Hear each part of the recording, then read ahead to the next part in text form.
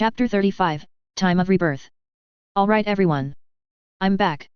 Sorry about the insanely long delay, but between 2 kids and my job and the holidays, well let's just say that free time is a luxury that I do not have at the present time. Don't worry though. Even if I have a space between updates that's longer than normal, I am fully committed to completing this story. And if for some reason that changes, I will let everyone know. But like I said, I want to complete this work. Thank you to everyone who has alerted to this story, added it to your favorites or left a review. All of your continued support of this story has really been amazing and keeps pushing me to make sure that I finish this story. I read all of your reviews, and they are a boost, though it's clear that some are really not meant to be a boost but rather to troll, but I try not to let those few deter me. And lastly, shout out to my beta reader and brainstorm partner Telemachus Sundus. Lastly, I do not own Disney, nor am I Lucas or Martin. I have no ownership of A Song of Fire and Ice, Game of Thrones or Star Wars. This is purely for fun with no profit being made. And with that out of the way, let's get to the chapter. Stay safe out there everyone. Happy holidays everyone. Stay safe out there. Chapter 35. Walking down the packed dirt road with Sorcerer at her side and her handmaidens close behind, Dany did her best to block out the sounds of the dead and dying as she made her way through the small town her husband had just raided. It'd been several moons since her brother had met his demise at the hands of her husband, and despite her thinking that her life might have a moment's peace now that her brother was gone, she had been wrong. If anything, her life had only become more and more complicated since that day. Within a single day of her brother dying, she had gone from thinking that she was the last dragon to learning that not only was she not the last, but that she had both a great uncle and nephew who were alive and well in the north. A part of her, a small part, was still bitter over the fact that her nephew, and by gods was that strange to say, had managed to live a life that did not require him to be constantly on the run from assassins. But that small part was vastly overshadowed by the joy she felt in the knowledge that she was not the last of her family. After learning of her family in Westeros, her life began looking far brighter than it had been. Drogo, her son, and Stars, was proving to be a far better husband than she could have ever hoped for. He was attentive to her wants and desires and fiercely protective of her. He also, much to the chagrin of a many Dothraki, began involving her in discussions that were usually reserved only for men. But just as Dany began thinking that her life had indeed taken a turn for the better, it all nearly came crashing down around her. The day that things had started to turn once more had started out like any other. With her son's birth rapidly approaching, Dany had made sure to take morning walks through the markets of Ves Dothrak at the suggestion of the Dosh Kalain. During this walk, Dany was intercepted by a wine merchant who swore up and down that he had the best wine available and all but begged her to take some to her husband and even offered her a full cup of what he claimed was his best wine to prove its worth. But just as she was about to take up his offer, Sorcerer intervened. At first, she was confused as to why he stopped her, but then he started asking questions of the wine vendor. Specifically, why he, who made his life off of selling wine, would willingly give away a full cup of his best as a sample. For some reason, his questions made the wine vendor uneasy, which in turn made Dany uneasy. And when first Sorcerer, then herself, demanded that the wine vendor try the offered wine first, the man dropped all pretenses and made a run for it. The man did not make it far as Rockero managed to tackle the man and bind him before he could even make it a dozen paces down the street. The attempted assassination had been a crude reminder to her that while her life was taking a turn for the better, she was still a Targaryen, and the usurper Robert Baratheon still wanted her dead. When Drogo found out, well, to say that he was livid was an understatement. He'd charged into the tent where she was being looked after and, after ensuring that she was safe and offering Yora his choice of mount for his actions, made an example of the assassin. First, he'd had the man stripped bare and a piece of leather was tied around his head and placed in his mouth so that he could not bite off his own tongue. He was then tied to a post in the middle of Ves Dothrak and left to the mercy of the sun and heat. After 2 days, with milk and honey being poured down the man's throat to keep him alive, her husband announced that he would be leading a raid to the south. And much to Dany's surprise, Drogo also announced that she, despite nearly being ready to bring their son into the world, would be coming with him. After being helped into her saddle, Dany noticed that the assassin was cut down and had his hands tied to the back of a horse. According to Sorcerer, the man would be forced to walk until he could no longer walk. Dany had questioned about what would happen after he could not walk. Sorcerer simply replied then he would be dragged until he was no more. The would-be assassin lasted only 3 miles at best before his legs gave out from under him.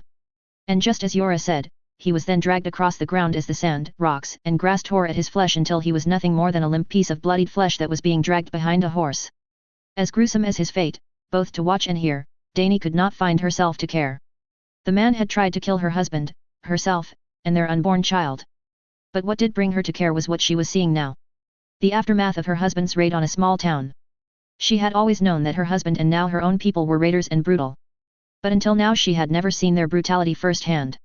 Now though, as she walked through the blood-stained dirt roads of what was once a village with the bodies of men, women and, even a few children. The true brutality of her people began to set in. And with each body she passed, the true extent of what happened here became more apparent. While there were a few ffdrake amongst the dead, they were few and far between. If she were pressed, she would say that perhaps only 1 in 20 bodies she saw amongst the dead were of the ffdrake. This wasn't a battle, Dany thought, fighting to keep her composure as she walked. This was a slaughter. As she walked further and further into the village, she noticed children and women tied to posts. The dead were being scavenged over for anything valuable by the women of her husband's Sorcerer. And those who were still dying swiftly met their ends at ffdrake. What did they do? Dany asked as she tried not to look too hard at the death and destruction around her. It was Sorcerer who answered her. The lamb men make for good raiding. They have gold, food, women. And while they usually aren't worth a shit in a fight, sometimes they can surprise us with a decent challenge. And what of the men, women, and children who have not met their end? Dany asked, eyeing the children who were either being tied to posts or corralled into pens like livestock. Sorcerer shrugged. If a boy shows promise, he will be taken amongst the Sorcerer. If not, he will be left behind and maybe he will grow into a man that might one day give us a worthy challenge for a change. Though that doesn't always happen. The girls, if they're too young to be of use then they will be left. If they're of childbearing age and pretty enough, they might get the honor of carrying a worthwhile child in her womb. Dany felt a wave of bile rise in her throat. A boy would either be left alone or brought amongst the Sorcerer, and any pretty girl would be raped. And while the children's potential fates disturbed her, it was the almost callous way in which Sorcerer described it that really unnerved her. You knew that they were raiders, Dany, she chided herself as she fought against showing her revulsion on her face. You knew this was going to happen sooner or later. Yet you didn't want to believe it. I can change them. Dany argued back at herself. Perhaps. But change does not come quickly, nor easily. And until it does, you must accept the fact that this is the reality of these people, of your people. I can change them. I will. And it starts today. You have a gentle heart, Khaleesi, Ser Jorah said from beside her, completely oblivious to the argument she was having with herself. The sentiment did not necessarily sit well with her. She could not have a gentle heart, not amongst the ffdrake. And certainly not if she wanted to change them for the better. Hearing a woman, several women, cry out drew Dany's attention to one of the pens where one of her husband's Sorcerer was pushing and pulling his way through the women. Seemingly finding one he liked, he threw the woman over his shoulder like she was a sack of wheat before making his way out of the pen. Feeling rage race through her, and doing nothing to stop it, Dany marched purposefully towards the man, putting herself in his path and making him stop. Khaleesi. The rider greeted her politely, though she could see the slightest bit of a sneer on his face. Set her down. I wish to look upon her. The rider frowned, but knowing that he could not deny such a simple request from her, he set the woman, no, the girl down and forced her to face Dany. She was no older than Dany at best. She was pretty, but her fear, so thick that Dany could almost taste it, was dampening that beauty. A pretty thing, Dany commented, doing all she could to keep her voice, and temper, even. Do you intend to wed this one? The girl, and the rider, both wore looks of surprise.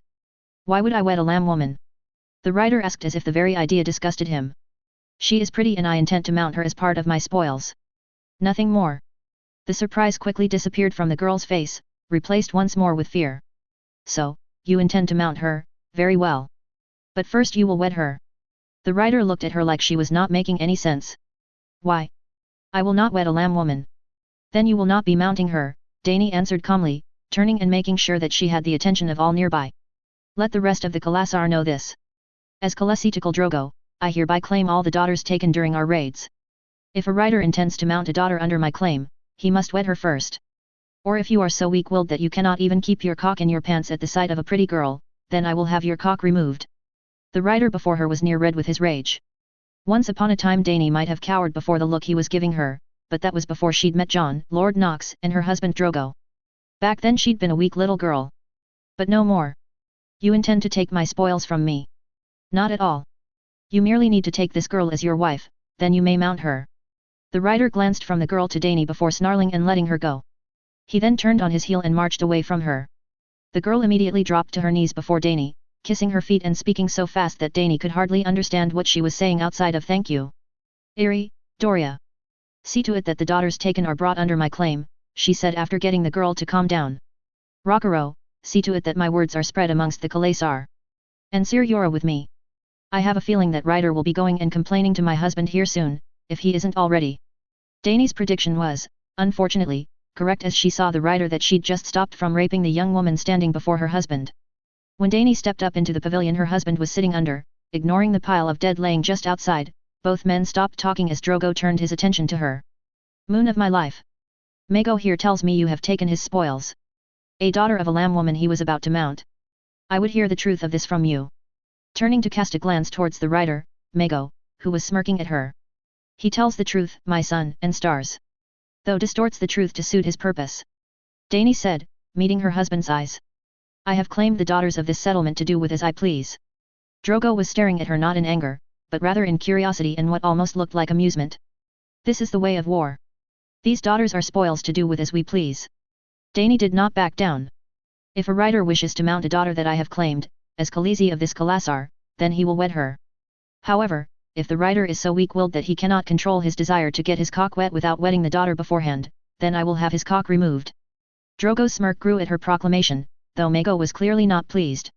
No foreign girl commands me. Raising her hand, Dany reached out with the force and threw the man back against one of the stone pillars of the pavilion, holding him there so that his feet could not touch the ground.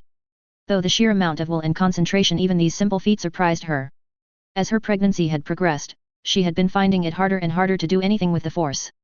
Mostly because she couldn't concentrate with her son moving within her. And now with her son's birth soon upon her, doing anything, no matter how menial, with the force was incredibly taxing to her. I am the Khaleesi of Khal Drogo. And this Khalasar, which you are a part of, will follow my orders. Letting him fall to the ground, Dany struggled to remain her poise as she kept herself from showing just how much that simple display cost her.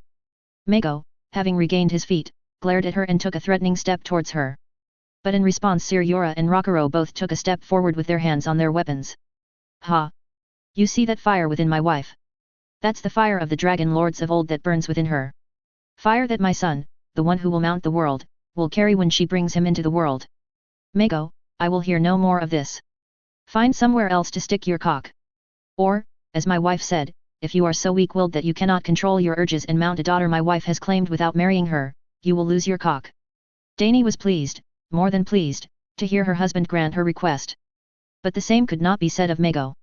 Instead of taking the command for what it was, Mago spat on the ground between himself and her husband. Akal who bends to the will of a foreign magi whore is nokal. Immediately, her husband's blood riders took a step forward with their araka ready to strike, but all four backed down with but a single sound from her husband.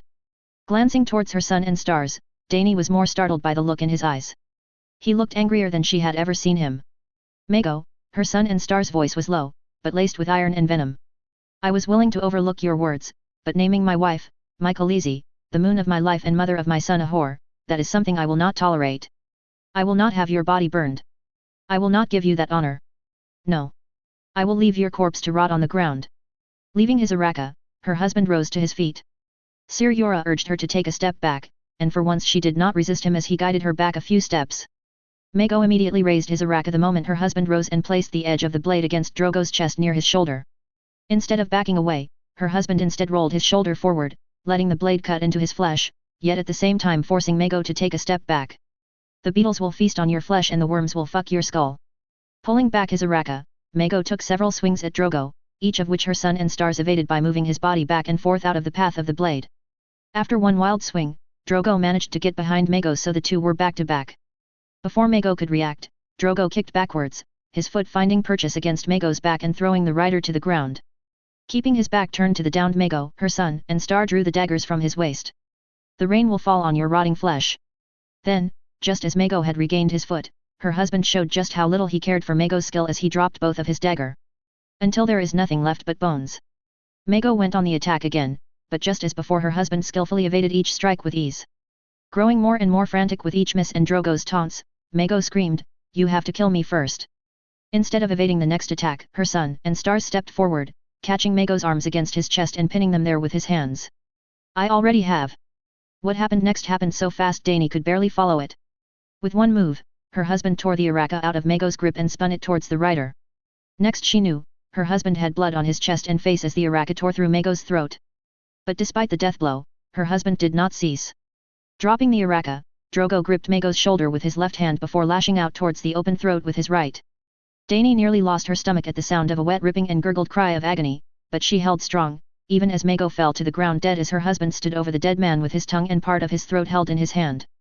Grunting, her son and stars turned around and carelessly tossed the torn-out tongue on top of the pile of bodies before retaking the seat he'd been in when she'd first arrived. Stepping over the freshly made corpse, Dany tried her best to walk calmly and slowly towards her husband. Even now, she knew that she could not show any sort of weakness, especially not after her husband just got done killing one of his own riders for her. Standing before him, she slowly went down to her knees as she inspected the wound on his chest. "My son and stars, you're hurt. A scratch, nothing more. A simple bite of a fly." Turning her attention away from the wound, she gazed up at her husband's eyes. Even the mightiest can fall from a cut should it fester. Rising, she turned to all those assembled. "Is there a healer amongst you?" No one stepped forward. No one, at least until an older woman from amongst the ones Dany had claimed stepped forward. "I know a bit of healing, Khaleesi. I will perform what I know in payment for your claiming of us away from them." Dany had not realized that one of her age had been amongst those kept in the pens. Deciding to be cautious, Dany set out a wave with the force, trying to get a read on the woman's intent just as Jon and Lord Knox had taught her. She could feel the fear from the women around her. The lingering bloodlust and desire from the riders. But from the woman she felt nothing. Anxiety, yes. But no fear like the others. Glancing back towards her husband, Drogo gave her a look that told her that such a thing was not necessary. But she would not back down, and eventually he gave a single nod. "See to my husband's wounds," Dany ordered, stepped away from her husband as the old woman nodded and to take her place. Once the older woman was with her husband, she turned her attention to Doria and spoke in the common tongue to mask their conversation. "You know the healing arts better than any other I know. And I trust you explicitly. Watch her." Doria gave her a look of concern, but she nodded and moved past Dany towards the old woman to offer her aid. "Something isn't right," Dany thought, biting her lip. "But I cannot let that wound fester on a fear of something I do not know." Ever since he'd read about Harrenhal, Knox had been anxious to visit the famous castle. And now that he was here, he was not disappointed. The castle was positively massive to an almost ridiculous scale even by Sith standards. The castle itself easily covered 3 times the area as Winterfell, and its walls were just as tall, obscuring almost everything within save for the 5 towers within that could almost be described as skyscrapers given their height.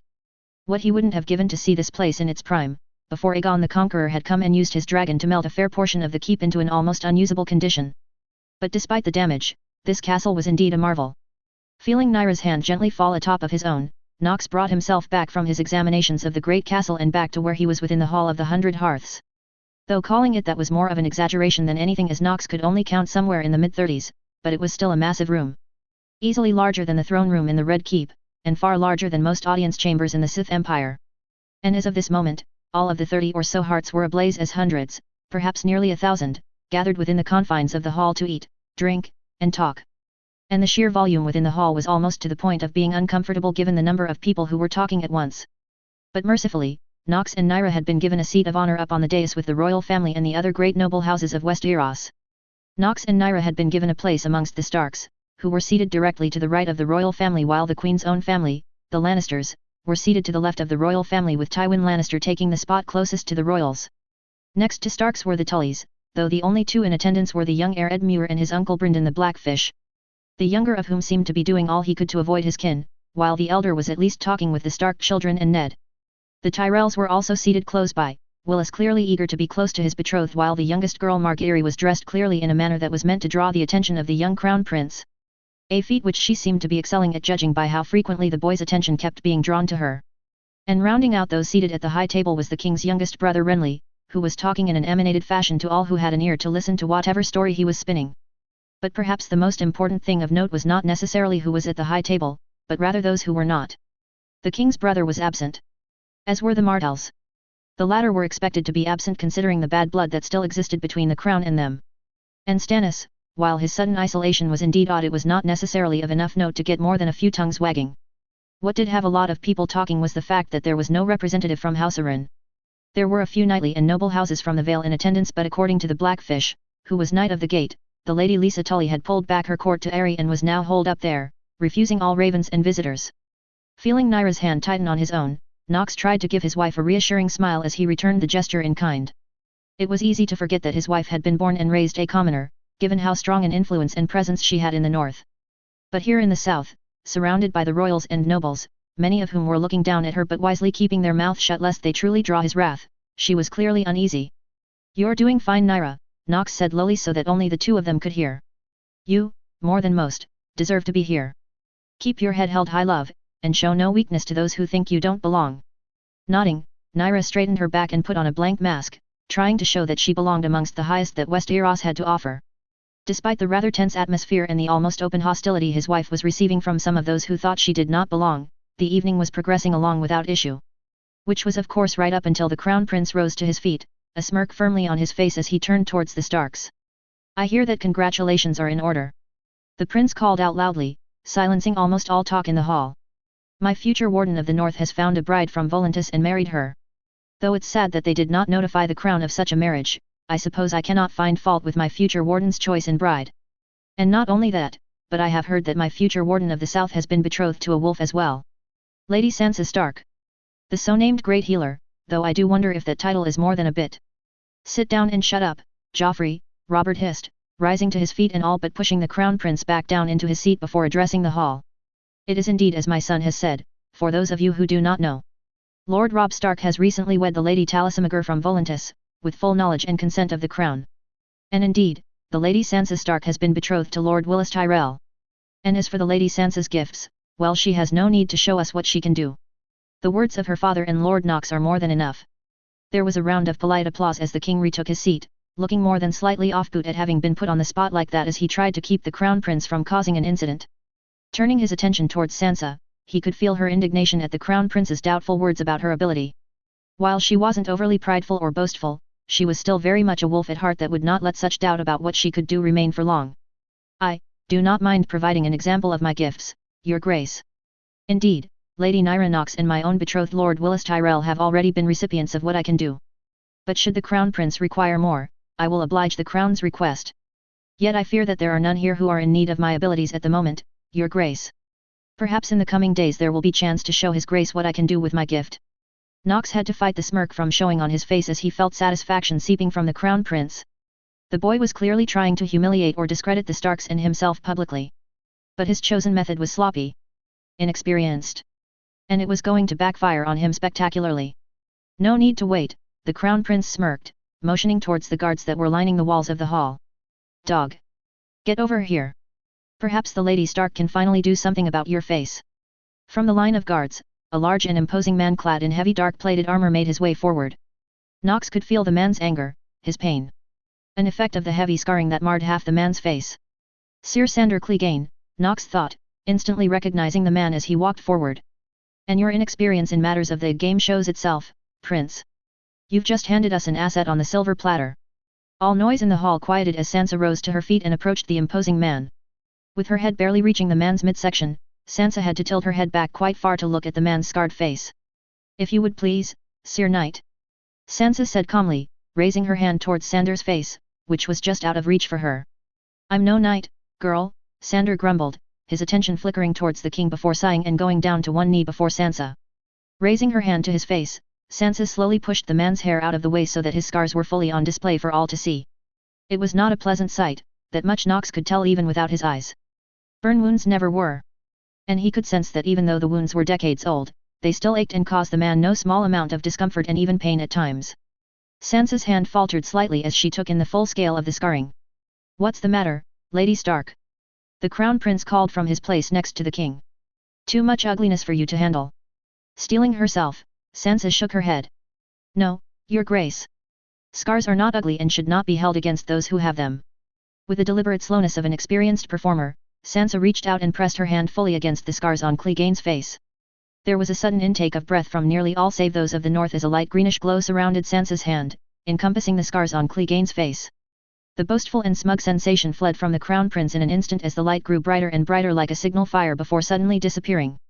As Sansa lowered her hand, Ned was immediately on his feet and next to his daughter in an instant. I'm all right, father, Sansa said lowly, just loud enough for the two of them to truly hear her words as she fought against the exhaustion the act of healing had set upon her. We must not show weakness. Nodding, and more than slightly proud of his daughter, Ned held his hand back and let Sansa stand on her own before the kneeling man. Turning, Sansa made a curtsy to the royal family as the murmuring in the hall began once again. I hope that this display was satisfactory to the crown, Your Grace. Blinking in confusion, Sandor raised a hand and touched at the scars on his face. Or, more accurately, where the scars on his face used to be. Rising quickly, Sandor rushed to the nearest silver pitcher of water and picked it up so that he could stare at his reflection. The low murmuring of the crowd rose in volume as Sander's now healed face was revealed to all. Lowering the pitcher back to the table, Sander turned towards Sansa. The large man seemed at a complete loss for words as he beheld the young girl who had just taken away the scars that had haunted him for nearly his entire life. Unable to come up with anything, Sander dropped to a knee before Sansa and bowed his head lowly. "My lady, thank you." Smiling, Sansa nodded before turning and making her way back to her seat. The only show of the toll that had been taken on her was when she sat down a bit quicker than normal, and her posture laxed more than usual. But other than that, Sansa held her own, fighting against showing any weakness. Leaning back in his own seat, Knox let his attention float over the royal family as Sander, still touching his face, made his way back to his place amongst the guards. The king was pleased with the display, and at the same time furious with Joffrey for putting Sansa on the spot like that. The queen was interesting. The queen was furious and jealous, and buried within those emotions was a sense of desire. Not for Sansa herself, but for control. The queen wanted to control Sansa. And the others. Letting his attention pass on to the crown prince, Knox frowned as he found that Joffrey had all the force sensitivity of a rock. But despite his lack of force sensitivity, he could easily sense the boy's frustration and anger at having his plan, if it could even be called that, backfire on him. And there was something else within the boy. Something Knox recognized. A desire to be recognized. But more concerning to Knox was the cruelty he could sense within the boy. That cruelty, combined with the boy's intense desire for recognition, was a bad combination. And there was something else. Something off about the boy.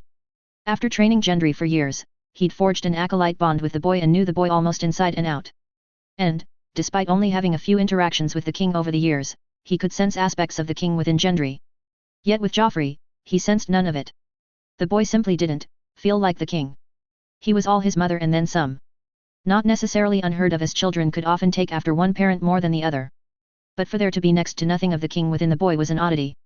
Extending his senses over Tommen and Myrcella, his confusion was compounded as he once again failed to truly sense anything of the king within the children. Curious. Knox thought, recognizing the implications of what he was sensing. He would have to find more of Robert's children to make sure of what he was sensing, but he was fairly certain he found the catalyst for the war in the south. A war that was unavoidable no matter what he did. The only thing he could do was make sure to minimize the potential damage to his own when the war started. Walking through the seemingly endless rows of tents while ignoring the sound of revelry coming from all around him, Sir Garland Tyrell kept his hood up as he marched purposefully towards the outskirts of the sea of tents that had been erected around Harrenhal to house all of those who'd made the trek to either participate or watch perhaps the greatest tournament that had ever been held in all of Westeros. It wasn't that he was trying to hide beneath his hood. It was just easier for one of his rank to make his way through the masses under a veil of anonymity. And because he was able to move about freely through the camp, his mind was able to wander back to the more than slightly strange interaction he'd just witnessed at the welcoming feast. Honestly, he knew after just a single meeting with the crown prince that the future king, and his future good brother should his father and grandmother have anything to say about it, that the boy wasn't necessarily the sharpest sword in the armory. But he was still young. There was still time for him to learn. But even taking his age into account, he couldn't believe that the prince would outright challenge the Starks like that, and during a feast where all the lords and ladies of the realm were gathered no less. It was clear that the prince wished to either discredit or embarrass the Starks. But why? The Starks were quickly racing towards the top of the great houses of Westeros. Why would the crown prince risk alienating one of his most powerful vassals? Honestly, the move made no sense. Unless someone provoked him into going through with the challenge. A small part of his mind whispered, causing his pace to falter as his mind began running through the scenario. Sansa met and exceeded the challenge. Proving the strength of the Starks. Lord Stark isn't one to make a move like that, perhaps Lord Knox? But no, the man had never even met the crown prince until just before the feast, he wouldn't have had time to provoke the prince. And why target Sansa specifically? She's to be the future lady of the region. Garland came to a full stop. Sansa was to be the future lady of the Reach. And now everyone knew just how powerful she was and what an asset her gift would be. To the realm, but more specifically to House Tyrell in the future. Did grandmother have a hand in this, he wondered. It would make sense, in a twisted sort of way that only his grandmother could figure out. The king still had strong ties to the Stark, who still had a daughter available. And despite showing off Marjorie before the prince, no formal betrothal discussions had even been hinted at. Perhaps she wanted to try and put a wedge between the crown and the Starks? Prevent the king, or Lord Stark, from even considering the possibility of betrothing the second daughter, Arya, to the royal line? Enough, Garland shook himself, trying to remove thoughts of politics and the game from his mind. I don't have the mind or patience for the horseshite game my family seems to love to play. Especially not tonight of all nights. The style and layout of the tents shifted as Garland made his way further away from the walls of Harrenhal. Gone were the light fabric tents aligned in straight rows with ornaments and sigils decorating nearly every portion of the fabric. And instead, he found himself amongst a sea of thick wool and fur-covered tents that, while not arranged in line either one another, were erected to give as much protection from the wind and cold as possible. About what I expected of the north, Garland thought with a smile as he walked into the heart of the northern encampment. Practicality and survival above all the unnecessary aspects of. His thoughts died as he felt someone press against his back, something hard and sharp as a voice whispered into his ear. What have we here? A fancy southern knight who dares to wander into the depths of the north yet neglects his surroundings enough to be caught off his guard. Tisk tisk, such a shame. Best be careful, pretty little knight. Men like you might just get stolen around here. Despite the darkness and the knife against his back, Garland smiled. A true smile. Not one that he usually forced upon himself when dealing with the simpering nobles and their daughters his father was constantly parading around him. And what if being stolen, or stealing another, was exactly what I had in mind when I set foot in this camp? He asked, turning his head just enough to see the face of the one behind him. What would you say to that then, Karsai?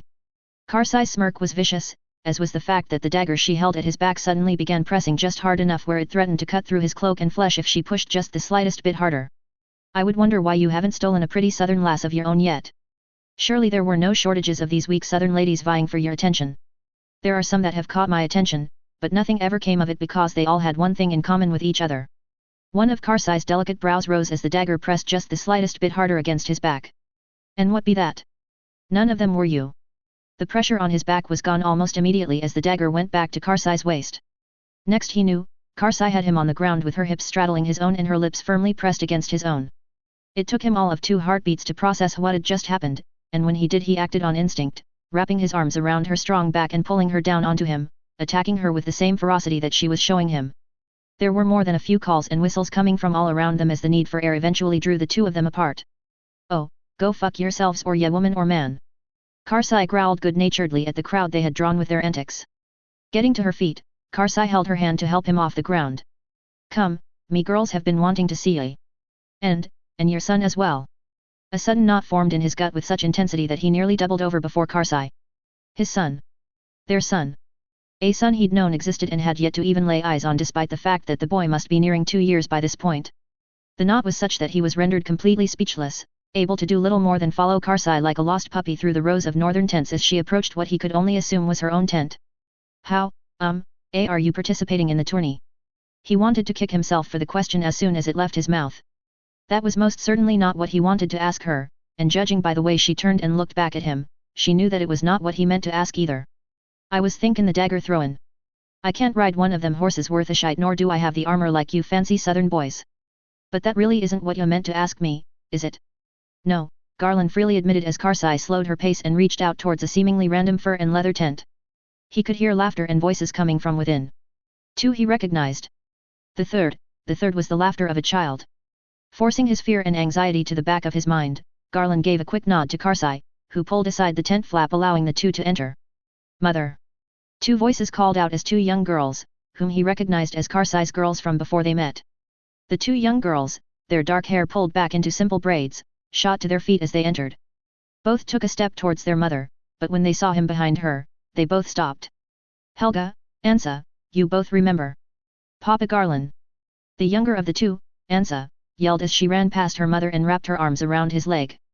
But then, seemingly remembering herself, she pulled herself back, only to throw her little fist right into his gut with as much force as her little body could muster. Where have you been? Ya said you would come back to us. And he's a southern knight, Ansa, the elder girl, Helga, said eyeing him warily. Though he could see just behind her eyes that she was fighting with herself. He got what he wanted, and left us. Not by choice, girls, Garland said sadly as he knelt so that he was eye level with them both. If I had a choice, I would have never left any of you. I swear on my honor and life that I will do better this time. But, if it would make you feel better, Helga, I won't defend myself. Spreading his arms, Garland braced himself for whatever the elder girl was about to doll out to him. But instead of hitting him, she ran forward and wrapped him tightly in an embrace. Me first pa died in the cold in the true north long before we came south of the wall. Then you left us, Helga said, tears breaking her voice as Garland returned her embrace. Don't leave us again like this, not again. I won't, he promised, holding out his arm for Ansa, who immediately joined her sister in their shared embrace. I swear to you both, I will do better this time. Yeah better, Helga nodded, breaking away from him. Cause it won't be just us that you'll be abandonin' next time. Looking up, Garland noticed Karsai standing before him. A small boy in her arms.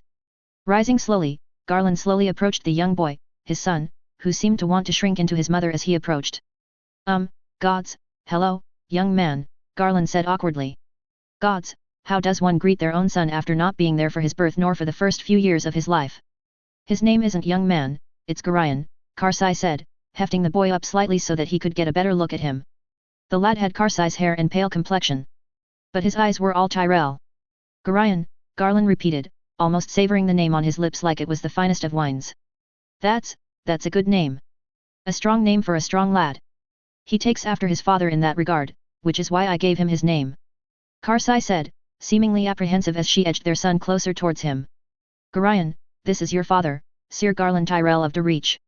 Garland stared down at his son.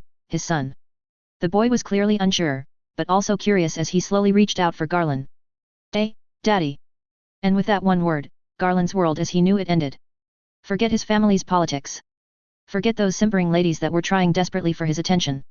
None of them meant anything to him anymore. The only thing that mattered was Karsai, her daughters, and their son in her arms.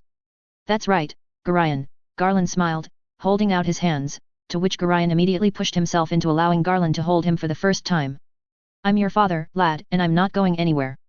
Each step her horse took was near agony at this point. But as Dany rode behind her husband at the head of their Kalasar, she kept her head held high and the pain off her face. Soon. It had to be soon. She could feel her son moving almost constantly now. And he'd shifted, sitting more on her hips, a sign she was told that spoke of his imminent arrival according to her handmaidens.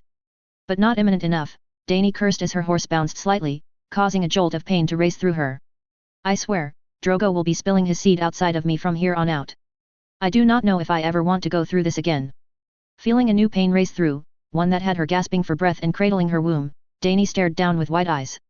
That was no bump in the road. Feeling another tightening of pain, Dany nearly fell from her saddle as she grasped the saddle horn for dear life. My sun and stars. She gasped, holding her stomach and looking up towards her husband's strong back. We need to stop. Her words faded as her husband, the great Khal Drogo, slumped forward in his saddle and fell face first onto the dirt road.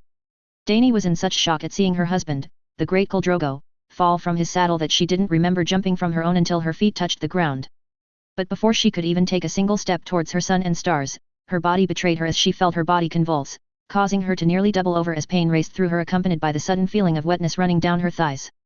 She was vaguely aware of several people surrounding her, holding onto her and supporting her as more than one voice called out for a tent to be set up immediately for both herself and her husband. Dany tried to clear her head, tried to figure out what was going on, but she could not think through the pain pulsing through her body. The child is coming. She wanted to laugh and scold the one who said something so obvious. But again her pain prevented her from doing anything more than crying out in agony as she was led inside a hastily erected tent and laid down on several mats that had been thrown on the ground for her.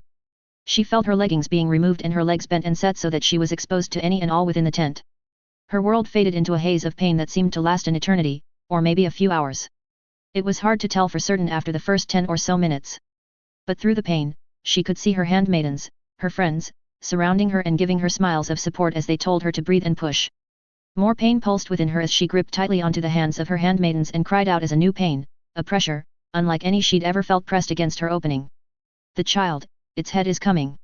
Looking down, she saw the old woman who'd seen to the treatment of her husband sitting between her legs with Eerie next to her. But something was not right. The old woman, she felt, conviction. Pleasure, well, maybe not pleasure but she was pleased to see her in pain? No, that couldn't. But then, in a brief moment of lucidity, Dany felt it. The anger. The hate. The darkness within the woman. And her intent. She didn't know how but, Dany knew that this woman intended harm upon both herself and her child fighting to enter the world. Out. Away. She screamed, trying to back away from the old woman. Khaleesi. Please, breathe. Get her out. Dany screamed, the force reacting to her will as the old woman was flung backwards and nearly out of the tent. Hold her in awe. Do not let her leave. Wailing, Dany's head lulled back as she felt her child press against her again and again as it fought its way into the world. Just as Dany thought the pain couldn't get any worse, she felt all the pressure and pain within her leave at once. Then there was nothing but darkness. Rob knew the moment he'd awoken with his arms around Talisa and his front pressed tightly against her back that his sisters and Lord Nox were no longer within the confines of Harrenhal. Of course, he knew well beforehand that Nox was going to the Isle of Faces. It was why he'd insisted on bringing along the last memento from Bran the Builder, as apparently he'd managed to decipher that the founder of House Stark's last creation was somewhere on the small island. He also knew that Nox was planning on putting the girls and Gendry through their trials soon. He just hadn't put together that his master would think to do both at the same time and all at once. Let alone the day after the welcoming feast and the supposed start of the greatest tournament Westeros had ever seen. Pressing a kiss to his wife's bare shoulder, Rob's body betrayed him as it immediately responded to the light moan that left her as he trailed his lips from her shoulder and to her neck. "I would have thought you had your fill of me last night, Rob," Talisa said throatily as she reached behind herself, her fingers entangling in his hair as he continued pressing light kisses to her skin. "I can never get enough of you." Rob breathed heavily, fully intending on picking up exactly where they left off the previous night, but was ultimately stopped as he heard his father's voice call for him from outside his tent. "Rob, Talisa. Make yourselves ready. The king has summoned us. I will go ahead to see what the matter is, but your presence is expected soon." Groaning, Rob let his head drop as Talisa laughed lightly while working her way out from under him. "There will be time for this later, Rob," his wife said, rising from their shared cot and picking through her clothes and finding something that she deemed acceptable for an audience with the king. "Your king, much like my father, is not one to be kept waiting." Conceding her point, Rob quickly got up and went about getting dressed. Once they were both ready, with Talisa taking a moment to straighten his hair, the two set out arm in arm from his tent and out into the sea of tents and people that had made camp around Harrenhal. Technically, with their position as wardens of the North, House Stark had been permitted rooms within the halls of Harrenhal, but his father had declined their usage. Starks always stayed with the men and women of the North whether they were going to war or to a fanciful southern tourney. Almost immediately, a pair of Stark guards flanked Rob and Talisa, trailing the two as they made their way into the mass of bodies on their way towards Harrenhal. Rob was, frankly, very near the edge of being overwhelmed by everything going on around him. Merchants were out selling everything from food, wine, horses, armor, and more. Carriers were out in mass, trying to gain the people's attention for one reason or another. Fools and mummers were out in mass trying their best to entertain the masses in hopes of earning a few coins. And despite the day just barely beginning, whores, both men and women, were already standing beside various tents, flaunting their wares in hopes of enticing a patron or two. "A bit much for your delicate northern sensibility, my love." Talisa teased him good-naturedly as they daftly sidestepped a painted fool who was walking on his hands, much to the joy of a few children that were watching him. "Just a bit," Rob nodded. Smiling, Talisa leaned into him. "Such sights and liveliness are almost daily occurrences in Volantis, provided you know where to go. But don't worry. When we go to Volantis, I'll do my utmost to make sure you are not overwhelmed by the sights and sounds." "When we go?" Rob questioned, repeating what Talisa had just said to him. When we go," she nodded. "I have my problems with my homeland. And I know you will as well. But it is still my place of birth. And I will not have you, nor our children, remain completely ignorant of my place of birth." The thought of traveling to Volantis and dealing with Essos was completely put aside when Talisa mentioned children. Their children. Children they'd yet to have, though not for lack of trying on their part. And while both of them did want children, and not only because it was part of their duty to provide the next generation of Starks, they were not necessarily in a hurry to have them. At 7 and 10 he knew that there were many out there that already had a child, but still. It was a lot to think about.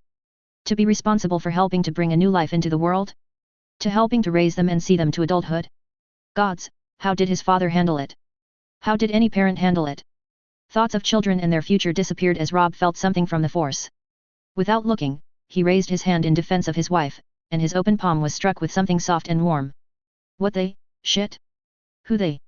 Completely dumbfounded, Rob could do little more than stare at his shit-covered hand. Blasphemer. Heretic. Sorcerer uses his vile powers to protect his foreign heathen whore of a wife. Blinking, Rob looked up at the sound of the voice, and found a man wearing the robes of a septon glaring at him from a short distance away. A small crowd was gathered around him, each of them looking at him with contempt. Rob's vision went dark as he lowered his hand. A rage he had only felt when his mother was assassinated consuming him as he advanced on the septon and the crowd surrounding him. Look. His eyes. Truly a heathen demon from the 7 hells. A blasphemer against the true gods. The 7 who are one. The septon cried as Rob quickly advanced on the crowd, the other small folk all but tripping over themselves as they tried to clear a path between himself and the septon. Rob had no idea what he was going to do when he reached the septon, but his rage would not be denied. He could handle insults thrown at himself, but this man insulted his wife. The woman he loved. He, or one of his followers, Threw literal shit at her. They would pay. He would cut them down one by one. Raise their severed heads high as a show of what happened when you tried to. His actions were halted as he reached for his lightsaber at his hip, only to find Talus's hand already there. Turning, he found his wife staring at him unblinkingly. This is what he wants, Rob, Talus said lowly enough so that only the two of them could hear. Do not be the monster he claims you to be. Be the man, the good man, that I know you are. Her words cleared the rage-induced fog that had settled over his mind. He was still angry. Hells, he was pissed. But her words were helping him think clearly now through his rage. Stepping up to the septon, Rob was mildly impressed as the older man held his ground. Raising his hand, the crowd drew a collective breath, no doubt expecting him to strike the man, but instead all he did was use the man's robes to clean the shit off his hand. Say what you will about myself, but insult my wife again and I will take this matter before the king, Rob said calmly, far calmer than he'd thought possible considering how furious he was at the man. And should the king hear of your actions, I promise you, you will face northern justice. Turning his back on the septon was one of the hardest things he'd ever done, but he knew that right then, it was the right thing to do. Especially as he saw the look of respect and awe that were present on most, if not all, of the small folks' faces surrounding them. You see. The heathen is but a coward in the face of the seven. In the face of the true go. Rob blocked the man's ranting as he retook Talus's arm and made his way away from the ranting septon and towards the towering walls of Harrenhal. You did the right thing, Rob, Talus commented as they entered the overly excessive keep. That septon was trying to goad you into doing something reckless. He had the crowd worked up, and had you done anything to him, he would have used your actions to further cast the North and her people in an ill light. I know, at least now I do. Rob admitted as he turned his gaze towards his wife. Thank you, for stopping me. If he'd managed to hit you with that shit, I gods. I don't even want to think what I would have done if not for you. Talus favored him with a smile as the two entered the main keep of Harrenhal. Almost immediately, the two were met by a member of the King's Guard that Rob didn't recognize before being escorted out of the Great Hall and towards the back where Rob assumed the royal chambers lay. After escorting them to a set of large double doors, where two more King's Guard were located including the legendary Sir Baristan Selmy, they were immediately ushered through the doors and into the room beyond. Inside the room, Rob found himself immediately the target of 5 sets of eyes. His father's. The King's. Lord Tywin Lannister's, a still pacing Lord Geryon Lannister. And the sole woman in the room, Lady Nyra Knox. Well Ned, here's your boy, the king said with a wave of his hand. Now will you tell us where the fuck the sorcerer and the kids disappeared to before Geryon here paces a fucking hole into the ground. Lord Geryon immediately came to a stop, but Rob could tell the man was very, very agitated. Forgive me, your grace, but I have not seen my daughter for near a year's time. And now after only spending one night with her, I wake to find her missing with no explanation as to her whereabouts. I understand your frustration, my lord, Rob said, trying to be as diplomatic as possible. Lord Knox has taken your daughter, and his other acolytes including my sisters, to the Isle of Faces so that they can participate in their trials. Trials? Lord Tywin asked first, the older man's hard gaze was almost enough to make Rob uneasy. I have heard the term before in terms of an aspect of your training, but nothing of substance. Perhaps you might enlighten us as to what these trials are, Lord Rob, seeing as how you and your brother are the only two known to have completed them. Rob glanced towards his father, who gave him the briefest of nods, before answering Lord Tywin's question. The trials determine whether an acolyte is ready to become a full apprentice, my lord. Think of it like raising a page to the position of a squire. As for what the trials themselves entail, that varies based on the person undergoing them. So Knox crafts each of these trials for each acolyte then et. The king asked, to which Rob shook his head. No, your grace. Well, perhaps slightly. But it is in fact the will of the force that determines one's trials. Rob could tell that the other men in the room did not necessarily believe his words, but he didn't care. He knew that his words were true. And if they didn't want to believe him, then that was on them. Are these trials dangerous? Lord Geryon asked tentatively, seemingly afraid of the answer. They are, Rob answered almost without thought. As soon as the words left him, Rob realized his mistake as a haunted look passed over Lord Geryon's face and the king's face went hard. But before he could correct himself, Lady Knox stepped forward to reassure the king and the two lords. My husband may be many things your grace, my lords. But he is not a cruel nor wasteful man. And he cares for his acolytes as much as any parent would care for their children. He would not put anyone on the path to their trials if he did not believe they could succeed. Lord Stark's daughters, Lord Geryon's daughter, his grace's niece and his grace's bastard son will return. And they will return as full force apprentices. We need only wait. The king and the two Lannister lords all shared a look with one another. How long till they return? The king asked. I cannot answer that truthfully, Your Grace. Rob answered. My own trial took near a senight's time. But most of that was spent traversing the length of the wall on my own.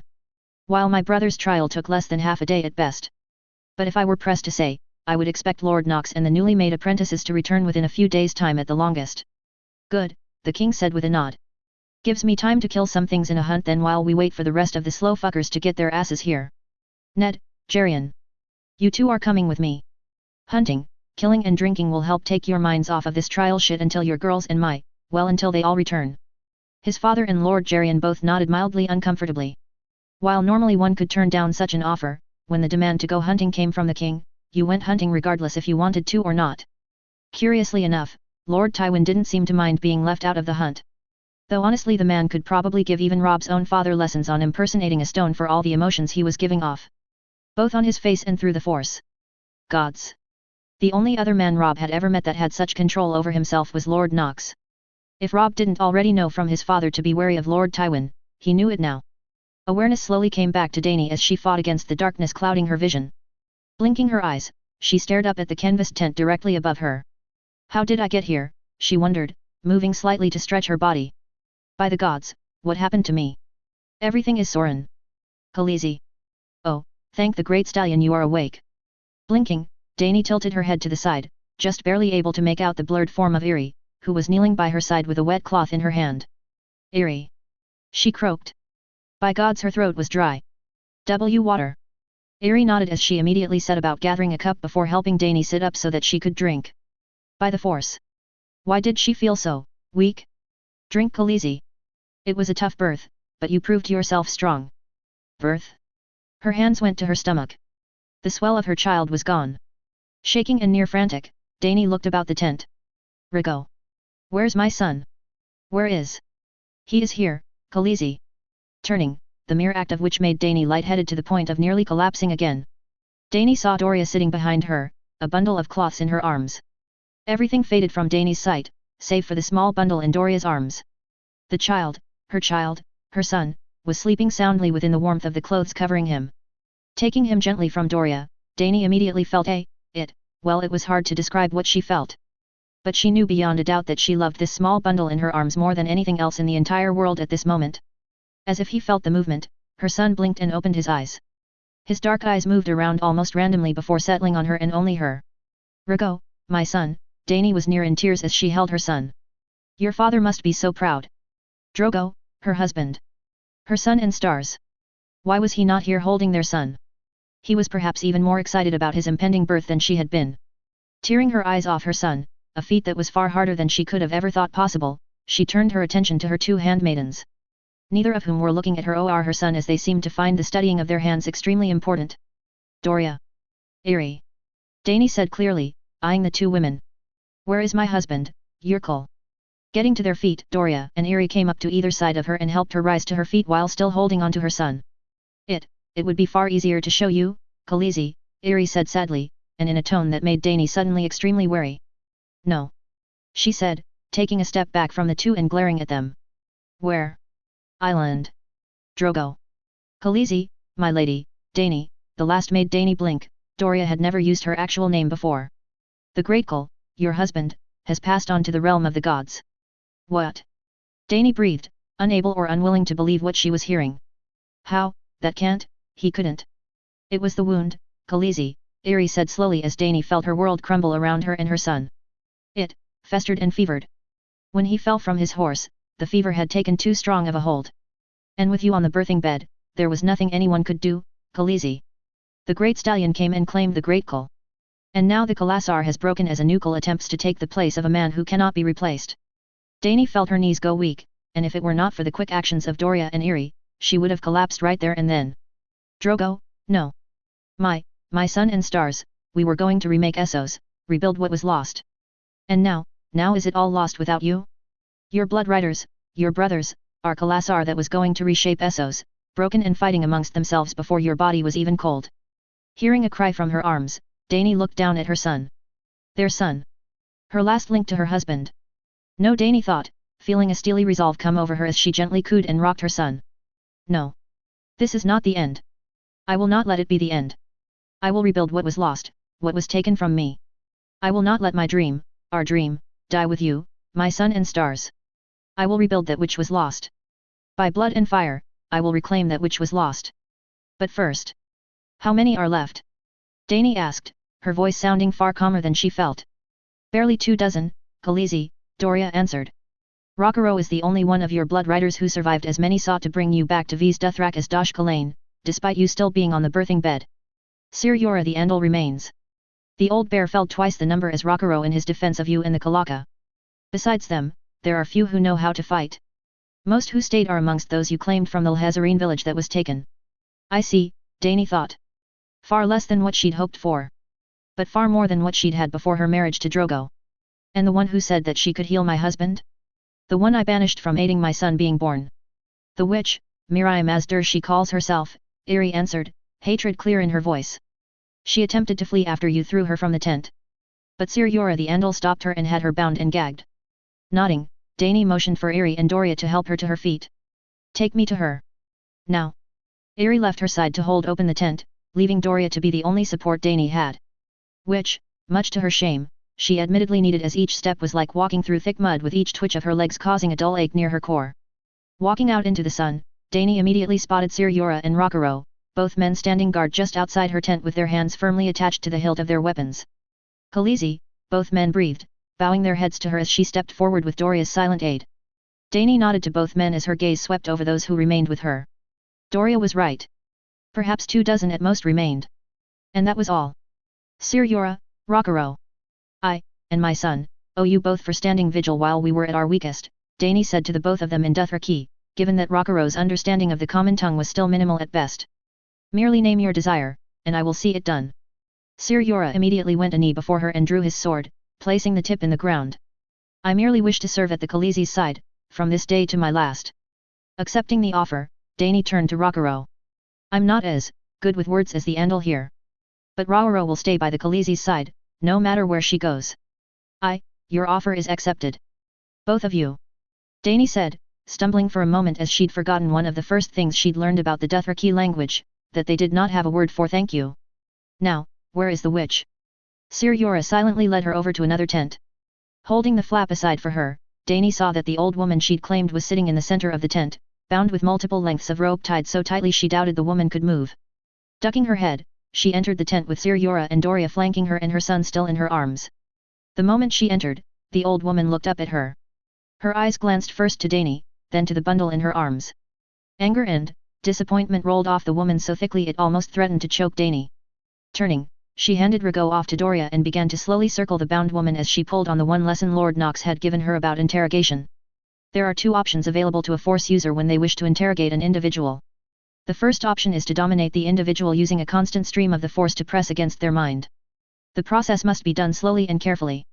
Put too much pressure on the individual, and you can potentially render them brain dead, and they will then be useless to you. The second option is to use the Force to bring pain upon the individual. In short, torture. To do this you have to hate, truly hate, the one you are interrogating.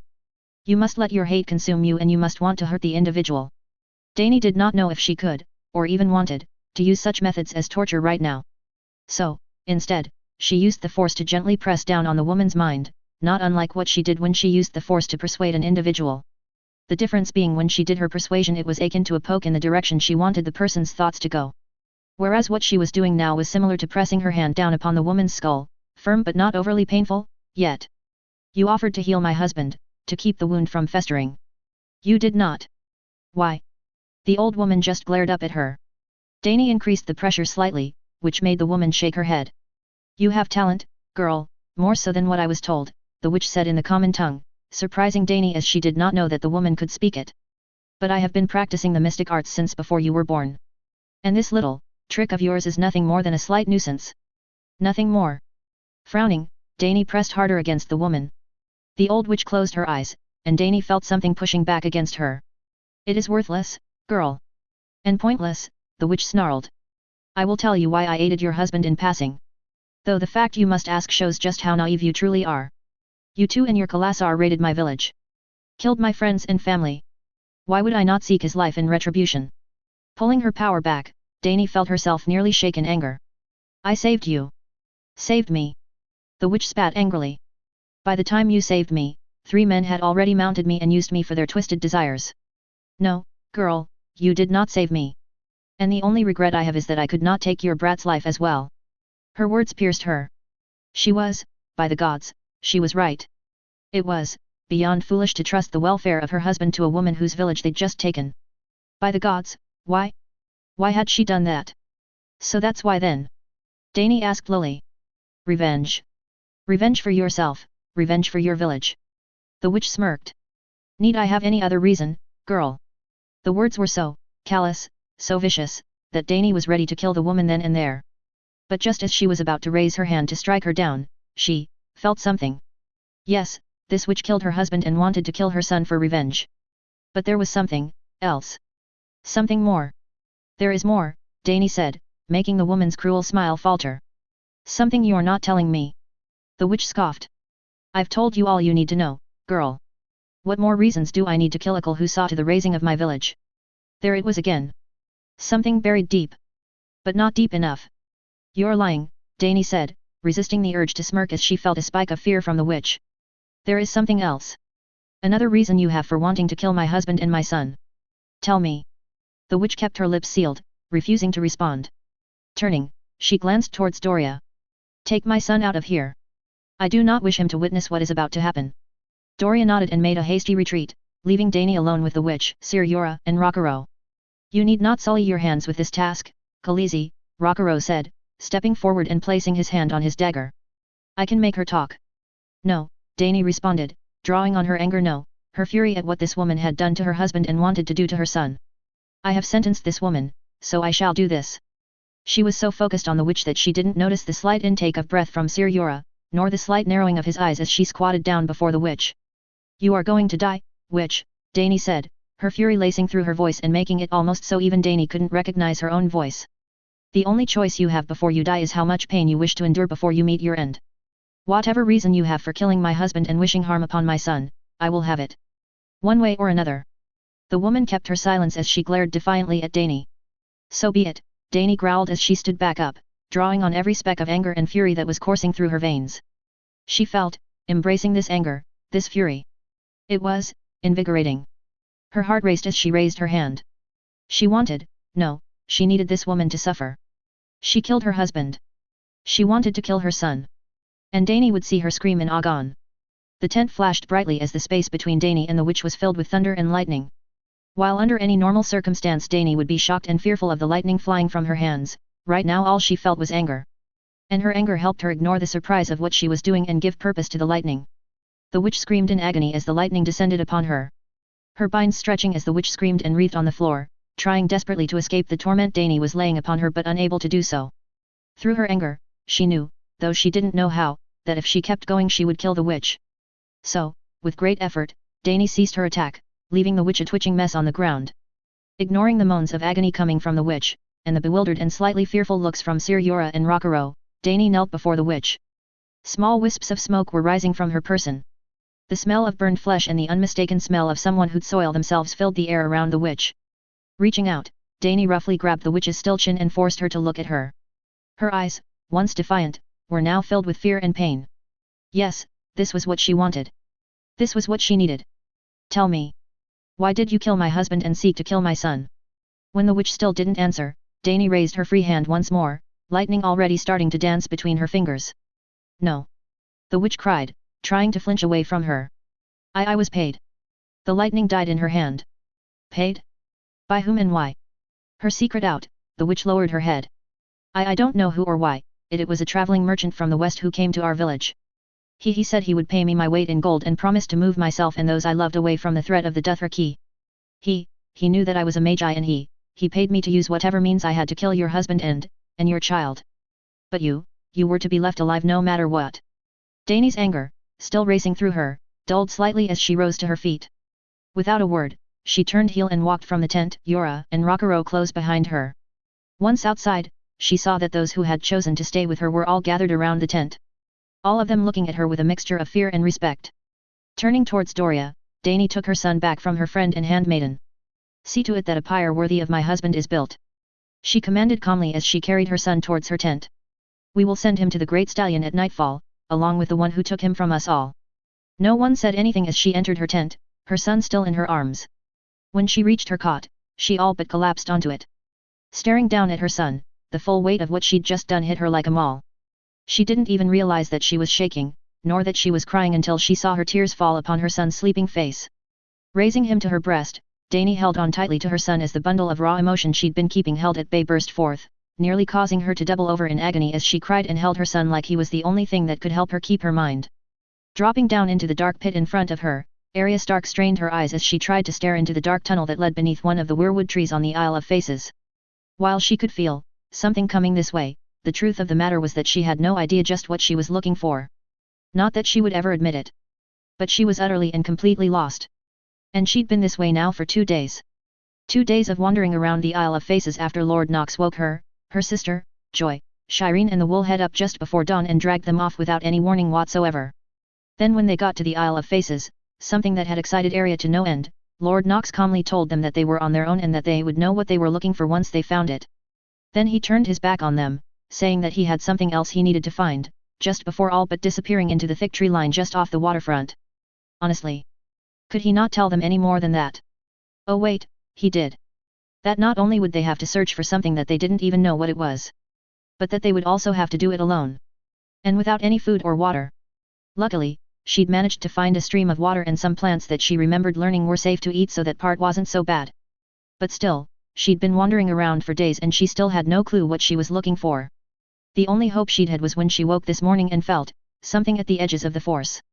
Something that had led her to an old weirwood that had some sort of small cave going beneath the roots that was just large enough for her to fit into. When I get back, I'm going to kick Lord Nox right in the shins.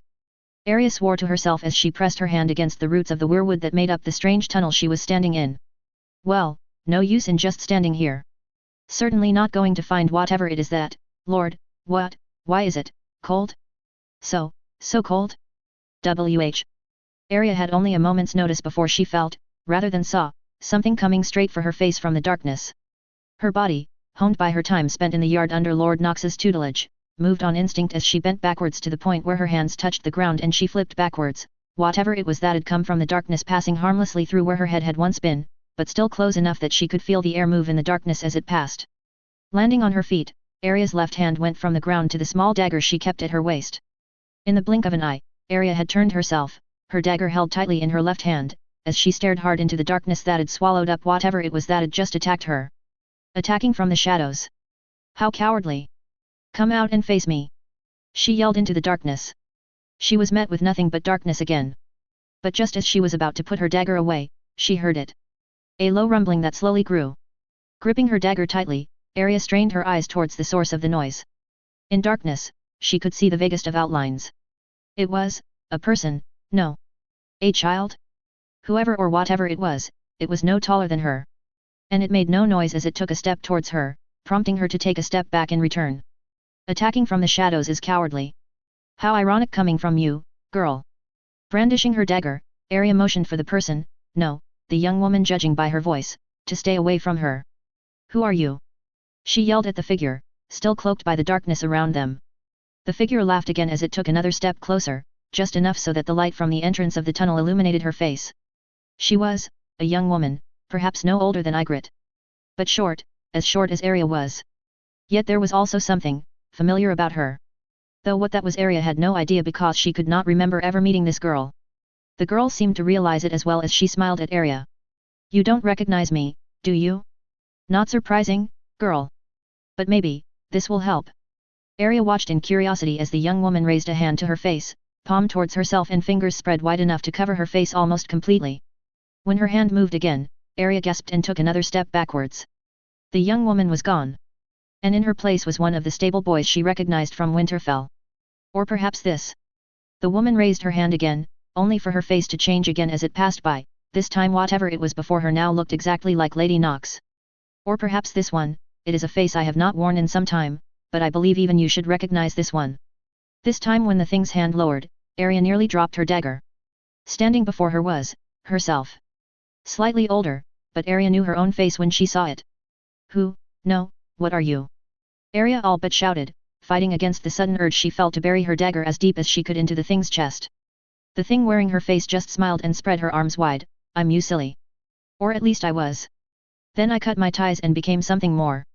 Something far greater. I became no one and everyone. Blinking, Arya stayed on guard as best she could, her eyes tracking every movement the thing before her made. That makes no sense. She yelled at the thing. You can't just be no one and everyone.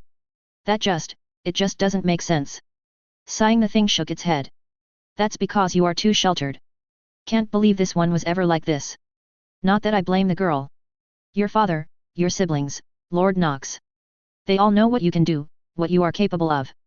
And they're holding you back because they fear what you can become. Don't you see? You can be anyone, do anything you want. As if to prove its point, the thing raised a hand to its face, her face disappeared and was replaced by her sister's. This one knows how much you wanted to be your sister, well now you can. You can be whatever you want, whoever you want.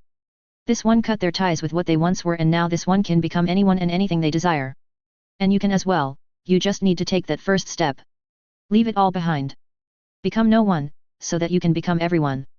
And once you do, no one will be able to stop you. Lord Nox. Your father. Your brothers and sister. Everyone that held you back will be but memories. And you will have the life you always wanted.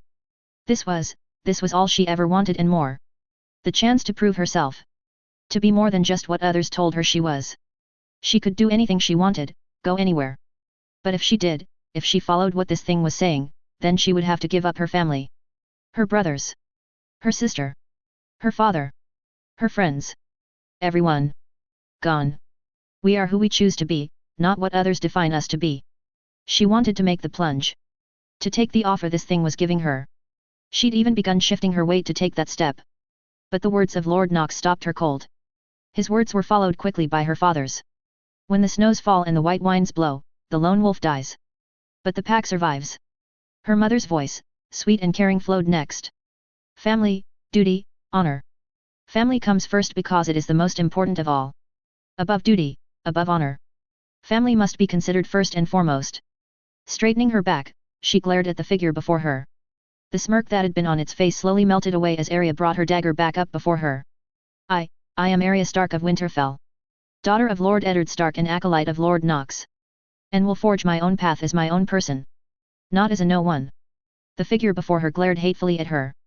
We shall see, Arya Stark of Winterfell. Eyes snapping open with a start, Arya stared at the blood-red leaves of a weirwood swaying in the breeze overhead. Scrambling to her feet, Arya snatched her dagger from the sheath at her waist and looked around wildly. She was no longer in the cave beneath the weirwood. She was above ground, in the same small grove she'd woken up in before finding the tunnel. What happened? Where was, gods, what is happening? Moving cautiously back to where she'd laid her head, Arya noticed something. A light glow coming from the exposed roots of the weirwood near to where she'd been laying. Glancing around the grove and not seeing anyone nearby, Arya slowly put her dagger away and went to a knee near to where the glowing was coming from. There, nestled in the roots of the weirwood tree was a small glowing gem perhaps the size of her thumb. And what was strange about it, more so than the fact that she was certain that it hadn't been there when she'd laid down, was the fact that she could feel the gem through the force, almost as if it was calling out for her to take it. Taking the small gem in hand, Arya smiled widely as she felt a sense of fulfillment and excitement pass through her. This was it. She'd done it. She'd passed her trial. And now she was a full apprentice. Just like Jon and Robb. Hearing the breaking of a branch, Arya closed her hands around the gem, holding it protectively to her chest as she whipped around to face whoever or whatever was coming towards her. Standing right next to the weirwood she'd been sleeping next to was no one else but her silly sister Sansa. Who, Arya noted, was covered in dirt and even had a few tears in the dress she'd chosen to wear the day Lord Nox took them away from Harrenhal. Sansa, she breathed, keeping her fingers closed tightly around the gem in her hand. Gods, you look like... That was as far as she got as Sansa all but lunged towards her. Arya braced herself for the attack, but her sister didn't attack her. Instead, Sansa nearly collapsed against her, pulling her into the tightest hug Arya could ever remember receiving as her sister bawled her eyes out. Oh gods, Arya! Oh gods, I'm so sorry! I'm so glad you're safe and... Arya couldn't make out what else her sister said as her words became a jumbled mess of words, tears, and sobs. Sansa, what are you? Arya, Sansa managed to say between light sobs. Just, for once, shut up and let me be a sister, a good sister to you.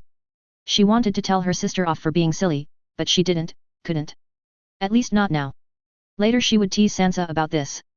But right now, she could tell that for some reason, her sister not only wanted her, but needed her. Family comes first, she reminded herself, thinking back to whatever had happened to her when she fought against that strange version of her in her dream. Oh, forgive me, miladies. Springing away from her sister as if she'd suddenly caught fire, Arya fought against the rising heat in her face as she turned and found Gendry, Joy and Shireen all standing on the opposite side of the grove from Arya and Sansa. There is nothing to forgive, Sansa said, nearly all traces of what had just happened gone from her face. Damn it. I want to be able to do that. I merely needed a moment with my sister. My brothers were not mincing words when they said that the trials would be trying. I suppose that's the point, if that's what we even went through, Shireen commented, the girl's hand clenched tightly by her side. Though I was expecting something more, well, physical I suppose. Anyone can be trained to overcome a physical obstacle, my young acolyte. Arya nearly jumped out of her boots as she drew her dagger once again. Only to find Lord Knox leaning casually against the very same weirwood that she and Sansa were standing next to. Gods, one day you will tell me how you do that. Arya all but yelled, putting her dagger away. Lord Knox gave her a smirk as he pushed himself off the weirwood. When the day comes that you are ready to learn that lesson, Arya Stark, you will not need me to give it. Her master then proceeded to ruffle her hair, in much the same way her father did at times, and just like when her father did it, it drove Arya mad. Any fool can train their body to overcome a physical trial, Shireen Baratheon. And because of that, the trials are not meant to test you physically, at least not entirely. But rather they pit you against your greatest adversary. Yourselves. And just as I predicted, you all seem to have passed your trials. Show me them. Arya turned her head towards the others, who all seemed just as confused as she was by the question. Sansa was the first to step forward and raise her hand. When she opened it, Arya could only gape at the glowing gem in her hand. It wasn't as large as the one Arya had, nor was it even the same color for some reason. But she could feel it through the force, though it felt a lot different than the one she had. Next, she knew, Shireen had made her way beside her and was holding out her hand. Just like herself and Sansa, Shireen had a glowing gem as well. Though hers was on size with the one Sansa had, its color was again different from both of theirs. Gendry and Joy were both next as they held up their hands at nearly the same time, showing off their own gems. Gendry's was again a different color than any of the others, while Joy's was the same color as the one Sansa held. Realizing that she was the last one left, Arya proudly raised her hand and showed off her own gem, which was larger and glowed brighter than any of the others. And now, you are no longer acolytes, but rather my apprentices. Lord Knox proclaimed, which made Arya swell with pride and excitement as she had a good idea about what was coming next. Does this mean we get our own lightsabers like Jon and Robb? In due time, Lord Knox responded, much to her disappointment. Now come. Our time here on the Isle of Faces is not yet concluded. Where are we going now? Arya didn't mean to sound like she was complaining, but watching Lord Knox turn his back on the lot of them and make his way deeper into the woods made her remember just how sore and tired she really was. You five were not the only ones with a purpose here, Lord Knox explained over his shoulder, not once changing his fast pace and forcing the rest of them to nearly run in order to keep up with him. Honestly, did the man never tire? Your brother Robb found something interesting during his own trial while we were at the wall some years ago, Lord Knox said, his pace never slowing. During his trial, he had a vision of your house's founder, Bran the Builder. During this vision, your brother was informed and given a key to the last creation of your house's founder. A creation that he never finished. And a creation that is located here on the Isle of Faces. While you all were going through your trials, I was scouring the island looking for the last wonder of Bran Stark. Let us just say, it was not what I expected. Arya blinked as she glanced about her surroundings. They were walking through the forest, a forest almost thicker than the wolf's wood. And now they were standing in the midst of a clearing perhaps a few hundred paces across. How did she not even notice the clearing? She'd been paying close attention to her every step and she was sure that all of this wasn't here a moment ago. Thankfully, when she glanced towards her sister and the others they seemed just as confused to their current change in scenery as she was. Master Knox, Gendry said turning around in tight circles with wide eyes. What just happened? Bran Stark was more than just a master craftsman.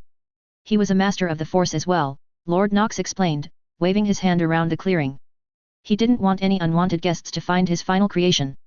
So he created a force barrier around this clearing that blocked it completely from sight and would even influence non-force sensitives to turn and walk away. In truth, the only reason I actually found it was because of the strange force presence I felt on the island, and because of my being blind I was able to see through the deception. And now, here we are. The last creation of Bran Stark. Or rather, his last recreation. Glancing around the clearing, Arya focused on the only structure within. It looked like a simple wall that was arranged in a circle with a single break that had a set of stairs leading up to a raised platform about half as high as the wall that surrounded it. It wasn't very interesting to look at. Not when one considered that Bran the Builder created Winterfell, the Wall, and Storm's End. But Lord Knox has often said that you cannot judge something by its look alone. And with that thought in mind, Arya turned from looking at the structure with her eyes to trying to look at it through the Force. Without a word, Lord Knox once again set off, this time heading up the stairs to the platform within the walls, leaving the lot of them scurrying to keep up with him. Reaching the raised platform, Arya was confused by what she saw within the walls. The force was so strong here it was almost like she was standing next to a rushing river. But what was within the walls and on the platform was, well, not what she expected. It looked like a workshop of sorts. Or better yet, this place looks like a forge. Arya narrowed her eyes at Gendry. That was exactly what she'd been thinking and had been about to say, but he'd beat her to it. This is not just any forge, Lord Knox explained, walking around the stone table that was in the center of the open space. This is the forge. Modeled after the first forge, a place where the Jedai first forged their weapons which would one day become synonymous with a Force user. Arya's eyes went wide as the implication hit her. Lightsabers. You're saying that lightsabers can be forged here? Lord Knox nodded. In due time. Yes. Arya was nearly bouncing in place. This was it. She would have her own lightsaber soon. She was sure of it. But of course, her sister had to go and throw a bucket of cold water on her excitement as she asked a silly question. But Master Knox, if this place is truly capable of forging such weapons and it has been here since the time of Bran the Builder, then why has it not been used? That was not such a silly question. And as Arya and the others looked towards Lord Knox expectantly, the sorcerer undid the bag from his back that honestly Arya had not even noticed. That is because Bran Stark never finished it. Setting the bag on the stone table, Lord Knox opened it and pulled out a stone plate looking about the size of a man's head. You can all sense it, can't you? The way the Force is rushing by us like a raging river? This place was designed to channel the Force, amplify it. But Bran never figured out how to give the Force focus. So, he abandoned the project. But he never stopped trying to figure out how to truly bring this place to life. And during his final days at the Wall, he figured it out. And he left the key to his greatest creation for his descendants to find. A key that your brother Robb discovered during his own trials. Arya held her breath as she watched Lord Knox lower the stone plate onto the table. The moment it was in place, she immediately felt something change. The Force, which had been like a raging river just like Lord Knox described, went quiet. It was still just as heavy as before but now it felt different. Focused, though how that made sense she had no idea. And now, Bran the Builder's final creation has been completed, Lord Knox proclaimed, a rare smile on his face as he once again reached into his bag. And now, it is time for you 5 to cast aside the title of Acolyte and become my apprentices. Arya nearly shouted in joy as Lord Knox pulled out 5 smooth hilts of varying sizes. Hilts that she recognized immediately as lightsabers, though they were rather plain to look at when compared to Lord Knox's or her brothers. Now, unlike your brothers, we will spend the remainder of our time here in the first forge of Westeros modifying your own lightsabers through the Force to suit your needs. Jon wasn't sure what it was that had woken him so early in the morning, but something had driven him to rise before the sun had even risen. And whatever it was had not only woken him, but he felt a desire. No. A need to walk through the God's Wood. Alone. And so here he was, in the darkness just before the sun rose, walking silently along the path through the God's Wood leading towards the weirwood tree with only his own eyes and the slight lighting from the watchtowers around Winterfell to provide light for him. Coming to the center of the God's Wood, he found himself standing before the imposing weirwood. Staring up at the twisting branches, some of which were almost as old as Winterfell itself, Jon felt something pulling at him. Something that he needed to do. But, what was it? As he looked amongst the branches, he noticed something. A thick branch that had long hanged just over the hot spring was gone. Instead of up in the tree, the branch, thicker than his arm and nearly twice as long as he was tall, was laying across the ground. And what is it that is so interesting that you left our bed to go walk in before the sun even be up? It was a testament to just how distracted he was that Jon had not even sensed Ygritte approaching until she was literally right behind him. Gods, Ygritte, he breathed, shaking his head as he tried to calm his racing heart. For her part, Ygritte merely looked surprised. Ya sayin' that ya be so distracted that I managed to get the drop on ye. He could hear the mirth in her voice and knew that she would not let him live this one instance down anytime soon. And what is it that has ya so distracted that ya don't even realize your own woman is walking up on ye? I don't know. Jon answered honestly, turning back to gaze at the broken branch of the weirwood. Moving up beside him, Ygritte tapped the bag he was holding. A bag that he didn't even realize he was holding. And why did ya bring that rock out here with ye? Blinking, Jon glanced down at the bag in his hand. Feeling the weight within, Jon opened it. And gazed down at the black dragon egg within. The same egg he'd taken from within the ruins of Valeria years ago. The same dragon egg that he'd kept stashed away from everyone. An egg that he'd almost completely forgotten about. When did I get this from where I stashed it? Glancing back up, John went back and forth between the fallen branch and the egg in his hands. Why, what brought me here? Why am I here? The force brought me here for some reason, but why? It's not often you see a branch from a weirwood fall. Ygritte said, almost making him start as he'd once again forgotten she was standing right next to him. We of the true north see them as gifts from the gods. Some make spears. Some make bones. Others will sometimes burn the branches they find and pass their children through the smoke, pray in the strength and power of the gods will pass from the weirwood into their child. Burning the gods' wood for the blessings of the old gods. No. Hoping to take the old gods into them. By burning, fire. Creatures of fire. Blinking, unsure of just where the last thought came from, he glanced down at the egg. Could it be that simple? No, surely not, or they would have never died out. But, maybe this is the start. His body seemed to move on its own as he walked around the hot spring and towards the downed branch. Setting the egg down, he went down to his knees and began breaking the branch before stacking the pieces of wood over top of the egg. Breaking one of the larger branches, John bit back a curse as the wood dug deep into the palm of his hand, deep enough that blood started to flow freely from his hand, dripping onto the wood and the egg, though he didn't notice the latter as he set about bandaging the wound. All right, I give up. I ain't got a clue as to what the fuck you're doing here. Ygritte sighed, knocking his hand away as she took over tying a makeshift bandage around his still freely bleeding palm. If you wanted to cook the damn thing, you're better off doing it in the fancy, kitchen, that you southerners are all so proud of. Dragons are creatures of fire, almost the embodiment of it pending on the legend you want to listen to, John answered her, taking his hand back after she'd tied the wound tightly to stem the tide of blood. Maybe they need to be born of fire as well. He could almost hear Ygritte's brow furrow as he knelt next to the now decently sized pile of wood with the egg nestled in the middle. Yay, you want to hatch the damn thing? She asked cautiously. Are you sure you want to be doing that? I mean, no one livin' has seen these beasts, but even in the true north we have stories of them. I gods, to be honest, I don't know, John answered truthfully as he rocked back slightly onto his heels. But this is something that needs to happen. I can feel it. And I need your help. Ygritte didn't necessarily look pleased at the request. I swear to the gods, John. If you weren't as good with your tongue and your cock as ye are, I would tell you to fuck off. But seeing as how ye are, what do ye need me to do? Fire, John said calmly. As hot as you can make it, concentrated on the wood and the egg. I'll use the force to keep it contained. You just provide the fire. Smirking, Ygritte rolled up the sleeve of her right arm, revealing the talisman that he'd collected from Valeria strapped to her arm. Well, that's not such a difficult request. But I still demand repayment, John. I ain't your walk-in fire starter. Knowing that her price would be enjoyable for both, he simply nodded, his eyes never leaving the egg as he held out his hands and prepared himself for Ygritte to let loose her fire. Same as last time I asked something of you. Yup, the Lord's kiss till I'm satisfied.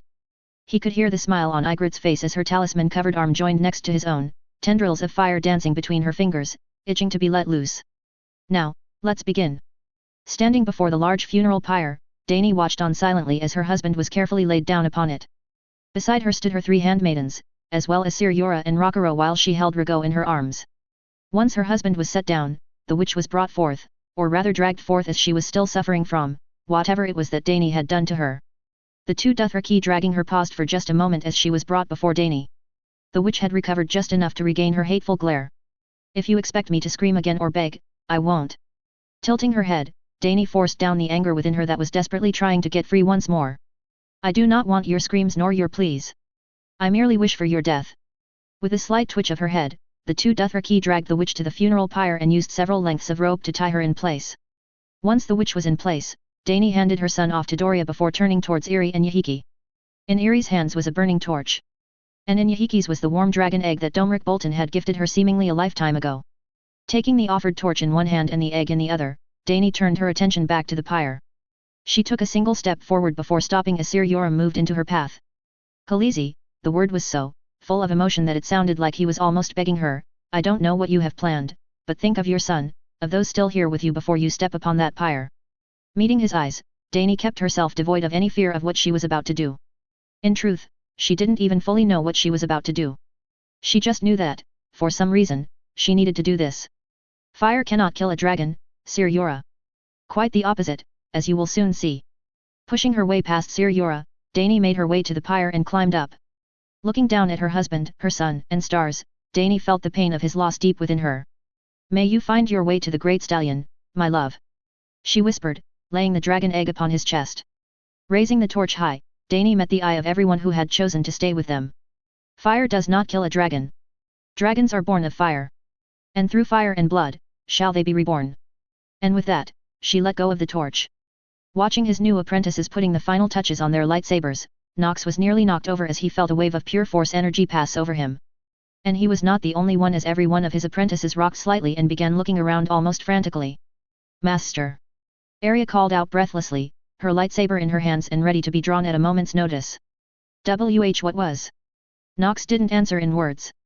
Instead he just held up his hand, the single gesture silencing the little wolf almost immediately. This sensation. Virgins had just transpired. But where? How? And more than that, the force felt, almost pleased, and there was something else as well. Something strong, impossibly strong in the force.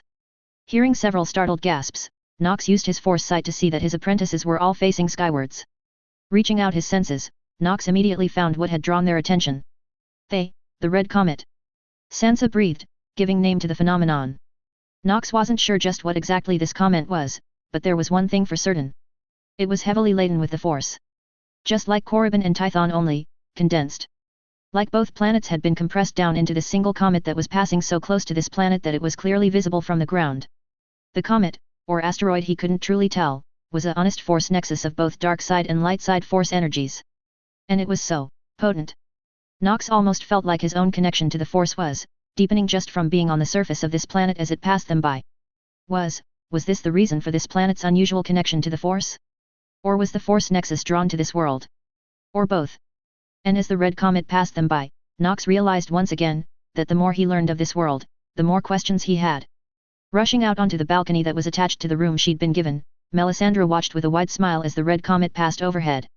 Feeling the red jewel she wore warm, she instinctively held onto the stone as she closed her eyes and basked in the feeling of the blessing of the one true god Arhillar. "I'm on the right path," she thought with a smile, feeling the magic within her, not strengthen but rather sharpen. Like a sword fresh from the wet stone. And Arhillar has sent his blessing upon me to complete his task. I will not fail you, my lord. I have found your champion, and I will bring him to your side. Groaning, Jon raised his head from the cold dirt and leaves he'd been sleeping upon. When did I? Where am I? Rubbing at his head, Jon tried to clear his thoughts as he pieced together what had happened. I remember waking before dawn, and judging by how light it is it's well past dawn now, then I came out here to the God's Wood, Ygritte followed me and we. His memory returning to him, he glanced first to Ygritte, who was still sleeping soundly beside him, then towards the fire they had created. Which was now nothing more than a smoldering pile of charred sticks and dying embers. But that was it, there, the egg he'd placed in the center of the fire was gone. Hearing a low whine, he turned his head to his other side and saw Ghost lying beside him, his friend's blood-red eyes staring at him intently. Ghost, Jon groaned, sitting up as he did so. What happened in? His words died in his throat as he saw Ghost's first way. Then a dark shape slowly emerged from within the warmth of the fur. A small black lizard-looking creature with a silver, almost white, stripe running across its back and down the length of each wing. The creature's head rose as its eyes stared intently at Jon. The moment his eyes met the eyes of the creature, he felt a bond immediately form between the two of them. One just like the one he shared with Ghost. Giving an excited yip, the creature scrambled the rest of the way out of Ghost's fur and stumbled its way across the ground towards Jon. As the creature reached him and started squealing at him, a sensation of a want for comfort and food seeping through the bond, Jon was struck with just a single thought as he stared at the small dragon before him. Oh, fuck. By the time the last of the embers died, dawn was just starting to break over the horizon. Yora had not slept a single moment since Daenerys, Dany, his Khaleesi, had lit the pyre aflame with herself still upon it. His first instinct had been to run and save her. But something held him back. He didn't know what it was, but his body simply wouldn't move. And so, he knelt before the pyre and did something he had not done in a long, long time. He prayed to the old gods of the north. Not for himself. But rather that they turn their blessings upon the one he truly believed was worthy of following. Hearing the rest of the camp starting to rouse themselves, Ser Yora slowly made his way into the clearing smoke. As he neared what was the center of the pyre, he saw something. A figure. No. A woman who was hunched over. One more step, and the figure slowly started to rise. As she did, Yora felt, gods he didn't know what he felt. Awe. Relief? Disbelief? Everything, as Daenerys Targaryen rose from the ashes. Her clothes and hair were gone, yet there was no mistaking her. Just as he was about to order for clothes to be brought forth, his voice failed him as he heard an almost chirping noise coming from her. Glancing down, and doing all he could not to stare at her breast or sex, he saw her arms forming a cradle before her stomach. And in the cradle was a small black creature. By the gods, his strength left him as he went down to one knee before her. A dragon, she hatched a dragon. Closing the flap of his tent, Sept and Bulgur cursed the idiocy of these simple-minded folk. All of Harrenhal was gossiping about the red comet that had flown overhead. All day he'd had to listen to the never-ending gossiping and it was driving him insane. These fools honestly believed that the comet held some sort of power? Ridiculous. The only power, true power, was within the seven who are one. But that still didn't stop these non-believing heathens from crafting outlandish tales about how the comet was a sign from the old gods or some such nonsense. Honestly, just hearing of the old gods was enough to make him want to curse. The old gods were not true gods. And it infuriated him to no end when these fools insisted that not only were they gods, but that their power was somehow greater than the sevens. It's the heathenistic north. He cursed. They are drawing the minds of these simple fools away with some fancy tricks. Don't they realize that by even buying these false mummeries for even a moment damns them in the eyes of the seven? They need to die. They all need to die. And he was not alone in this thought either. Many true believers thought as he did. But they were unfortunately too few to act, and the king was too much of a fool to heed their warnings. That was why he'd taken action by provoking the young wolf boy. He'd been hoping that the fool would strike him, which would give him all the credence he would need to rile the true believers. But no. The boy had not done as he should have. Instead of striking him, he merely smeared shit over his robes and walked away. Hearing his tent open, he turned ready to tell whoever had entered to leave him. I am in no mood to hear what. By the seven, forgive my lack of manners. His new guest didn't say anything, and Bulgur felt himself tremble. You were given a simple assignment from the seven. You were to enrage the young wolf and force him to show his true self so that we might better save the people from the heathens of the north. You failed. Bulgur immediately went down to one knee, head bowed in reverence. I have another plan. I will not fail again. No. Bulgur winced but kept his head down as his guest walked towards him. Your plans are worthless. But you will still have a part to play in what is to come. Because his head was bowed, he never saw the dagger coming until it pierced his back. Collapsing and gasping for breath, Bulgur tried to pull the dagger out, but he couldn't reach where it was in his back. Buledin, I did all you asked of me. Indeed, you did, his guest said as Bulgur's life left him. And now, you will do your final part before going to the seven. Chapter 36, Harrenhal Part 1. Finally back everyone. 2 months was not what I had planned for a space between updates, but let's just say something came up in my personal life that required weeks to set straight and really killed any creative spirit I had in me. But still, I'm committed to completing this story. So here we are back again. And thank you all for your continued support. It really means a lot. All I ask for is patience. I work full-time and then some. 2 growing kids, a wife, and 2 to 3 volunteer non-profit organizations. To say that my free time is limited is an understatement. Also, I know I told a few of you that this would be updated tomorrow, but, surprise. Lastly, shout out to my beta reader and brainstorm partner Telemachus Sundus. Lastly, I do not own Disney, nor am I Lucas or Martin. I have no ownership of A Song of Fire and Ice, Game of Thrones or Star Wars. This is purely for fun with no profit being made. And with that out of the way, let's get to the chapter. Stay safe out there everyone. Chapter 36. Rob was finding quickly that he very much enjoyed waking as a married man, for there were few things better in life than waking up to the warmth of the woman he loved pressed up against him. Even if his waking brought on the painful reminder of just how much his head hurt from the previous evening. Though this time it was not from drink, well at least not entirely. After his father, the king, Lord Tywin, and a few other lords left to go hunting while they waited for Lord Knox to return so that they could officially begin this tournament, he and his wife had an unexpected visitor to their tent in the form of Lord Tyrion Lannister. The man had come offering drink and words, and with the lord's courtesy in mind, Rob had allowed him into the tent he shared with his wife for the evening. While he honestly hadn't gotten to know the dwarf of Casterly Rock all that well, despite the man having spent several moons in Winterfell, he could honestly say he was a decent man. And sharp-witted, and he was sure that he had a hole in his leg or something for all the wine and ale he drank to leave him. Gods, the man could probably even outdrink the wildling Tormund and the Great John. And if it had just been drinks that they had shared, Rob would have been fine this morning. But no, Lord Tyrion and his wife just had to start, talking, and talking, and talking. By the gods there were times when he honestly thought the two didn't take a breath last night.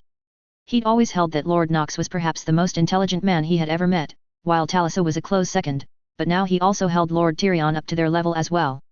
Most of the things they talked about, from politics to science and numbers and history, just made his head spin.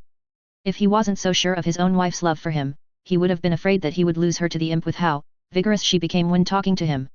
Talisa woke up soon after and like normal she was able to immediately get out of bed and begin her day, leaving him to sluggishly rise and get dressed as she waited so that the two of them could break their fast together, just as they had almost every morning since they were wed. Walking out of their tent arm in arm, the two were immediately surrounded by the houseguards sworn to House Stark. After the events of the previous day with the Septon throwing literal shit at his wife, Robb was no longer in the mood to take any chances with his wife's, or his family's, safety while they were in the south. "Shall we head to the keep for our morning meal, my love?" Robb asked as they started to move, the ring of Stark guardsmen moving with them in a protective manner. "Or perhaps we should test our luck with the merchants." His words died as he saw a most unusual sight heading towards them. A full contingent of men in red cloaks and armor wearing the sigil of House Lannister, and headed by a knight of the King's Guard. Robb didn't recognize the King's Guard, but he knew that he wasn't either Sir Barristan or Sir Jaime. "Lord Robb Stark," the King's Guard shouted as soon as he spotted him while also resting his hand on the hilt of his sword. "The Crown Prince, Joffrey Baratheon, demands your presence in the court. Now." Robb was more than slightly confused. Why would the Crown Prince summon him to court before anyone had truly had a chance to break their fast? And why would he send a full contingent of men at arms, led by a member of the King's Guard, to deliver the message? Something was not right. And based on his wife's furrowed brow and the way the other men and women of the north began stirring around them, he was not the only one to realize it. "And may I ask why the Crown Prince has summoned me in such a manner?"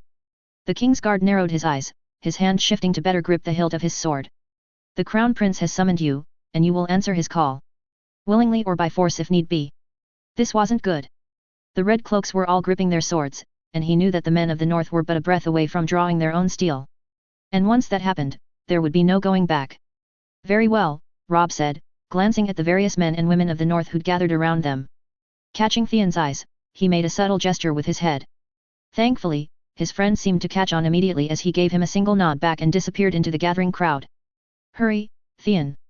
The north is sworn to the crown, and I will heed the call of the Crown Prince. Though my wife and I have yet to break our fast, perhaps we may. Now, Lord Stark. While you still are a Lord Stark. Well, if I didn't already have a bad feeling about this, that just confirmed my suspicions." Robb thought as he nodded to the King's Guard and began walking towards the towering walls and towers of Harrenhal.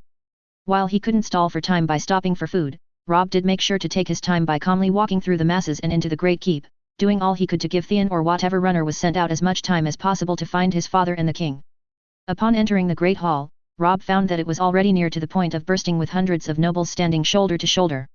When he entered, the crowd immediately went quiet and turned towards him. "What in the name of the gods is going on here?" he thought, keeping his head held high as he walked between the crowd of nobles towards the end of the hall. At the far end of the Great Hall, Robb found the Crown Prince, Joffrey Baratheon, sitting on a makeshift throne that had been assembled on the dais where the high table normally stood. By his side was the Queen, looking all too pleased for some reason. And around them were the rest of the King's Guard save for one notable absence in Sir Barristan Selmy, who was more than likely with the king given that he was commander of the King's Guard. As for Joffrey, the Crown Prince looked far too pleased with himself for some reason. "Your Grace," Robb called out in greeting as he reached the front of room, bowing slightly as he did so. "Might I inquire as to—" "Be quiet, mutt," the Crown Prince nearly yelled. "You came like you were called like the good dog you Starks are. But now you will remain silent until I say you can talk." If it wasn't for Talisa grabbing his hand, Robb was sure that he would have retorted something that would have been very improper given the circumstances. Seeing that he kept quiet seemed to surprise the Crown Prince, but nonetheless he pressed on. "Lord Robb Stark, I Joffrey Baratheon, future King of Westeros, do hereby find you guilty of the murdering of a Septon here in Harrenhal. Do you have anything to say before I have your head removed from your shoulders?" To say Robb was blindsided would be similar to saying that north of the wall was only slightly cold. It was an understatement. "What?" Robb exclaimed, looking around wildly. I have no idea what you are talking about, Your Grace. This is the first I have heard about a Septon being murdered, and I certainly had no part in it." Smirking, Joffrey leaned back in his seat. "A Septon was found stabbed in the back this morning. The same Septon that you were seen to have an altercation with the day prior. And if you have nothing further to say, then I call now for your head." The King's Guard all immediately put their hands on their swords.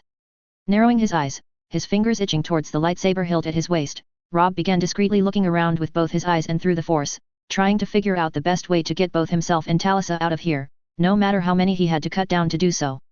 Forgive me for saying, Your Grace, whilst this is a gross breach of etiquette for even a common criminal, let alone the heir to House Stark and your future Warden of the North, but do I not deserve a trial? Joffrey's grin never left his face. Your trial has already been concluded, Stark. And I have found you guilty of the crime of murdering a Septon. I merely brought you here to see if you have anything to say in your defense, which you clearly don't. And now I hereby hon.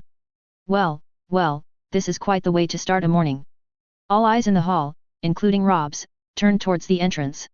A sea of men wearing the sigil of House Lannister were pushing their way through the crowd of nobles. And leading them was the smallest man in Westeros, Lord Tyrion Lannister. I must say, nephew, Lord Tyrion said looking around. I truly do hope that this little lapse in judgment of yours can be blamed on your inexperience with matters of state. After all, the trial of the heir to a great lord is certainly not something to rush, and not something that can or should be done with them in absence. You should know that, dear nephew, and you as well, sister. So, I'm sure that this whole already found Lord Stark guilty thing was just a slip of the tongue. Robb was both grateful and surprised, but not only of Lord Tyrion's arrival, but also the fact that he seemed to be aiding him against his family. As if he could read his mind, Lord Tyrion turned towards him. And no, Lord Robb, I am not taking your side against my family, if that is what you are thinking. I am merely a man of the law and wish to see that it has been followed correctly. Turning away from him, the little Lannister walked towards the dais, stopping just short of the steps leading up. Well, Your Grace? Were your words just a slip of the tongue? Robb noticed the Queen tried to say something to the Prince, but it didn't appear that the Crown Prince was willing to listen to what she had to say. I am the Crown Prince. The future King of Westeros. What I say is law. And the Crown Prince can do as he pleases and has the right to sit in judgment and make decisions in absence of the King. Tyrion stayed silent for a moment as the imp stared at the Crown Prince.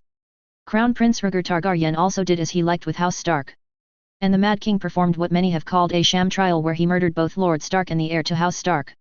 Has your father ever told you how that ended for them? Joffrey grew steadily redder with each word spoken, and the Queen looked like she'd just eaten something rotten. However, neither answered Lord Tyrion's question, instead the answer came from one of the helmed King's Guard who took a step down the dais with his hand on his sword. No one threatens the Crown Prince and the royal family in the presence of the King's Guard, imp. Even with his back turned to him, Robb could see Tyrion roll his eyes at the knight. I'm not threatening the Crown Prince or the royal family, Sir Blount. I'm merely educating my nephew on what he should already know. Lord Robb, if Sir Blount here opens his mouth again, feel free to kill him. You'll have my backing, and you'll be doing all of us a favor. The King's Guard, Sir Blount, snapped his head towards Robb. To his part, Robb merely smirked at the King's Guard in spite of the situation he was in. Oh yes. He will most certainly be the first to die should I need to cut my way out of here. That was a threat, Sir Blount, Tyrion continued. See the difference? Regardless, the Crown Prince has already made his ruling, the Queen spoke up, though she did look certainly less sure of herself than she did when he'd first entered. All that is left is for the sentence to be carried out. Perhaps, Lord Tyrion nodded, and it was just then that Robb noticed a commotion coming from just outside the hall. But the judgment and sentencing of a great lord, or the heir to a great house, is not something done easily. And is no longer your concern. The doors to the great hall burst open as raised voices filled the hall. But as soon as the commotion started, it stopped as the ones making the commotion came into view. The lords and ladies that were in the hall parted to the sides, trying to make themselves as small as possible as King Robert, Robb's father, and Lord Tywin Lannister all marched into the hall side by side. The king looked furious. No. That was too soft of a word for the look on the king's face. And while Robb's father looked calm, Robb knew him well enough to know that his father was just a hair's breadth from pulling ice. The only one Robb couldn't read was Lord Tywin, who looked completely devoid of any emotions at all.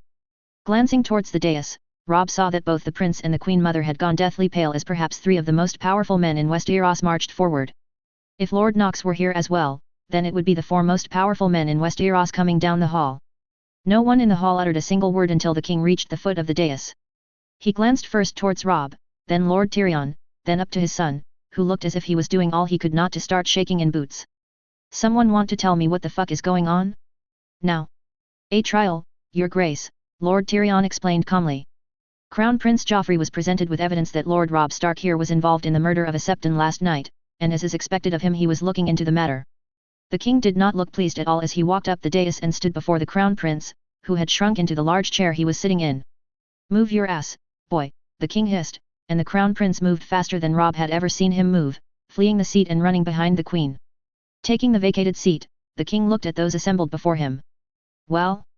A Septon was murdered, and why is Lord Rob here standing trial? The queen recovered faster than the prince, who was still hiding behind her.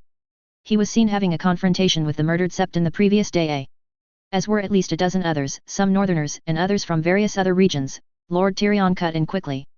Rob was having difficulty figuring out just what side the little lord was on with how quickly he was going back and forth between defending Rob and putting forth the trial.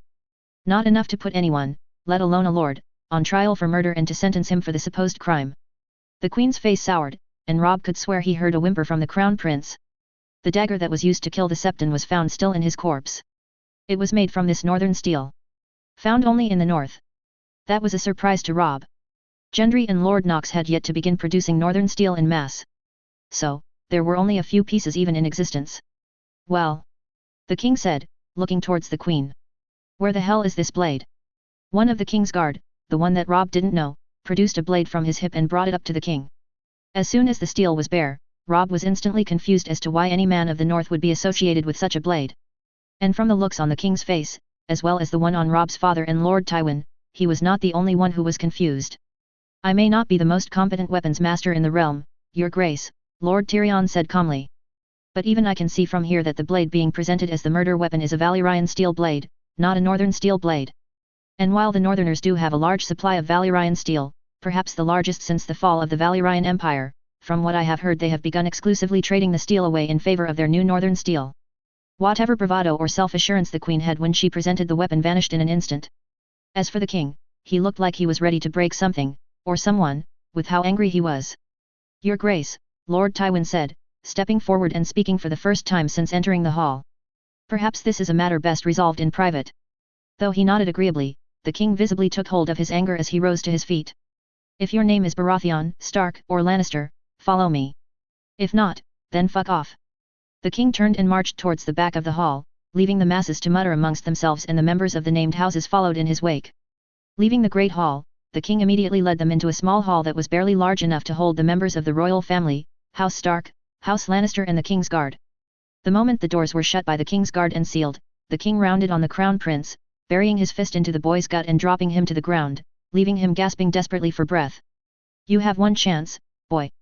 The king nearly spat as he stood over the gasping and crying boy. The queen looked like she was about to step between them, but her path was being blocked by Lord Tywin. Wars have been started for less than the shit you just tried to pull. The crown prince began stuttering incoherently between gasps. The crown prince was saved from his stuttering by Lord Tyrion of all people. The little lion stepping forward and clearing his throat loudly to get the king's attention. I believe that what the crown prince is trying to say was that he was deceived, and due to the brashness of youth combined with the desire to prove himself a competent ruler, he made a mistake and hastily judged Lord Robb Stark for the crime. A mistake that he will not be making again. The idea was, not preposterous. Someone had killed the Septon and planted the Valyrian steel dagger on him. Could someone have also whispered the idea that it was a northern steel dagger and the prince simply didn't know better? Brashness of youth is no excuse for putting my son on trial for the murder of a Septon, and even going as far as calling for his immediate execution, Robb's father stated, his voice as cold and hard as winter. Of course not, Tyrion nodded.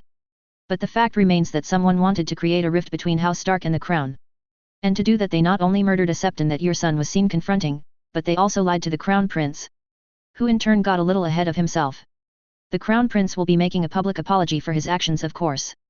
But in the end we must remember that this was a plot to turn the crown, and House Lannister by extension, against House Stark. Something we cannot afford to have happen. I'm the princein.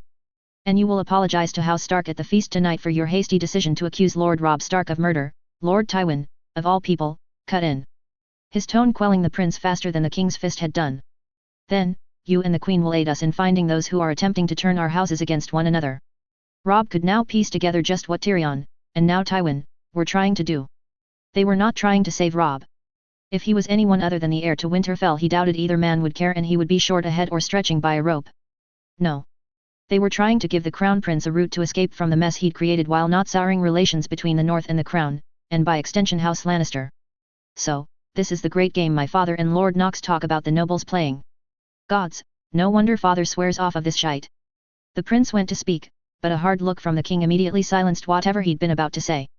Fucking hells, Ned, the king sighed as the prince continued to shrink in on himself, seemingly trying to disappear from the king's hard sight. I don't know what I can do to make this up to you and Robb here, but I will personally see that this is made right. His father made to respond, but before he could there was a loud knocking on the door. "Oh, for fuck's sake," the king growled, motioning towards his king's guard, who immediately opened the door revealing a very clearly nervous squire or page or something on the other side. "What the fuck is it, ffdrake?" The boy, or rather the king's squire now that Rob recognized him as such, quickly spilled his message, "1,000 pardons, your grace, but the sorcerer has returned." Rob felt his heart hammer in his chest. His sisters were back. Immediately he reached out through the force just as Lord Nox had taught him, trying to find them. But given the sheer number of people in and around Harrenhal, it was like looking for a pair of shining needles in a haystack. His senses were good, perhaps not quite as good as John's were, but even he had his limits. And this appeared to be one of those times. The king immediately brightened. His quivering sun seemingly forgotten as a wide smile spread across his face. "Bring them to the Great Hall, immediately. I want to see the results of these trials the sorcerer puts his people through." But just as quickly as the smile came, it went again as the king turned back to the prince. "And you, boy, will be making a public apology to the Starks before they arrive. On your knees. In front of the entire court. Then we will be working on finding out who put this fool notion in your head and why." Nox could tell that something was wrong the moment he stepped foot off the ferry near Harrenhal. It was in the air.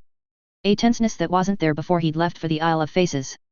A looming threat of impending doom. His suspicion was proven true the moment he and his new apprentices stepped foot back into the northern section of the large encampment. He was greeted almost immediately by Nyra, but instead of the normal welcome he'd come to expect, and looked forward to receiving, she instead greeted him with dire news. Rob had been summoned before the Crown Prince, by a King's Guard and a contingent of Lannister men-at-arms. Sighing at the thought of having another mess to clean up after, Nox turned and headed towards the walls of Harrenhal, leaving his wife and his apprentices all struggling to keep pace with him. Honestly, all he wanted was a warm bath and the warmth of Nyra for a single night. Could these people truly not even handle him disappearing for a few days without going to shit? The guards standing watch at the gates to Harrenhal did nothing to stop him as he passed them by. And those that stood guard before the Great Hall nearly tripped over themselves in their haste to open the doors for him. The interior of the Great Hall was packed with nobles, all of whom were staring at some spectacle occurring at the front of the hall. Not caring a single lick for who he might insult, he pushed his way through the crowd with physical force and with even the force when the occasion called for it. It only took him a dozen or so paces into the crowd before his presence was noticed, and then the nobles were scrambling to get out of his way as he led his wife and apprentices towards the front. Nox was expecting the worst, considering the impending doom he sensed in his wife's frantic behavior. But what he saw at the front of the hall upon reaching it, baffled him. The Crown Prince was kneeling before Rob and apparently in the midst of some sort of apology judging by the few words Nox was able to catch. The prince's words failed him as Nox pushed his way to the front of the crowd. Glancing around, Nox took a moment to take stock of what was happening. The Crown Prince was kneeling before Rob, offering an apology though Nox could tell that the little shit didn't mean a single word he was saying. Meanwhile, Ned was watching, fuming in silent anger, while the king watched on from his place on the dais not bothering to hide his anger and shame at what was happening before him.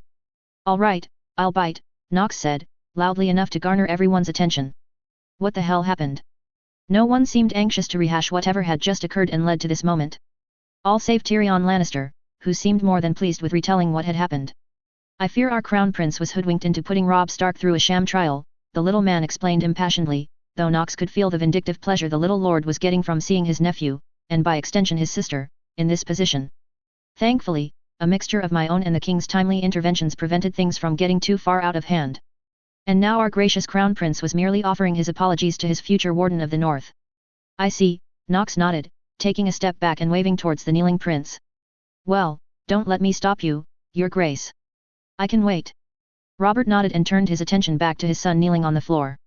Now that he had a moment to think about it, this was perhaps the first time that Nox had ever been this close to any of Robert's children by way of Cersei. The last, and only time he was in King's Landing he never crossed paths with the children. Or if he had, there had been no introductions made. Strange, Nox thought as he listened to the prince's empty apology. There is almost nothing in the boy that reminds me of Robert. Even his force presence is, well, it's not like Gendry's at all. Given the relation between the two, there should be at least some sort of similarity between Joffrey and Robert, but I can't see it. Is it because he apparently has the force sensitivity of a stone? Perhaps, or is it something else? With the prince finished with his apology, and with Robb accepting it even though his apprentice knew it was false, the Crown Prince scrambled back to his feet and made a hasty retreat so that he was well clear of the Starks and back beside his mother the Queen. "Well, Nox," Robert began, excitement growing within the king as he leaned forward expectantly. "You disappeared with these 5 the day after you arrived for these trials as I've heard you call them." "Indeed, I did," Nox nodded, stepping forward and motioning for his 5 new apprentices to step forward as well. Of the quintet, only Sansa seemed like she didn't want to be here, but he suspected that was more because she was still unbathed and standing before the king after enduring days' worth of trials on the Isle of Faces. These 5 have grown to the point where calling them acolytes would be a disservice to them. As such, I brought them to the Isle of Faces so that they might undergo their trials to see if they were truly ready to hold the title of apprentice. Each of them met, and exceeded, my expectations. And now all 5 have joined with Jon and Robb Stark as my apprentices. And as such, they now carry the weapons of a true Force adept.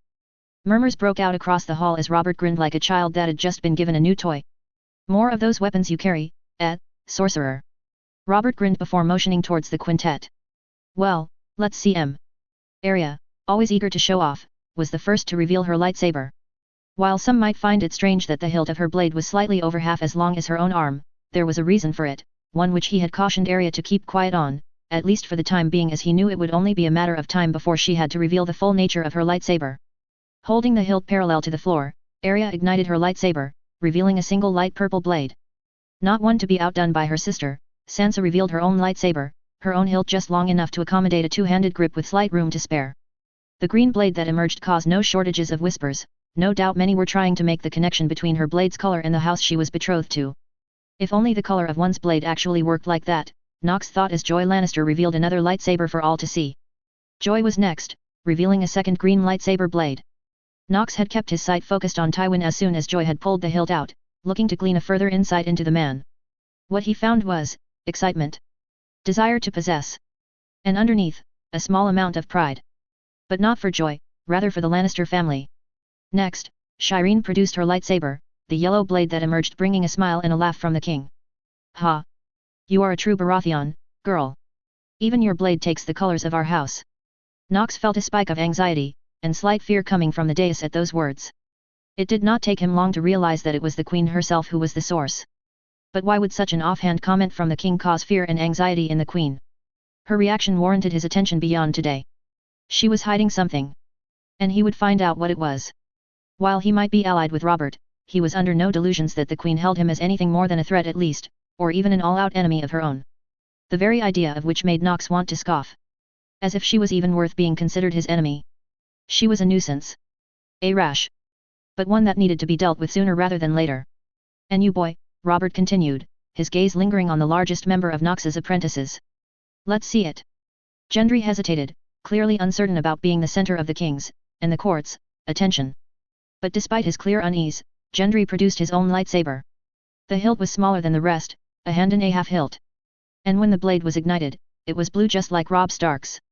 Again, he could feel another spike of anger and fear coming from the queen, as well as feeling of pride coming from Robert at seeing his son, his bastard son, holding the weapon that marked him as Nox's apprentice.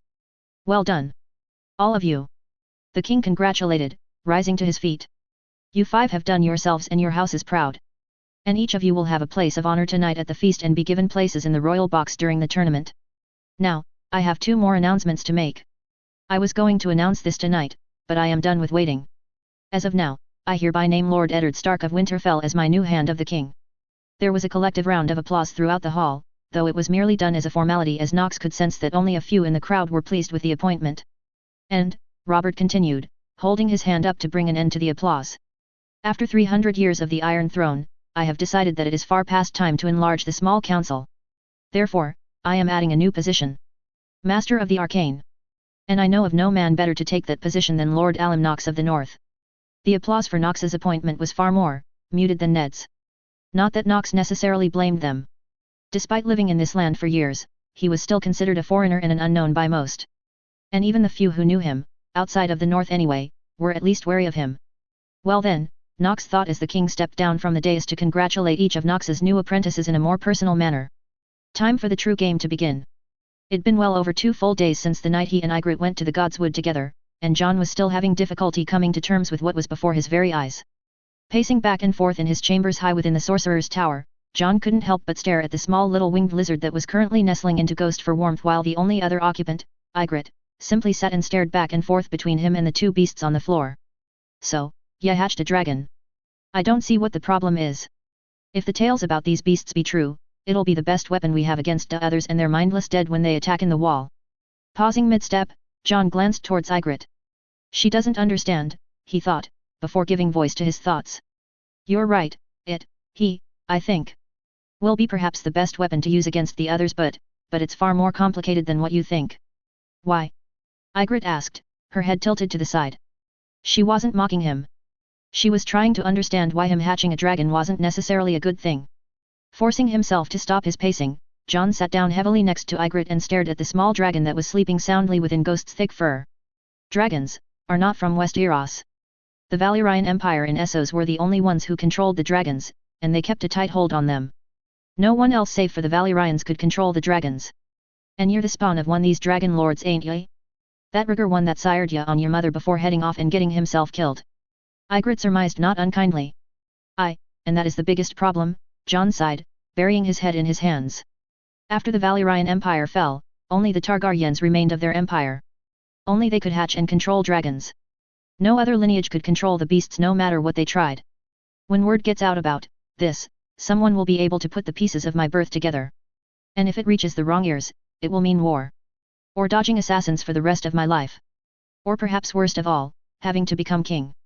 Ygritte scoffed. Yeah, making it all too complicated. What do you want, Jon Stark? Pausing, Jon thought out his answer before saying it. I want you, and Arianne. I want us to be together, be it here in the north or in Dorne. I want to grow old with the both of you and I want to watch our children be born and grow. That is what I want. Then do it, Ygritte said, and Jon could have sworn he'd seen her face redden slightly at the mention of children, something none of them had ever brought up before. Ya got me and our southern princess. Take us and keep us. And if someone tries to make ya do something ya don't want, then kill 'em. You're so focused on trying to do what others want ya to do, you're forgetting that it's still your life, Jon Stark. Live it the way you want. And as for this little beastie here, I can tell he's bonded to you just like Ghost. He's a part of you just as much as the wolf. And what would you do if someone tried to take Ghost from you? I'd kill them, Jon answered without hesitation, to which Ygritte raised her brow and Jon conceded her point. The dragon might know, would cause him problems in the future. But it was his. And he would kill anyone who tried to harm it or control it. I guess I should give it a name then, can't just keep calling it dragon or beast. Shaking her head and chuckling, Ygritte leaned back in her chair. Ya southerners and your love of naming things so quickly. I swear you'd name your own cock if you could, and I'm surprised you haven't yet given just how impressive it is. Ignoring her teasing, Jon watched as the little dragon woke from its slumber and began stumbling its way towards him. Getting down on a knee, Jon held out his hands so the dragon could crawl up into his arms.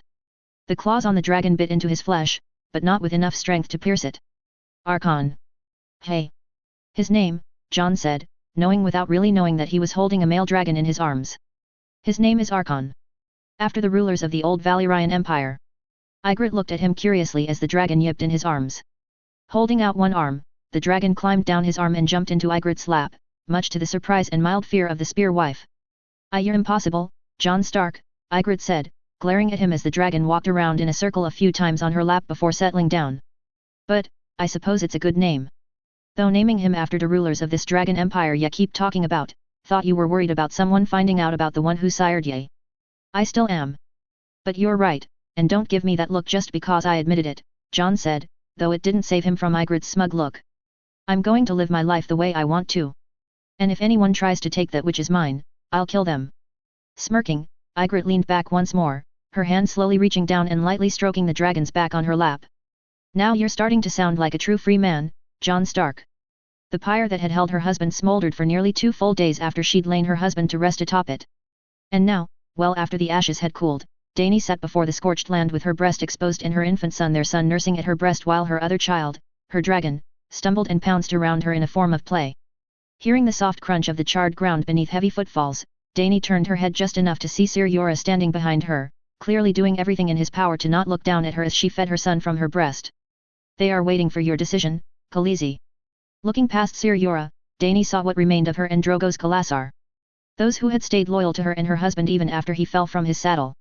They barely numbered 20. 20, out of over 40,000 just a few days prior. They didn't even wait for their great son to be born before riding off to kill one another in hopes of taking Drogo's place, she thought with no small amount of spite as she felt her son let go of her breast, allowing her to cover herself and rise to her feet. And now those that remain are waiting to see what I will now do. Return to V's Dothrak as is expected of a widowed Khaleesi. Or press on. We will see just how many remain when I tell them my decision. Rising to her feet with Rago in one arm and her still yet to be named dragon on her shoulder, Dany paused beside Sir Yura. I am not the only one who has a decision to make, Sir Yura, she said, giving him a pointed look. Are you with me? Or against me? Sir Yura blinked, clearly caught off guard by her sudden question. Khaleesi, I. Do not rush your answer, Sir Yura, Dany said, holding her head high as she passed him by. But know that I cannot trust a man who pledges himself to me, yet still retains his loyalty to one who would see myself and my child dead. As she approached, she saw that the first to gather themselves were her faithful handmaidens, Irri, Yahiki, and Doria. And right behind them were perhaps the most capable fighters she had left besides Sir Yura, Yago, Rockero, and Ego. The few others that remained positioned themselves behind her handmaidens and blood riders, waiting to hear her decision. My sun and stars, Khal Drogo, and I had a vision of the future. One where the Dothraki were no longer looked down upon as simple raiders. We were to forge a new Valyria. And our son, he who will mount the world, would lead this great empire. But now, through treachery and deceit, my husband is dead. But our vision is not. Our son, the son of Khal Drogo, still draws breath. And as long as I still have strength in my body, I will see to it that my sun and stars vision comes true. I will not simply return to V's Dothrak and become Dosh Kalain and fade into obscurity. I will ride. I will conquer. And I will forge a new empire here in Essos for my son. The son of Khal Drogo. The stallion who will mount the world. Some of you may not agree, and I understand. If you wish to leave, you may do so now and I will not judge.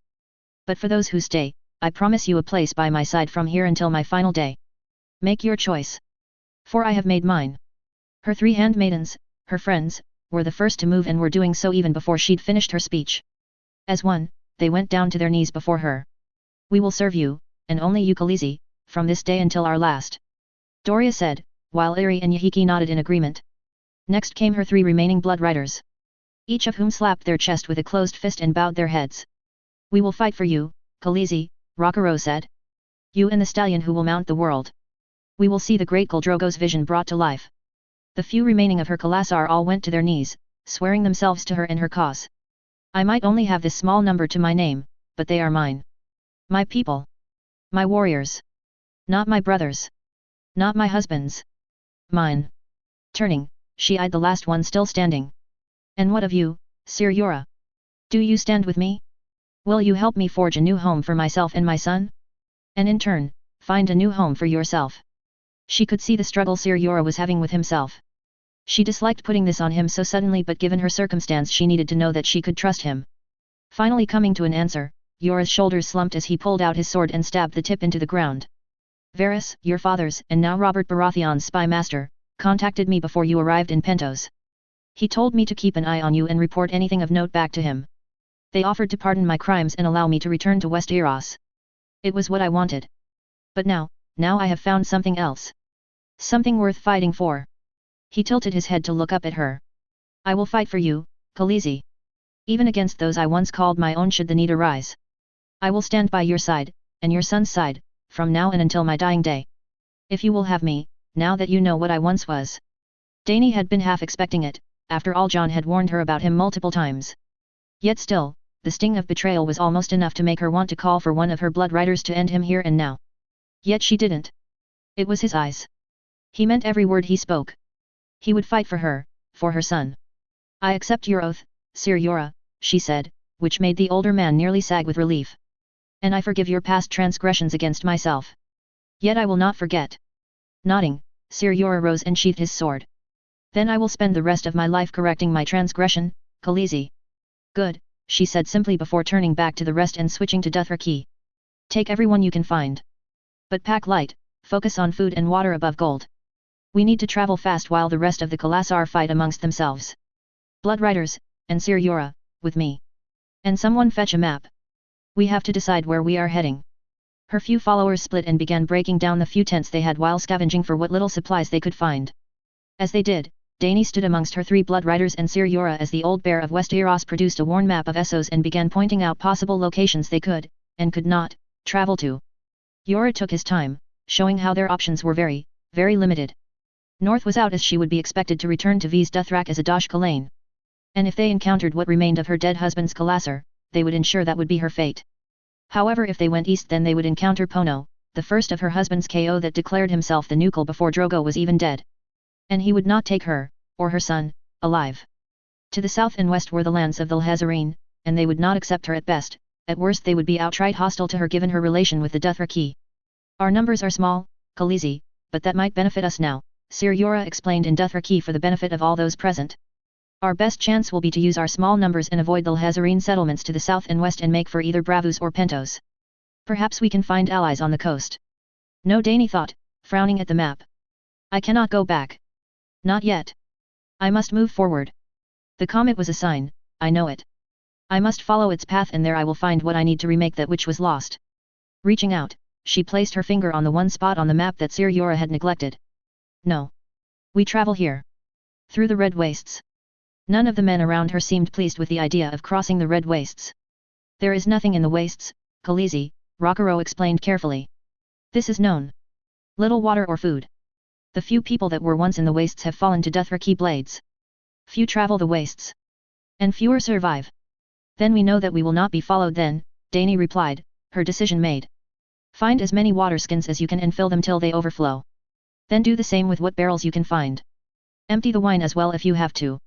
We will carry as much water as we can throughout the day. At nightfall, we leave for the wastes.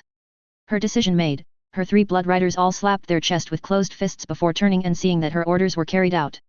Her son still in her arms and her dragon on her shoulders, Dany turned to the southeast, where the Red Wastes in her future awaited. Khaleesi, Sir Yorah said from just behind her. Have you thought of a name for your dragon? I have, Dany nodded, glancing towards the dragon who was now nudging her face with its snout.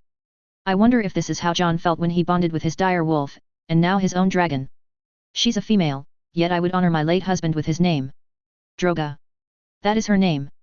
Droga's head perked up at being named and Dany could sense an almost wave of not quite pleasure coming from the little beast. Droga, Sir Yorah repeated. The first and only dragon to be born in over 100 years. The rebirth of the dragons, just like yourself Khaleesi. She is not the first. And just like myself, she is not alone. Ducking out of his tent in the early hours of the morning, Lord Eddard Stark, now officially Hand of the King, stared around at the northern encampment that had been set up outside of Harrenhal. If it was not for the fact that this was a tournament, the largest perhaps ever seen in the history of the Seven Kingdoms, then Ned would have sworn he was back within a war camp about to siege the ancient and imposing keep. Adding to the look were the dozens, no, perhaps 100 or more men and women of the north who were waking and donning their armor and preparing their arms for the start of the day's events. The melee, the one event that actually has the attention of the men and women of the north, Ned thought, nodding to a few faces he recognized before turning towards the guards that were standing watch. My sons and daughters. Already awake, my lord, one of the guards reported quickly. Lady Arya was excited to start the day. And Lord Robb and Lady Talisa decided to take them all to break their fast. Said they'd meet you in the stands before the first bout. Nodding along, Ned glanced towards the Knox's tent. And Lord Knox?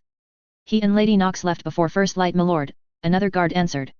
Lord Knox, he, dismissed his guards and walked away with Lady Knox. We didn't ask questions, my lord. Frowning, Ned scratched at his beard. He was sure that Knox was not one to need, or even want guards around him. But as a new member of the small council that helped to run the Seven Kingdoms, there were certain expectations. Lord Knox's business is his own, Ned decided, turning towards the large arena that had been erected outside of Harrenhal that would house not only the joust, but would also house the final bout of the melee today. Let's see if we can find my sons and daughters. As he walked through the camp, almost every man and woman he crossed paths with gave him a nod of greeting accompanied by either a simple, Lord Stark or my lord or in the rare cases Lord Hand. And that was it. No flourishing bows or groveling. Just simple acknowledgement. It was simply the way of the North. And it was something he knew that he was going to miss after this tournament was over and he was forced to go to King's Landing with Robert and take up his new position. My Lord Hand. I offer you the best. Shit on your best. I have what you need Lord Han. Lord Hand, please, Lord Hand. I think you will find. Or perhaps I will not even have to wait that long to miss the simplicity of the North, Ned near groaned. Word must have somehow spread the moment he awoke, because no sooner than had he left the comfort of the northern encampment he was barraged from just about every angle. Merchants. Lowborn beggars. Kiss-ass knights and lords. They just kept coming and coming, each of them doing what they could to garner even a moment of attention from himself. Gods, is this what Jon Arryn had to deal with day in and day out? If so, I might never again leave the Tower of the Hand. Ah, my Lord Hand, congratulations on your appointment. Recognizing the voice, though it was one he had not heard for years, Ned stopped his guards and turned towards the source. Making his way through the crowd, with his own guards gently making a path for him, was the master of coin, Peter Baelish. Seeing that Ned had stopped, Baelish smiled easily and motioned towards the arena. I assume you are heading towards the festivities that are about to start, no? Perhaps we might share the road together and talk. Lord Baelish, Ned nodded back in greeting, waiting for the man to draw even with him before pressing on. Ned could think of 100 reasons as to why he did not want to walk with the man. Chief amongst them being that he simply did not want to. But Knox had mentioned something about Baelish before, about how the man was attempting to blank slate himself whenever Knox was around. Or in simpler terms, he was consciously trying to suppress all emotion whenever he was in Knox's presence. Unfortunately, Ned did not have Knox's ability to test it for himself, and none of his children had been close enough to the man to try either. The man is trying to hide himself, Ned. Knox had told him the previous night as the two had discussed the various members of the small council. He is doing all he can to hide himself and his intentions from myself and others. And from my experience, there is only one type of person who does that. A snake. One who is just waiting for the right moment to strike. And Baelish is a snake if I have ever seen one. A lovely day for a tournament, is it not, Lord Stark? Baelish asked as they walked side by side. Almost as if the gods themselves are blessing this event. And speaking of the gods, I do hope the incident yesterday did not do any lasting harm to relations between House Stark and the Crown. I dare say, whoever thought they could trick the Crown Prince into trying such a course of action. Though I fear that what happened yesterday is just a taste of what is to come with yours and Lord Knox's appointment to the small council. That made Ned stop and turn towards the Master of Coin. And what makes you believe that? Because I have been dealing with the faithful ever since I stepped foot in King's Landing and took up my own position on the small council, Lord Stark. Baelish explained calmly. After dealing with them and their ilk for years, I can safely say that only the truly devout hate more than a man like myself who deals in my trade are those who worship the old gods and, more recently, those who can use this strange magic that Lord Knox has. To be blunt, House Stark is both of those in one. Plus, you have now been appointed to arguably the most powerful position in the land. Not something the faithful are pleased with. And there is also the fact that you are well known to be an honest and true man, Lord Stark. A rarity in King's Landing. And something that makes more than a few uneasy. And why would an honest man make others uneasy? Because everyone in King's Landing is dishonest, my Lord Hand. Even myself. Baelish replied with a smile. And you can always trust a dishonest man to be dishonest. It's the honest ones that you have to watch out for because you can never be sure just what they will do when presented with certain choices, shall we say. Narrowing his eyes, Ned stared at the Master of Coin.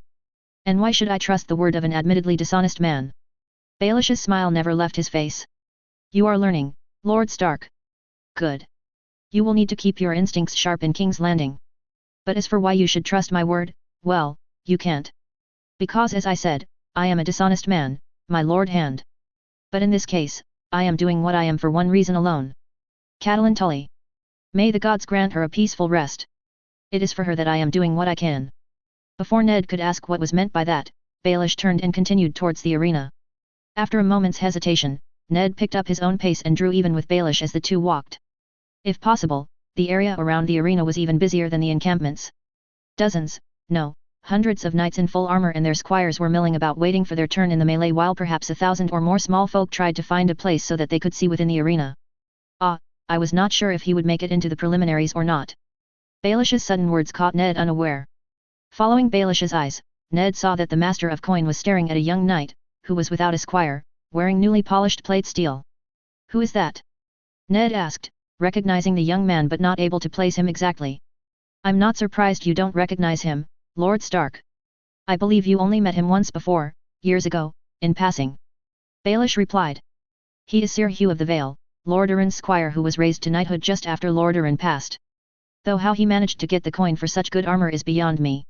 Lord Arryn did not leave him any coin and his house is not wealthy. Yet that armor is of the like only worn by those belonging to a great house or royalty. Ned did not comment immediately. Baelish was correct. The armor was of very high quality. Ned did not know of any newly made knight who could afford such armor unless they were given a substantial amount of coin to do so from a benefactor. And when did you become so knowledgeable about weapons and arms? Baelish simply shrugged. I am not. Your brother gave me a very cutting lesson that the sword and shield are not my weapons. But while I may not know weapons and arms, I do have a very good eye for things that cost a significant amount. A necessity given my position on the small council. And that armor would have cost even a seasoned knight a small fortune in gold, especially to have it crafted in such a short time. Now that I think about it, he was perhaps one of the only members of Lord Arryn's retinue that not only managed to survive the fever that swept through the Tower of the Hand, but he managed to avoid being sick completely. Something not even Lady Lisa Oren was spared. Curious. Shaking his head, Baelish gave Ned another smile. Forgive my thoughts, Lord Hand. Merely passing thoughts from a turbulent time. Now if you will excuse me, I have a few wagers to place and I need to make sure my girls are ready to soothe the egos of those who are about to lose today. Lord Hand. And without waiting for a dismissal from Ned, Baelish gave him an embellished bow and quickly turned heel, disappearing into the mass of people around them. Knox was right, Ned frowned as he tried, and failed, to find the master of coin in the crowd. That man is a snake. Pointing out Sir Hugh and departing on such a leading comment. Still, gods damn it. This needs to be looked at. I'll need to ask Knox if he has any of his hands in King's Landing and if he can confirm Baelish's tale of Hugh managing to avoid being sick and why. And just how a newly named knight from a poorhouse managed to afford such high-quality armor without a benefactor. Gods damn it, only one sunset into my tenure as Hand of the King and I already must deal with these southern games. I wonder if it is too late to turn Robert down and head back north to live with my children, and if gods are good, my grandchildren. Making his way through the stands, he emerged out into the open arena surrounded by high-raised stands that could sit perhaps several thousand. There was a clear divide in the stands, however. About half of the arena the stands were little more than raised benches for people to sit, or rather stand. The other half were all sectioned off, each section clearly marked with the sigil of noble houses of West Eros. He noticed that his own sigil of the dire wolf was hanging over one such area. Specifically, the one situated to the right of the king and the sigil of the crowned stag, and underneath the section were his children, Rob, his good daughter Talisa, Sansa, Arya, and even Bran. None of which had seen him yet as they were all talking excitedly with one another as they waited for the festivities to begin. Ned. Ned had taken only a single step towards his family when the booming voice of Robert cut over the rumble of voices in the arena. The king was sitting in the section reserved for the royal family, a large horn of ale, or at least he assumed it was ale, already in his friend's hand despite the early morning. Beside him was the queen and the crown prince while Robert's other two children sat a bit further down from them. About time you showed up, Ned. Robert yelled again, taking a drink and belching. Get your arse up here. You are sitting with me today. Nodding, Ned made his way up the stands, sparing a glance towards his children and giving them a nod before settling in next to Robert. He would have preferred to sit with his children, but Robert's word was law. Your Grace, he said, greeting Robert before turning and greeting the Queen and the Crown Prince in turn. Neither of whom even seemed to acknowledge him despite his greeting. Pay attention, woman, boy, Robert growled at his son and wife. The Lord Hand greeted you both. And after the shit you both tried to pull, you would be best to at least return it. The Queen grimaced and the Crown Prince shrunk in on himself slightly. Lord Hand, the Queen greeted him cordially, though he could feel the cold ice in her tone and her eyes. A fine morning to you. Nodding politely, Ned took his seat to Robert's right and gazed out over the arena and the people fighting to try and get a place to watch the festivities. Gods, Robert burped. Never thought this shit would get this sort of turnout. The melee alone has over 500 that have signed up as of this morning. Frowning, Ned mulled over the number. The last he had heard, the melee had only 400. Apparently more than a few latecomers had decided to test their luck. Not that he was necessarily surprised. The purse for winning the melee was said to be 15,000 gold dragons and one of the pieces of northern steel that had been commissioned for the crown specifically for this tournament. Even the richest amongst the great houses would be interested in the purse. And for those not of a great house or even of the nobility, that much coin would be enough to purchase a plot of land and perhaps even secure a favorable marriage. The trouble, however, came when trying to figure out just how to have a melee consisting of near 1,000 men without it turning into a full-out skirmish. To this, a new idea was being used for the tournament. Those that had registered would be drawn into lots of 40 men. Those 40 would then battle till only 2 remained. And then that would continue until all the participants had had their chance. Then, at the close of the day, all of those who won would gather once more for the final melee. And then, from that last group, they would name a true champion of the melee. Who do you have your coin on, Ned? Robert asked as the heralds began clearing the grounds, signaling that the first melee bout was about to begin. Selmy has put his sword in the ring, as has the King Slayer. And word is those flowers have 2 good blades in Garland and their youngest boy Loras. Ned knew just how good all of the men Robert had listed were with the exception of the youngest Tyrell. He'd seen Garland with a blade himself. And Barristan's a living legend. As for the King Slayer, even if Ned did not care for the man in the slightest, there was no denying his skill with the sword and in the joust. I never put my coin on games such as these, Robert, Ned finally replied as one of the heralds began to loudly explain the rules of the melee and the bouts before calling for the first contestants to enter the arena. You've known this since we were but boys. Robert just laughed. I do. But thought you might just surprise me by loosening those purse strings of yours. And speaking of surprises, I take it that one is one of yours, Ned. Glancing towards the field, Ned immediately spotted who Robert was speaking about. It wasn't hard, considering she was the only woman on the field. Something which Ned knew was drawing no shortages of whispers from the common folk and nobility alike. Unlike almost all the others in the arena who were wearing heavy plate, she was wearing scaled armor over boiled leather, and the helm she wore left almost all her face exposed, giving her a far better advantage in sight compared to the others who only had a small slit in their helms to see through. Her blonde hair had been done in a tight braid that had been further curled in on itself at the nape of her neck, and instead of a sword and shield, she was instead wielding a tourney spear. And etched onto her chest piece was the sigil of House Stark. Ned nodded. Osha, my daughter's sworn sword and shield. Though she prefers neither and instead stays with the spear that she knows better than perhaps any save for Prince Oberyn Martell. One of your pet wildlings, Lord Stark. It was more of a statement rather than a question as the Queen stared down in distaste at the former chieftain.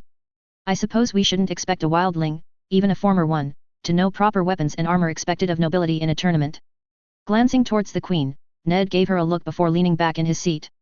Osha was a former wildling spear wife. And she has been trained personally by Lord Knox and even managed to duel Sir Garland Tyrell to draw during the Tyrell's time in Winterfell. If anyone underestimates her, they do so at their own peril. Well, looks like we're about to have a rematch then, Robert said, nodding towards some of the other fighters. That one there is Garland Tyrell. And the one in that shiny armor is John Arryn's squire, can't remember his name now. And there's also Oakheart down there as well. Eyes on Osha, Ned watched as his daughter's sworn sword rolled her neck and shoulders while the heralds finished introducing the field to the audience. He could also see that more than a few of those close to Osha were speaking with her, and he doubted that their words were kind given the way she was pointedly ignoring them. That was of course until someone said something that caused her to stop what she was doing and glare at one of the knights. Idiot! Ned thought, practically feeling the rage despite the distance between them. Just because she's a woman they underestimate her. A fatal mistake, and one that they will regret soon enough. Blah, enough of this ass-kissing shit. Robert finally yelled, bringing an end to the herald's speech. Get this shit on with already. These good people came here to see a melee. Not to listen to your long-winded horseshit. The herald sputtered and quickly ran off the field and towards a large bell that had been set to the side. Raising a padded mallet, the herald struck the bell once, signaling the start of the first melee. The moment the bell rang, the fighters all immediately turned on one another as the sound of clashing steel echoed, only to be outdone by the sounds of cheers coming from the common folk watching the display. Ned kept his sight fixated on Osha. Almost immediately she was set upon by the knights that had been jeering at her before the start. And now they were about to pay for their folly.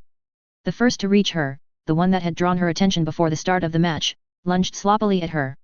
Osha simply used the tip of her spear to knock aside the lunge before sidestepping and then bringing her spear tip down hard on the side and back of the charging knight's knee. The blow, combined with his sloppy footing and weight of his armor, brought him to the ground. Normally all Osha would need to do would be to point her spear tip at the man's neck or face and he would be considered dead and removed. But Osha had other ideas. Using the butt of her spear, the former chieftain struck the fallen knight right atop his codpiece with enough force to dent the metal plate inwards. She then brought her spear back up and struck again, this time against his visor again with enough force to cave the metal inwards on his face. The knight, who'd screamed in pain at the first strike, immediately went silent and limp at the second strike. After seeing one of their own go down so quickly, the remaining knights that had decided to start with Osha suddenly appeared far more cautious than they were at the start. But their apprehension did them no favors as Val went on the attack. Her spear moving as quick as a serpent, striking at vital weak points on each man near her and felling them one after another. While there was no doubt that Osha could not keep up with the strength of some of the men's arms nor their armor, she more than made up for it with her quickness and flexibility that her lighter armor afforded her. She was able to quickly weave through the combatants while staying in their blind spots that were created by their helms. A fine strategy against green boys. But Ned knew that once she was up against a more seasoned opponent that they would quickly adjust and give her a good fight. The next to fall was John Arryn's former squire.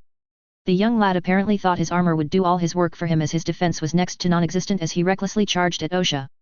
Just as she had done with all of the others who tried their hand against her, Osha was able to make short work of the young man, planting him firmly on his ass with her spear tip pointed at his exposed throat in less than 5 moves from herself. Quickly enough, almost the entire field was eliminated. Leaving only Osha, the King's Guard, Sir Garland, and another hedge knight that Ned did not recognize nor know. Despite Osha having taken out near half the field, the hedge knight apparently decided that she was the easier opponent when compared against Garland and a member of the King's Guard. Rushing towards Osha, his banner woman quickly brought her spear up to block his downward strike, but the shaft of her spear gave to the force of the blade, leaving Osha with half a spear length in each hand. Osha did not hesitate despite her weapon breaking. Shifting her grip, she held the two halves of the spear as if they each were short swords and began to rain down a flurry of overhead blows against the hedge knight. The hedge knight could do little more than cower behind his shield and quickly backpedal, trying to give himself some room to breathe against her onslaught. But Osha did not give him a moment's rest. One blow after another clashed against his shield, forcing the hedge knight to bring his sword hand up to help reinforce his hold. The moment both of his hands were on his shield, Osha made her move. Landing one more set of blows against his shield, she spun and squatted before the knight.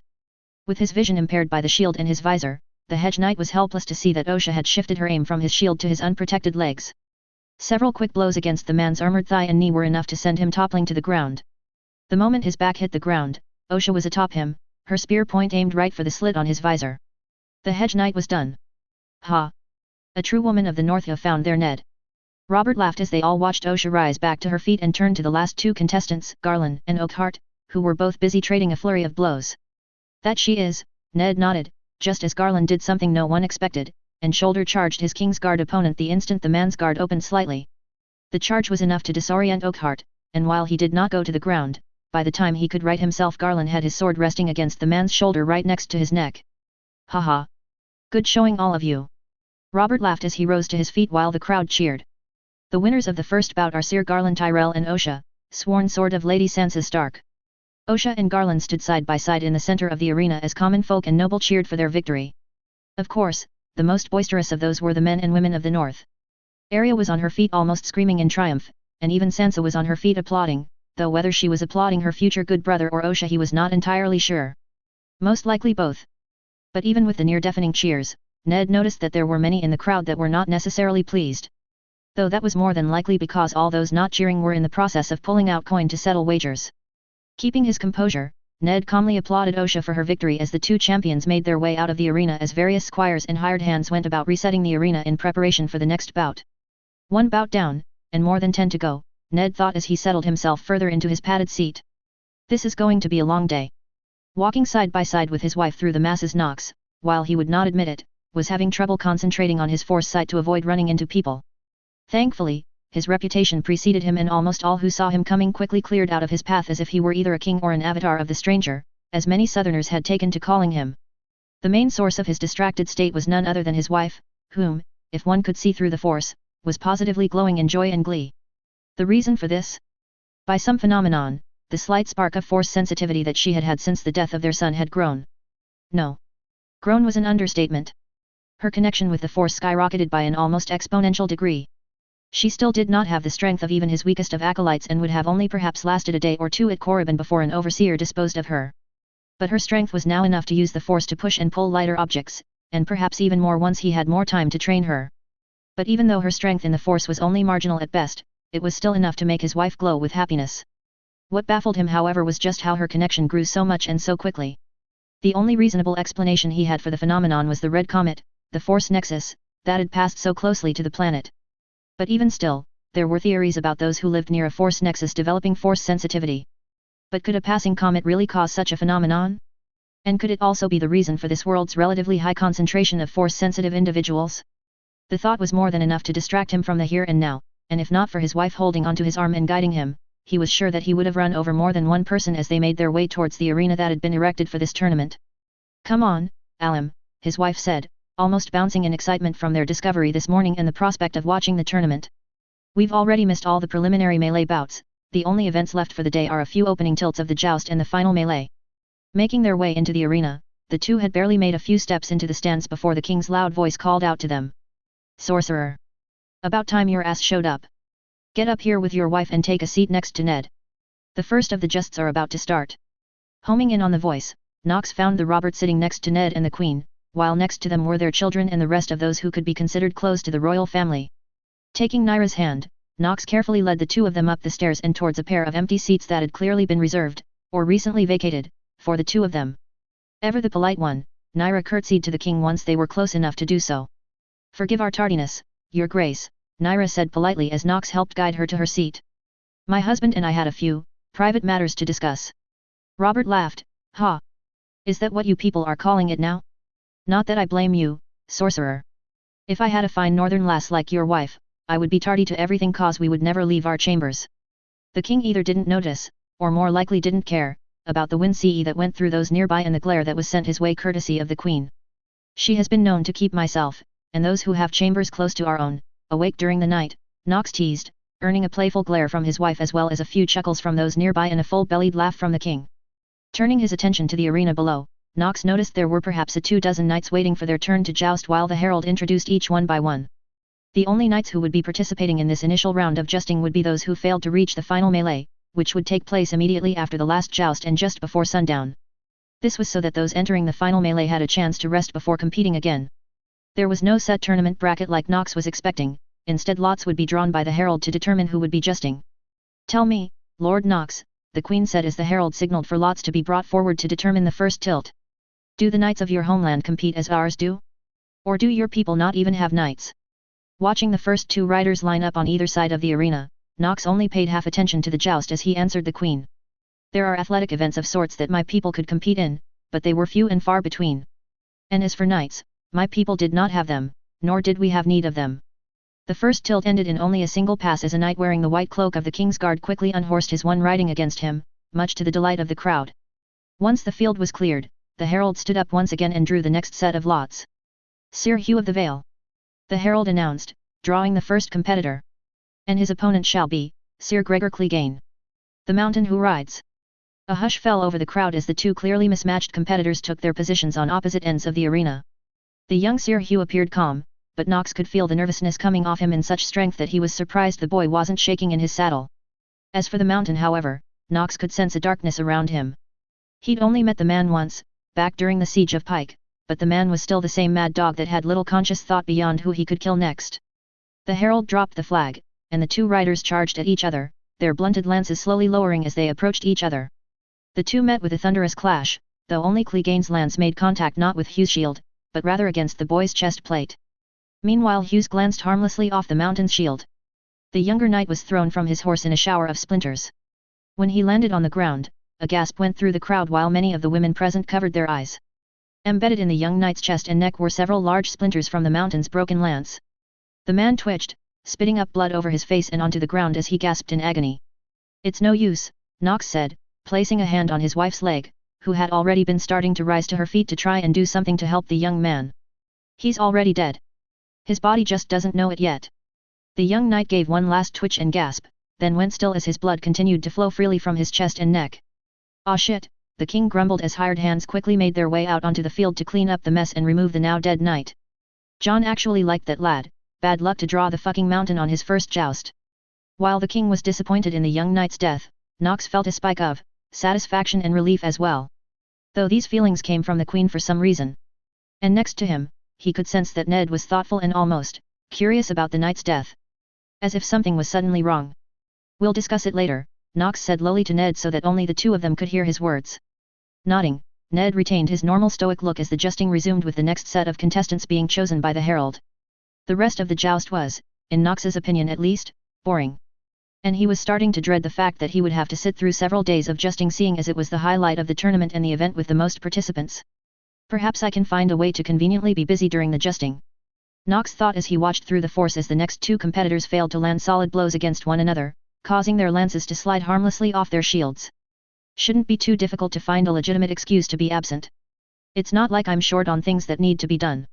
Finally, the last inaugural joust wrapped up, which then brought out the herald and the hired hands to take down the makeshift dividing fence that had been set up for the joust in order to prepare the arena for the final melee. With the grounds mostly cleared, the herald retook his place in the center of the arena and spoke loudly enough for all to hear him who were in the stands. "My lords. My ladies. Good King Robert and fair Queen Cersei and our honorable new hand of the King Lord Eddard Stark. I present to you, the greatest knights of the Seven Kingdoms who have battled their way through their preliminary melee and now have the honor to stand before you in the grand melee finale." The crowd roared as the combatants entered the arena. The group numbered between 20 and 30, but Nox immediately dismissed roughly a third of the field as he could tell with just a passing glance that they would not last long. Not against this level of skill. There were two of the King's Guard in Sir Baristan and Sir Jaime. Both Tyrell boys, Garland and Loras, had made it to the finale as well. There was a large imposing figure from the Stormlands that drew his attention for several reasons. Then there was also Sandor Clegane, who seemed to keep glancing towards the stands where the northern houses were seated. And lastly from the north he noticed that Osha and one of the Karstark lads had made it in as well. "Well Ned, what do you think? Willing to put any gold on your tamed free folk lass? Or perhaps that other lad from the north?" Robert asked as the competitors arranged themselves around the edges of the arena, Teams already forming amongst some of them despite this supposedly being a free-for-all. My answer has not changed, Robert, Ned sighed. I do not risk my coin on tournaments. You need to loosen up, Ned, Robert huffed before turning his attention to Knox. What about you, Sorcerer? You willing to put your coin on anyone from the north? Leaning back, Knox carefully examined each competitor through the force. Osha is a good fighter and a warrior through and through. But this field is beyond what she is used to.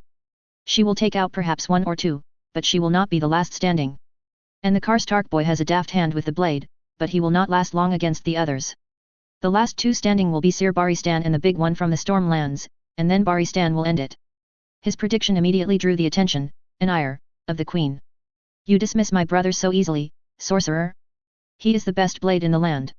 A title that holds little weight as he and I have not crossed blades, Knox replied calmly, which drew a barking laugh from Robert. And while your brother is indeed skilled, his arrogance will be his undoing. So, you're willing to place your money on the one from the Stormlands and Baristan being the last one standing with Baristan winning in the end, Robert hummed, rubbing his chin. I'll take that bet, Sorcerer. I'll say 20 dragons that your prediction will prove true. But that the knight from the Stormlands will win. Done, Knox nodded, crossing his arms. Though I do wonder, why is the Elder Clegane not in the finale? Was he eliminated in his preliminary? Robert scoffed. Ha, no chance. No, the Mountain was banned from competing in this melee by myself and Jonaran before he passed. Last tournament that Beast entered, he ended up killing 5 of his contestants during the melee. And seeing as how he's already killed someone in a fucking joust, our decision to keep him out of the melee appears to be in the right now. I don't need to deal with more lords and ladies bitching at me that their heirs or fathers or brothers died at that man's hands during a fucking tourney. Knox conceded the point, but it also reaffirmed in his mind that Gregor Clegane was nothing more than a mad dog. And one that needed to be removed sooner rather than later. As the herald began to make introductions for each of the more notable combatants, such as which house or kingdom they hailed from, Robert finally lost his patience and stood up. Oh, enough with that shit. He yelled, silencing the herald and drawing the attention of the crowd. These people and I came to see a fight. Not to listen to you shit from your mouth. Get on with it already. The herald turned white and red from embarrassment, but despite his embarrassment he quickly got down and picked up his horn and gave a loud blow to signal the start of the final bout. As soon as the note died, those on the field all raised their weapons and rushed towards the middle of the field. Or at least the more foolish rushed in, while those who were more well versed in actual warfare like Baristan and Osha took their time reaching the clash in the center of the arena. The start of the melee was more akin to a brawl than a fight. Just like an actual battle. Weapons were everywhere and fanciful techniques and tactics were set aside in favor of simply trying to remove your enemy as fast as possible. Sandor Clegane scored the first kill of the melee as an incredibly foolish man with a sword tried to overpower the larger man with an overhead swing. But Clegane simply moved aside, letting the blow pass him by before retaliating not with his sword, but with a closed fist to the side of the fool's helmet, knocking him out cold. After that first removal, the field quickly dissipated as one after another was eliminated. True to his prediction, the Karstark lad was eliminated roughly halfway through the field. And Osha's luck with opponents ran out when the numbers lowered to the point where she was forced to face off with none other than Sir Baristan. Knowing that her fate in the melee was sealed, Knox turned his attention to the 5 others that were still fighting. Sandor was fighting against the large knight from the Stormlands, the two almost identical in size, much to the surprise of the crowd. And what was perhaps even more surprising was the fact that the strange knight not only had Sandor on the defensive but was pushing him back. Jaime Lannister had indeed let his arrogance get the better of him and was facing off against not just one of the Tyrell brothers, but both at the same time. Perhaps one-on-one, he would have bested them. But together the two were a blur of steel that began pushing back against the youngest Kingsguard in history.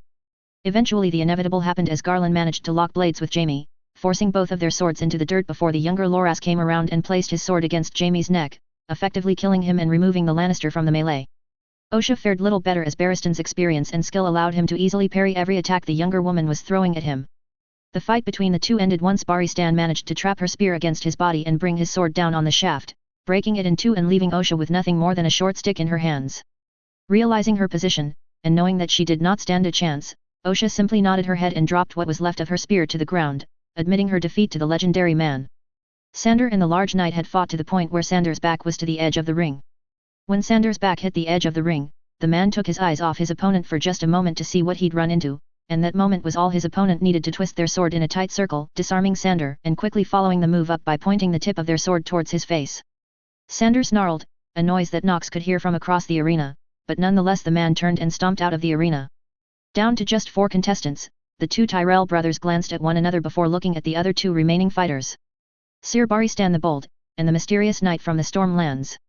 At a signal from his elder brother, Loras took off like a bolt towards the mystery knight while Garland cautiously approached Baristan with his sword and shield raised. Neither brother fared well. While the youngest Tyrell indeed had skill, the knight from the Stormlands was perhaps his equal. The two traded blows back and forth, Loras's smaller size and quicker arm managing to land a few blows. However, the other knight's sheer size gave them the edge that the smaller man simply couldn't overcome given his inexperience. The two locked blades, and using the same move tried to disarm one another, but all that ended up happening was that both lost hold of their swords. After that the knight managed to physically wrestle the quicker Loras to the ground before pulling out a dagger from their waist and pointing it at his throat, ending his time in the melee. Garland fared little better than his brother. His time in the north had perhaps given him some actual battle experience, but it was still nothing when compared to the skill and experience of Baristan. The elder knight almost seemed to be toying with Garland before eventually disarming him and landing a killing blow in the space of time it took most to blink. Ha! Looks like you were right, Sorcerer. Robert laughed with excitement as the king leaned forward in his seat. The Kingslayer got too arrogant and got his ass handed to him, and about fucking time too. And now we're down to just the Stormlander and Baristan. Ha! What a fucking fight! The last two combatants squared off against one another, the living legend against the unknown knight. The larger of the two struck first, hoping to catch Baristan off guard, but the commander of the King's Guard easily parried the attack, and then the two were trading blows. To anyone else the fight appeared quite even, but Nox could see beyond the simple trading of blows. Baristan had paced himself well since his first bout and throughout the final melee. The larger knight had not. And with the two just trading blows, it was clear to Nox that Baristan knew this and intended to win the fight through attrition. As the two fought, the mystery knight must have come to the same realization that they would not be able to outlast their opponent. So, they pressed their attack, pushing harder and faster trying to overpower or outmaneuver Baristan quickly. But the attempt was all for naught as they made the slightest of errors by an overextended lunge, which gave the far more experienced Baristan all the opportunity he needed to slap the flat of his blade against the knight's forearms, forcing them to drop their sword and officially ending the melee with Sir Baristan the Bold as the victor. Ha! Looks like you were right about everything, Nox, Robert laughed as he rose from his seat, tossing Nox a coin purse as he made his way down towards the edge of the arena. Guess that will teach me to put my coin against you. As Robert reached the edge of the arena, both of the finalists went to a knee and lowered their still helmed heads. Well done! Robert called out gleefully, motioning towards Baristan. Rise, Sir Baristan, our melee champion. The famed King's Guard did as his king commanded, rising to his feet and removing his helm to the cheers of the crowd. Letting the crowd go for a time, Robert eventually raised his hand to silence them. And you, the king continued, his attention now on the one who had lost to Baristan. That's the sigil of House Tarth, is it not? I was not aware that Lord Selwyn Tarth had a knight of your skill in his service. Rise and remove your helm. The knight didn't hesitate as they stood and removed their helm. A gasp went through the arena as Nox smirked and leaned back, having already known what was about to happen. Even the king seemed surprised by what he was looking at as the tall woman stood proudly before her king. I am no knight, your grace. Nor am I in service to House Tarth. I am Brienne of Tarth, only daughter and heir to Lord Selwyn Tarth. Robert was stunned, but that lasted only for a brief moment as the King of the Seven Kingdoms threw his head back and laughed. Haha! Not just one woman, but two women in the finale of the Grand Melee. Apparently Stormlander women are just as strong as the women of the North. Calming, the king stared at Brienne Tarth. You've done yourself, your father, your house, and the Stormlands proud today, girl. You will be joining myself, Lord Stark, and Lord Nox at the high table tonight. And speaking of which, I'm hungry and thirsty, so let's not waste any more time in getting tonight's feast started. Without waiting for anyone, Robert turned heel and marched out of the arena, leaving Sir Baristan and the few other King's Guard around hurrying to catch up with their king. But even as the crowd began to disperse, Nox kept his sight on Brienne Tarth. Nyra noticed this and leaned in close to him so that only the two of them could hear her words. Does she have the Force as well? Or is she like Oberyn? Neither, Nox answered. She has the Force sensitivity of a stone. But even still, skill such as hers is not something that should be ignored. He had been looking for an interesting diversion to occupy his time here in Harrenhal. And now between trying to figure out just what the effects that comet had on this world and this skilled woman, he found some. Sitting beside her family in the stands just near the edge of the justing field, Arya fought to keep her boredom at bay as she waited for the last joust of the day to begin.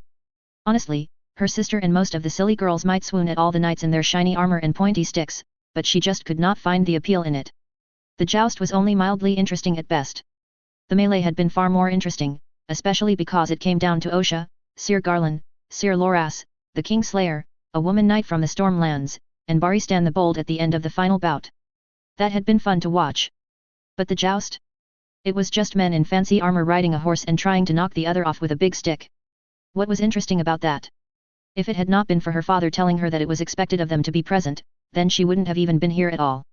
Hearing the crowd begin to cheer loudly, Arya turned her head and watched as the first of the riders rode his horse into the arena. Or perhaps pranced into the arena would be a better way to describe how he entered.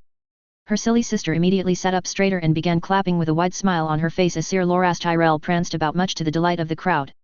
Arya could somewhat understand why her sister was so excited to see the first rider. After all, he was of House Tyrell and her silly sister was betrothed to the heir of House Tyrell, which made Loras Tyrell her future good brother. Which, she supposed, would make him her future good brother as well, so, perhaps she could support him. Even if he did look ridiculous in his shining armor and cloak made of flowers. Honestly. What kind of warrior or knight wore a cloak made of all flowers? She supposed that it did make a certain amount of sense. Sir Loras was known as the Knight of the Flowers, so she supposed he was trying to live up to his name. When the next rider entered the arena, however, almost all the cheering died, the joyousness that Sir Loras's entrance brought about being quickly replaced with fear. Even Arya was not immune to the cold shiver that passed over her as she looked at the other rider. The mountain who rides, Sir Gregor Clegane. And by the force did the man live up to his name. If he were on his feet, she was sure that he would be taller than his heavy horse. And his heavy black armor just gave him the appearance of a demon rather than a man. And to add to that, he'd already killed a man just the other day during a joust. He was, as much as she hated to admit it, scary. Though, as scary as he was, she was confident that he could not hold a candle next to Lord Knox when he was serious. Something which she had only heard about from her father and brothers. But according to them all, when Lord Knox truly went to war, he was the stranger reborn on the battlefield. After both contestants finished showing off, they lined up next to one another in front of the royal box. Glancing towards the royal family, she noticed that the king was sitting forward slightly in his seat, a slight smile of anticipation on his face as he nodded towards the knights and waved them off to their starting points. He was the only one, however, that looked at all interested. The queen looked like she would rather be anywhere than where she was. Prince Joffrey, who still caused a surge of anger to course through her whenever she looked towards him given what he tried to do to her brother, was seemingly trying to be as small as possible. And the last two of the royal family, Prince Tommen and Princess Marcella, were both sitting close to the king watching excitedly as the two knights crossed paths once more before heading to their ends of the arena. As they passed though, Arya noticed something strange about the mountain's horse. It seemed anxious and excited as Sir Loras passed it by. Well, that is quite the tactic to give you an edge, Lord Knox muttered from behind her. Even after years of studying with the man, it still surprised her just how observant her master was, despite the fact that he had no eyes with which to see. Glancing back towards the field, Arya tried to spot what it was that Master Knox had spotted. Did Sir Loras do something to the mountain's horse? She asked Lily, drawing a sharp look from her sister. Arya, Sansa said, and Arya braced herself as she was fully expecting to be on the receiving end of a tirade from her sister about not disrespecting the Tyrells. But instead, Sansa just said, Lily, lower your voice. It does no good saying such things aloud. Sir Loras did nothing, Lady Nyra said, the woman leaning forward just enough so that her voice could only be heard by the two sisters. The mountain is riding a fine stallion. So, Sir Loras had decided to ride a fine mare, who just so happens to be in heat given the stallion's reaction to her. Arya frowned as she watched the two riders take their positions at opposite ends of the arena. Sir Loras's horse was calm and steady, whereas the mountain's horse was prancing about slightly as the large man fought to keep control of his beast. Isn't that cheating? Arya asked Lily, keeping her voice so that only those close to her could hear. There are no rules against it, her sister responded, which made Arya want to roll her eyes. Of course Sansa would know all the rules to the joust. And it is a lesson for you girls as well, Master Knox continued as the two jousters raised their lances, signaling their readiness to begin. Always search for a weakness to exploit, just as Sir Loras has done here today. And because he used his head, this joust was over before it could even begin. Now, let's see if he's ready to face the repercussions of his actions. The herald sounded his horn and the two riders charged at one another before Arya could ask what her master meant by that. Something grabbed hold of her hand, and Arya was more than slightly surprised to see her sister's hand in her own. Sansa was gripping her hand almost to the point of it being painful as they watched the two riders quickly closing the distance between them. The two met in the center of the field with a thunderous clash and shower of wooden splinters. But to Arya's shock, it was Sir Loras's lance that had shattered against the mountain's shield, sending the much larger man to the dirt while the mountain's lance completely missed its target. Sansa let go of her hands and began clapping loudly, as did almost everyone in the arena. Even Arya clapped at seeing the large man brought down. But her clapping slowed as she watched the mountain get to his feet. Even from her spot in the stands, she could feel his anger, his rage. It was like a wildfire, consuming everything in its path until it was the only thing left. As Sir Loras rode around the field waving his broken lance in victory, Arya kept her eyes firmly on the mountain.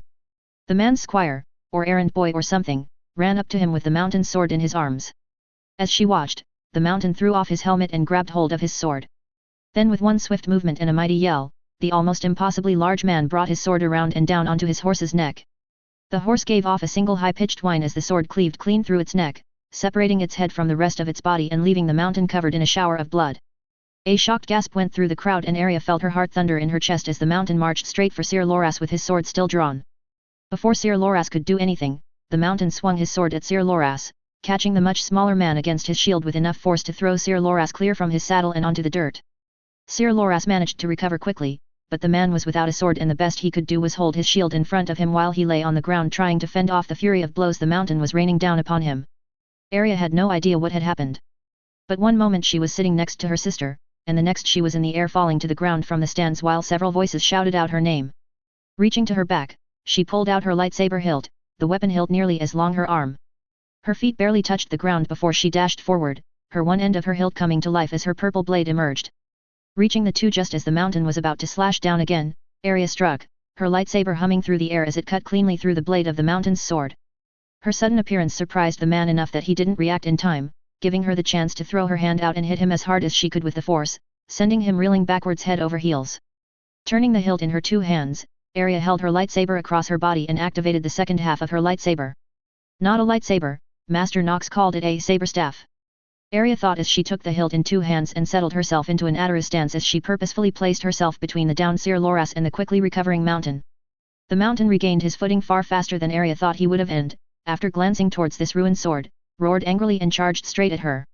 During her training in Winterfell, her father, brothers and Master Nox repeatedly told her that a real fight was nothing like practice. Though she never really paid that thought any mind. But now, with the giant of a man rushing towards her, Arya finally understood just what they meant. Her body refused to move. All of her training that had been drilled into her was gone. And she could do nothing but watch in fear as the impossibly large man rushed at her with a rage she had never experienced. Gods! What do I do? Move, Arya. You need to move. Now. Leave them alone. Arya was startled out of her frozen state as a man almost as large as the mountain placed himself between herself and the charging mountain. The mountain hesitated only for a moment before swinging his broken sword at the new adversary, who Arya just now recognized as the Crown Prince's sworn shield, the one they all called the Hound. Stay back, girl! Sandor Clegane yelled at her as he began trading sword blows with the mountain, his still intact sword able to keep the mountain back. Stop all this madness in the name of your king! Sandor immediately dropped to one knee at the booming voice, planting the tip of his sword in the ground. Arya turned, wide-eyed, and saw the king standing. On his face was an expression she hadn't expected since he looked angrier than she had ever seen him. Hearing a gruff and the clanging of a sword, she noticed the mountain toss his broken blade onto the ground before turning and stomping out of the arena.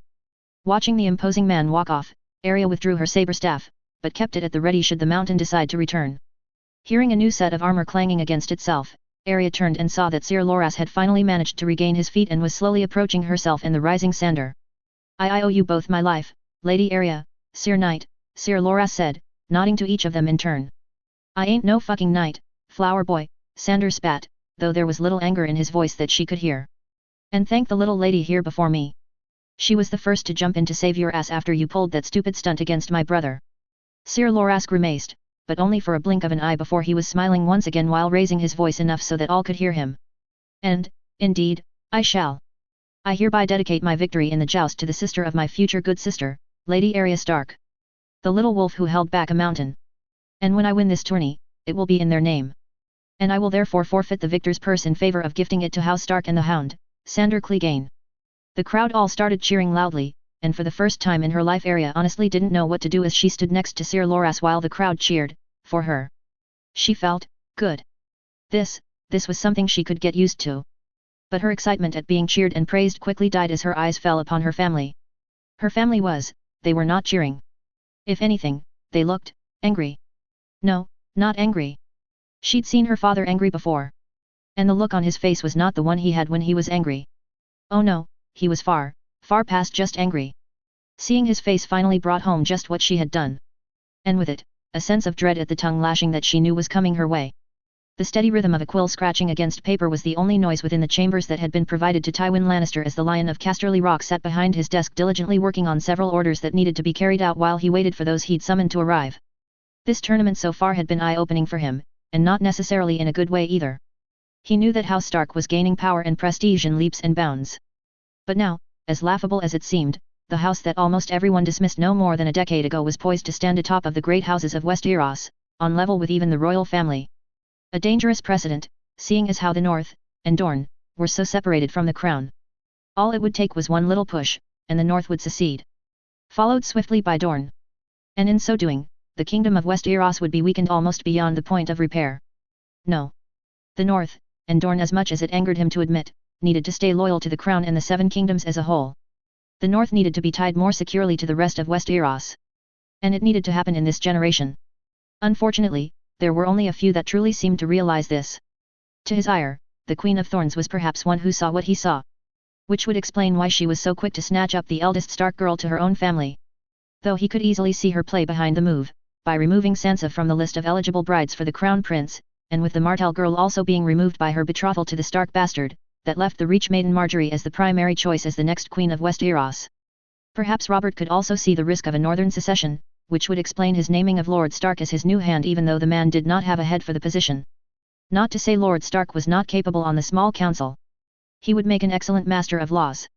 But Lord Stark did not have a head for the game and Tywin gave it perhaps a year, maybe two, before the position of hand would swallow Lord Stark and he would resign. Though that changes with Lord Knox taking up his seat on the council. Tywin frowned, his quill pausing mid-stroke.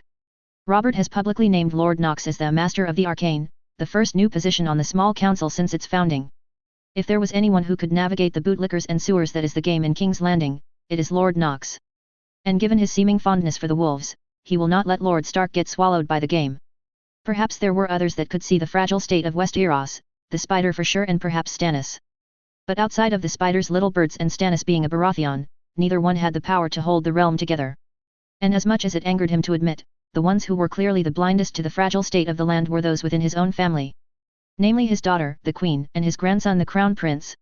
Just thinking of the debacle Joffrey had almost caused brought such a wave of anger through Tywin that the quill that had been in his hand snapped in half. Instead of using this tourney where all the lords and ladies of the realm were gathered to prove himself his father's equal, the boy had done all he could to sully his own name. Had he been anyone else, the boy would either be dead or halfway to the wall right now for all the slights he had delivered throughout the first few days of the tournament. And it was not just against the wolves either the boy had insulted, though those were indeed the most public of slights. Denying dances. Openly mocking multiple lords and ladies. Ordering a king's guard to strike a servant bloody just because he felt she brought him the wrong boots. While he was able to cover most of the boy's indiscretions, the gossiping of the small folk often went beyond even the king's ability to control, and word was slowly seeping out into the masses of the prince's behavior. The boy needs to be brought to heel. Tywin seethed.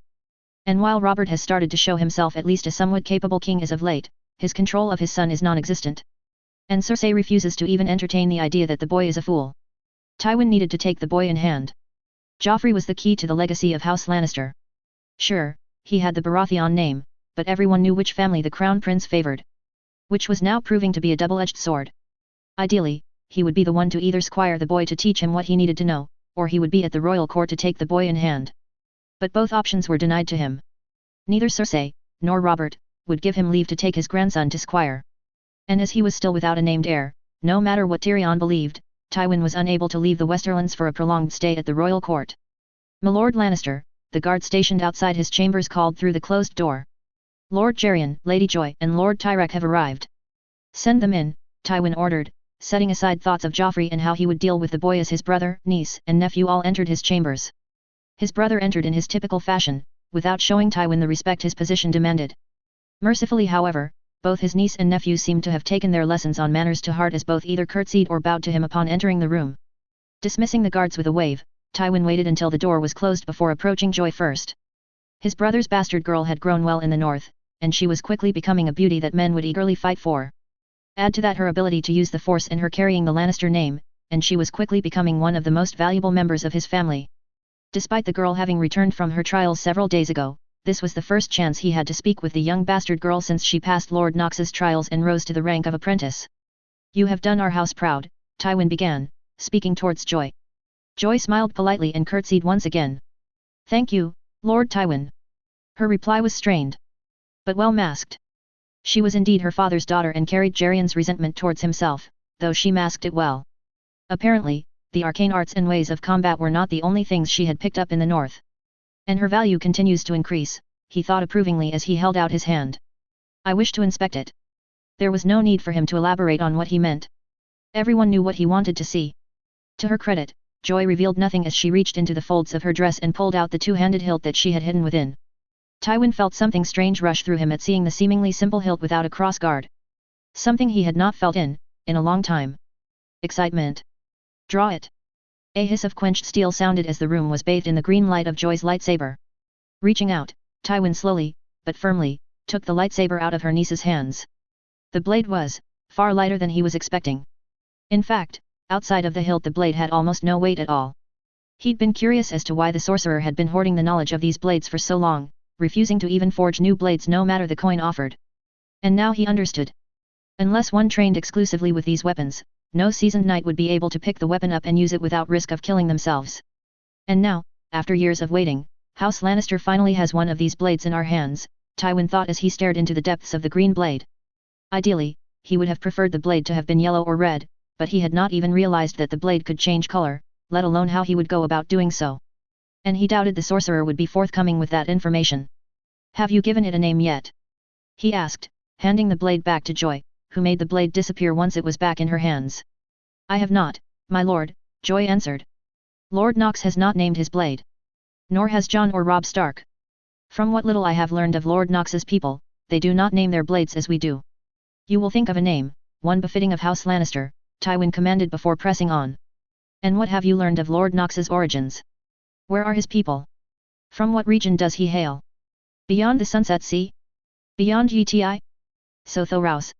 I fear I cannot answer any of those questions, my lord, Joy answered, not meeting his eyes as she did so as the shame of her failure in this regard showed clearly. Lord Knox does not speak of his past nor his people unless he does so to teach a lesson. And even then, the details of his people and their home is kept minimal at best. Tywin was not necessarily expecting a lot, but he had been hopeful for at least some scrap of information. The only clue he'd had for years as to Knox's place of birth had been when the man had mentioned a creature known as a bantha.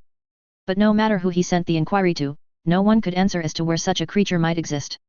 He'd been hoping that with Joy as his student she might be able to learn something of his place of birth, but apparently, he had either overestimated Joy's ability or underestimated Knox's desire not to speak of his people. You will continue to do everything in your power to learn of his place of birth, Tywin commanded before setting the topic aside and pressing on.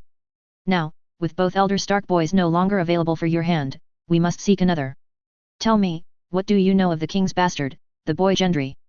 The slightest touches of red rose in Joy's cheeks, and off to the side he could see his brother stiffen. Clearly both knew where he was heading with this inquiry. He is a fine man, my lord. Serious about his craft and his studies. He may not have a head for some areas such as literature or other such pursuits. And his skill with the blade is nowhere near Jon's or even Robb's or areas. But give him a hammer and a good forge, and he knows no equal. Even Lord Knox has acknowledged his skill in forging to be better than the sorcerer's own. That was not something Tywin had known. That Knox was well known to have few equals no matter what he did. To know Gendry's skill in the forge was beyond even the sorcerer's only solidified his decision. Good. Tonight, the king will be making several announcements, most of which are expected. But regardless of what he announces, you will stay with the sorcerer and specifically Gendry. And you will do your utmost to ensure that you catch the eyes of the king's bastard as a woman, not just as a fellow apprentice of the sorcerer. For fuck's sake, Tywin. This is my god's damned daughter we're talking about here, not a piece of livestock, Jerian growled, taking a protective step towards Joy. And almost all girls of her age and status are betrothed by now, or even wedded and bedded. It is far past time that a match is arranged for her. Tywin responded calmly, meeting his brother's eyes, and daring him to try and contradict him. Catch the bastard's eyes and ensure he does not start wandering to whores as young men his age often do. Your father and I will soon begin negotiations with the king regarding a match between the two of you. And speaking of betrothals, you will also be lending your aid to Tyrek so that he can start making inroads into his own potential betrothal as well. What? His nephew, clearly not expecting to be called upon, nearly shouted. Did you believe that I called you to my chambers to stand around like a piece of furniture as I have heard Robert often does? Tywin asked rhetorically. Just as with Joy, you are now of age. And while you are still just a squire, you are a squire to the king, which puts you above the others. Joy, while you have the time, you will tell Tyrek everything you know about Arya Stark. particularly her interests and what ffdrake will need to do to catch and keep her attention. He doubted his nephew's eyes could have gotten any larger if he'd tried. My lord, Arya Stark. Lady Arya Stark, Tywin corrected, to which Joy almost immediately corrected him. She does not like to be called a lady, my lord. She is a warrior woman at heart. If she could, she would have donned a set of armor and joined the melee for this very tournament. And when she is of age, I doubt that anyone will be able to stop her from doing so. Apprentice Arya Stark then, Tywin nodded. He did not mind his niece's correction, but only because she had provided them a useful piece of information that would aid them. Ffdrake nodded, lad, I mean Apprentice Arya Stark, she, Do you find her unpleasing to look at? Tywin asked, not that it truly mattered. He would marry ffdrake, or any in his family, to a babe if it meant strengthening House Lannister's standing. No. But, she is a bit younger than me. It was a feeble excuse at best. Even the boy himself seemed to know this even as he said it. Lady Sansa Stark is betrothed to Lord Willis Tyrell, who is nearly a decade her senior. The difference between yourself and Arya is far less than that. And by the time she is of age to wed, the difference between your ages will not matter. Pausing, Tywin made his way back behind his desk and retook his seat. At the feast tonight, you will introduce yourself to Arya Stark. Joy will tell you what she knows of the young girl, and you will use that to make an impression on her. Dance with her if the opportunity presents itself. Or spend the entire evening by her side. That is all. Leave, and prepare yourselves for tonight. His niece and nephew both made a hasty retreat at his dismissal. His brother followed their example as well, but not before throwing a glare at Tywin and shutting the door with far more force than what was necessary. Alone once more, Tywin leaned back and began plotting out just how he would broach the subject of marriage to both the king and Lord Stark. He was under no delusions that either negotiation would be easy, or even welcome for that matter. But in the end, he would get what he wanted. He would ensure that the legacy of House Lannister remained one to be feared and respected even after his death. Chapter 37, Harrenhal Part 2. Welcome back everyone. No, I'm not dead, just very busy, and what little time I actually had to write has been consumed between my personal and private life. Long story short, I don't know if I will have a regular update schedule. I'm still going to be gunning for the once-a-month update, but as I've shown so far this year that's not very reliable. I'm also thinking of cutting back on the length of these chapters. I usually aim for 20k, but think I might cut it back to 15k before I release a chapter just to make sure I keep updating at a regular pace. Thank you to everyone who has alerted to this story, added it to your favorites or left a review. All of your continued support of this story has really been amazing and keeps pushing me to make sure that I finish this story. I read all of your reviews, and they are a boost, though it's clear that some are really not meant to be a boost but rather to troll, but I try not to let those few deter me. And lastly, shout out to my beta reader and brainstorm partner Telemachus Sundus. Lastly, I do not own Disney, nor am I Lucas or Martin. I have no ownership of A Song of Fire and Ice, Game of Thrones or Star Wars. This is purely for fun with no profit being made. And with that out of the way, let's get to the chapter. Stay safe out there everyone. Chapter 37. Arya sighed as she watched her brother go through the steps of Adaru, the very form she herself preferred. And just as like every other time he had run through the form this morning, he once again misstepped and ended up falling on his backside. Wrong, again, Arya growled, doing all she could to hold in her temper as she waited for her brother to get back to his feet. For the 100th time, Bran. Watch. My feet. This is one of the easiest sequences in Adaru. And if you can't get it right, you might as well move on to another form. To her increasing annoyance, her little brother didn't argue with her, nor talk back, or anything really. He just nodded, then watched carefully as Arya demonstrated the steps he'd been working all morning on. There, she said, her frustration at her situation mounting as she finished the steps, without even a stick in her hands. Now don't try to do it right, just do it. Stepping back, Arya watched as Bran went through the steps again, training blade in hand. He finally didn't fall on his backside this time, but he did have to catch himself.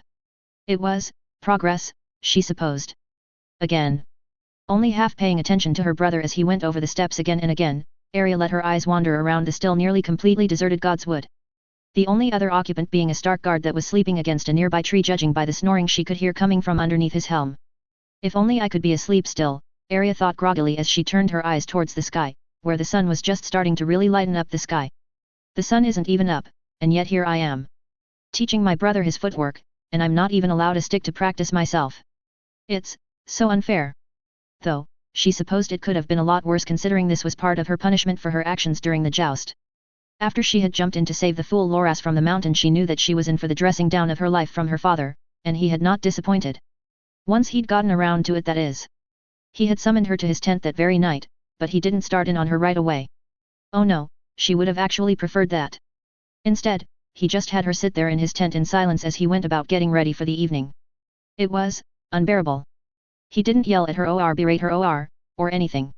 What made it worse was that she knew it was coming, but he just kept silent. When she finally broke and told him to just start yelling at her or calling her an idiot or whatever else he wanted, he just stared at her in disappointment. And that look, by the force, that look in his eyes was worse than anything he could have said. Even when he did start in on her, he never once raised his voice. He just talked calmly about how disappointed he was in her. Not necessarily for her actions to save another, he was proud of her for being willing to do that. But what angered him was her own lack of discretion and self-preservation. By the time he was finished, she seriously wanted to crawl into a hole and disappear from her father's gaze. He'd taken her lightsaber from her, stating that she would get it back only when he felt she was truly ready to hold it again. That she would also be spending her time teaching her brother Bran his forms until further notice. To go along with that, she was not allowed to wield even a stick as a weapon unless in defense of her life. If he didn't think she understood the lesson, then he would keep her lightsaber for longer and he would bar her from training of any kind for a long time. So now, here she was. In the God's Wood before even the sun was in the sky, teaching her brother his forms one step at a time. It wasn't that her brother was bad. He truly wasn't. He just wasn't Jon or Robb, and certainly not Master Nox. She knew her brother badly wanted to follow in their older brother's footsteps and be a warrior that was known and respected throughout the land. But she just couldn't see that ever happening. By the Force, he even had trouble beating Sansa in a spar. But while he might not ever be a warrior, his ability with the Force was almost frightening. He just understood almost every lesson Master Nox taught them, no matter how hard she, or any of the others, found it. Honestly, if he just gave up on this silly idea of his becoming the next Master Nox with the blade and instead focused on his Force studies, well, he could become the next Master Nox with the Force. Flourishing, Bran finished the set with a twisting jump. But his footwork was again off, making him land off center, causing him to lose his balance and stumble several paces off to the side before righting himself, nearly losing his hold on his wooden training blade in the process. Whoa!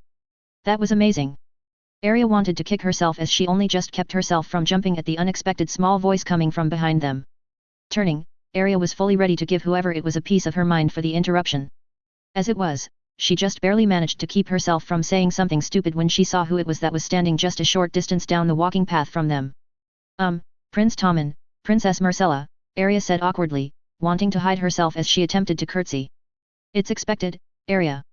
If you don't greet the prince and princess properly, then father will hear about it. And then it'll be even longer until he gives you your saber staff back. Beside her, her brother quickly bowed at the waist. Off to the side, the formerly sleeping Stark guard suddenly snapped awake. He awkwardly rolled from his position and into a kneeling one with his head bowed. Please rise, there is no need, Princess Myrcella said with a smile that reminded Arya far too much of her sister Sansa. Wonderful, another perfect lady, or I guess princess, in this case. As she stood back up, Arya briefly noticed the king's guard standing behind the two. It was the foul-faced one that Robb had told her had been the one that came to the northern camp to arrest him. Which immediately meant that Arya did not like the idiot. That, and he just felt wrong. And what was more, whenever he looked at the princess or herself, she felt, well, she wasn't sure what it was. But all she knew was that she did not like it. Not one bit at all. That was amazing. Whereas the princess was every bit the proper lady just like Sansa, the prince was not. In a heartbeat, he crossed the remaining distance between them and was nearly jumping in place in excitement. That was so amazing. Can you show me how to move like that? Please. Arya was, well, taken aback by the sheer excitement in the prince. It was definitely not something she expected. But more than that, by the gods, is this what I was like when I first wanted to learn with my brothers and then under Master Nox? Was I really this annoying? Arya stuttered, cursing herself as she stared at the big green eyes of the prince that was all but begging before her.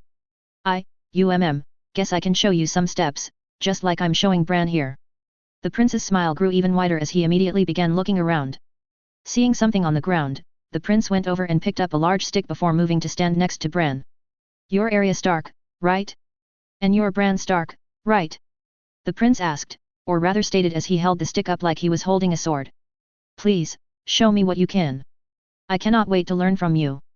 Glancing over her shoulder, she saw the princess pick a suitable place to sit and, while carefully folding her dress around her, sat down on the soft grass to watch her, Arya Stark, teach the prince how to move with a blade. Sighing at the thought of having to teach yet another how to move, and this one a prince, which meant he was probably going to be a spoiled brat just like the other prince, Arya stepped up beside the young prince and spread her feet. First, you need to set your feet apart the same distance as your shoulders. And do you prefer your right or left hand? Right? Then move your right foot back slightly so that you have a good starting position. Arya wasn't sure just how long she spent teaching her brother and this little prince how to move, but as she looked up and noticed that the sun was nearly at midday, she had to grudgingly admit that she had to eat her own words about the prince. Despite her pushing him almost as hard as she was her brother, though not nearly as hard as she pushed herself during training, the young prince never once complained or threw a tantrum. When he fell, he simply got back up and tried again, picking up right where he failed. And as the sun began to shift past midday, Arya found that she was actually enjoying teaching the young prince and her brother. When that had started to happen, she had no idea. But seeing her brother and the prince smile widely and listening to the princess clap and cheer as the prince completed the most basic of forms made her feel proud. It was something she was not expecting. But it was there. She was actually proud of having taught the prince the most basic of footwork, and it made her feel good. Perhaps this isn't too bad, I guess. Well, dog, what do we have here? That was to say that Arya had been enjoying her time teaching until that voice interrupted. It caused Princess Marcella to tense and Prince Tommen to freeze almost completely. Standing within the small clearing within the Godswood was none other than the one person that she never wanted to see again, the Crown Prince Joffrey Baratheon. And standing just behind him was an imposing man, the same man her sister Sansa had healed during the opening feast a few days past, Sandor Clegane. The Hound, as she'd heard others refer to him. What do you want, Joffrey? Arya had been so focused on Joffrey and her anger at him that she hadn't even realized that Marcella had risen from her place on the ground and purposefully put herself between Joffrey and the rest of them. Joffrey's glare didn't lessen, rather it was only added to as he smirked at his sister. The look was disgusting. One that not even Sansa had given her when they were fighting with each other. I heard that the cowardly she-wolf was trying to teach my pathetic brother how to fight. It sounded so hilarious that I just had to come and see it for myself. Arya felt herself go still at what he called her. The cowardly she-wolf, she repeated.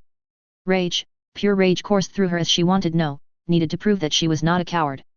Her fingers twitched, itching to reach for her lightsaber that was always on her hip, only to find it missing. Still with her father because of her actions. She's not a coward, Joffrey, the princess said, coming to Arya's defense. Joffrey just smirked wider. Of course she is. She pulled her fancy weapon, then turned coward the moment she was facing a true opponent, not one made of straw.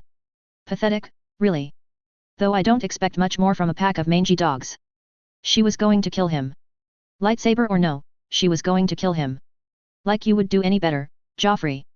Tommen spoke up next from Arya's side. She's not a coward. She put herself between the mountain and a defenseless knight. Besides, I was sitting next to you, Joffrey. When the mountain killed his horse, you went completely still in terror as well.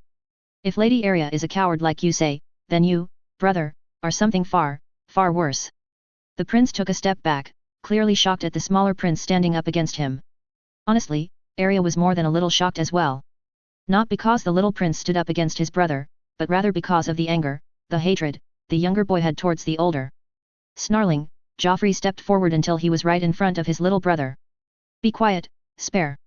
I'm not a pathetic little fawn like you pretend to be. I'm a lion. Lions eat fawns.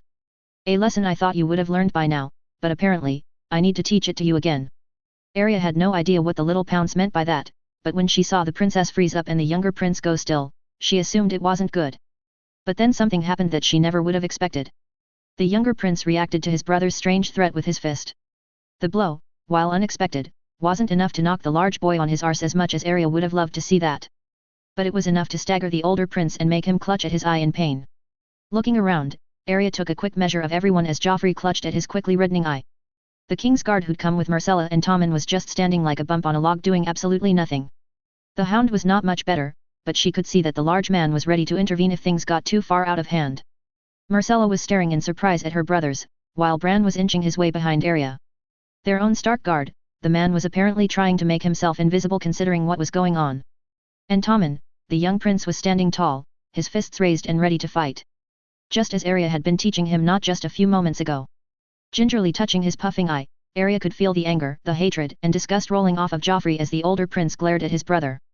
You, how dare you? I am the crown prince. And you are nothing. Nothing. Arya's blood went cold as she watched Joffrey quickly pull his sword clear of its sheath. It wasn't a lightsaber, Valyrian, or even Northern steel. But it was still live steel. Live steel that the prince was bearing against his own younger unarmed brother. Setting her feet, Arya prepared to jump in and stop whatever was about to happen. But before she could, another took the option away from her. The hound moved faster than she thought a man his size could, seizing the crossguard of the prince's sword and roughly yanking it away from the prince. Hound! How dare you lay a hand on the crown prince of the Seven Kingdoms? The king's guard yelled, the first words he'd spoken since arriving, while drawing his sword. Fuck off, Blount, the hound growled, still holding onto the prince's sword while seemingly completely fine with the fact that he was being threatened by a member of the king's guard. I'm following the orders of the king, remember? He told all of you white-cloaked fucks that you're supposed to be keeping the prince from getting into trouble or making a fool of himself. I think drawing his sword on his younger brother meets both. So why did I need to step in when you should have, Blount? The king's guard didn't say anything, preferring instead to just stand there and glare at the hound. After getting over his surprise at having his sword so quickly and easily pulled from his hand, Joffrey went red and began yelling at his sworn shield. How dare you lay a hand on me, dog? The hound remained completely impassive. Apparently, this wasn't the first time the prince had yelled at him for something. I didn't lay a hand on you, my prince. I merely took your sword from you before you did something foolish. If possible, Joffrey went even redder, and he began to shake. When I tell my mother. If I were you, my prince, I'd be far more worried about what your father, the king, will be saying to you when he learns that you tried to pull live steel against your unarmed brother, sister, and 2 of the Starks. The threat of the king learning of his actions was apparently enough to put some sense into the crown prince. Visibly taking control of himself, Joffrey cast one more hateful glance towards all of them before quickly turning around and marching away. Come, dog. We're leaving these kids to their pathetic games. The moment the crown pounds, Arya refused to think of him as a prince anymore, was out of sight. Tommen collapsed like a puppet who'd had its strings cut. Tommen! The princess yelled, rushing to her brother's side. Surprising even herself, Arya found herself beside the kneeling prince, who was staring blankly where his brother had disappeared, before Myrcella could even reach him. She said lamely. Gods, what was she supposed to say? That was a good punch there. The prince smiled as he finally looked away from where his brother had gone and down towards his still tightly clenched fists. It was, wasn't it? It was. But it was stupid, Tommen, Myrcella added as she reached out and grabbed her brother's hand to examine it. You know, Joffrey, you know that he'll go to mother and then we'll go to father, if he does, Tommen said, surprising Arya at the firmness in his voice. Besides, do you really think Joffrey will admit that I punched him? He'd be too embarrassed to admit I gave him a black eye. Sighing, Myrcella shook her head and dropped his hand. Maybe, Tommen. But it'd be best if we go and speak to father first before Joffrey can spread whatever tale he wants. Lady Arya Stark, Lord Bran Stark. It was a pleasure meeting both of you this morning. And, thank you for taking time to teach Tommen a few things. Yes, thank you, Lady Arya, Lord Bran, Tommen said quickly while smiling and bowing to the 2 of them. I had a lot of fun today. One of the first times I've ever had fun during this type of training and you're a really good teacher, Lady Arya. Do you think we can do this again? You teaching me, I mean. Arya was at a complete loss as the young prince's excitement nearly overwhelmed her. By the gods and the Force, was this what I was like when I wanted Robb, Jon, and Master Knox to train me? If so, I owe them all apologies. Instead of saying that aloud however, she nodded to the young prince. Of course, Your Grace. I would be happy to. She really wouldn't, but maybe by doing this, she could prove to her father and Master Knox that she deserved to have her saber staff back. The young prince grinned widely, and even the princess smiled slightly. Then until next we meet, Lady Arya, Tommen said with a wide smile before turning around and quickly making his way out of the Godswood with the princess right next to him and the king's guard trailing behind the 2 of them. I'm not a lady. Arya called out too late as the 3 were already well out of earshot by the time she could speak. Turning back to her brother, she saw that Bran was fighting a losing battle against holding in his laughter. Oh, wrong decision, brother. She grinned as several thoughts came to mind about how she could put her brother through the hells. Time for some real training, dear brother. Sitting in a light meditative state with his hand raised, Knox listened and watched through the Force as the individual in front of him slowly breathed in and out. Again, Knox said, drawing a short cough from King Robert Baratheon, who was the one seated in front of him. The king did not say anything, he just breathed in deep, held his breath for a few moments, then released it in a raspy cough as small little blood droplets leapt from his mouth. Fuck, Sorcerer, Robert coughed, raising a cloth to his lips to catch the blood that was leaving him. How many times do you want me to breathe like this? That was the last time, Knox said, rising from his seated position behind the king and moving around to the front of the king and retaking his seat next to Ned Stark, the only other occupant of the secluded room. The king had called the two of them into a private conference to discuss matters of the realm. But as soon as the doors were shut and Nox made sure there were no unwanted ears, the king had requested, well begged almost, for Nox to examine him and his condition. "How long did your maester give you?" Nox asked, not having to specify what exactly he was asking about as the meaning was clear to all three of them. 5 years, maybe 10 if I actually took care of myself, Robert answered, his coughing fit finally subsiding as he lowered the now thoroughly bloodied cloth and throwing the offending piece in the nearby fireplace to burn. Nodding, Nox thought about what he had seen during his own examination.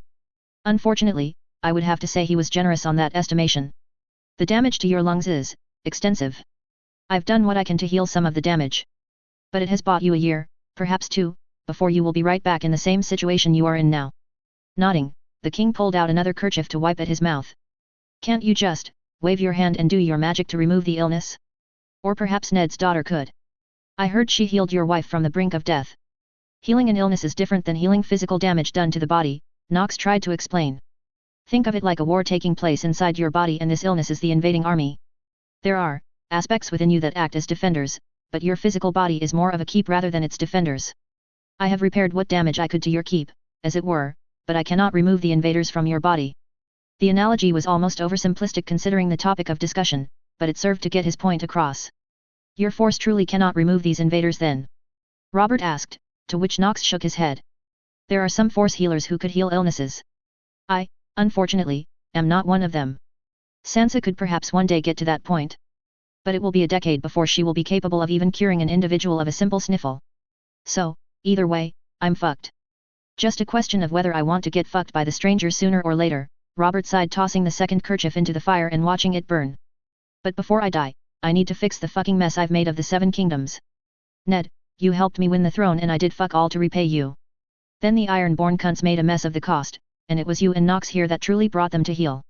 Then Nox, you discovered what that idiot Lannister should have told me years ago and saved King's Landing. Hells, I am not good at this. I've fucked things up bad, Ned, Nox, and now I need you two to help me try and put things back to right before this fucking illness takes me. You've been a good king, Robert, Ned tried to answer diplomatically, but Robert just laughed. Ha! Nice one, Ned. I've been a shit king. Sure, I'm no mad fucker looking to burn everyone and everything, but I've done shit all to try and heal the 7 kingdoms ever since we threw the dragons off the throne. First and foremost, my heir. I didn't march to overthrow one idiot king just to leave my kingdom in the hands of another idiot. I need you two to help me teach my idiot son Joffrey how to be a good and just king. A hard task, I know. But I know that you two more than anyone else can perhaps shape that boy into something resembling a king before I pass on. Nox doubted that. He had met more than his fair share of rulers and their heirs in his time. Hells, he'd killed more than his fair share of both during his time on the Dark Council. He felt he was a decent judge of who would make a decent ruler in the future. Joffrey had none of the qualities that he would look for when choosing a ruler.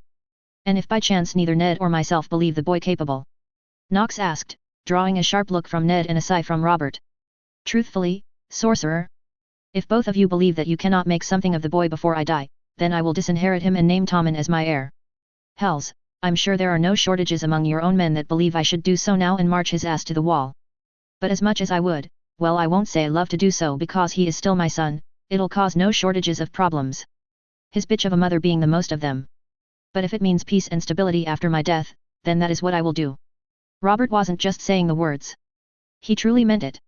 If Nox was still the same man he'd been during his time on the Dark Council, he simply would have killed Joffrey for the stunt he pulled with Robb. But he wasn't that man, not fully at least. And he could understand to a degree why Robert was hesitant. He might be embarrassed or even at times disgusted with Joffrey. But, in the end, he was still the man's son. We'll do what we can for him, Robert, Ned promised the man. Thank you, Ned, and you, Nox, Robert sighed, the weight of what he'd just decided clearly pressing down on him. Turning that boy into a just and honorable king might be a fool's errand, but I still need to try. And with you two aiding in the endeavor, there might just be some semblance of hope for the boy. Nox doubted it. He'd met more than his fair share of rulers in his time. Good leaders. Poor leaders. Cowards and tyrants. Idiots and fools. Name a stereotype of a leader and Nox had had dealings with them. Joffrey, he had all the makings of a piss-poor idiot tyrant of a leader. He doubted there would be anything Ned, or even he, could do to change that. No, Nox knew who should take the throne after Robert. It would just be a matter of juggling events to reach his desired outcome. Despite what many may think, just because he still identified as a Dark Lord of the Sith, it did not mean that he wanted rivers of bloodshed to reach his goals. Not that there wouldn't be bloodshed. But he wanted to minimize it as much as possible. Especially considering what was coming. And speaking of what was to come. Unfortunately, my teaching of your son will be delayed. Knox said, drawing looks from both Ned and Robert. I sensed that there has been a significant disturbance in the Force, both at Winterfell and as far as the Wall and perhaps even further. While I have the utmost faith in Jon and Robb to handle almost anything that comes their way, this disturbance is one that I feel I must look into myself. Robert was clearly not pleased while Ned was curious and concerned about whatever it was that Knox sensed in the north. I already announced your position and your taking of the fucking seat on the small council, Knox, the king growled in annoyance. You can't just back away now. And I don't plan to, Knox replied calmly. But the fact remains that this is something that I need to look into. The seat will not be vacant. It's customary for a small council member to appoint another to their position while they are away, is it not? And I will be doing the same. Who will you be appointing to your seat? Robert grumbled, no doubt knowing that trying to tell Knox to do something would not go over well. Perhaps the second most knowledgeable person on matters of the arcane in Westeros, save for my apprentices and acolytes, who are all too young to take up such a position. My wife, Nyra. Robert blinked and leaned back in his seat. I wasn't aware that your wife had this force as you called it. And I wasn't aware that having a connection to the Force was a necessity to taking up the position on the small council, Knox countered, not unkindly. But as for her connection to the Force, she has one. Faint, but present. And strangely it seemed to have been increased after the passing of the Red Comet. Another oddity that requires my attention but that can wait. For now, I need to travel to Winterfell and discover what has transpired in the north before heading to the Wall in order to look into the disturbance I felt. Once I've satisfied myself on both counts, I will take a ship from Eastwatch on the Wall and sail for King's Landing. Robert grumbled, clearly unhappy about Knox's decision, but realizing he was powerless to stop it. Fine. Hells, if this wife of yours is even half as competent as you two say she is. She is, Knox and Ned cut in almost at the same time. Then maybe between Ned and her, they can clean up my small council. Gods know I need all the help I can get on that front now with Jon taken from us and Stannis all but abandoning his post with hardly a by your leave. Knox nodded, but there was doubt. Concern. A premonition of danger. He was never one to coddle anyone. He had never been shielded from the galaxy. So, why should he shield others from the hardships and dangers of life? But even still, he had concerns about sending his wife, his light, away. It wasn't the impending separation that caused his unease. No, he and Nyra had been separated for weeks, months, at a time and he had not felt uneasy about leaving her. But all of those times she was safe in the heart of the north. This time, he would be leaving her again for weeks or maybe even months. And unlike before, instead of being safe in the north, she would be in a cesspool of power-grabbing fools that made up the bulk of King's Landing. The very thought of which was almost enough to change his mind regarding the matter. But, this decision was not one of his own making. Nyra had actually been the one to make the suggestion when he told her that he would have to return to the north to investigate the effects that the Red Comet had had. And if there was one thing about his wife, once she'd made her mind up regarding something, there was no changing her course. So, for now, he would take the few precious days he had to give his wife the few tools he could in order to help her navigate the festering waste that she was about to wade into. And hope to the Force that his ill premonitions were nothing more than him being overly cautious with his wife. If not, then may the Force or whatever deities exist grant mercy on any who would see harm come to his light. Because he would not. Walking with her head held high and with Sansa to her right, young Jane Poole following her, and Osha lagging behind by a few steps, Nyra Knox walked into a sea of green and gold tents that had been erected near as close to the ruined walls of Harrenhal as possible without actually being atop the walls themselves. This spot was chosen on purpose, Nyra thought as she kept her sight forward. The Baratheons and the Lannisters claimed the interior of Harrenhal, as was their right as families of the king and queen respectively. But the Tyrells immediately claimed the plot of land that was closest to Harrenhal. An attempt to show their, not dominance, but rather hopeful ties with the royal family. Ties that they hoped to solidify. Nyra found the whole display almost pitiful. She respected House Tyrell, or more correctly she respected certain members of House Tyrell. But their almost painfully desperate grab for the throne was, well, painful to watch. As a girl, she knew of the game that the noble houses played with one another, but she never understood it. To her, and to most of the small folk, the only thing the nobles playing the game meant was that some or quite a few of them would be dying soon. Now as a noble herself and married to arguably the most influential man in all of Westeros and maybe even Essos, she had a better understanding of the game. But that understanding didn't mean she enjoyed it. Quite the opposite in fact. The more she learned of the game, the more she hated it. But unfortunately, until things could change for the better, she would also need to play this wretched game that others seemed to find such enjoyment in. Their escorts led them through the tents until they reached a large canopy where dozens of ladies of the realm had gathered. Ah, finally, some true women to be admired, an elderly voice, one Naira recognized all too easily, called out from beneath the canopy. Olenna Tyrell, the dowager of House Tyrell and the true ruler of the Reach if one bothered to listen to the whispers of the people. The old woman was not hard to spot, given she was quite easily the oldest woman Naira had ever known in her life. Perhaps even older than old Nan back in Winterfell. Move aside girl, Olenna remarked offhandedly to one of the ladies seated to her left, though said lady could only be considered a girl to the elderly matriarch as the lady easily had more than a few winters on her than even Naira. I'd like to have an actual pleasant conversation for a change instead of listening to you prattle on and on about your husband's and son's accomplishments. I'd much rather talk to a woman who has made something of herself instead of relying on someone with a cock to make something of her. Grandmother, Marjorie sighed as the noble woman got up and shot both Naira and Olenna a harsh look before pointedly marching out of the pavilion. Pa, I was sick of listening to that woman go on and on about her husband and son. Honestly, the girl has succeeded at nothing more than popping an air out from between her legs. Something every woman here can, or soon will, do as well.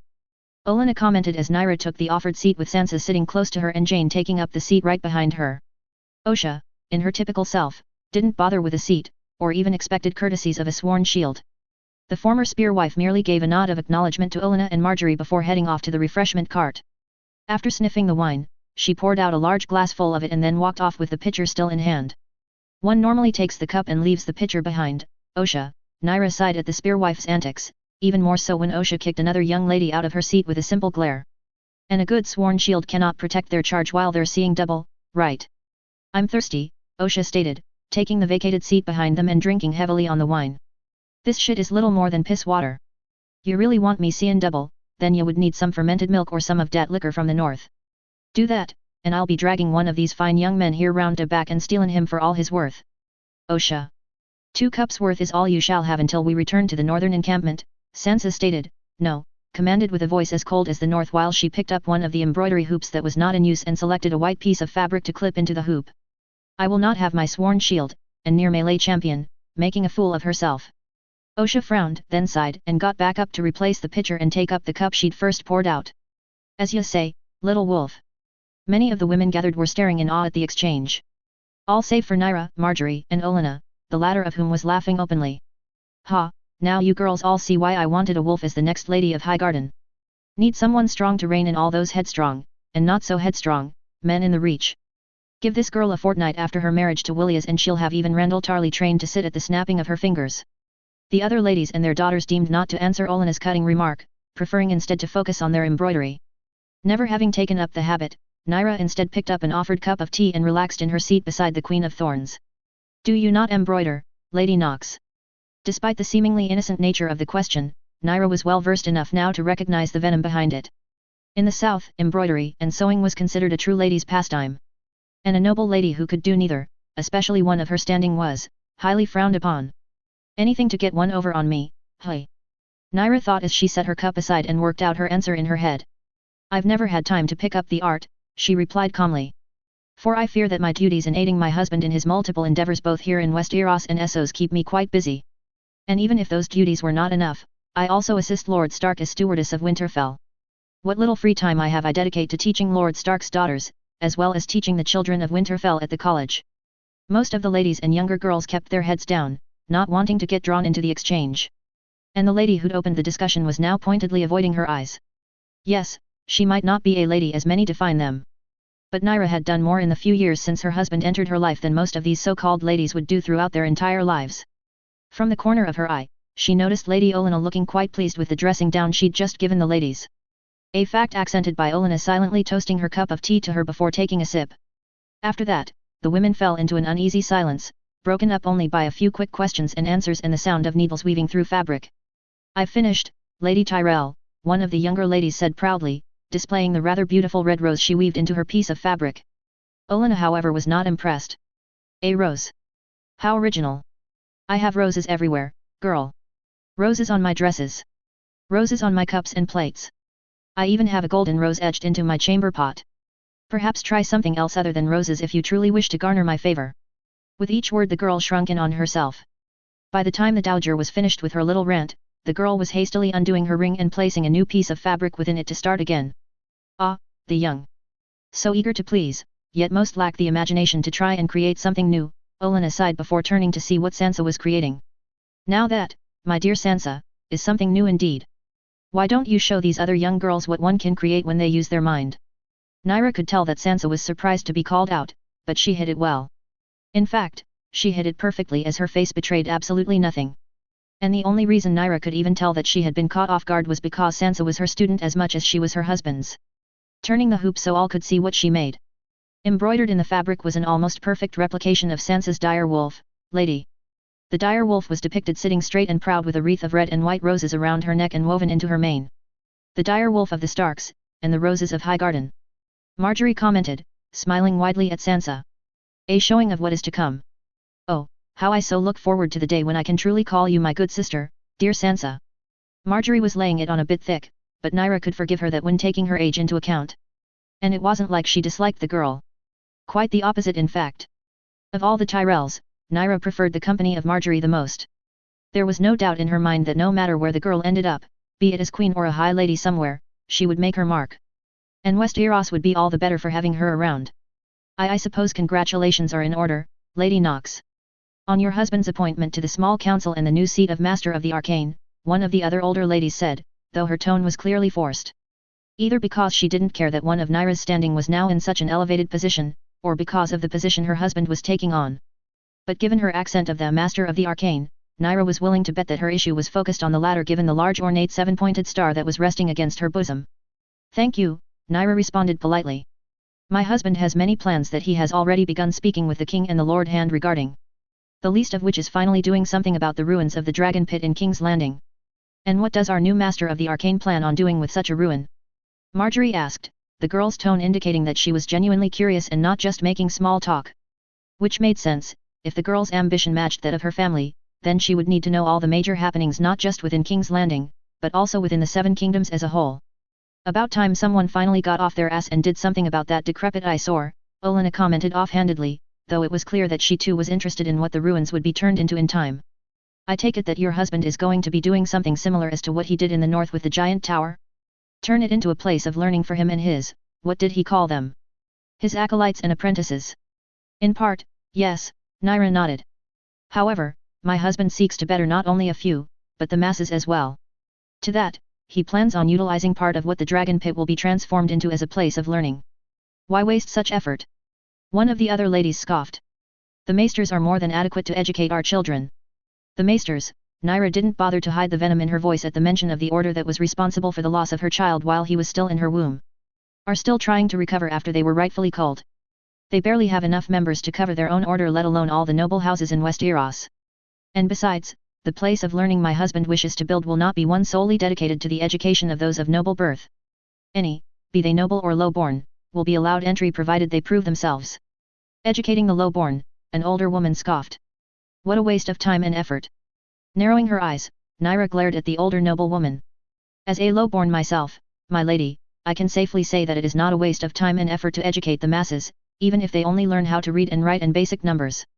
In fact, doing so over the past few years has proven to be quite a boon to Lord Stark and the lands around Winterfell. The woman still scoffed and shook her head. Still a waste of time and coin. But if that is what your lord husband wants to waste the crown's coin on, who am I to argue with the great Lord Sorcerer? Just don't expect the nobles of the Crownlands to blindly follow his lead in this endeavor. Naira didn't bother to respond. She knew that many, if not most, of the nobles would ultimately support the idea of educating the masses. After all, while it was much easier to control the masses if they had to rely on a few of them properly educated for everything. But she knew that, once they saw the benefit of educating the masses, that other noble houses would soon fall in line and begin educating their own small folk as well. And with that, conversation slowly drifted away from Naira and her husband to other topics. Most notably the tournament and the knights and lords that were participating. Specifically, those who were still unwed or without a betrothal. Which of course perked up all the younger unmarried, and even some of the married ladies present. But as the topics kept going around and around about which knight was the most handsome, eligible, and honorable, Naira felt her mind drift away from the conversation. Maybe once she would have gushed about a handsome knight, but no longer. She had Alim. And no man would ever be able to measure up to his standard. These girls cluck like a brood of hens chasing after a prized cock, which isn't too far from the truth given many of these little simpletons will lay with whatever fool they can find as long as he has a pretty face and a position of worth. Olenna sighed beside her as the other ladies around them continued to gossip about the knights, lords, and heirs. Naira couldn't help the small laugh that escaped her at Lady Olenna's tongue. Indeed, Naira smirked. Too bad most of them wouldn't know what to do even if they caught one. Not that these prized cocks even know what to do either besides racing to their own end, then falling asleep. All too true, Olenna chuckled, shaking her head. Us women are taught from the time we first bleed on how to please our men. The least they could do is return the favor and think of pleasing us for a change. My late husband Luther could have truly used such advice. It is nothing short of a miracle that I gave birth to Mace, let alone my Mina and Janna after him. The man had about as much skill in bed as a blind armless man in a melee. Desperately shaking her head to try and get the image of the Queen of Thorns in bed out of it, Naira tried to find something anything, to change the subject. Oh, come now, dear, Olenna croaked. Even at my age, I enjoy a decent bed partner as much as the next woman. Though recently it has started to become increasingly more difficult to find one that can properly accommodate my needs. Now Naira truly needed something to change the subject. Mercifully, she managed to find one right out of the corner of her eye as she spotted perhaps the largest woman she had ever seen trying to make herself small and pass them by. And she wasn't the only one to spot the oddity as Olenna perked her head up as well. Ah, there she is. Left, go and collect that one. I sent her an invitation to this little gathering, the least she could do is introduce herself. One of the guards wearing Tyrell livery immediately moved from his spot outside the pavilion and made his way over to the woman. The ladies quieted as the guard returned, with a woman who was equal in height to the guard. And unlike the other ladies who were wearing dresses and jewels, this woman wore a simple leather tunic and breeches. Lady Brienne of Tarth. You took your time getting here, girl. Don't think that just because you managed to hand all those men their own asses in the melee that I will tolerate tardiness from one that I invite to a gathering. The large woman with short-cut hair awkwardly shifted her weight back and forth from one foot to the other. Yes, forgive me, Lady Tyrell, I was not expecting an invite. Lee. Of course you weren't, Olenna cut in. It's no great secret that you spend more time in the yard than most men and rarely, if ever, spend your time on anything that might be considered womanly. Which is precisely why I wanted you here. You're a welcome distraction. Now come, pull up a seat next to Lady Naira Knox and Lady Sansa Stark and my own granddaughter. I prefer having the interesting women close by myself. Brienne had managed to take a single step forward before the names hit her. Lady Knox? Lady Stark? She half stated, half asked as she glanced back and forth between Naira and Sansa before her eyes flickered back towards Osha, who was still lounging behind Sansa. Lady Brienne, Naira said in what she hoped was a calming manner. Come, sit with us. You made an impressive showing in the melee the other day. One that caught the attention of many. My own husband is amongst those you impressed. And he is not one that is easily impressed. Brienne seemed to stand up straighter, adding to her already impressive height. Impressed Lord Knox. Indeed you did, Naira nodded as she smiled at the woman, who suddenly looked like a young girl who'd just been praised by her mother and father. In fact, my husband has decided to offer you an invitation to train with him while we are here in Harrenhal, and later when we make our home in King's Landing should you ever find yourself within the city. Take it from me, big girl, you want to train with the sorcerer, Osha said, her cup of wine still in hand, and staring at Brienne with a large grin. I didn't get a chance to fight you during the melee, and if you train with the sorcerer I'll get me chance. Just be careful around the Norfolk. More than a few men, and perhaps even a woman or two, would be more than interested in trying to steal you once they see how skilled you are. Brienne's brow furrowed. What do you mean by, steal me? The Norfolk, while having almost fully taken on the laws and customs of the North, do still hold to some of the old beliefs of the free folk, the wildlings. If heavily altered to as not break the law, Naira explained to Brienne. They respect strength and skill almost above all else, both in themselves and their potential husbands and wives. Should a man, or even a woman, come to desire a match they will have to steal them. Or rather fight them to submission to prove their strength and skill over them. That is barbaric and disgusting. One of the ladies all but shouted, drawing a snort from Osha. Better than being sold or traded away like livestock whose only purpose is to spread your legs and shit out children and nothing else. Osha, enough, Sansa cut in, stopping her sworn sword from saying anything further. The tent lapsed into an uneasy silence, the only noise being the rubbing of leather as Brienne awkwardly remained standing in the center of the pavilion. Well, Naira said, abruptly rising to her feet the moment she saw that Sansa and Jane were both finished with their embroidery. This has been a pleasant afternoon. But we have much to do. Sansa, Jane. I'm sure Lord Stark has duties for the both of you. Lady Brienne, you are welcome to accompany us back to the northern encampment, if you wish. My husband and Lord Stark are currently engaged in talks with the king, but you will find a place amongst us till they return if you wish. Yes, thank you, Lady Nox, Brienne said quickly, moving aside to give Naira and the others a clear path out of the tent. I would enjoy that. Nodding, Naira turned towards Olenna and Marjorie before giving the both of them a slight curtsy, more for sake of courtesy than anything else. Lady Olenna, Lady Marjorie. As always, it was a pleasure speaking with the both of you. You as well, dear, Olenna nodded as Sansa and Marjorie said their own goodbyes. Taking her leave, Naira made her way out of the pavilion and back out into the sunlight as Sansa, Jane, Osha and now Brienne of Tarth quickly fell into step beside and behind her. By the Force and the old gods, I hate those condescending simpletons, she seethed, not bothering to glance backwards towards the so-called noble ladies of the realm. Honestly, the only two worth anything amongst them are Marjorie and Olenna. As for the rest of them, I'd honestly be surprised if they had a single functioning mind between the lot of them. And unfortunately, it's only going to get worse once we reach King's Landing and Alum takes up his position as Master of the Arcane. At least there was no talks about any future children to carry on the name and legacy of House Nox. Her steps faltering, Naira couldn't help herself as she brought her right hand to rest on her still empty womb. It isn't for lack of trying, that is for sure. But still, even after years, the seed will not take hold. Alum isn't too concerned about it. From what he said, the fact that I still have my moon's blood is a good sign and that it is regular. But still, despite living here for so long and bringing many ideals with him, he still doesn't fully understand this land. Each month without a child growing within me will only embolden those who are more ambitious. Another year, maybe two, and serious talks will begin about me being barren. And while I know that Alum will never set me aside, Taking a deep breath, Naira ruthlessly forced her melancholy back down before it could fester. No. I will not think like this. I will not allow them to win. I'm still healthy and hale. And my womb, despite what happened, is still whole and capable. I will bear Alum's child, our child. Today. Tomorrow. A year from now. It doesn't matter how long it'll take. I will give my husband his legacy no matter what. But even with her renewed faith, the small kernel of doubt that had been festering within her mind ever since she laid Kem on the funeral pyre would not go away. The warm winds of Dorne kissed her face and exposed skin as Arianne Martell, heir to the rule of Dorne, stood upon her balcony watching the few ships at House Martell's command enter and leave the harbour far below. With the trade that she'd brokered with the north, Dorne was finally able to truly expand their naval fleet beyond just trading vessels. She doubted they would ever have a fleet that could compete with the Red Wine Fleet, the Ironborn, or even the Royal Fleet. But Dorne would finally have some presence at sea. But despite her eyes being trained on the ships below, her mind was not on them. No. Her thoughts were far to the north.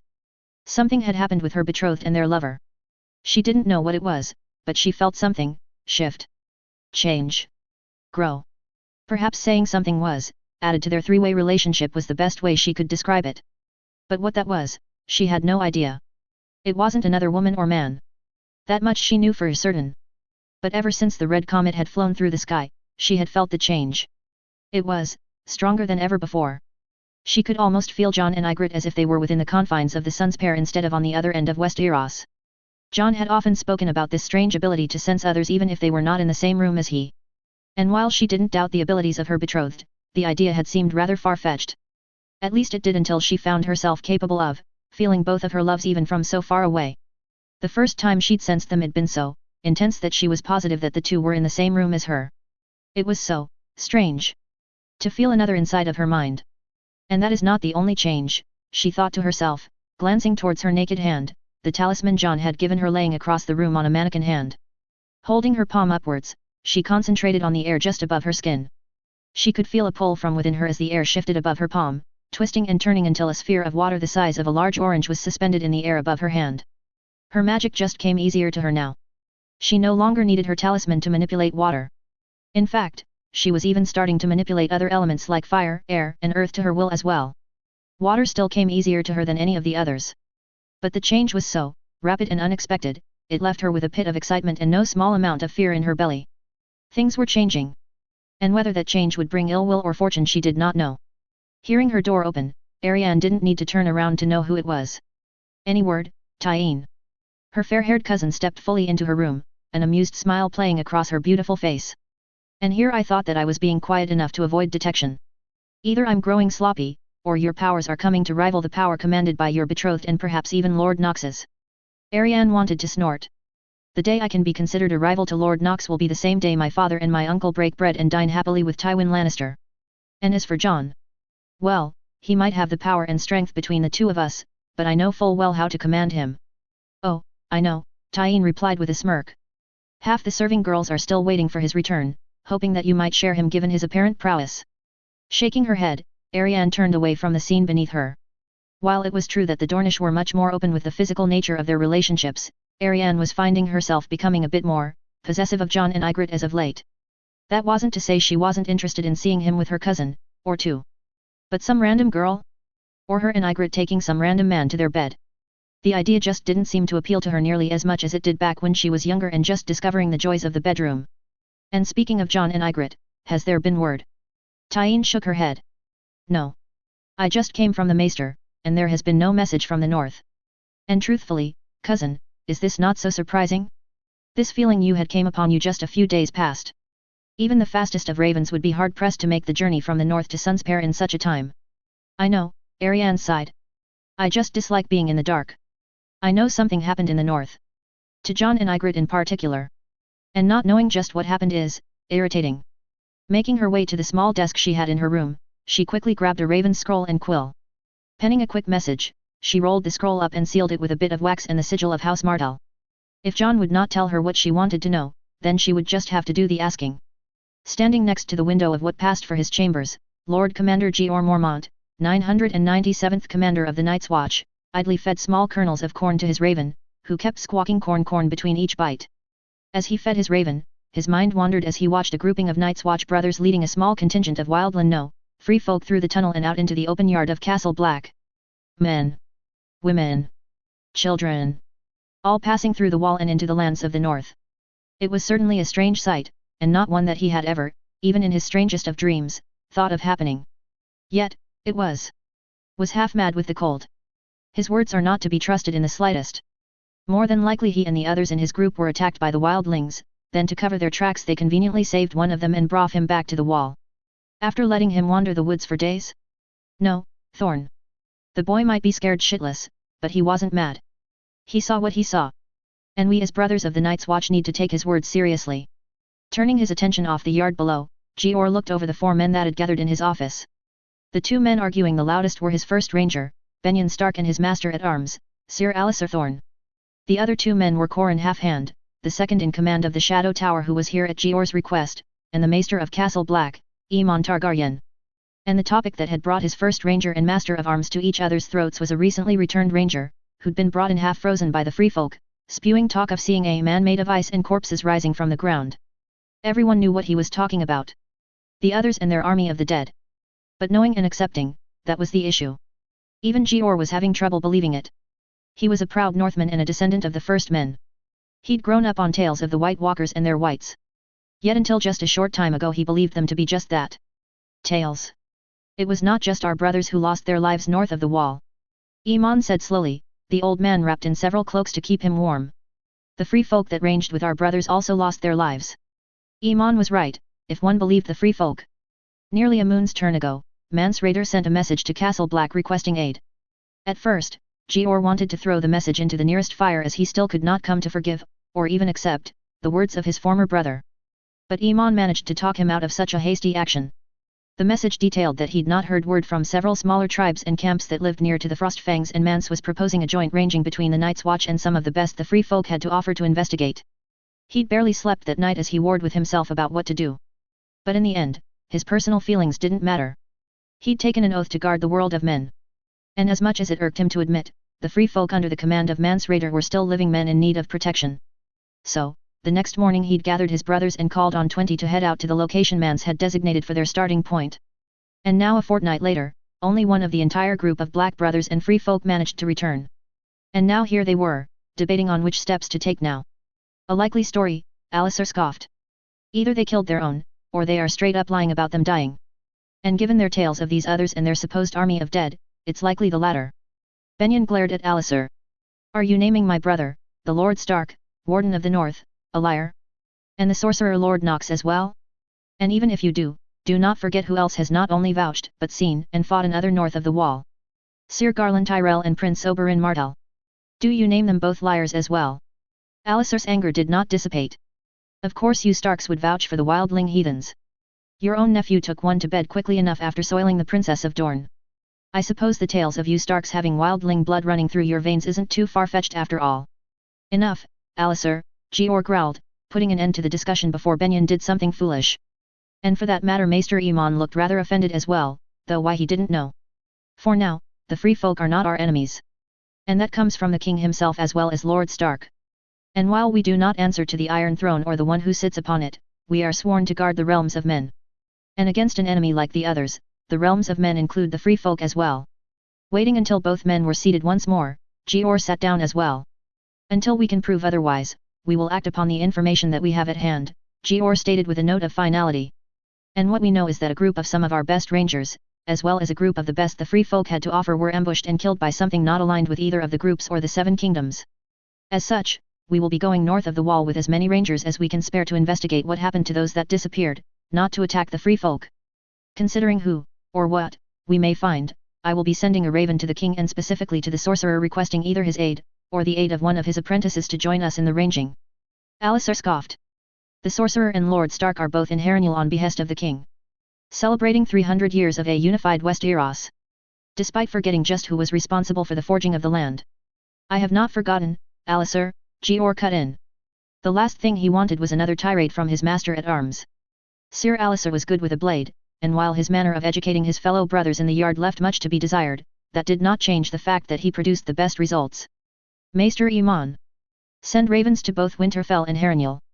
The tournament should still be ongoing for nearly a week still, so the raven should be able to arrive in time to catch them before they depart. The Maester nodded slowly. I have already drafted the missive, Lord Commander. I was merely waiting on your command to send the raven on its way. Send the message. And send another to Winterfell as well. Georg commanded. Last we heard, Lord Stark's bastard boy was left as the Stark in the north while his family went south. While he cannot issue commands to march without his father or brother's permission, he can at least start the preparations to march as soon as either returns to Winterfell. Nodding, Maester Iman slowly rose to his feet before turning and shuffling towards the door. As soon as he opened it, the young brother that had been assigned to assist the Maester immediately took his place beside the aged man and helped to guide him down the stairs and towards the Maester's quarters. Seeing that he'd been overruled and that the meeting was over, Alistair immediately took his leave with barely a nod of acknowledgement towards Georg. Still don't know what you see in that southern shit, Benyon sighed as soon as Alistair was out of hearing. He is a brother of the Night's Watch, Benyon, the same as you, Georg answered. He's an ass, Corin scoffed. But he's an ass that gets results with the recruits, most of whom don't know a sword from their own cock when they arrive. Still, he is not alone in his thoughts regarding our recent change regarding the free folk. More than a few brothers are not pleased with your decision to allow our enemies through the wall and into the lands we are sworn to defend. Our oaths are to defend the realms of men, Georg responded. And right now, the free folk are living men, women, and children. Believe me, Corin. I am a man of Bear Island, I know better than most the horrors of the wildlings. Yet against the likes of others and their whites, I am willing to put my past, my hatred, aside and work with those I consider my sworn enemies to defeat our common foe.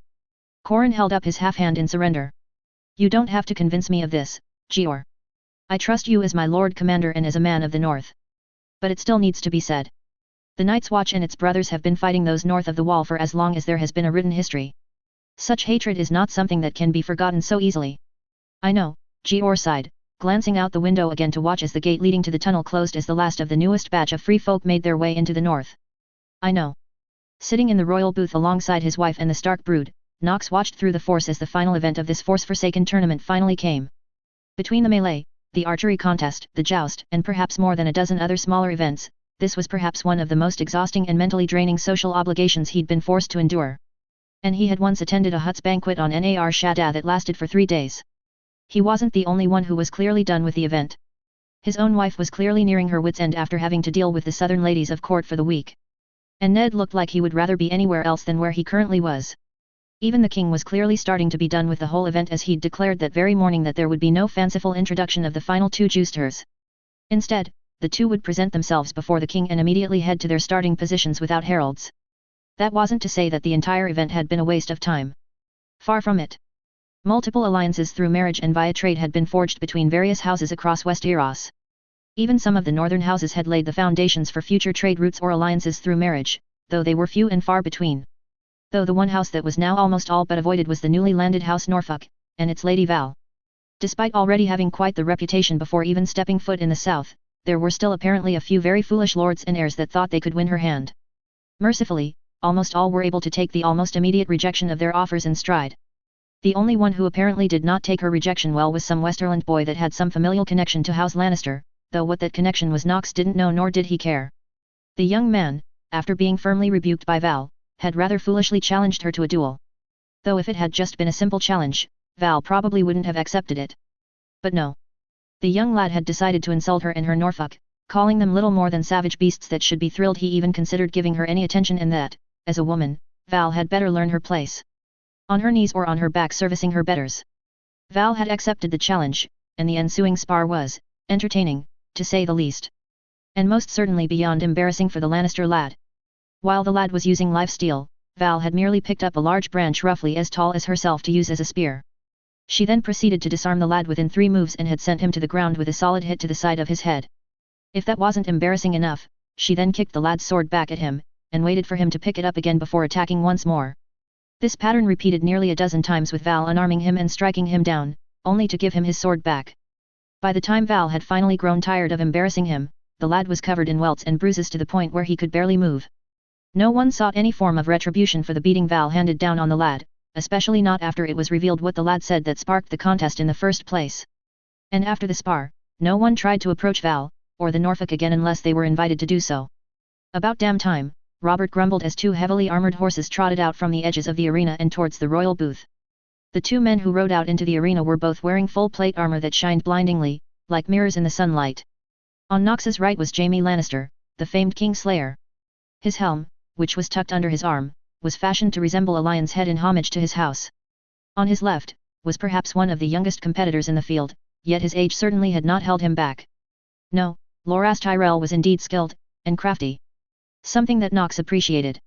The young man did what it took to win, even if that meant he had to skirt around the rules of the competition. Though after his first trick, that nearly resulted in the man losing his head at the hands of Gregor Clegane, the young Tyrell had pulled back his tricks for the most part and competed fairly. The man was wearing a long cape made of flowers that hung over the back of his horse and nearly touched the ground. Plucking 3 roses from his cape, Loras quickly rode to the royal booth.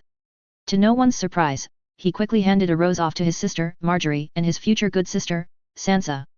But the 3rd rose, to almost everyone's surprise, was tossed to a clearly bewildered Arya Stark.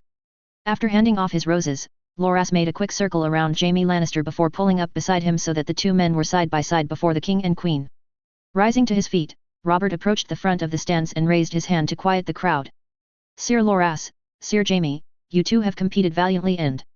oh hells, I'm no good with this fancy shit and these good people here are ready to see the best the land has face off against one another. Now get your asses to your starting points and may the best knight prove triumphant. The crowd cheered wildly as Jaime and Loras donned their helms and turned their mounts to opposite ends of the arena where their squires and aides stood waiting with shields and lances at the ready. Well, Sorcerer? Robert asked as he retook his seat. Who's going to win this bout? Despite doing their best not to appear curious, just about everyone who was sitting in the royal box, and even those outside the box, turned their attention towards Knox. Smirking, Knox leaned back and waited as the 2 men secured their helms and shields. I believe that I shall leave this one as a surprise, Your Grace. Ah, fine, be that way, Robert grumbled. After that first bet on the first day, the king had made quite a fair amount of coin placing bets based on Knox's predictions. No doubt he'd been hoping to win even more with this final joust. My brother will win, the queen said with the utmost confidence. There is no greater knight in all the realm. And even if he did have an equal, it surely won't be some flowery green boy.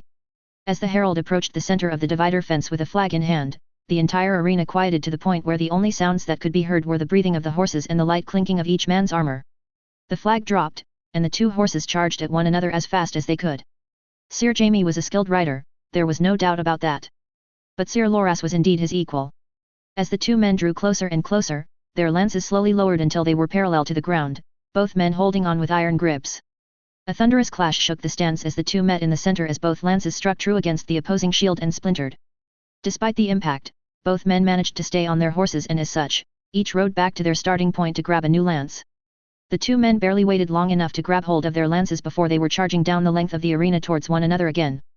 This time, Jaime was able to tilt his shield just enough so that Loras's lance scraped harmlessly off to the side, while his own was able to impact the younger man's shield dead center, rocking him back in his saddle and nearly upending him.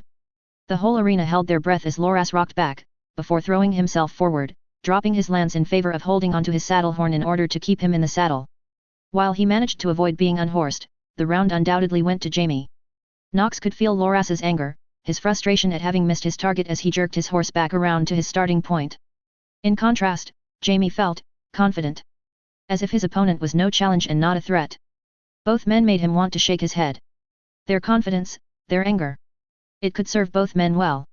But neither were channeling their emotions correctly. Even without the force, their emotions could be used to their benefit. Yet neither were doing so. Grabbing his next lance, Loras barely waited for Jamie to get in position before he was urging his horse down the length of the fence. Jamie was left hurrying to get his lance and get in position to meet the younger man's charge, but he was able to do so before Loras had managed to clear perhaps the first fifth of the distance between them. Getting their lances in position, the two men leaned forward and prepared to meet.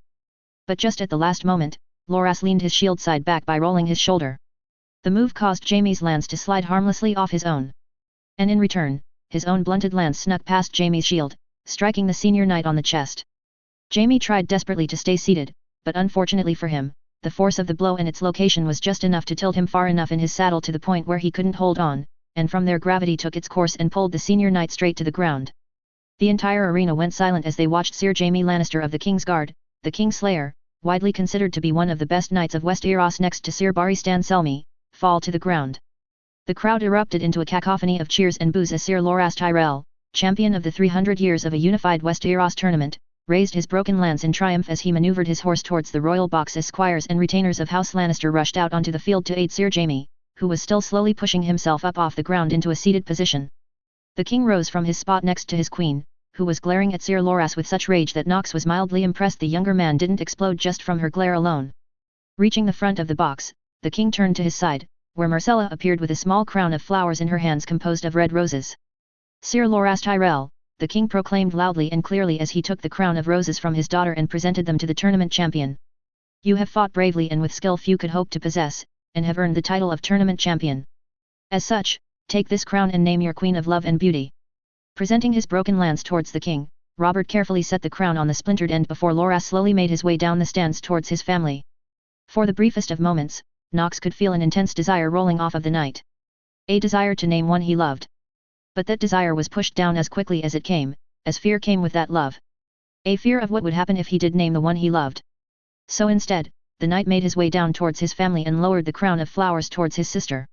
I, as my right as tournament champion, do hereby name my sister, Marjorie Tyrell, as this tournament's queen of love and beauty. The knight proclaimed. The youngest flower smiled shyly as she rose to her feet to accept the crown, carefully taking it off her brother's broken lance and setting it atop her head.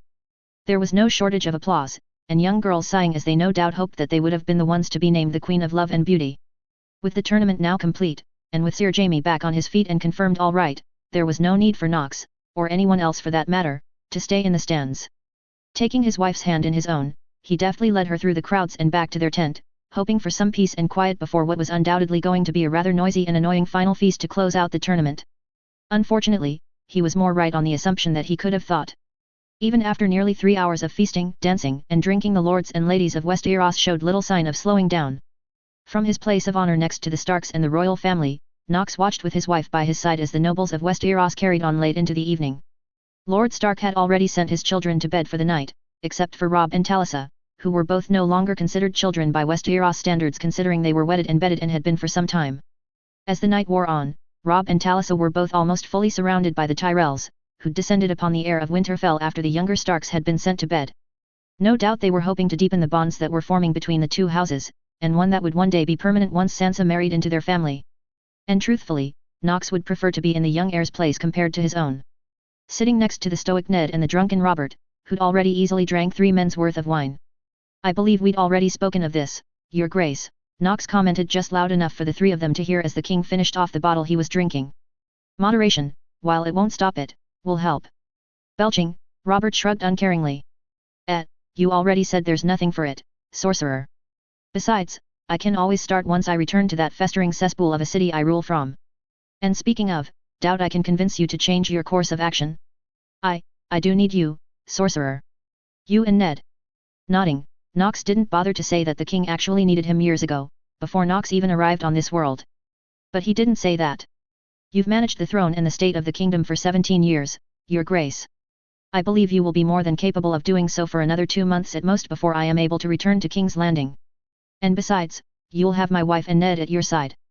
That I will, and I couldn't ask for two better to be by my side, and that includes my own brothers, Robert grumbled as he reached over for another bottle. Just wish I knew what in the hells it was that has caught your attention so much that you decided you needed to run back to the north right after I named you to the small council. So do I, Knox replied, though quietly enough that neither Ned nor Robert could hear him, making Nyra squeeze his hand under the table. Just as the king was about to take a drink, the Maester of Harrenhal quietly made his way into the hall and quickly approached the king from behind the crowd, stopping for the king's guard, who noticed his approach and stopped him before he could get too close. After a quick word with the king's guard, he was allowed to approach the king. Your Grace, the aged Maester called out, a raven scroll in his outstretched hand. An urgent missive for you, Your Grace. Belching, Robert turned around and glanced towards the letter. Stannis finally get off his ass and decided to send a message, No, Your Grace, the Maester responded, his attention flickering towards Ned, Knox and Nyra before focusing in on the king again. It's from the Night's Watch, Your Grace. The king almost immediately sobered up as he took the scroll and dismissed the Maester with a wave of his hand. Breaking the wax seal, the king read over what was written quickly before rolling it back up and glancing out over the assembled nobles, almost all of whom were not paying attention to them as they continued in their revelry. Knox, Ned and Lady Knox, with me. Now. Robert said, rising from his seat and quickly departing the hall, leaving the three of them to hurry after him as the king's guard on duty fell into rank behind them, and leaving the few nobles that noticed their quick departure more than a little concerned. Once they were out of the hall, Robert led them towards a smaller chamber and ordered the door sealed and the king's guard to stand watch outside and to let no one in until they were done. How in the seven hells did you know, sorcerer? The king demanded, all but forcing the raven scroll towards him the moment they were sealed in the room. Reading over the contents of the missive with the force, he handed the scroll off to Ned as soon as he was done. A contingent of brothers of the Night's Watch and hunters from the Free Folk have disappeared after being sent out to investigate a string of disappearing villages and tribes along the Frost Fangs. Knox summarized as Ned finished the letter and handed it off to Nyra to read. There was only one survivor. And he returned to the wall half mad from the cold raving about dead men walking and creatures made of ice commanding them, Robert growled. Though the tone was harsh, Knox could detect no small amount of excitement from the king. Excitement and a feeling of anxiousness for a pending war. How in the hells did you know this had happened, sorcerer? I didn't, Knox explained, taking a moment to ponder the situation and gather his thoughts. I felt a stirring of something in the north. But what I sensed does not line up with the timing of the attack or the disappearing villages. But those incidents do explain the growing darkness, well, wrongness, for lack of a better term, that I've felt coming from the far north. But this also reinforces why I need to return to the north and the wall especially. We cannot let an opportunity like this pass us by. Opportunity, my love? Nyra asked, fear evident in her voice as if she knew what he was about to say and wasn't happy about it in the least. Yes, opportunity, Knox nodded. If the White Walkers and their whites are indeed on the move, this is our chance to perhaps capture one alive, or at least still moving. If we can bring back an intact specimen to show the nobles of the south, then these up-jumped ass-kissers won't be able to deny the fact that the enemy many thought were just tales are indeed real, and on the move. Robert finished for him. Indeed, Knox nodded. I'll stop first in Winterfell to collect Jon and however many volunteers I can muster before heading north to the wall. I'll then lead a ranging into the far north with the intent of capturing one of the Whites or White Walkers in one piece in order to bring it back to the south. His wife, Ned and Robert all stared at him. Knox, Ned said slowly. We need you in the south, and Jon. He's my son. I can't risk both of you on a ranging north of the wall. Especially if the White Walkers are. If the White Walkers are indeed making their move? The same creatures were even one of the lowest amongst them was able to hold its own and even gain the upper hand against the like of Oberyn and Garland. Knox questioned his friend. No. Jon and I are both needed if we are to succeed in taking one of these creatures and bringing them back to the south to convince all of these southern fools of our common enemy. Neither Ned nor Robert seemed pleased with the idea of him putting himself, and Jon for that matter, in the path of danger. But both men could concede his point on why they were needed to if indeed the White Walkers were starting to make their move. But neither man's thoughts truly concerned him. The only one whose thoughts truly did matter to him was the one who was standing beside him. He could feel her fear for him, for what he was about to set out to do. But while her fear was great, her trust in him, in what he could do, was far greater. In the end, it was that trust in him that won the battle within her. And she took his hand in her own and gave him her own nod of acceptance. And here we go. Shielding her eyes against the unrelenting sun that hung above the red wastes, Daenerys Targaryen, the last of the named Targaryens, sat upon her mare atop a large dune of sand overlooking the valley below. Beside her were her blood riders and her sworn shield, Sir Yoram Mormont. All of them stood still, staring down in almost disbelief at what was laid out before them. After days and days of a forced march, which had ended up killing two within her already depleted Kalaisar, Dani was beginning to believe that she'd well and truly made a mistake when she'd decided to make the trek through the desert. Day after day they saw nothing but sand and sun. No ruins. No grass. No water. Nothing. And now, with their supplies nearly completely depleted, they had finally found their salvation. Truly Khaleesi, you are guided by the great stallion himself to have led us to such a place in the middle of nothing but sand and heat. Rockero praised her as they stared down at the clearly abandoned city in front of them. There were few walls, and even those were toppled over or collapsed in places. There were only a few structures besides the walls that were still intact, but nothing with 4 complete walls and a roof to shield one's head from the sun. But that didn't matter. Walls could be shored up and shelters built. What mattered was that there was grass, lush green grass that ran between the maze of ruined buildings and gardens. And within the gardens stood trees and vines. Which meant that there was water here. Turning in her saddle, Dani glanced at her Kalaisar. Her 3 handmaidens stood at the front, as they always did. With the rest scattered behind them. The sand and heat had taken its toll on them all. Leaving burned skin, blistering feet, and more. But now, finally, they had reached a haven. We have found shelter. Dani's declaration was met with no small amount of relief and even praise for her leading them to shelter. Stay close to one another as we explore our shelter and be wary of any dangers that may hide in the sands and rubble. Her blood riders all hooped and trilled, urging their horses down the dune at a fast pace as they made their way towards the ruins. The rest of her Kalaisar right behind them, tired and exhausted and on foot. But the promise of shelter, food, and water drove all those thoughts from their minds as they entered the shades of the ruins and began to explore. Only Dani and Sir Yora took their time reaching the ruins as Dani set her mare to a slow walk with Sir Yora staying close to her side. The moment Dani rode into the shade of the ruins, she felt no small amount of relief at finally being out of the unrelenting sun. As she rode down what remained of a stone road, she took careful note of what they could use within the ruins, besides the shelter. From what she could see there were what she assumed were once gardens and, despite being heavily overgrown and unkept, many of the trees within were producing brightly colored fruit. Something that immediately made her stomach twist and her mouth water. Forcing herself onwards, she kept a wary eye out for any other occupants. While she was no expert on the matter, it would not surprise her to find that bandits or slavers or even just simple small folk looking for shelter had also taken refuge here. But to her surprise, despite riding into the center of the ruins, she found no life outside of her Kalaisar and flies. As strange as it seemed, this ruined abandoned city was exactly that. Abandoned. Why would such a haven in the midst of the red wastes be abandoned like this? Making her way to what seemed to have once been a central square in the city, she saw almost all of those who followed her crowded around a specific spot almost in the exact middle of the ruined square. Dismounting so that she could walk, she noticed that her people were gathered around a well. A well with a taut rope leading down into its depths. Water. She heard a voice from within the well cry out, one she recognized as one of the ffdrake, though not one of her blood riders. By the great stallion. There is water down here. Pull a cup then. Rockero shouted before motioning towards those who were holding the rope. Pull him up. Standing beside her blood rider, Dani watched with the rest of her Kalaisar as the young man was pulled back up, a glistening water skin clenched tightly in his hand. Upon seeing her, the man immediately offered her the skin, but before she could take it, Sir Yora reached between them to still her hands. We should be wary, Khaleesi. Her stalwart protector said, eyeing the water skin. We do not know why this city was abandoned. The wells may have been poisoned. You should not be the first to drink. Unease took hold as those still with her eyed the water skin with a mixture of longing and unease. Sir Yora's words made sense. They did not know why this city had been abandoned. And from what little she knew of war, poisoning your enemy's source of water, especially in the desert, was a very logical, brutal, and effective tactic to use. I will drink first, Khaleesi, Rockero volunteered when it became clear that, despite their thirst, none were eager to be the first to drink. Nodding, and hating herself for doing so, Dani stood by and watched as her first, and perhaps most loyal, blood rider took the water skin and, without hesitation, brought it to his lips and drank deeply.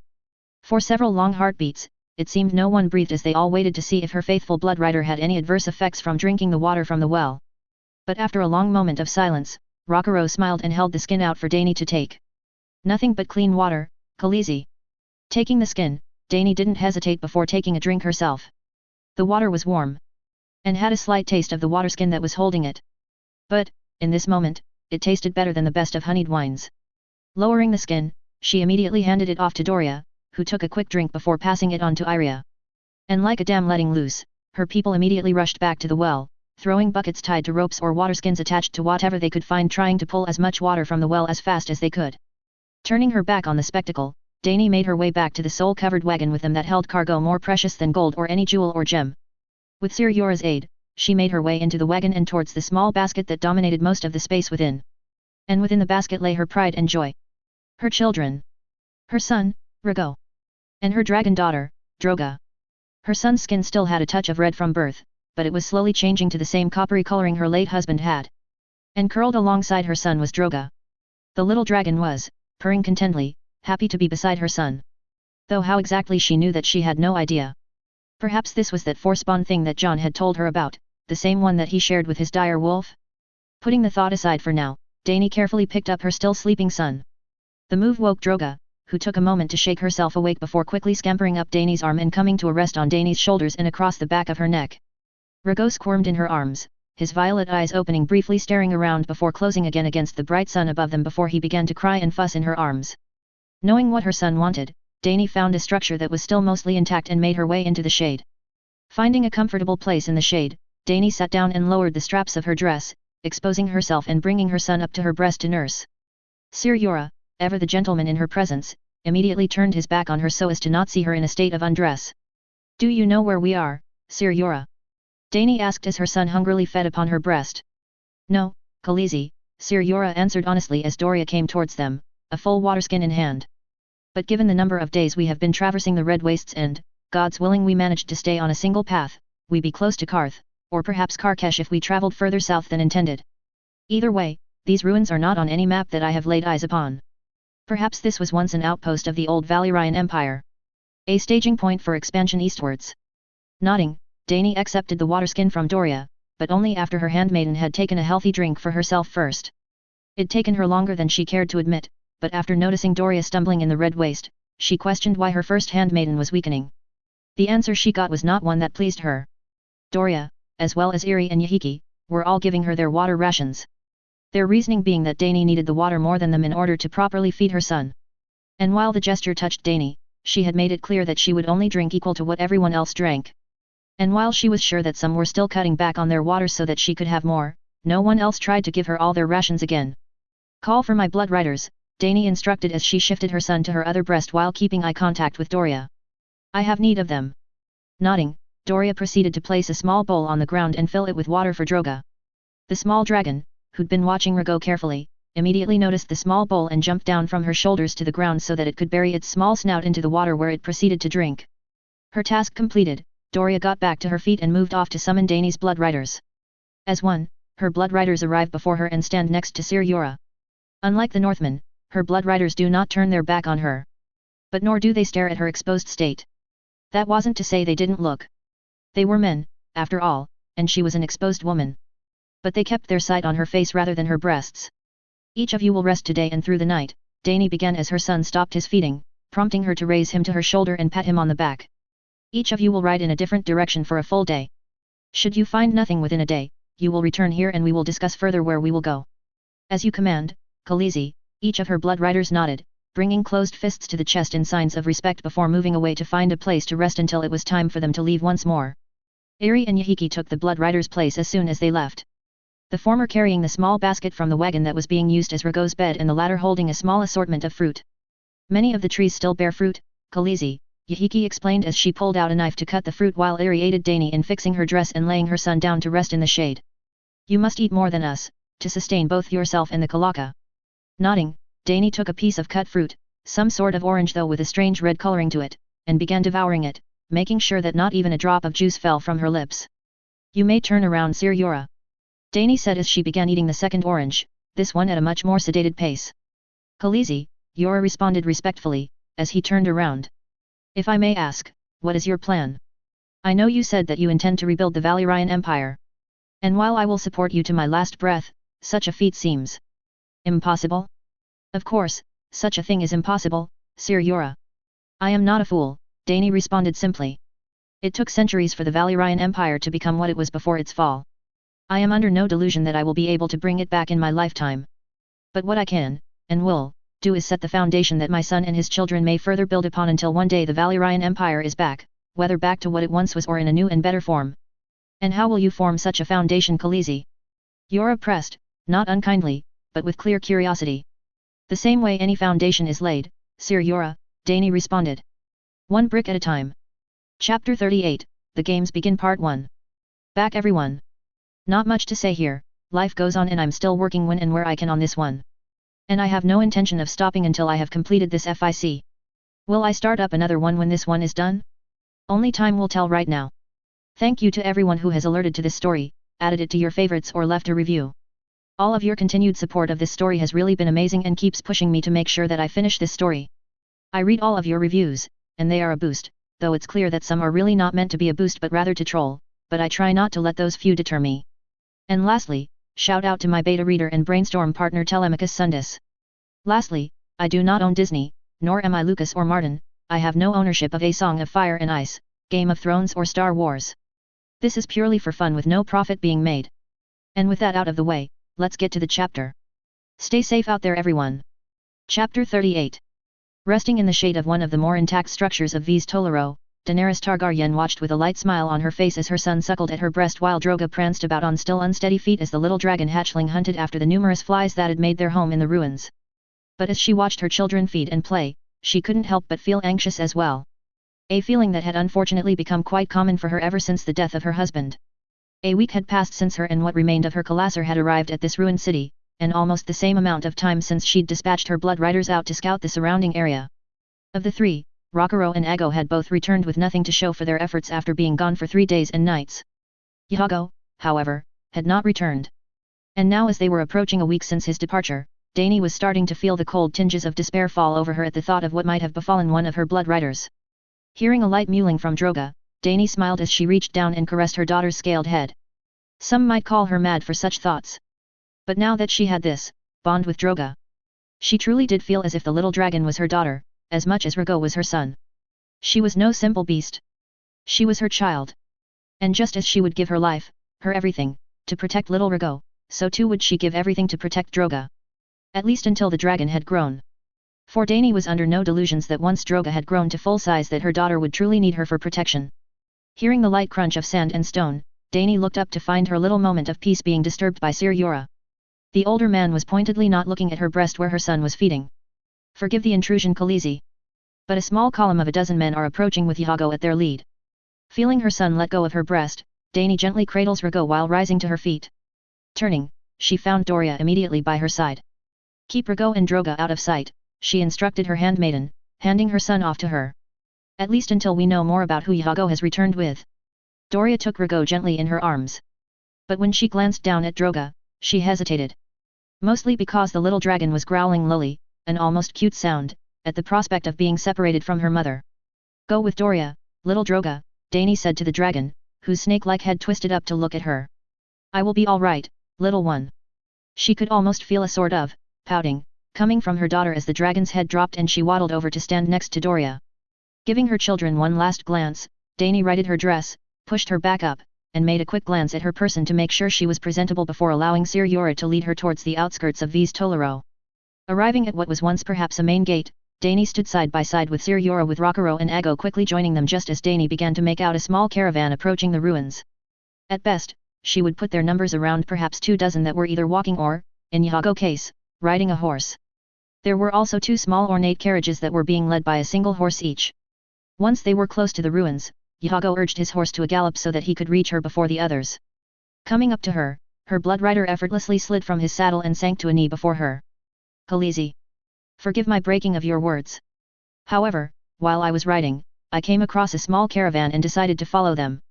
They led me to a city and just as I was about to leave and inform you of my find, I was called to by those I have brought with me. They knew my name. And they know you, Khaleesi. How I do not know. But be wary. Frowning, Dany looked over at the 2 carriages, which had now come to a stop as the side doors opened while the servants, or perhaps slaves, arranged themselves to aid whoever was about to descend from within. You did right in bringing them to me, Iago, she said, her mind racing as she held her head high while preparing herself, both physically and through the force, in case things went in an unfortunate direction. Spread the word to be ready. But no one makes a move until I do. As you say, Khaleesi, Iago nodded before quickly rising to his feet and moving into the city to spread her words to what remained of her Colasar. The first man to descend from within was a pale, lean man with a bald head that was perhaps Sir Yora's age. But the most notable thing Dany noticed about him was his nose. It dominated his face, not just with its sheer size, but also with the fact that it had been encrusted with rubies, opals, and flakes of other precious metals and gems. She'd seen many who'd shown off their wealth in various ways, but this was perhaps one of the strangest she'd seen. The next man was, Dani honestly didn't know how to describe him. It was almost as if one had taught a corpse how to walk. The man was almost impossibly thin to the point where she could see his bones pressing against his flesh on his face and hands. He also had long, fine white hair that had been pulled back and left to hang loosely around his shoulders. And his lips were blue. Not from the cold as she'd seen before, but almost as if they'd been purposefully colored that way. But despite his emaciated state, the man moved as if he were still a young lad. The last of the carriage riders descended from the second carriage, and stood in stark contrast to the first two. Firstly, and most obviously because she was a woman. Secondly, because she was wearing a long hooded robe despite the heat. And lastly because her face was completely covered by a red lacquered mask. Despite the coverings, or perhaps because of them, Dani was able to place the woman for who she was, or rather what she was. A red priestess of Asai. And while she'd never met one in person, she'd seen more than a few during her time with her brother as they fled between the free cities to no one on sight. As the three gathered themselves and formed a line to greet her, Dani was struck by another sensation. This time from the force. One that spoke of wariness. Of danger. Though from what she had no idea. Deciding to trust her instincts, she tentatively reached out through the force towards the three. The man with the jeweled nose was just an ordinary man, albeit ambitious man to the point she probably wouldn't have even needed the force to notice it. The woman felt warm. But it was a strange warmth. A kind of warmth that was comforting, but just on the edge between comfort and burning alive. The withered man, however, all she could feel from him was cold. The cold of death. Far more death than one should ever feel like. Yago. Just who have you led to us? The tall man with the jeweled nose led the three of them towards her, stopping at a polite distance and bowing from the waist before her. Daenerys Targaryen, daughter of Valeria. Khaleesi to the former Khal Drogo. It is an honor and privilege to make your acquaintance. I am Xaro Zoan Daxos, I represent the 13 of Qarth, the greatest city there ever was or ever will be. With me is Piet Pri of the Warlocks of Qarth from the House of the Undying. And the Red Priestess of Arhillar, Kaith. We have been anxiously awaiting your coming, your highness. And I wish to offer you the hospitality of my home and of Qarth to you and yours.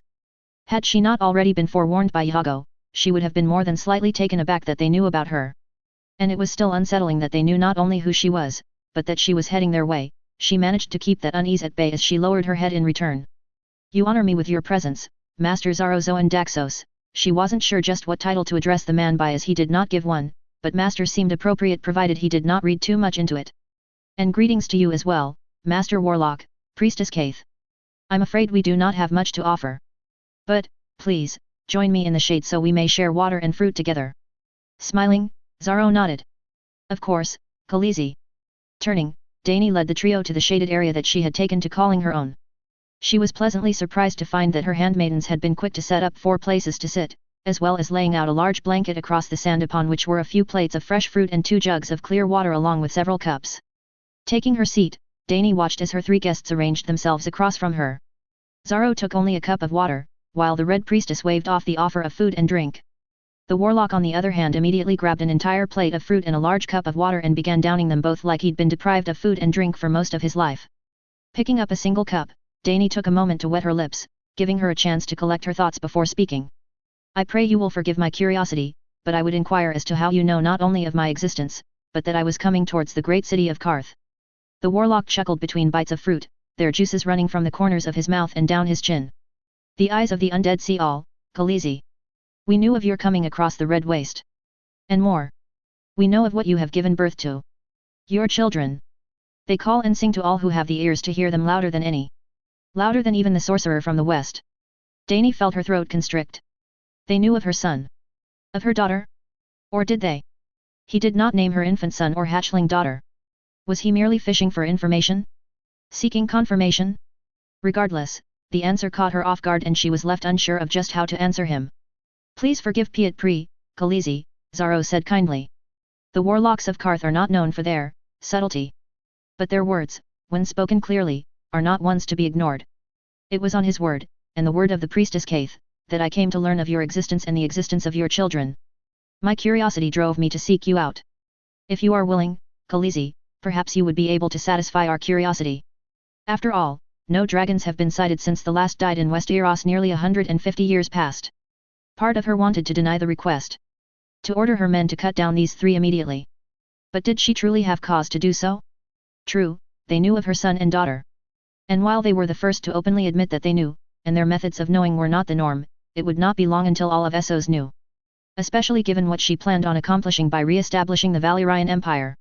She would need allies to see her ambitions come to fruition. Turning her head, she gave a curt nod to her handmaidens, who did not hesitate before getting to their feet and leaving the area. She could sense a wave of satisfaction from Zaro, and an almost childlike glee from the warlock. The priestess however stayed as stoic and calm as she was silent. Which just seemed strange given the company she was in. A light squeak, followed by the shuffling of feet, announced the arrival of Doria. Rago was sleeping peacefully in her arms as Droga immediately scampered onto Dany's lap the moment she saw her. Taking her son from her handmaiden, Dany held Rago in her right arm while her left hand idly scratched Droga's jaw. "This is my son, Rago, son of Khal Drogo. And this is my daughter, Droga," Dany said, introducing her children to her visitors. Zaro managed to keep his face impassive, but he could not hide his excitement from her. Piet was more like a child, nearly bouncing where he sat as his eyes went back and forth between the dragon and the child in her arms. The priestess however looked curious. Her head tilted to the side as she stared at Dany's children in wonderment. "They are beautiful beyond measure, my Lady Targaryen," Zaro said kindly with a smile on his face, a tear forming in the corner of his eye. "Power, so much power," Piet said, the withered warlock looking like it was taking all of his power to keep himself in place. "A dragon, after so long. She calls like an oasis in the midst of the red wastes. And your son? So young, yet so much potential. He would be a fine addition to the House of the Undying. His power would be unmatched, once trained. Even I would stand no chance against him." Dany did not care for the looks Piet was sending her children.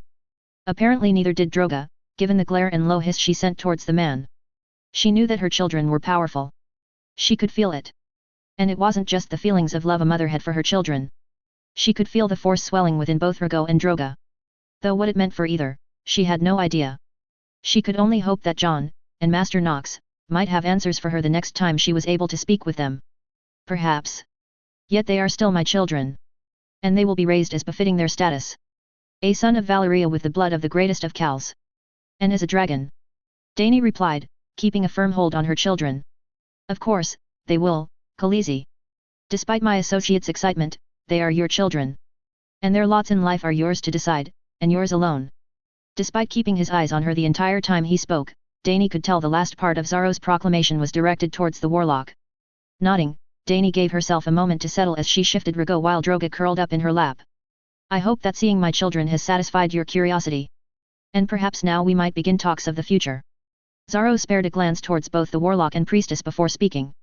"Yes. Our curiosity has been satisfied and then some, Khaleesi. So, let us now move to the talks of the future. As is Dothraki culture, a Khaleesi should return and become Dosh Kalain upon the death of Hercule. Yet you have denied this tradition. Which means you have intentions for the future beyond remaining with the Dothraki. Perhaps reclaiming the Iron Throne of Westeros." "That was my brother's dream," Dany nodded. "However, it is not mine. Westeros is the past for me. My ambitions, and the ambitions of my now deceased husband, is to bring back the greatest empire that ever existed." Zaro frowned, before his eyes went wide in realization. "Valyria. You intend to try and rebuild the Valyrian Empire?" "Yes," Dany replied bluntly. "I am under no delusions that I will be able to complete such a task in my lifetime. Or even in the lifetime of my son. But I can and will start the foundation to restore that which has been lost. And to do so, I need friends and allies. Friends and allies that will find themselves richly rewarded with both coin and status in my empire. Friends and allies perhaps like yourself, Zaro Zoan Daxos." Leaning back, Zaro remained impassive as he thought on her offer. "A tempting offer, Lady Targaryen. Yet you must realize that, even during the height of the Valyrian Empire, Qarth stood on her own. While the 13 have power and influence, in the end we are merely merchants. Perhaps you can sway the 13 to join with your cause, but then you will need to contend with the ancient guild of Spicers and the Tourmaline Brotherhood. And even if you somehow managed to convince all three to work with you in your plans to restore Valyria, the pureborn, the enthroned, the noble rulers of Qarth will never allow the greatest city there ever was to be subservient." Zaro looked off into the distance as if he were giving her proposal serious thought. "It is a risk. A great risk. Many strive to create an empire, or to bring back the days of Valyria. Almost all fail. Yet with you, Lady Targaryen, one who has done the impossible by bringing dragons back to our world. You, I believe, have a chance far better than most." Turning attention back to her, Dany kept herself completely impassive as she waited for his decision. "I offer you and yours the sanctuary of my estate, Khaleesi. I will vouch for you to petition the 13 and the others. However, convincing them to ally with yourself and your planned restoration of Valyria will be on you. Dany felt like a weight had been lifted from her chest, only to be replaced with yet another. She now had a chance to gain allies for her goal. The trouble now lay in convincing them to follow her. I've crested the hill, yet now stand before a mountain. Your hospitality and vouching are appreciated, Master Xaro. Xaro smiled at her again and inclined his head. Great rewards often follow great risks, Lady Targaryen. And this venture of yours is great indeed. Shifting Drogas so that her daughter could lay across her shoulders and the back of her neck, Dany easily rose to her feet with Rhaego still in her arms, prompting her 3 guests to do the same. We will collect what we have and make ready to follow you and yours back to Qarth, Master Xaro, Dany said to the merchant. We should be ready to set out well before nightfall. Smiling once more, Xaro inclined his head and departed along with the warlock, leaving her alone with the Red Priestess.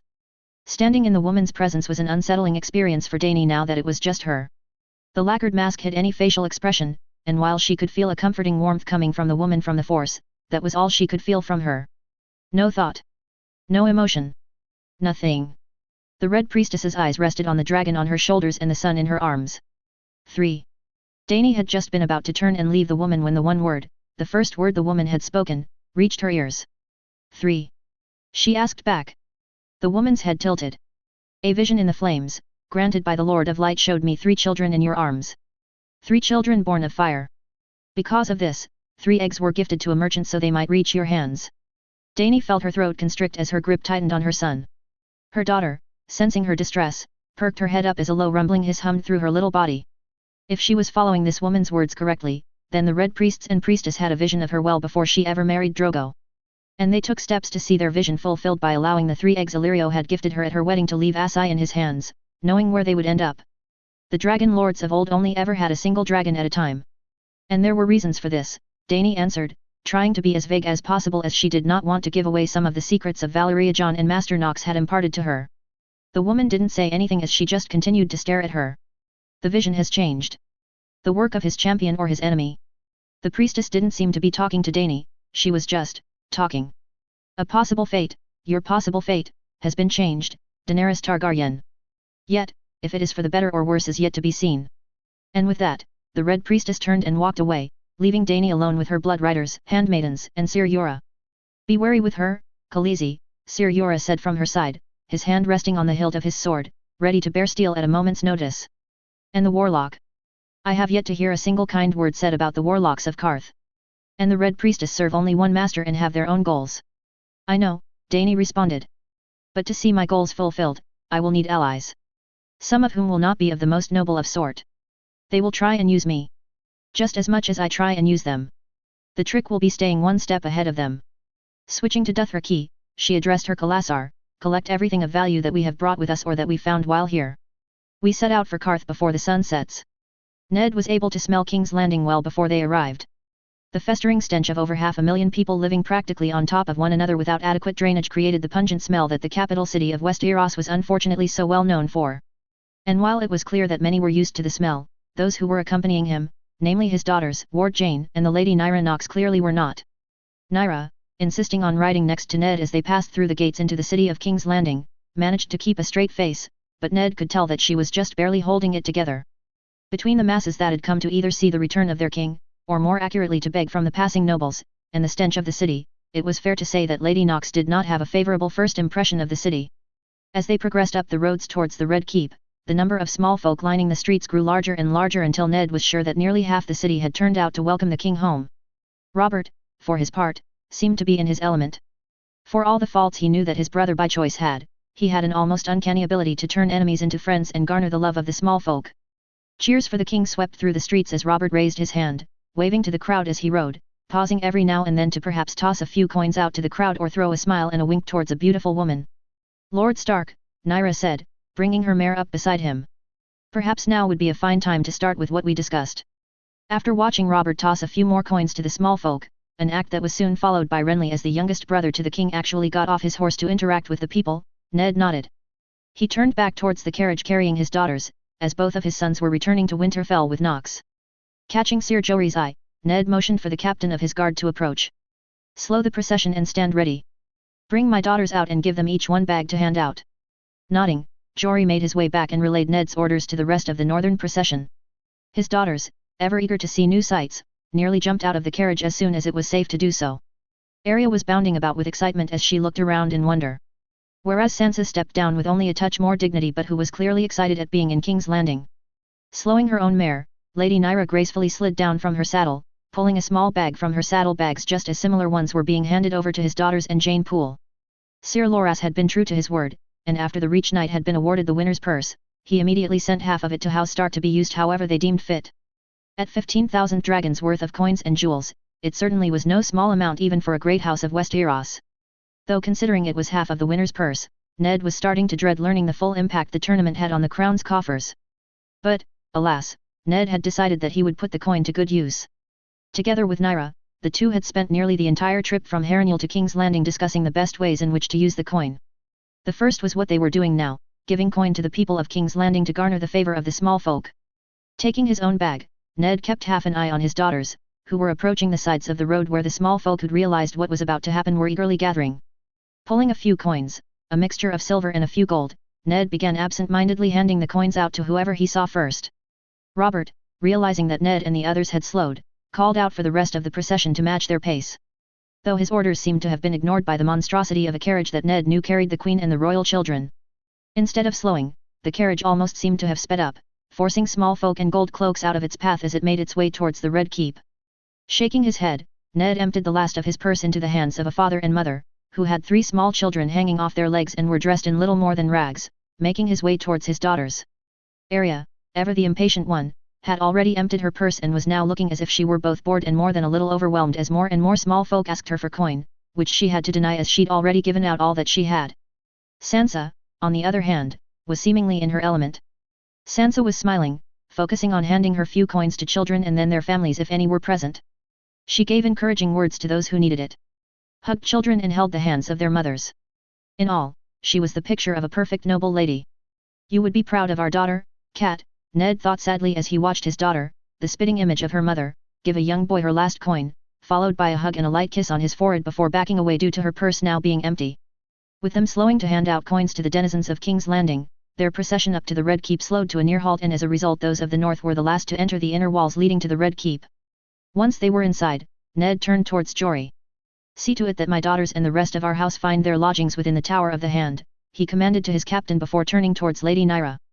Lady Nyra, we have a small council meeting waiting for us.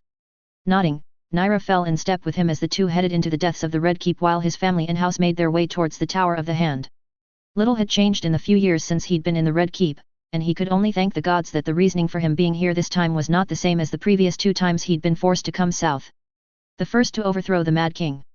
And the second to purge the Order of the Guiding Hand from the ranks of the Maesters. He could only pray to the old gods that things would continue to stay calm for the duration of his time as Hand of the King. But a nagging feeling in the back of his mind told him that such thoughts were nothing more than a fool's errand. And this time, he was without Winter and Nox. At least for the time being. Nox will return once his curiosity is sated. And as for Winter, while I would have preferred her here by my side, she would not have fared well so far away from the cold of the north and the woods she calls home. Arriving at the corridor leading to the small council chambers, Ned was pleasantly surprised to find 2 of the King's Guard standing watch outside the doors. Which meant that not only was Robert in attendance, he had also beaten them here. Giving the 2 men a nod of acknowledgement, as he couldn't think of their names off the top of his head, Ned walked past them and opened the doors to the small council. Ned. About time you and the sorcerer's woman made your way here. Allowing Nyra to walk in first, Ned allowed the doors to close behind him as he stepped further into the small council chambers. The table that dominated the center of the room was already almost completely full with Robert sitting at the head of the table with a stoic Sir Barry Stan standing behind him. To the king's left sat a large man, larger than even Wyman, who had several long lengths of chains around his neck and shoulders which served to name him as the new Grand Maester. Peter Baelish was sitting next to the Maester, writing away in his ledger that held the crown's finances. The next seat down was occupied by Varys, who was sitting as far away from the king as he could without occupying the seat directly opposite the king that was reserved for the Hand of the King.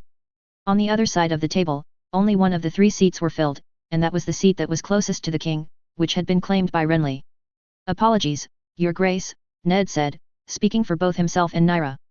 I had not anticipated that our actions on the path to the Red Keep would delay us so. And I wanted to make sure my daughters and house was situated as W. Enough apologies, Ned, Robert cut in, motioning towards the seat opposite him. Take your seat, Ned. And, Lady Knox. Take whichever seat you wish. Nodding, Ned took his place in the chair directly across from the king, while Nyra took the empty seat that was directly on Ned's right. Before we begin, Lord Hand, this belongs to you. Glancing towards the Grand Maester, Ned saw that the man was holding out a golden pin in the shape of hand. Reaching across the table, Nyra took the pin from the Maester before turning and presenting the golden hand to Ned.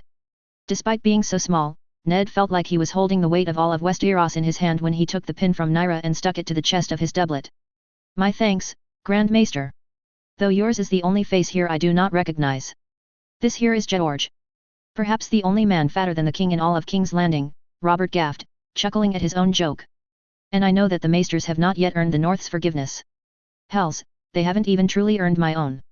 But the man knows his duties and gives decent advice. Now, we all know each other. So, let's get started. Forgive me, Your Grace, Nyra said politely, inclining her head towards the vacant seat. But what about Lord Stannis? Or the proxy that he designated to fill his seat? Will they not be joining us? At this, Robert growled. No. My stick-up-his-ass brother is still holed up on Dragonstone with no explanation as for what he is doing or how long his stay will be. He has yet to designate someone to take his position till he returns.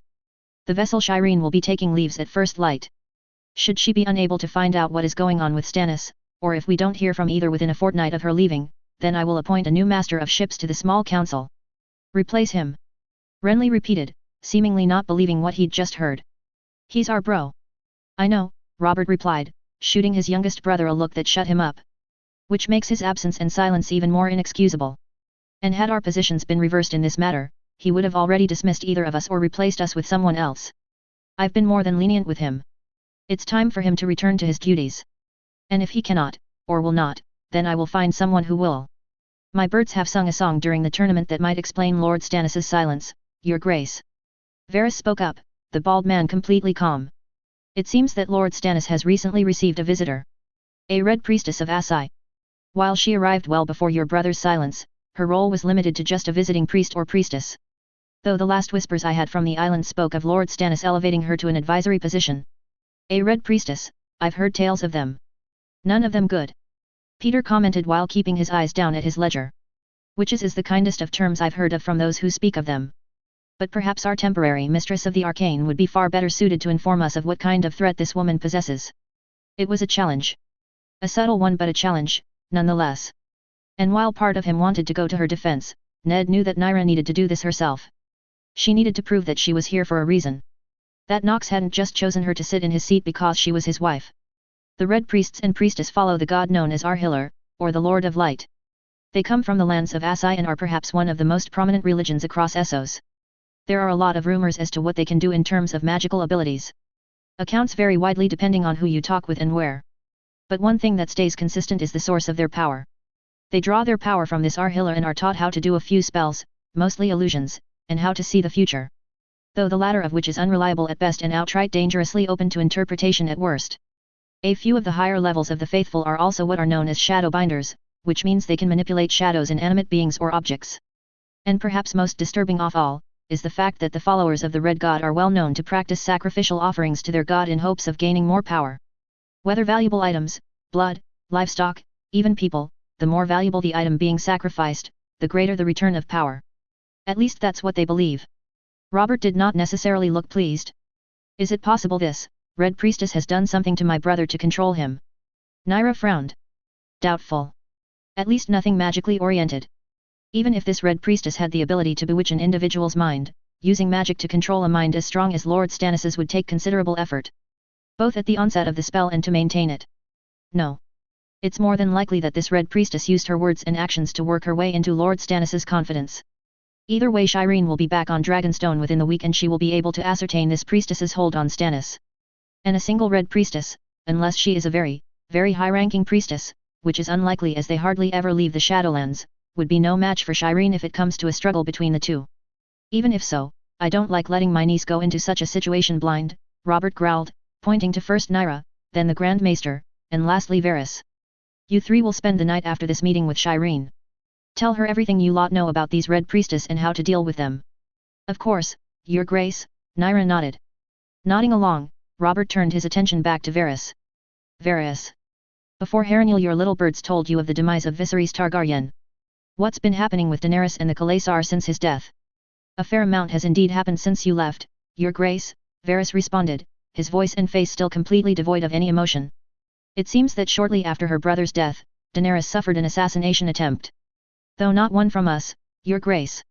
And unfortunately I have not been able to ascertain just who wished her dead. Ned felt a pain in his chest at the idea that the young girl who'd suffered so much was now dead.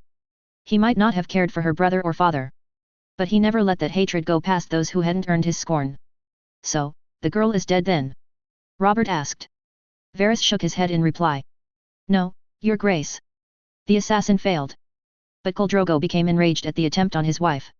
Perhaps in an effort to cool his blood, he led his Khalaisar out to raid the local villages. The details of what happened are not entirely clear. Apparently during one such raid, Daenerys took ownership of the women of the village before the Dothraki could use them as they saw fit. The Khal, apparently impressed with her strength, agreed. Though this angered a great many within his own ranks. One of whom challenged the Khal to single combat. He lost. But he did manage to inflict a wound on Khal Drogo. One that festered and brought the great Khal to his deathbed. Leaning back, Ned quickly worked through what had been said. So, the last of the Targaryens is now without a brother or her husband, he stated, to which Varys nodded. Where is she now? Normally, when a Khal dies his Khaleesi is forced back to V's Dothrak to become a wise woman of sorts. However, before that could happen, Daenerys Targaryen, her freshly born son, and the few who would still follow her disappeared into the Red Wastes. And no one has seen nor heard from her since. Even our own spy who was with her has gone silent. So, the last of the Targaryens and her newborn have been lost to the sands of the Red Wastes, Ned surmised, turning his attention from Varys to Robert, asking his friend and king a question without having to give it voice. Drumming his fingers on the surface of the table, Robert met his gaze briefly before turning away and staring out the nearby window. Let her go, he said with a heavy voice, as if they were the hardest words he had ever had to say in his life. We have more than enough issues here to deal with. We need not waste any more coin or time chasing after a single girl and her newborn child. And speaking of, Baelish. Time to count your fucking coppers. How much damage did the tournament do to the crown's coffers? Frowning, Baelish flipped through a few pages in his ledger before settling on one page in particular. Lady Shellowent was kind enough to cover a good portion of the cost for the tourney, as was to be expected given that it was being held on her lands. The cost of food was graciously covered by House Tyrell and part of the winner's purse was additionally covered by House Stark. However, as the crown was covering the winners' and runner-ups' purse for each event beyond what House Stark provided, each of which was a considerable sum. We did add nearly 250,000 to the crown's debt. The coin was split between House Lannister and the Iron Bank. 200,000 to the Iron Bank, and another 50,000 to House Lannister, Ned repeated flatly, staring across the table at Robert, who purposefully did not meet his eyes. And what is the total debt that the crown owes? Peter flipped back to the previous page.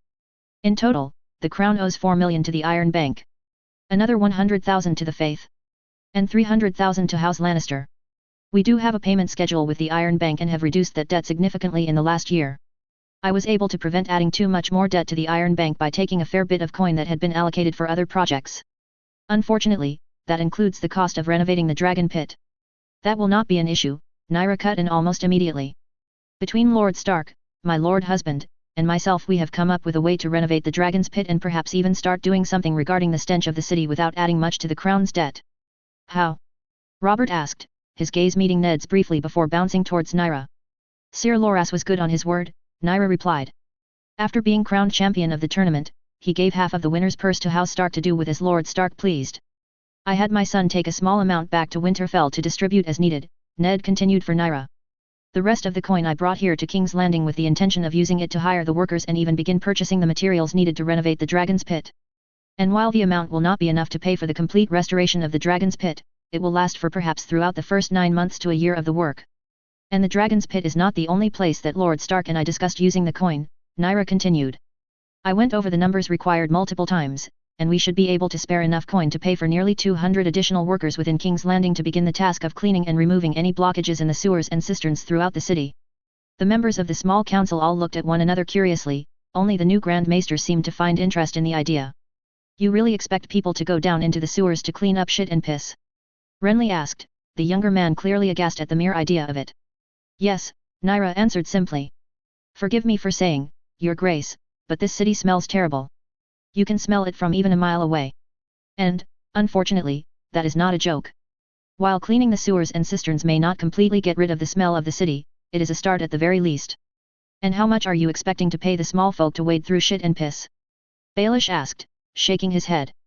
I doubt that you will find many who would be willing to do so without promising a king's ransom for their efforts.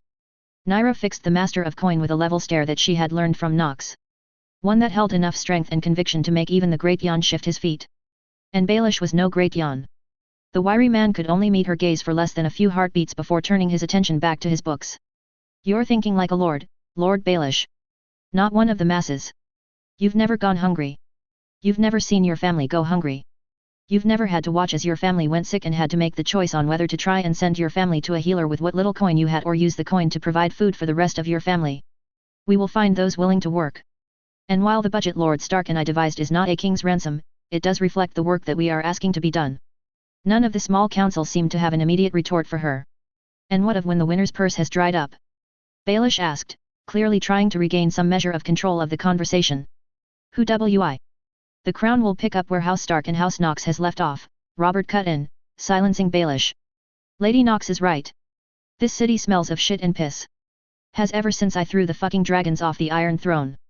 And I've been left trying to clean up the shit those sister fuckers left behind. Might as well see to it literally now. Baelish, do what you have to in order to find the coin to keep up after House Stark and House Knox run out of the coin they're ready to invest. Don't, and I'll find myself a new master of coin. And no more fucking crawling to the Iron Bank. We've already borrowed enough from those copper-counting fucks. It's a miracle they hadn't sought out the Targaryens long before they died out. I don't want them finding another enemy of ours to enter talks with to get their fucking coin back. Baelish nodded. I believe I should be able to move a few things around. And if the coin does last for a year as Lady Knox has said. It will.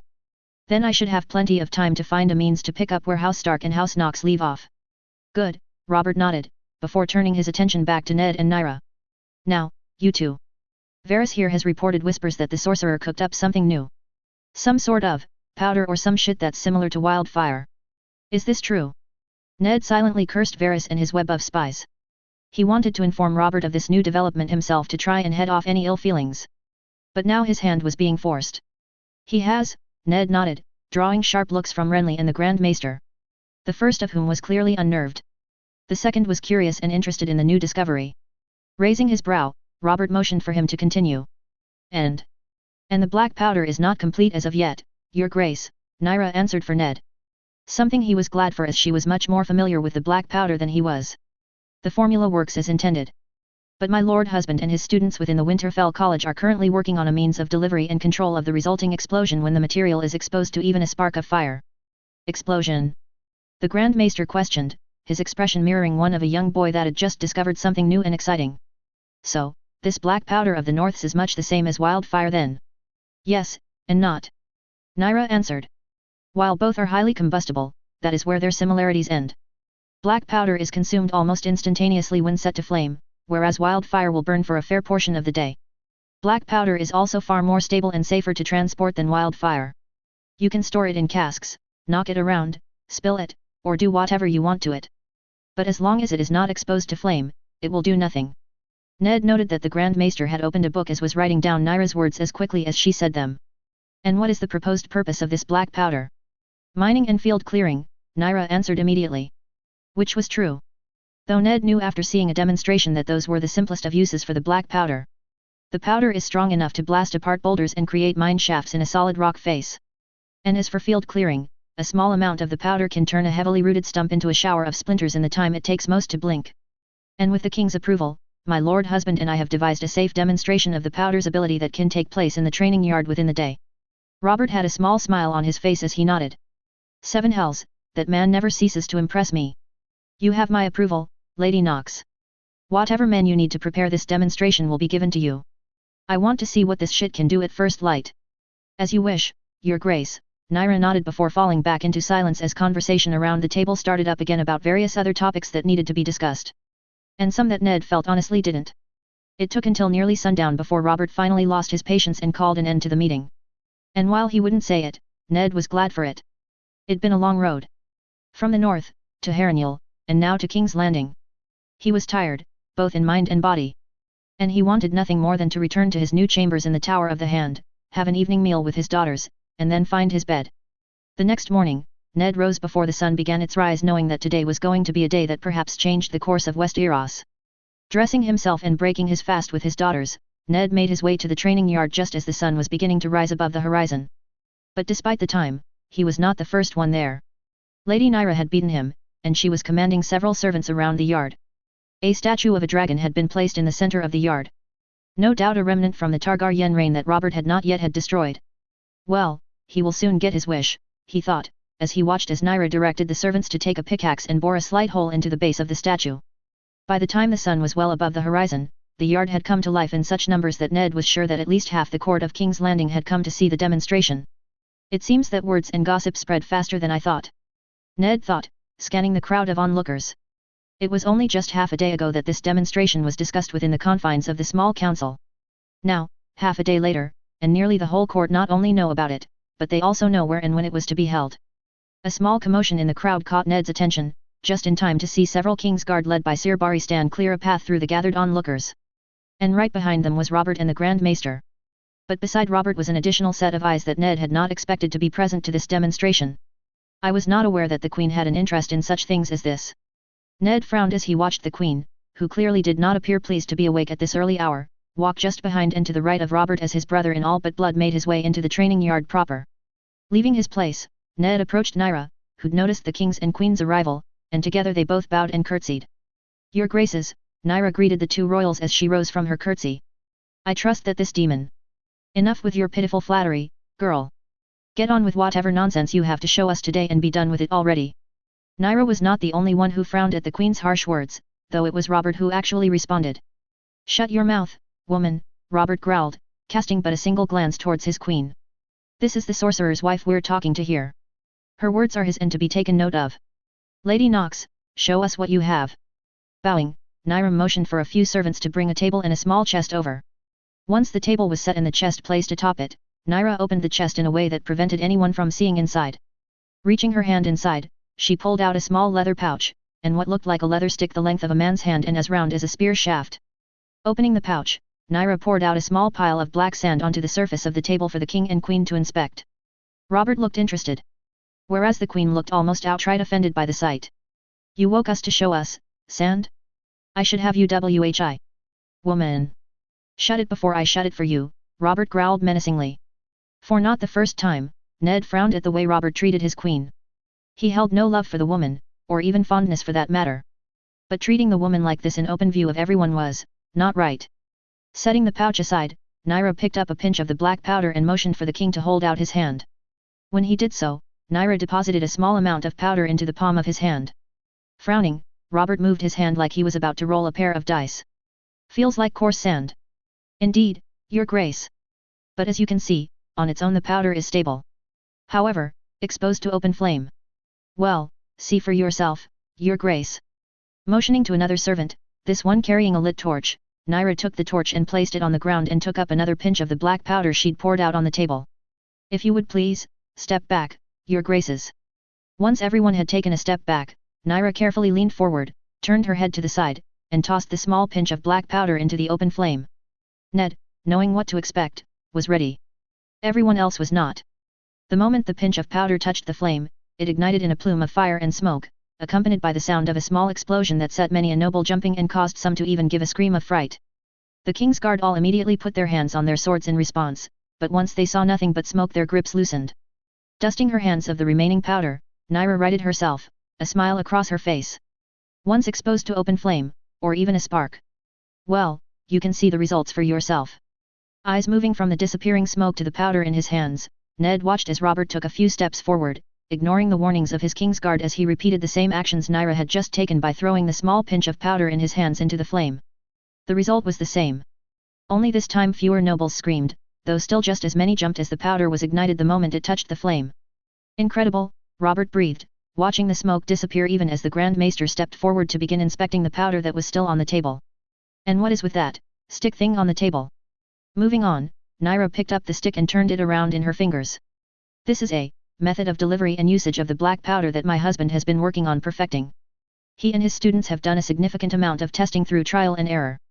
But I'm afraid they are still nowhere near to meeting my husband's expectations for this. However, that does not mean this prototype that he has developed lacks any usages. Turning around, Naira walked back towards the dragon statue and slid the stick into the small hole that had been chipped out at the beast's feet. I would highly recommend that everyone leave the yard. Those of you wishing to stay had best get behind shields. Now. The nobles all looked at one another, confused at the request. Robert himself sent a glance towards Ned. After giving his king a confirming nod, as well as purposefully putting himself behind one of the pillars of the yard, Robert turned towards his king's guard. Tower shields. Now. Everyone else, get behind something or get your asses out of the yard. The nobles, most not willing to leave, all scrambled behind whatever shielding they could as the 7 members of the king's guard all picked up heavy tower shields to create a shield wall between the king and queen and the statue of the dragon. Once everyone was clear, Naira drew out a striking stick and ran it across the rough stone of the statue, igniting the tip. Touching the flame to the fuse, Naira turned and quickly made her way to the same pillar Ned was standing behind. Making room for her, the two placed their fingers in their ears as they stood side by side behind the pillar, waiting for the inevitable.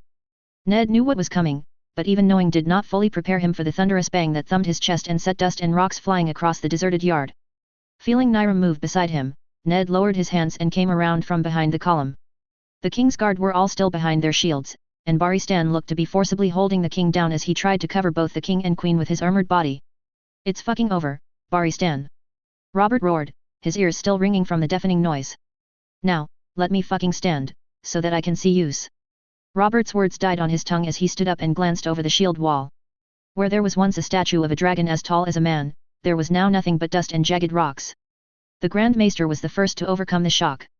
The large man moved with a speed that defied his size as he shuffled through the dust and broken stone to reach what had once been a statue.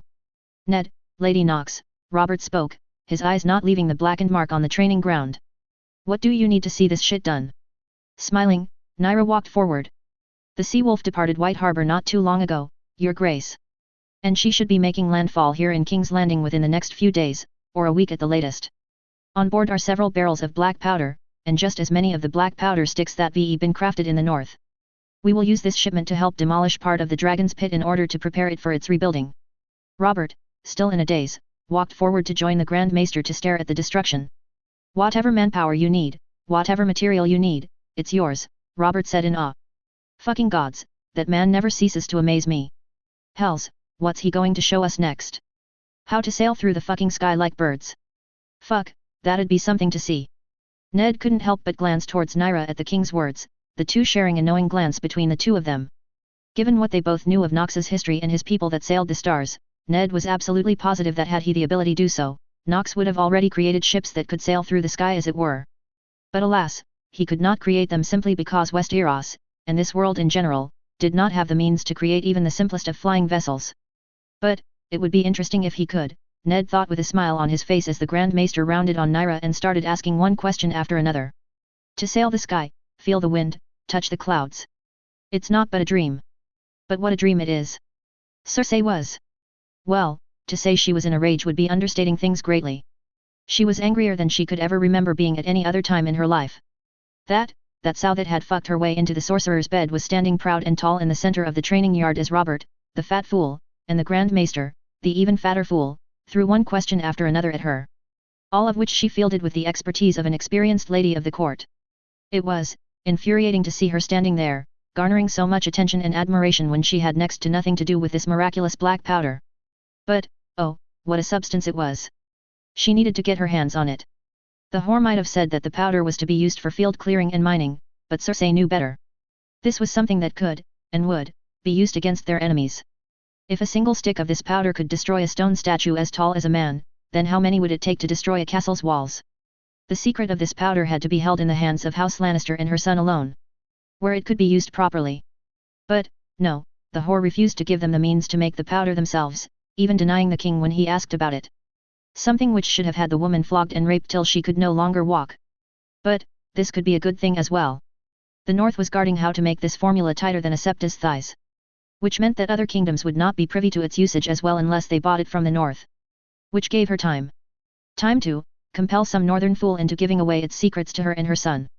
And once they knew how to create it, there would be none to challenge her son's rightful claim. Growing sick of the display of the whore basking in the attention of so many nobles, no doubt ready to sink to her knees just as she did to gain her position, Cersei cast one last glance towards the chest that had held the pouch of powder and the powder stick. She had plenty in the Red Keep loyal to her. But even she could not simply take the chest. Even if she did, there was no guarantee that there would be anything left within. But she didn't need to. The whore had already screwed the North out of their precious black powder. A trade ship would soon be arriving with the powder. A few words here or there, a flashing of her tits or cunt, or maybe even an invitation to her bed if it was needed, and a few barrels of the powder would be misplaced while they were being unloaded. Yes. That was the route she would take. Let the little whore have her moment of victory now. Sorcerer would win in the end. As she always did. Turning her back on the sickening display, Sorcerer purposefully marched out of the courtyard. Her brother, her lover, her second half, falling in step behind her as she did so. As they left, she felt a stirring within her that always came about whenever she was alone with her brother. A feeling that only her brother had been able to elicit within her. And had she not had other matters that needed seeing to, she would take her brother back to her room and have her way with him while everyone was distracted. But, no, now was not the time. Making her way into the royal family section of the Red Keep, Sorcerer spied the various guards standing watch outside of the rooms. A set of 2 gold cloaks and 2 Lannister men-at-arms stood outside each of her children's rooms, indicating that none of her children had left their rooms yet. Good. That meant she wouldn't have to go on a hunt to find her precious son. Within her son's room, she found him already up and dressed for the day and standing at his balcony, staring out upon what would one day be his kingdom. Her legacy. He was a king. A true king. Mother, he greeted her, glancing at her before turning to look back over the city trying to see something beyond her sight. What was that noise? What's going on? Glancing back at Jaime, her brother gave her a nod of understanding before backing out of the room and shutting the door. He would ensure that no one could hear them talk. Nothing you need concern yourself with, my son, she said soothingly, making her way to a nearby couch and sitting down before gesturing for her son to join her. The North, under the eye of Stark and Nox's whore, have been showing off a new creation of theirs. Frowning, her son looked at her. What was it? Knowing that her son would not let it go until she told him, Sorcerer relented. After all, he was bound to find out about it the moment he talked to the first noble or servant who crossed his path. Better he hears it from her first. A type of powder that they've created. It's difficult to explain. But when exposed to fire, the powder ignites, much like wildfire.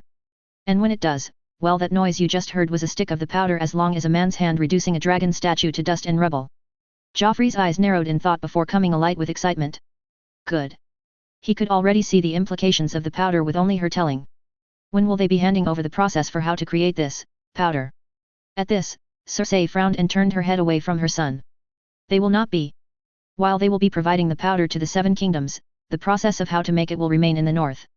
For now. But not for long. Joffrey's grin fell, replaced with a snarl as he began pacing the room. Those barbarians. They think to keep such a thing from their true king.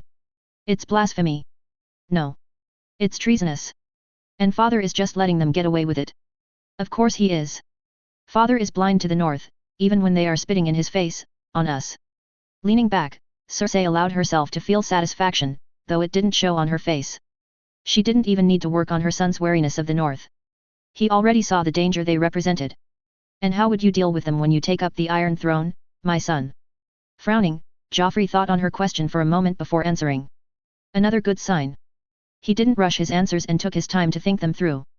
I'd double their taxes for a start. Then demand that all Valyrian steel that was pilfered from Valyria be brought to King's Landing where it should have always been.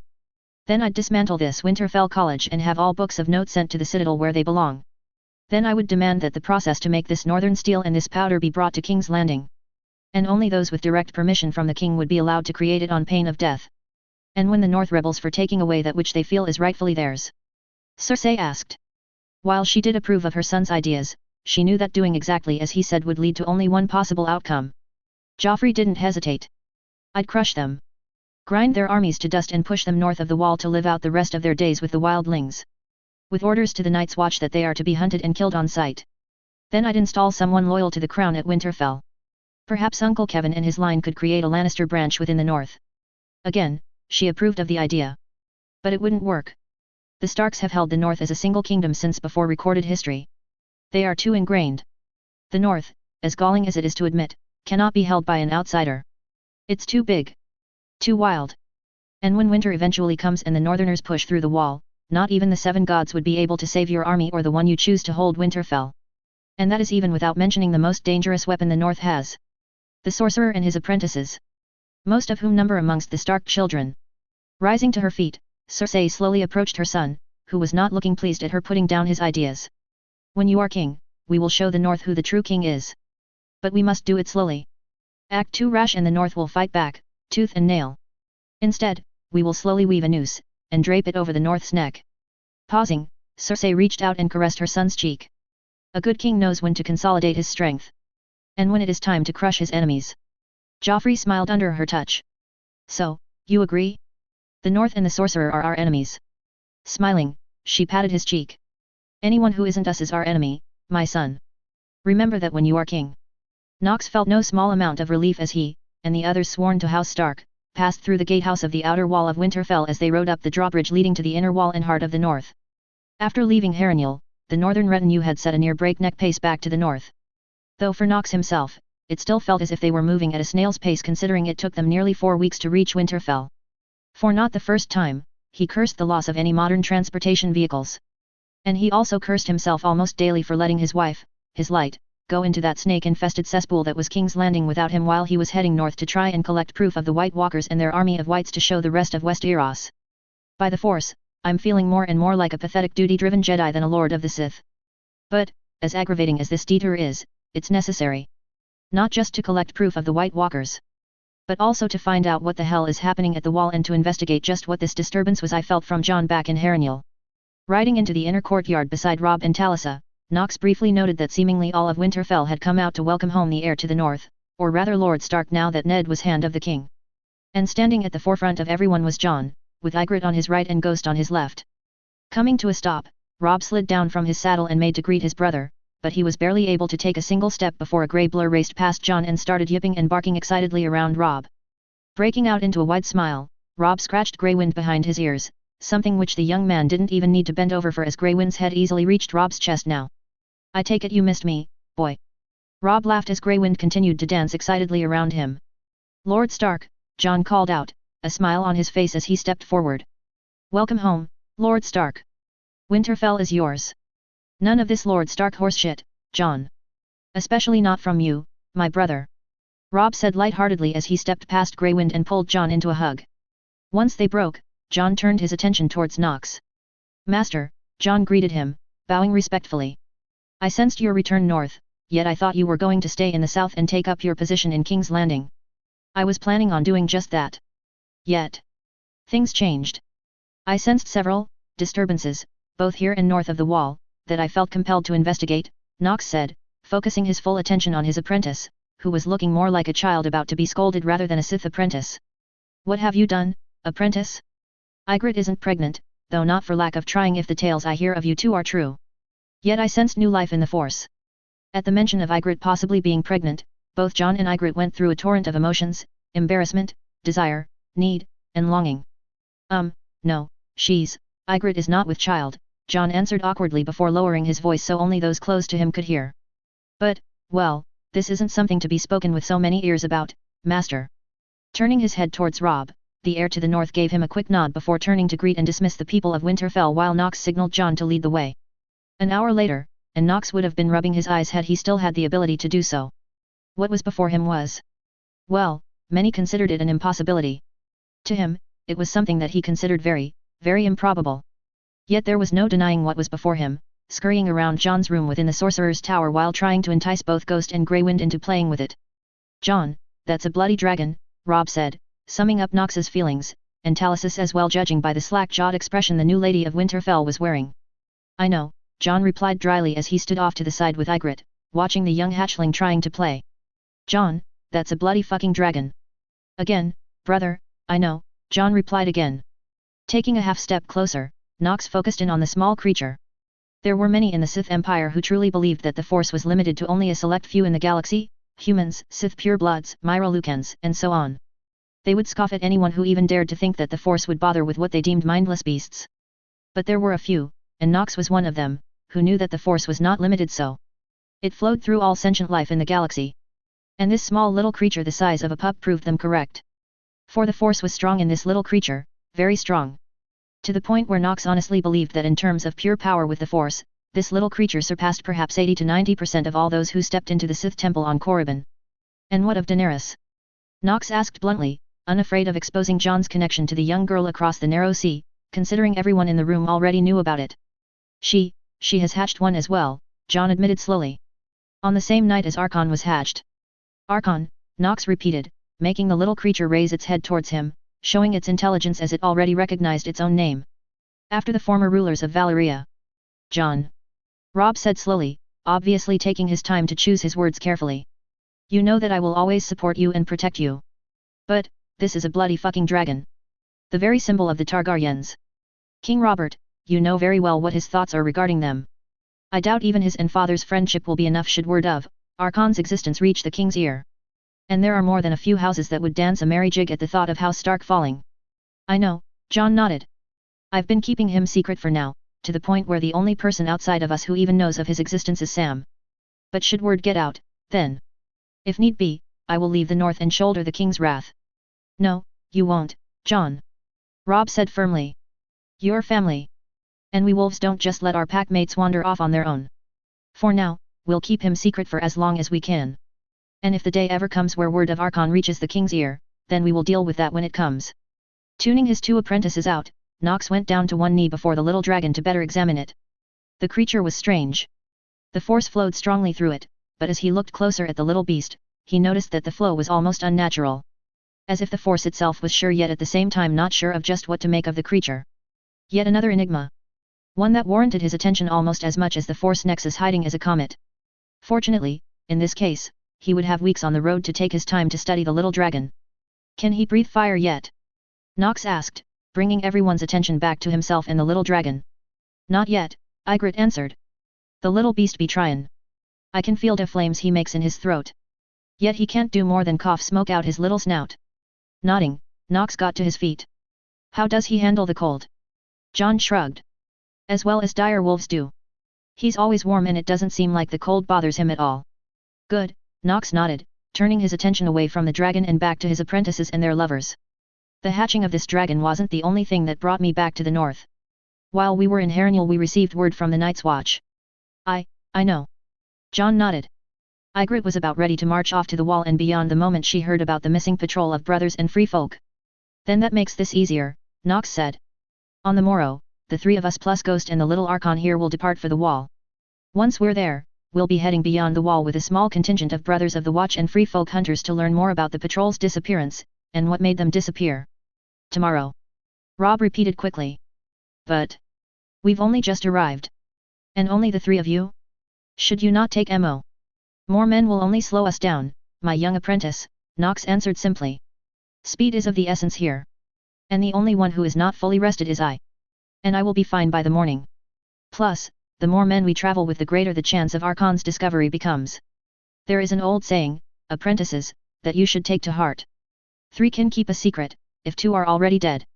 While I'm under no delusion that we will be able to keep Archon's existence a secret, we can at least delay the inevitable until we are able to better set the board in our favor. Turning his back on the young dragon, Nox made to head back to his rooms. John, Ygritte. Get some rest. We set out before first light tomorrow. And we'll be traveling fast.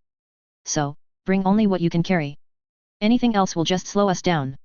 Standing on the balcony of her temporary office within the Tower of the Hand, Nyra Nox gazed down upon the mass of King's Landing, her eyes fixed on the large dragon pit off in the distance. It'd been little more than a full moon's turn since Harrenhal, and 3 weeks since she'd officially taken up her duties as temporary mistress of the arcane while her husband went north to investigate the disturbances he'd felt in the force. While her time on the small council had been productive, it had not been without incident, or even outright opposition. There were many who objected to her presence on the small council, whether because she was a woman, or because of her position. And while those who objected were wise enough not to object to her face, the whispers still followed her everywhere. The mutters of whore, heretic, heathen, and worse yet had become so common that she had grown numb to the insults. And if the mutterings weren't bad enough, then there was a rather catchy song that many a bard liked to sign. The Whore of the North. A song written specially for her. Alan was right. This city is nothing but a cesspool of waste and filth doing all they can to try and stay above the rest of the shit. The whispers and insults she could stand. What was getting irritating was the outright incompetence of some of her fellow members of the small council and those within the gold cloaks. And the irritating game the nobles loved to play to try and get the better of each other.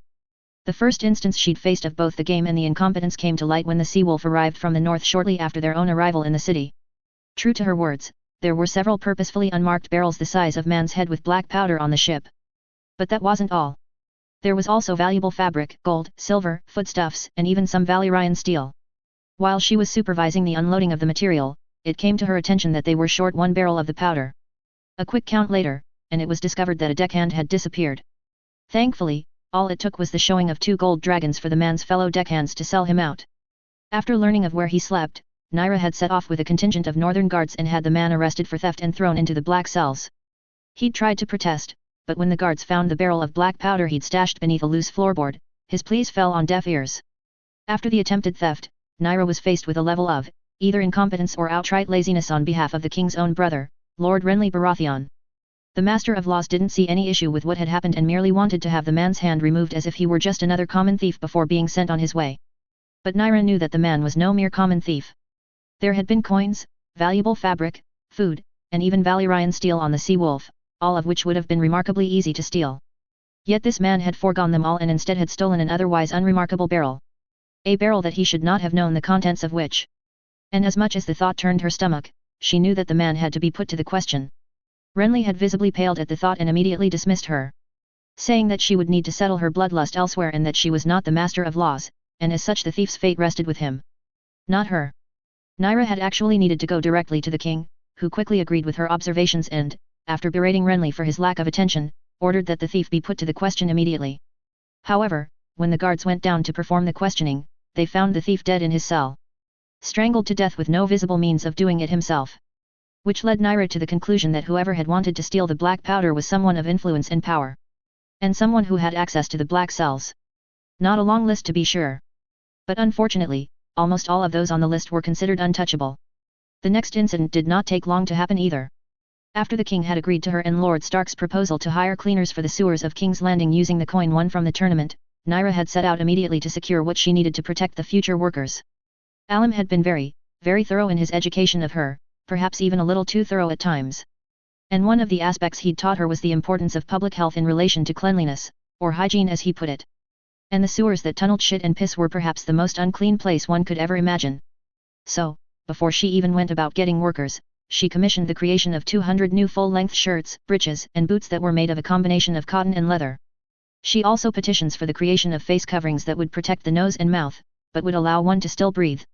She then secured washerwomen that would clean these uniforms each day after the workers were done with them. Once that was completed, she put the word out that there was a need for workers to clean the sewers of King's Landing, and that the workers would be paid 1 silver stag a day for their labors. Only 20 responded to her call the first day, 15 men and 5 women. Less than a tenth of what she'd hoped for. And 3 of them were children at that. But she knew that once word got out that the pay was indeed real, that many more would come. So, she made do with what she had. Each worker was commissioned a set of new clothes that were to be turned in at the end of their day, and to her dismay she actually had to teach some of the workers how to properly don their clothes and lace up their boots. And then after explaining what they would be doing, she sent them into the sewers to clean. Their work had not been of the highest quality, but it was a start. And she made good on her word, seeing that each worker was paid a single silver stag for their work. And, as an added bonus, she'd brought clean water and soap so that each of her workers could properly clean themselves before putting their old clothes back on. For most of them, it was perhaps the first time they'd ever properly cleaned themselves. Something which greatly unsettled and slightly disgusted Naira. On the second day word had spread that she was good to her word and the number went up from 20 to nearly 80. On the third the number went up to nearly 150. And by the fourth day they reached the point where it was necessary to turn away potential workers. By the fifth day the promise of bathing, clean clothes, and a silver stag a day had brought such a crowd that Naira had needed to employ all of the Stark guards she had and even some of the gold cloaks to keep any fits at bay and to turn around those who were not needed. By the seventh day, word had spread to every corner of the city. And while it was known by then that they were only accepting workers who had already worked for them, with preferential treatment given to the first lot who came, that did not stop the city from descending on the workers themselves. The moment the workers stepped out of the bathing area, they were immediately assaulted by merchants, whores, beggars, food vendors, and even cut purses who were desperately trying to get their hands on the coin she'd paid out. She was heartened to see that at least some of her workers were wise with their coin. Unfortunately, too many were not and immediately wasted their coin on drink or pleasurable company. She'd wanted to intervene and send all the vultures away. But then she remembered her husband's words. She couldn't save everyone. And what people did with their coin was their own business. If they wanted to throw it away for fleeting pleasures or drink or whatever tickled their fancy, then it was of no consequence to her as long as they continued to work. A fortnight after starting up work on the sewers, Naira sent out her announcement regarding the plans to renovate the dragon pit and workers were needed. The day after the call went out, the dragon pit was almost flooded by those seeking work, or more accurately the coin that was being offered. Though many were disappointed to learn that they would be earning only half of that which was being paid to those who worked in the sewers. But in Naira's mind, reconstructing a ruin did not call for the same pay as cleaning the sewers beneath the city. But even with only offering half the pay, she was still able to hire enough laborers and skilled craftsmen before midday to complete the reconstruction of the dragon pit. Granted, most of the work would need to wait until her husband returned so that he could perform the appropriate force rituals during the construction of the new temple. But she could at least see to it that Alan would have a good foundation to work with. "Milady Knox," the guard stationed outside her door called to her. "Yes." She called back, still staring out over the city she honestly never thought she'd see in her lifetime. "There is a woman here with her son. Says he's a candidate for Lord Knox's acolytes." Frowning, Naira turned away from the balcony and made her way back to her desk. Judging by the way her guard said woman, she knew he meant whore. This was not the first time, nor would it be the last she knew, that a whore or some other man or woman brought their child to her to see if they could find a place amongst her husband's acolytes. Especially now that tales of Gendry, the king's bastard who rose to the rank of apprentice along with Lord Stark's own bastard son, have spread across the country. While she wasn't an expert by any stretch, Alan had taught her enough in the short time since her Force awakening to be able to test the children to see whether or not they were capable of learning the Force. So far, none had passed her test. She doubted that this time would be any different. She just hoped that this whore would at least keep her clothes on. The last one she turned away from had promptly stood up, dropped her dress right in front of her daughter and offered herself fully and exclusively to her should she accept the child. An offer which Naira promptly denied. She would not betray Alim. Not after all he had done for her. "Send her in," she said, gathering a small stone sphere and setting it on the middle of her desk as she prepared herself for yet another failed test. The woman who was let in was not what Naira was expecting. The others had worn frilly or silky dresses meant to entice and excite. But this woman wore a simple cotton dress that had clearly seen better days. Her hair was matted, and she had more than a few dirt stains on her clothes and skin. And the little boy at her side was not in much better shape. It was clear to Naira right away that the woman had no doubt used every last coin she had, as well as perhaps offering her services, to ensure that they could meet. "Lady Knox, I thank thee for taking the time to speak with me regarding my son," the woman curtsied, her accent one that Naira didn't recognize but sounded vaguely like the Lannister's silky voice, meaning she probably came from somewhere in the Westerlands. "Rise," Naira said, motioning the two forward. "Sit, please." Nodding, the woman quickly rushed her son, who if Naira had to guess was no older than Bran Stark, towards the empty seats across from Naira. "Thank you, milady," the woman said. "My name is June, and this here is my boy, Stan. I know that the gods have blessed him, milady. And I pray he will be accepted amongst your husband's acolytes. He is a smart boy despite his age. He knows his numbers despite never having a maester to teach him a. And I will see if he is worthy of my husband's time," Naira said, cutting the woman off. It wasn't that she wanted to be rude, but the child had drawn her interest in a way none of the others had. Granted, her own powers with the Force were fledgling at best, but she could sense the vaguest hints of the Force within the boy. Something she had not felt in any of the others that had been brought before her. "Look at me, boy," she said calmly, drawing the boy's eyes up to her own.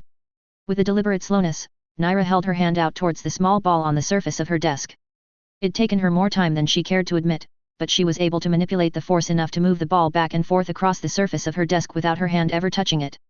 The boy's eyes widened as he watched with rapt attention as the ball moved, seemingly on its own. The young mother also stared with wide eyes and more than a touch of trepidation. "You see what I have done?" she asked, stopping the ball in front of the boy. "Gather your emotions. Your love, your anger. All that you are.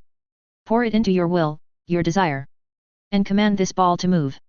The boy glanced up towards his mother, who gave him an encouraging smile and nod. Swallowing hard, the boy held his hand out towards the ball. She could see the concentration building within his small frame, his face twisting and going red as he tried to force the ball to move. Just as it looked like the boy was about to give up, the ball twitched. Hardly more than a slight rocking that might have been confused for a passing breeze. But Naira had felt the Force flow through the boy and into the ball.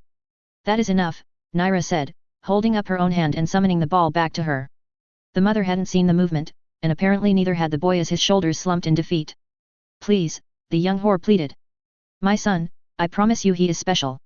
Please, milady, I." "Who is his father?" Naira asked, staring at the young lad. He looked so familiar for some reason but she couldn't place it, and it was starting to bother her. The whore swallowed and lowered her eyes. You know what I am, milady. Most like me who have children do not know the father. But I have always been careful. And I know who the father is. Stan was conceived when when his grace came through the Westerlands and, called upon my services. The pieces fell into place in Naira's mind immediately. The young lad looked almost identical to Gendry, albeit younger and with a slimmer frame. But his face, his eyes, and his hair were a dead match for Gendry. He even looked similar to little Bera as well. I am no noble hunter, milady, June continued, apparently taking Naira's silence as condemnation for bearing the king's bastard. I took moon tea after my services. But the seed of his grace was strong and would not be denied. I never wanted to use my son to take advantage, so I kept him away. But recently he started doing odd things. I thought it was just tricks of the eye, milady. But I was at Harrenhal hoping to earn some coin. And I heard about the king's bastard Gendry and I thought that. You need not explain yourself, Naira said, holding out her hand.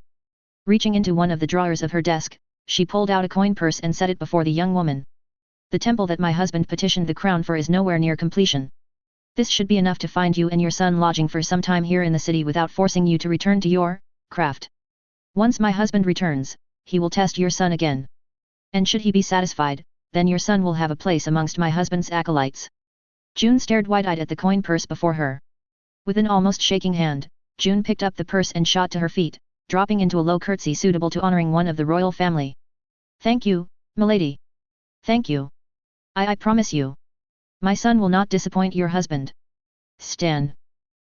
Thank you, milady, the young boy said awkwardly, rising to his feet and bowing so quickly and so deeply that Naira was afraid that he would hit his head on her desk. Dismissing them both, Naira leaned back and let a small smile form on her face. I've found another acolyte for you, my love. And another one of King Robert's bastard children. A boy who looks just like Gendry and Bera. If he proves himself, the king will no doubt be pleased. Considering how much he laments about his children by way of the queen who don't even have a drop of force potential within them. Frowning, Naira leaned forward and rested her chin on her hands. Nox said that the force is often passed from parents to offspring. Though it wasn't unheard of for the ability to not be passed on.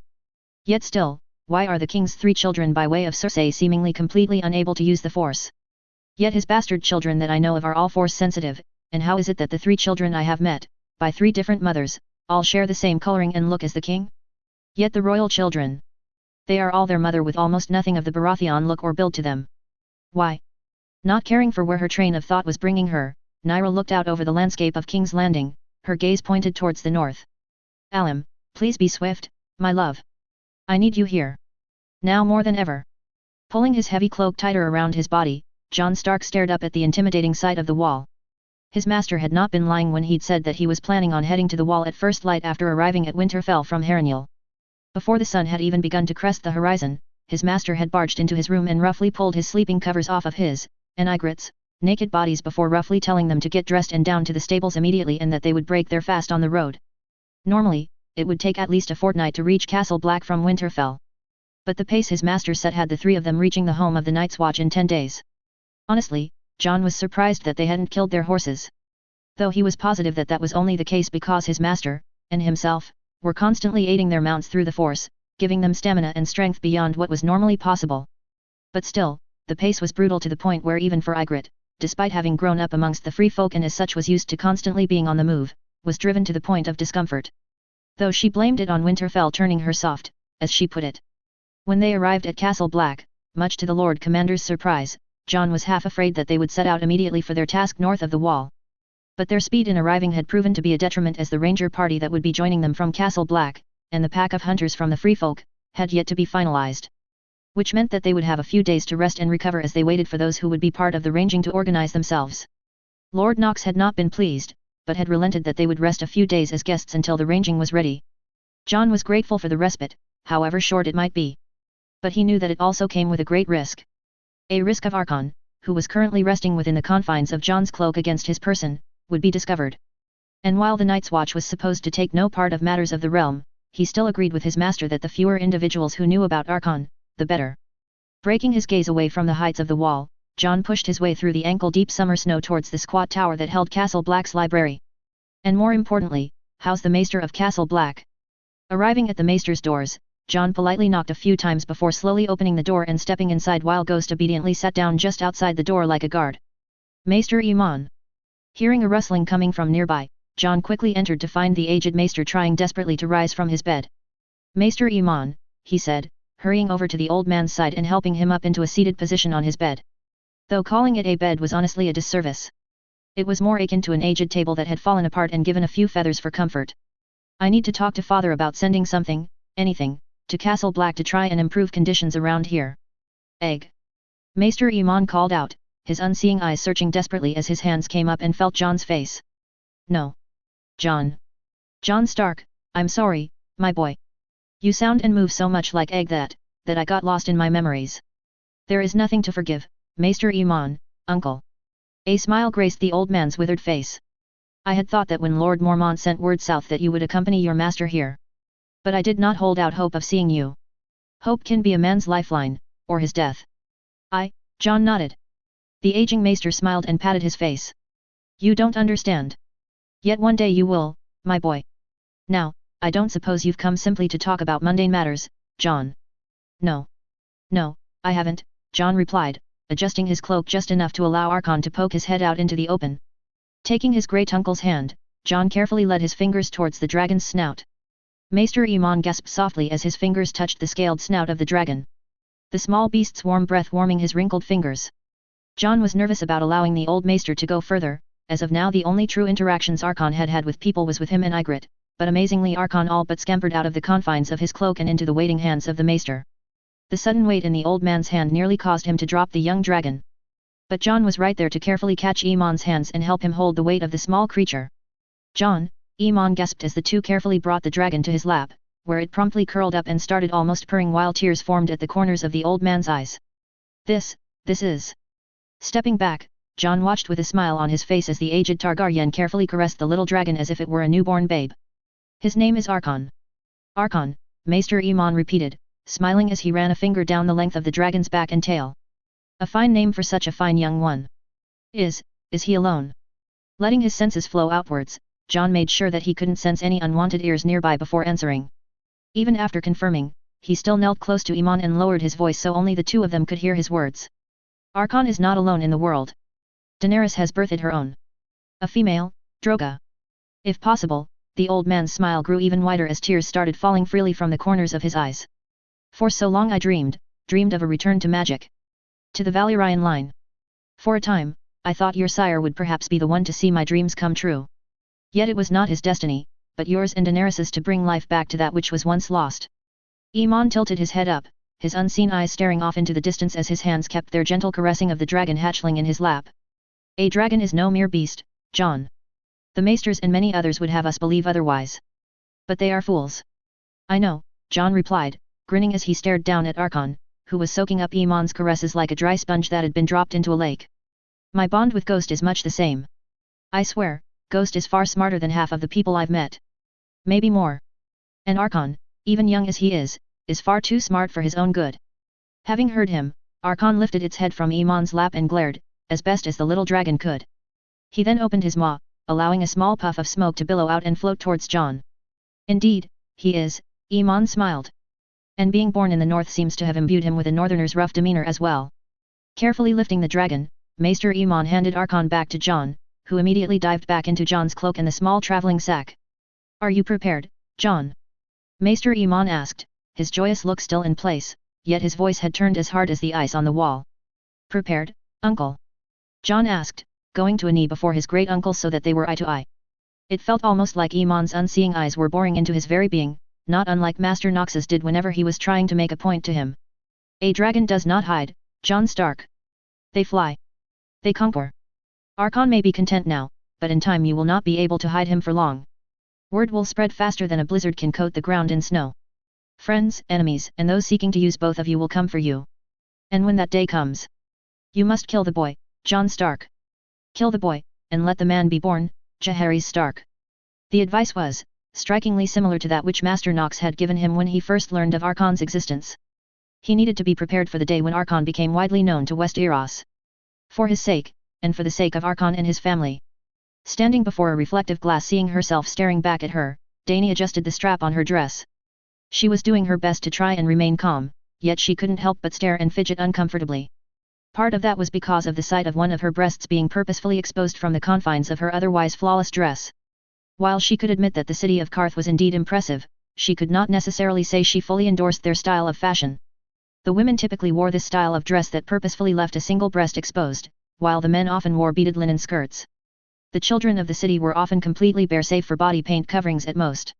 While she was no stranger to an exposed body, even exposing her own, the amount of flesh on display within Karth would take her some time to get used to. Satisfied with the state of her dress, Dany took a moment to look around the chambers that had been allotted for her usage while she stayed as a guest within the estate of Zarozo and Daxos.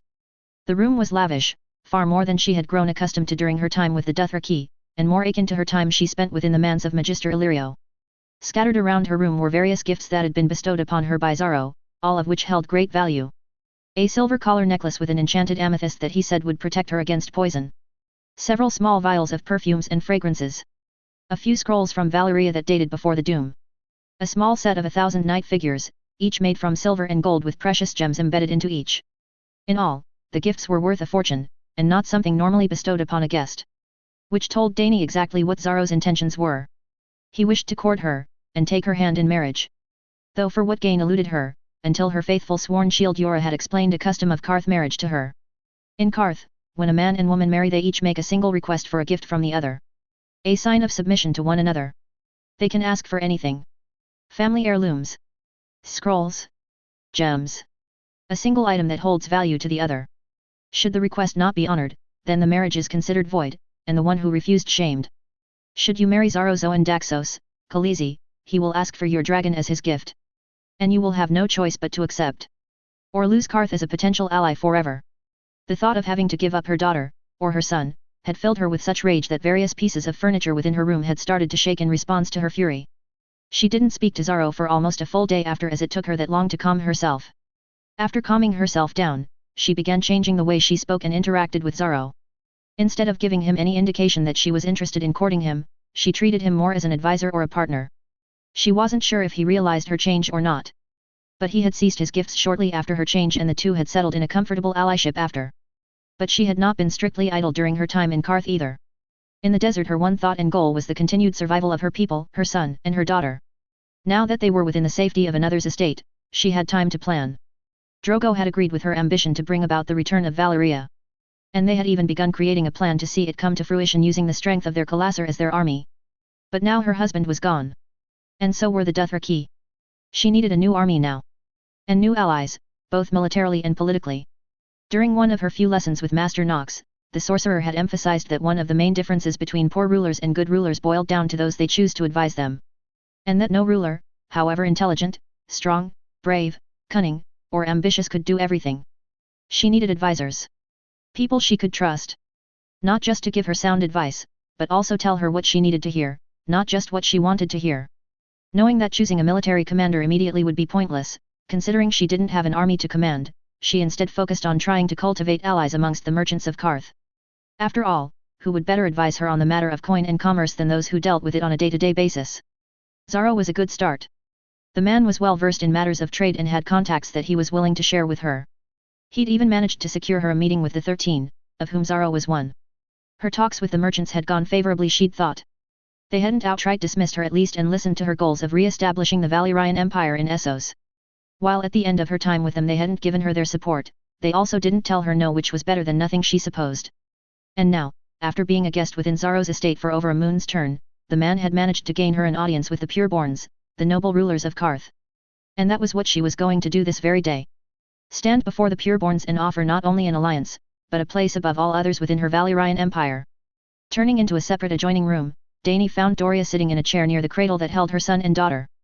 Khaleesi, Doria greeted her, rising from her chair while folding her hands before her and bowing her head. There is no need for such formality when we are alone, Doria, Dany said with a smile, walking towards the cradle and peering within. Her son was sleeping peacefully on his back while her daughter was sleeping right next to him. Drogo's snake-like head was curled around Rago while she had a single wing over his body as if to protect him while asleep or to keep him warm. Or mayhap her little dragon was trying to warm herself against him. Either way, it was a precious image. One that Dany would commit to memory. The Kalaka has been sleeping soundly since he last fed from your breast, my lady. Smiling, Dany reached down and gently smoothed her son's hair before allowing her fingers to continue onwards over to Drogo, making a trail down her long slender neck and to her tail. Let us hope he continues this way, Dany said, backing away and turning away from the heartwarming sight. It was for them, for Rago and Drogo, that she was doing this. She wanted to create a better world for her son and daughter. I will be in talks with the pureborns today. Hopefully for some time. Doria nodded. I will watch after the young Kalaka, my lady. He will not be the first child I have watched over for an extended period of time. And I will give everything to see him and your daughter safe, my lady. Smiling, Dani walked up to Doria and gave the former slave whore a warm embrace. I know, Doria. I trust you, perhaps more than any other. Backing away, she cast one final glance towards her sleeping son and daughter before raising her head and walking out of the room. She knew that Rago and Droga were in good hands with Doria. But for some reason, Dani couldn't shake the sense of foreboding danger that had been picking at her like a needle to the back of her head. Pushing the sensation aside, Dani focused herself on the here and now. The pureborns could be amongst the most powerful allies she could ask for, especially so early in her campaign. And she needed to keep her focus on them, not on what could happen. While she might just be a simple handmaiden, Doria could truthfully say that she had no complaints regarding her new lot in life. Certainly not when compared to her old lot as a slave whore in a pleasure house being passed around from sweaty sailor to merchant to peddler to old men who could barely get their manhood to rise to the occasion. No, this was a far better life than she had ever envisioned for herself. Her mistress, her Khaleesi, her Lady Daenerys Targaryen was a kind and thoughtful woman that she served without hesitation and with all her heart. And while there were some that would take her kind-hearted nature, or the fact that she was a woman, as a sign of weakness, Doria knew far better. Daenerys had tamed the greatest of Khals of the Dothraki, rode him using the techniques Doria herself had taught her until she'd broken Drogo in like the prized stallion he was. And best of all, while some of her duties might be considered demeaning to some, Daenerys had never commanded or even asked for her to go back to using the skills she'd learned during her time as a whore. Doria would, should Daenerys ask it of her. She would use the skills she learned for her lady in a heartbeat, sometimes she even dared to dream of such an occurrence coming to pass. Or if Daenerys asked her to use her skills to further persuade those who needed it. She would not enjoy returning to her whoring days. But if it benefited her lady and helped to see her dream of returning Valyria from the ashes, then Doria would do so. Though she knew that Daenerys would never ask, or demand, such a thing from her. Which made Doria's respect and admiration for her lady rise even higher. Hearing Rago starting to fuss, and Droga's light call, Doria ceased her musing of her life and immediately went over to the cradle that held her lady's son and daughter. Rago was looking up at her, and the moment his little dark violet eyes fell on her his face split into a wide smile as he babbled and reached for her. Droga eyed her, but ultimately did nothing as Doria picked up Rago and went over to where a wooden bowl with goat's milk and a cloth had been set. Sitting down, Doria dipped the cloth in the milk, making sure to soak it thoroughly, before moving the cloth to Rago's lips and allowing the hungry child to have his fill. While no substitute for mother's milk, goat's milk was a fine alternative. Hearing Droga cry out, Doria looked up to see the little dragon, now the size of a large cat or even a small hound, was using its wings and taloned legs to balance on the edge of the cradle. When she'd first seen the dragon, let alone been tasked with holding it, Doria had honestly thought she would lose control of her water. She'd grown up hearing story after story about the dragon lords of old and the beasts they rode. And none of them were flattering. Tales of death and destruction. Of men, women, and children being fed to the creature's insatiable appetites. But as time went on and she got used to Droga, she could no longer see the little beast as one of those creatures. Especially not with how it acted around her lady and the little Rago in her arms. Patience, little Droga, Doria smiled, dipping the cloth again in the milk. I will find you some cooked meat once I age. A flash passed over her eyes, and next she knew something hard was pressing hard into her throat, cutting off her ability to breathe. Doria flailed on instinct, her hands holding onto little Rago as she desperately reached for whatever was around her neck. Rago started screaming and Droga hissed and cried, her claws scraping against wood and stone as Doria fought to try and breathe. Her vision darkened as her breath failed her. Then there was something sharp and hard entering her chest, followed by warmth spreading down her front. A dagger. In her chest. All strength left her as her neck was released.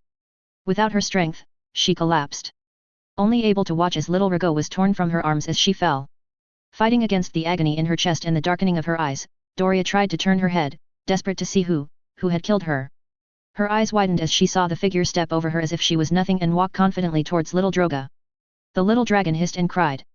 But in the end could do nothing as an iron cage like a basket was placed over her. Hearing the man's steps leave her, Doria used the last of her strength to dip her finger in the blood leaving her chest. She just barely managed to complete drawing 2 letters on her unbloodied arm before all her strength left her and the darkness claimed her. Chapter 39, The Games Begin Part 2. Back again. Sorry for the long wait between chapters. But honestly, from free time is limited to about a few hours, once a day every other week, if I'm lucky right now. I'm doing all I can to keep this story updated, and will continue to press forward until it is completed, but no promises on the timing of chapter releases. I know a lot of you have sent PMs and reviews, and thank you so much for them. Your support really helps with motivation. And I apologize if I have not been responding in a timely manner, but my free time is literally down to a few hours every other week. And lastly, shout out to my beta reader and brainstorm partner Telemachus Sundus. Lastly, I do not own Disney, nor am I Lucas or Martin. I have no ownership of A Song of Fire and Ice, Game of Thrones or Star Wars. This is purely for fun with no profit being made. And with that out of the way, let's get to the chapter. Stay safe out there everyone. Chapter 39. Walking briskly through the crowded streets of Karth, Daenerys Targaryen seethed in barely controlled rage as she marched away from the Hall of 1,000 Thrones with her head held high. The hall was ostentatious, to say the least. Each of the so-called pureborns had their own throne which lined the hall. And each throne was richly decorated with gold, precious jewels, and anything else of value. Almost as if each member of the pureborn were trying to show the others who had the most wealth. After nearly a full moon's turn worth of waiting, the pureborns were finally willing to listen to Dany make her offer of alliance for the empire she wished to build. And how did they respond? They laughed at her. One even went so far as to call her a beggar whore queen just like her beggar king brother. They said that Karth had not been part of the Valyrian freehold, and that they would not join with her foolish idea of bringing the Valyrian Empire back to power in Essos. It was infuriating. And humiliating. Then when asked where her dragon was, she calmly explained that her child was with one of her servants and her son, and when she said that she was promptly dismissed from their presence. That was when she realized why she'd even been allowed an audience with them in the first place. They didn't care about her, or about her aspirations or the change she wanted to bring about. They only wanted to see her dragon. She and her children were an oddity. A curiosity to be gazed upon and admired like an exotic bird in a cage. And that was it. It was humiliating. And infuriating. Two things which she had not felt in a long time. Since well before her marriage to Drogo. And it was a stark reminder of just where she was in terms of her goals of bringing Valyria back to life. I would ask for your forgiveness, Khaleesi Daenerys, for the way that the pureborns acted today. However, such words would be meaningless as you have now seen those who rule Karth for what they truly are, Xaro said lowly next to her, his voice such that only the two of them could hear them amongst the crowded street. Petty. Egotistical. Greedy, she said, listing off everything she thought of the so-called rulers of the greatest city that ever was or ever will be. Xaro didn't take offense. He merely nodded. Indeed. Though I would also add unimaginative and stagnate to your description of the pureborn. They have their lives. Their gold and finery. They are comfortable. Why should they wish for things to change when they are perfectly fine as they are? All things move forward. They change. Adapt. Grow. Dany replied in exasperation. Those who refuse to do so grow complacent. Weak. And die. Xaro merely nodded, a slight smile appearing under his jewel-encrusted nose. Indeed, Khaleesi Daenerys. Feeling only slightly better knowing that at least her host agreed with her, Dany picked up the pace slightly as she was eager to return to her son and daughter, who were being watched over by Doria. During her meeting with the pureborn she had felt something, a disturbance. But at the time she had been focused on trying to win the pureborns over, a fool's errand she now realized. But now that she was away from those fools the disturbance was back. And she knew that something was wrong. She just didn't know what it was. As they drew closer to Xaro's manse, the intensity of the feeling of something wrong grew with Dany. Unknowingly, she increased her pace, leaving a confused Xaro to quicken his own pace to keep up. Her host tried to call out to her, to ask her what was wrong. But his words fell on deaf ears as the unease grew within Dany to such a level that she felt physically sick, and she picked up her pace even further to where she had to lift her silk dress to run, her exposed breast swaying and knocking loose several of the jewels that adorned her front. Everything passed her by in a blur. Her focus was solely on getting back to the manse and her children as quickly as possible. Reaching the manse, she vaguely recognized that a few of her own Khalasar, along with several guards and Unsullied that were owned by Xaro, were standing outside and arguing with one another. But she paid none of them any mind as she forced her way past the guards and her own people and into the manse. Ignoring the voices calling out to her, Dany ran as fast as her feet could carry her up the stairs and towards the chambers that had been given to her and her children for their stay. Shouldering the doors open, the feel of dread slammed into Dany like a maul to the gut, doubling her over and dropping her to her knees as she saw just what awaited her within. Several guards and one of her Khalasar were standing within the room. Surrounding Doria. Her faithful handmaiden. Whose throat was slit and had a hole in her chest. Her beautiful dress. Her skin. Her fair hair. All soaked with blood. Her blood. Forcing herself forward, she pushed off the hands that were trying to hold her, whether to support her or to block her from seeing, she didn't care. She didn't need them. Didn't want them. Arriving next to her first handmaiden, and first true friend besides John, Dany reached out with a shaking hand and gently caressed her friend's face. My son, my daughter. Her voice was coarse, laden with sorrow to the point where she barely even recognized that it was her who'd spoken. They are gone, Khaleesi. Her dress swayed violently as Dany's rage overtook her. Cries of alarm and pleas for mercy went unanswered as Dany lashed out at anything and everything she could see as the servants, guards, and her own people ran over each other in their haste to get out of the room and out of her sight. The crib her son and daughter shared smashed against the wall. The feather mattress and wood shattering into a shower of splinters and feathers only to be swept in the current of Dany's anger. Her own bed rose off the ground and snaped like a twig beneath her power. The precious dresses given to her torn asunder. All around the room the few possessions she owned or were gifted with become nothing more than fragments of what they once were before being swept along in the rolling maelstrom that was forming within the room. Only Dany and Doria, her sweet, faithful, beautiful friend, remained untouched by the destruction. Without warning, everything in the room ceased moving and crashed to the ground. Master Zarozoan Daxos, Dany called out, her voice like iron, no, like molten Valyrian steel. The doors to her chambers slowly opened as she sensed the merchant prince slowly enter the room, his fear of her merely adding oil to the inferno of power within her. It was strange. She was angry. No, furious. Far more furious than she had ever been in her entire life. Yet she felt calm. Almost as if her anger, her fury, was such that it had moved beyond the just normal anger and into the realm of calm. Khaleesi Daenerys, Zaro called out to her, the man trying to keep his fear from showing in his voice but failing to do so. I apologize for the destruction I have caused, she said, her eyes not leaving Doria. That was clearly not what the man was expecting. I think nothing of it, Khaleesi. Your anger is justified. I have sent word that every servant, every guard, everyone who was in the manse while this travesty took place is to be put to the question. We will learn who took your children soon enough. There is no need for such violent and ineffective means. Zaro jumped, and even Dany turned despite her calm at the unexpected voice that had joined them. Standing just out on the balcony, red mask firmly in place, was the Red Priestess Kaith. How did she get so close without my noticing? Was I that blinded by my anger? No. No, I can sense Zaro, Sir Yora, my blood riders, Iri, Yahiki, and everyone else standing just outside the room, but her? I cannot sense anything from her. It's as if she isn't even here. Priestess Kaith, Dany greeted the woman, her surprise and suspicion of not being able to sense the woman fading as her anger once again brought her to a state of calm. Where are my children? The priestess didn't walk, so much as she almost flowed into the room. Raising a hand, the priestess pointed a single finger towards Doria. Your handmaiden left you a final message with her last breath. Frowning, Dany returned her attention to her fallen friend. Her eyes went over every part of her body looking for something, anything, that Doria might have left her. Just as she was about to demand answers from Kaith, she saw it. Her left arm had 2 small markings of blood on the underside of her arm, well away from where any blood from her wounds should have been able to reach. Lifting her arm, she realized what Doria had left her. 2 letters were drawn on her skin with blood. Py. Dany said, recognizing the letters. Setting the arm down, she tried to think of what the letters could mean. A place? No. A person? Yes, that had to be it. But who? Who had she met, who had Doria met, whose name? Like a bolt it came to her. A single name. One who both Dany and Doria had interacted with before she had ever stepped foot in Karth. Piet Pri. Now she had a target. A goal. And nothing would stand in her way. Laying a hand on Doria's brow, Dany thanked her friend before turning, and almost running straight into Zaro's chest. Glaring up at the merchant, Dany saw the fear in the man's eyes as he gazed at her. Move. Swallowing, the merchant prince tried to placate her. Khaleesi, Piet Pri is a warlock of no small renown, and the House of the Undying, none enter those halls unless invited by. Piet Pri has been sending daily messages to me all but demanding my presence at the House of the Undying, Dany said, far calmer than she felt. Now he has taken my son, my daughter, and killed my friend.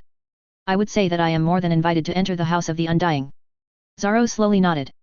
I would agree with you, Khaleesi. However, I must caution patience. The Undying who reside within those hallowed halls are powerful. They even have the ear and favor of the pureborn. One cannot simply enter their domain and make demands of them. Those that have in the past are never seen again, if they are fortunate. But those who have come before were not one favored by the Lord of Light. Kaith had, once again, managed to soundlessly make her way over to Dany to the point where she was standing just outside of arm's reach. Daenerys Targaryen has received the blessing of the Lord of Light. She carries his blessings. His fire runs through her veins. The Undying think they know her. They think they know what she is capable of. Of what the one true God is capable of. But they are wrong. And it is past time to cure them of their hubris. Seeing that she would not be deterred, Zaro sighed. I will call for a litter and proper escort to the House of the Undying. And while I wish you and yours well Khaleesi, I cannot go with you. Bowing once more, Zaro turned heel and made his way out of the room. Turning towards the Red Priestess, Dany carefully observed the woman. You know much, Priestess. The mask hid the woman's face, but Dany could see the mirth in her eyes. I know only as much as my lord deems necessary, Daenerys Targaryen, daughter of Valyria and chosen of our Hillar.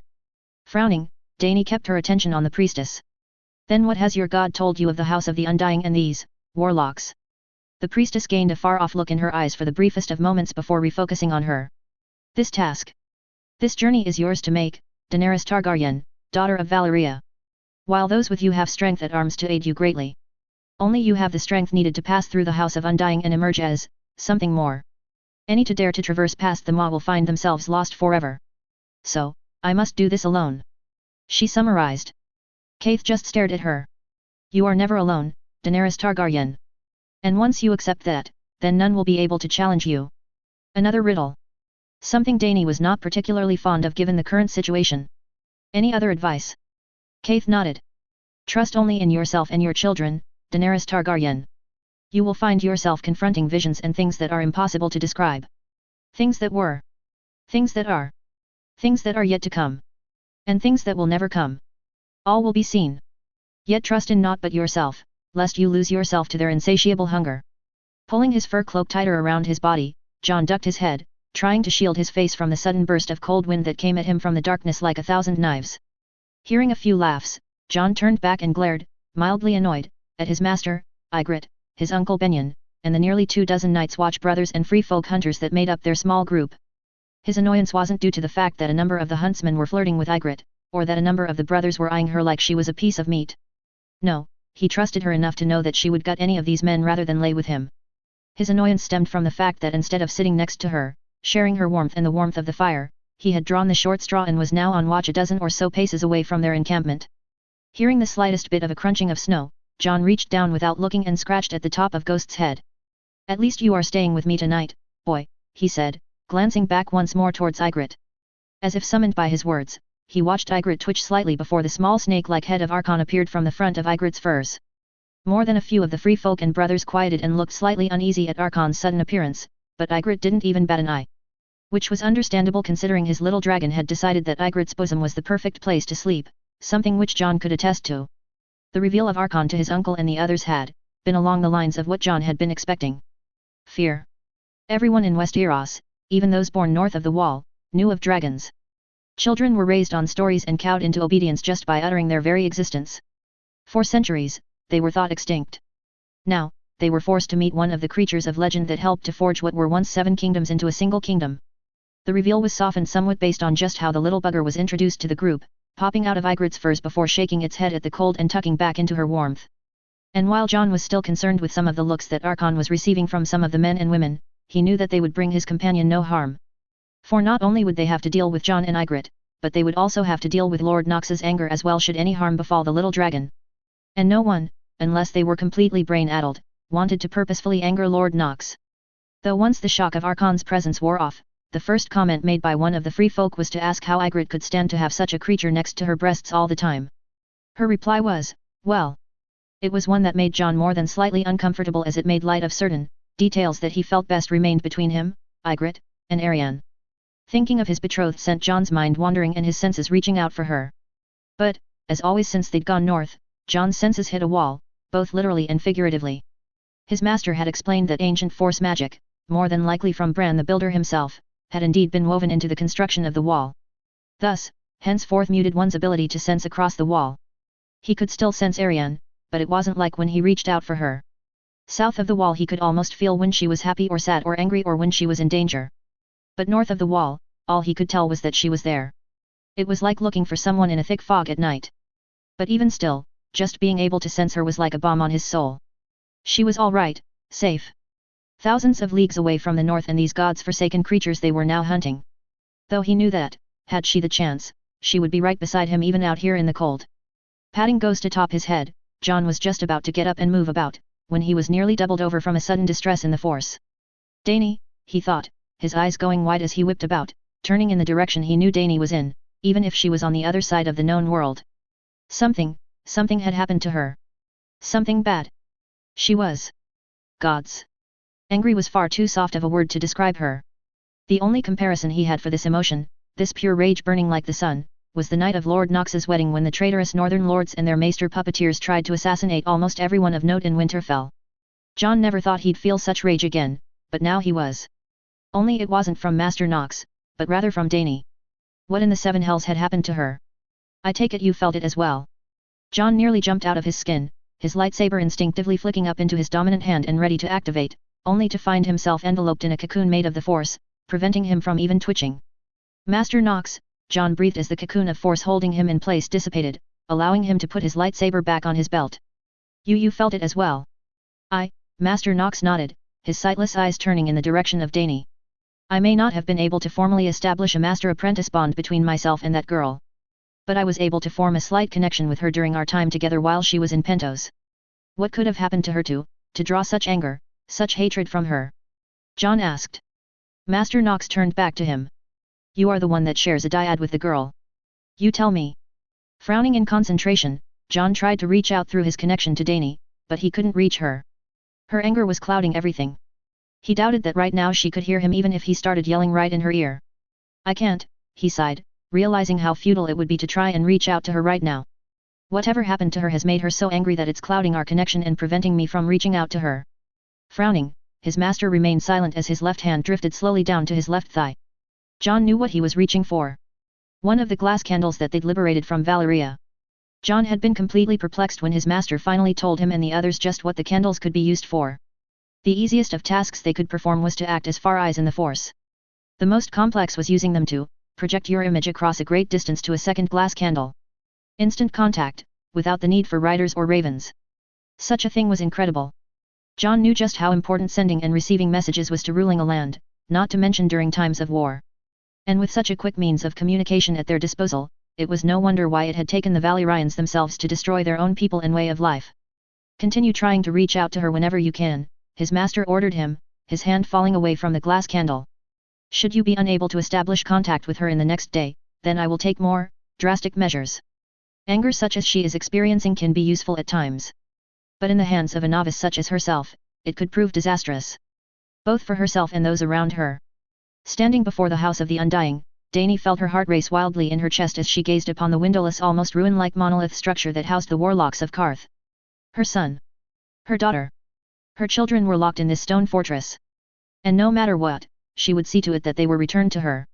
Khaleesi, you need not do this alone. To her left and right, Ser Yora and her blood riders stood ready with hands on their hilts to storm the House of the Undying and take back her children by force. Yet as much as she wanted to give the command, the words of Kaith rang through her mind.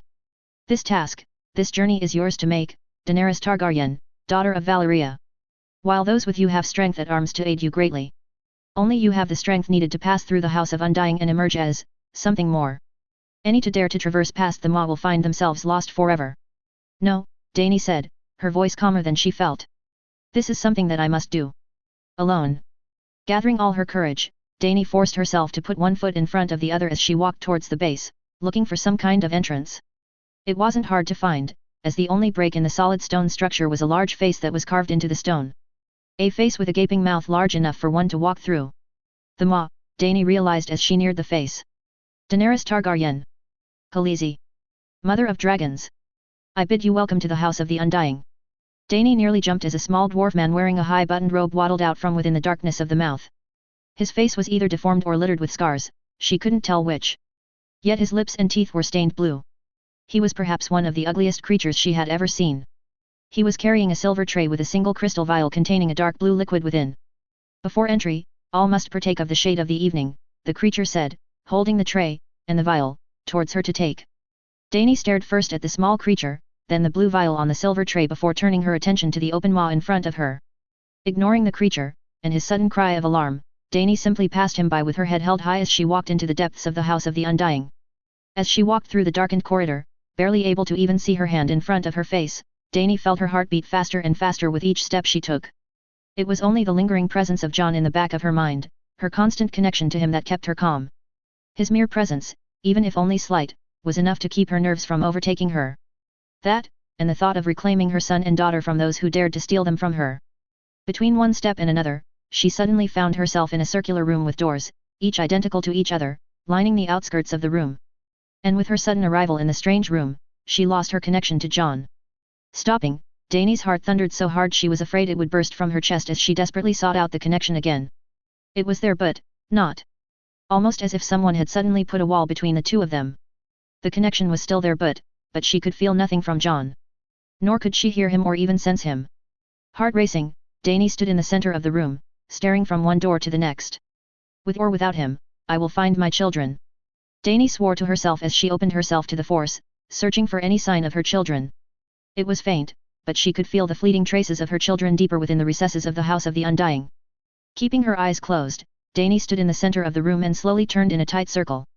When she felt the slight presence of her children grow stronger, she stopped and opened her eyes.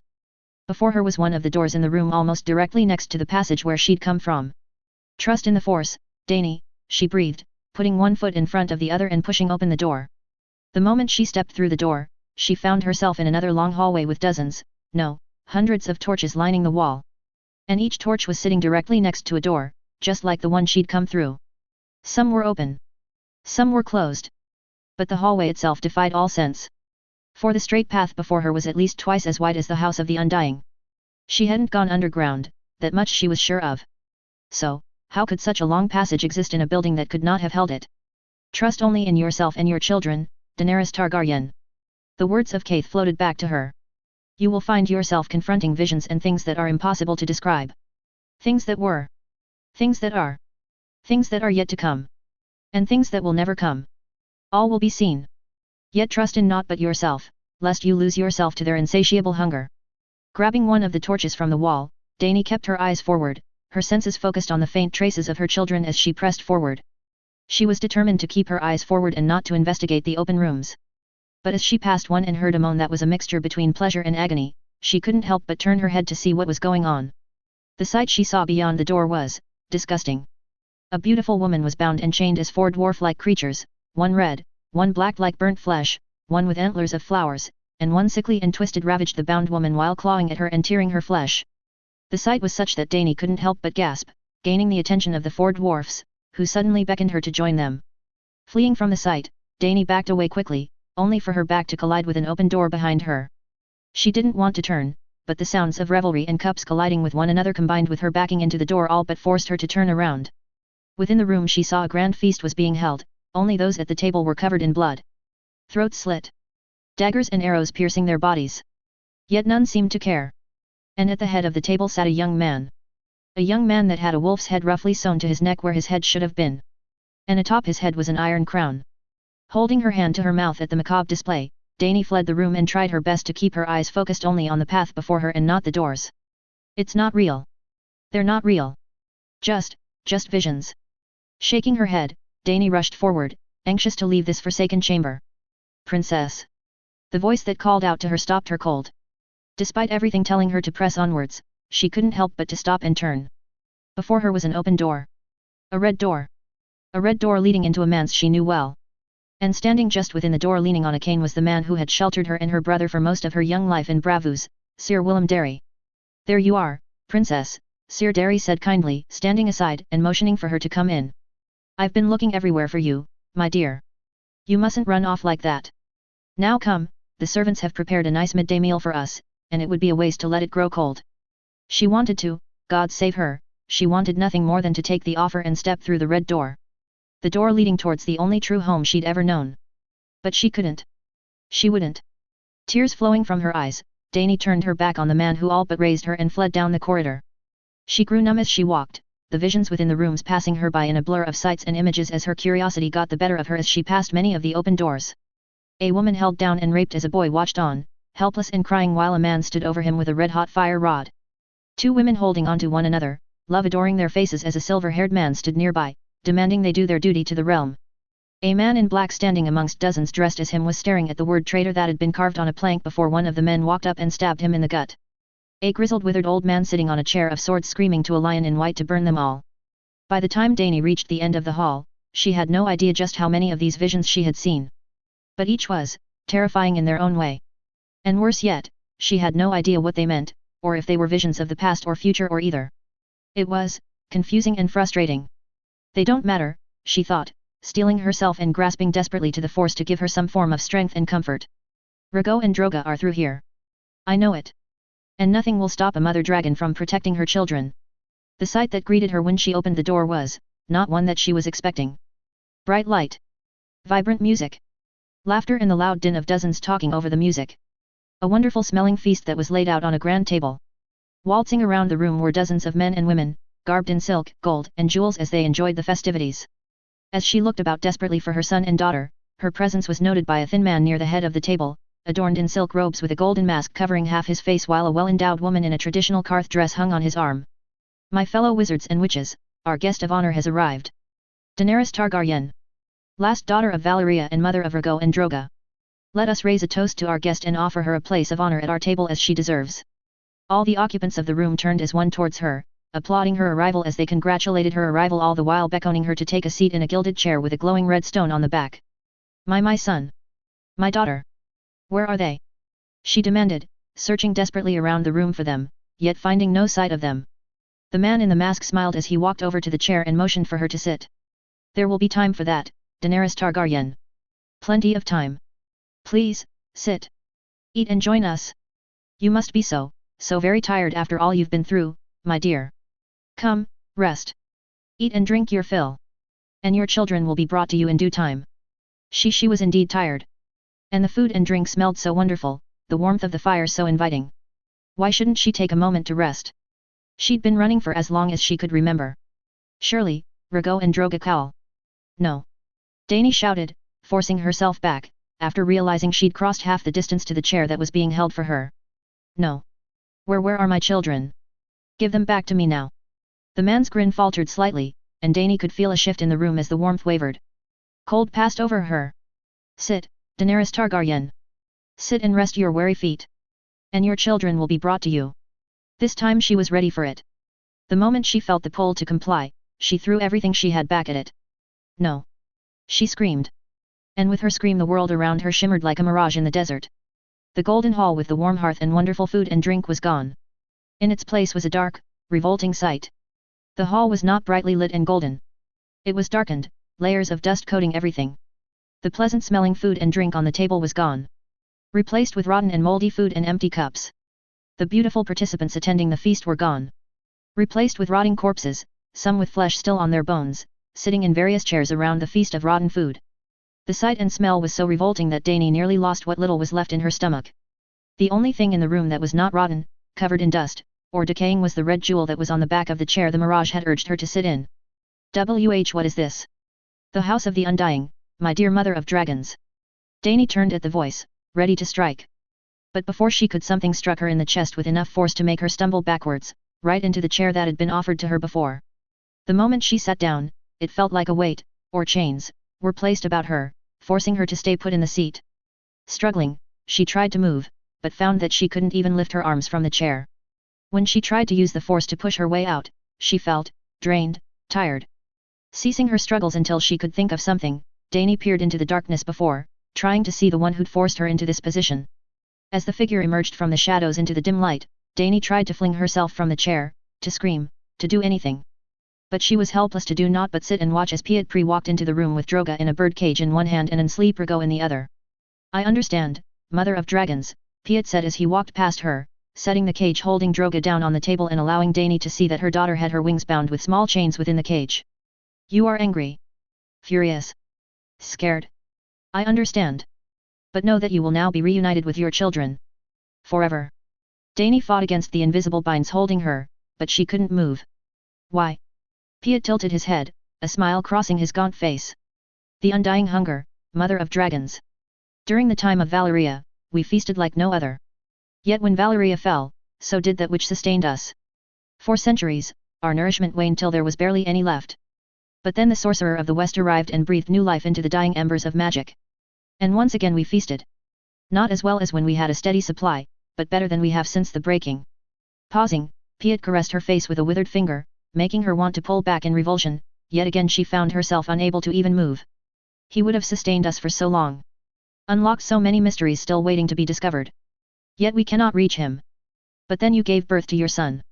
Your dragon. And your flames lit anew like a raging inferno on the darkest of nights. While one day we will have the Sorcerer of the West, till then you and your daughter will do your part, in sustaining us and giving us strength. For nothing tastes as fine as a Valyrian dragon lord to feast upon. The red jewel above her pulsed, and Dany felt a wave of pain. Pure unadulterated pain raced through her. She wanted to scream. To fight. She fought against that which held her, and she felt it give slightly. Then the pain returned tenfold and all she could feel was the fire racing through her veins. Time lost meaning to her. Yet when the pain finally passed, she felt exhausted. Like she'd run for days through the red wastes without pause or water. Droga, Rhaego. She said weakly, staring at her two children. Smiling again, Piet laid a hand on Droga's cage. Your daughter will sustain us. Your son, however, will become one with us. He shall be the greatest of us. When the time comes, he too shall feast upon you both. Do not fight, mother of dragons. The more you struggle against our hunger, the more pain you experience. And it is a shame to see such a beauty as yourself suffer so. Yet, in the end, this is your fault. Had you simply come when called, and had you willingly accepted the Undying's offer to sit at their table, then such suffering would not be necessary. Droga gave off a cry of agony, and Dany turned towards her daughter to see her fighting against the chains that were keeping her wings pinned. Hearing the cries of the small dragon, Rhaego stirred. Seeing the unfamiliar face of Piet Pri, her son started to squirm as much as he could while giving off a cry. Seeing her two children cry and writhe in pain caused something to snap within Dany. She'd been angry before, at her brother and at the witch who killed her husband most notably. But this was something different. She was angry, angrier than she had ever been in her life. But she was also calm. Calmer than she had any right to be. This man. These things. They dared to try and hurt her children. She would make them suffer. A wave of air rushed through the hall, disturbing dust that had not moved for years. Piet looked about wildly, his eyes wide in confusion. But Dany didn't care. She could feel the force filling her. Chaos and serenity. A raging river flowing alongside a calm breeze. Power. Pure power, unlike any she had ever felt rushed through her as she rose to her feet. The bindings that held her in place flared, as did the pain. But both were but nuisances before her. With barely a thought, she banished both from her as she stood to her full height. For the briefest of moments, Piet Pri stood before her with wide eyes, seemingly unable to comprehend that she had managed to rise from her bindings. He made to move, to do what she didn't know, nor did she care. Before he could do anything, she sent him flying with naught but a flick of her wrist. The man's screams of pain echoed through the hall as his back slammed hard against the wall, several of his bones breaking from the impact. But while Piet was sent flying, Rhaego remained where he was, floating in the air as Dany held her son in place with the force. With a twitch of her fingers, Rhaego floated back towards her waiting arms, her young son smiling and laughing the moment he was back in her arms. With her son in her arms, Dany turned to her daughter. Placing Rhaego in her left arm, she held her right hand above the iron cage. The cage shook for just a moment before the top gave way, each bar bending backwards like a blooming flower. And as the cage was opened, so too did the chains holding Droga fall away, letting her daughter scamper out of the cage, her little wings extending as she did so that she could glide down from the table to where Piet Pri was laying, moaning in agony on the ground. The would-be magician tilted his head up just high enough to see Droga standing before him, her daughter hissing in anger at the one who dared imprison her, the one who dared to try and harm her mother, her brother. He would pay. And Dany would not deny her daughter her vengeance. You tried to take my son, my daughter from me, Piet Pri, Dany said calmly, looking down in hatred at the broken man before her. Now, you shall pay for trying to take my children from me. Droga, Dracarys. Droga's snake-like head tilted back as she hissed and coughed. She felt smug satisfaction from Piet as her daughter blew smoke from her mouth. No doubt thinking that Droga could not yet produce any flames. But that sense of satisfaction quickly died as Droga roared as loud as she could, and produced a small stream of flames directly into the face of Piet Pri. Droga was young, and her flames were not yet ready to melt stone. But they were still more than hot enough to burn the would-be sorcerer. Piet Pri screamed and tried to move, but his broken bones kept him from moving far as Droga let out one stream of fire after another, making sure that she scorched every part of the man who tried to harm her. All too soon, Piet's screams of agony ended as the fire consumed him. Come, Droga, she said, calling out to her daughter who obediently ran to her ankles. She was ready to leave this place behind, but as she turned, she caught sight of the glowing red jewel that adorned the top of the chair she'd been bound to. She could feel something with it. A resonance. Like an echo. But she could also hear voices. Muddled. Whispers jumbled together. Dozens of voices speaking at once and being lost within each other. But most of all, when she stared at the jewel, she felt hunger. Not for food, but hunger was the only word she could use to describe what she was sensing from the jewel. Glancing around the room, the dead, the rotting, the piles of trinkets covered in dust, even the still decaying corpse of what was once a small child. She realized something. These undying Piet spoke of the apparitions that she saw. They feasted on those like her. Like John. Like Master Nox. Like the Dragon Lords of old. And she could not let this continue. Taking a few steps back, Dany slowly placed Rago on the ground. Drogo looked from her brother to Dany, curiosity clear in its eyes. I can't leave it like this, my daughter, she said, petting Drogo on the head before stepping towards the glowing red stone. Stay back with your brother. Stepping up, she raised her hand, palm pointed towards the red jewel. The moment she reached out through the force, she was nearly physically forced back as the jewel responded. Dozens of voices screaming, growling in hunger. They weren't a part of the jewel. But rather they were almost tied to it. Using it like an anchor to try and hold onto something. But even though they weren't present in the jewel, she felt their hunger. Starvation. Thirst. But not for food nor drink. It was unbearable. Trying not to focus on the sensation, she pushed harder, trying to find what was holding them to the jewel. But the deeper she pressed, the worse the sensations became. It was almost to the point where she was physically doubled over from the pain they were feeling. And she could hear their voices. Dozens of screaming, agonizing voices that called out to her. No, at the feast she represented them. The further she pressed, the clearer the voices became. They were offering her everything she wanted, health, age unending, her dreams fulfilled, even her husband brought back to her. No matter the promises offered, Dany rejected them by keeping her silence. Then the anger came. Rage like an inferno that she countered with a calm stream of water. As the inferno died, she felt the second, calmer, more insidious presence trying to take small bites from her. To this, she countered with rage unadulterated. A burning inferno that dried the steam of calm and sent it fleeing and screaming. The battle raged, rage, peace, hatred, love, everything the spirits threw the jewel threw at her she countered with the opposite. She could feel the sweat pouring down her face and down her body as she fought a war of wills against the undying of Qarth, searching for that which held them tethered. Finally, she found it. The chain that held them. The moment she reached it, the voices ceased before erupting. There was no attempt to stop her. Only pleas for her to stop. Promises to fulfill her greatest desires, but they were all lies. Grasping the anchor within the jewel, she poured in everything she had. The chain held for just a moment before it shattered beneath her power. The voices screamed in a new agony as she felt them being torn apart by a torrent beyond anything she had ever thought possible. Their screams lasted for a seeming eternity before ceasing, leaving her in only the quiet of the chamber. Opening her eyes, she looked at the jewel. It was no longer red. It was now white, an almost pure white that was glowing with warmth. Dany. Had she the energy, Dany would have jumped and perhaps yelled. But as it was, she could only turn tiredly towards where the voice came from. John, she breathed, seeing her nephew standing but a few paces from her. Even though she could see him, she didn't fully trust his presence, not after everything she'd just been through. So, to reassure herself, she reached through the bond she shared with him. Thankfully, she very quickly could tell that John that was standing before her was indeed her family and not some illusion.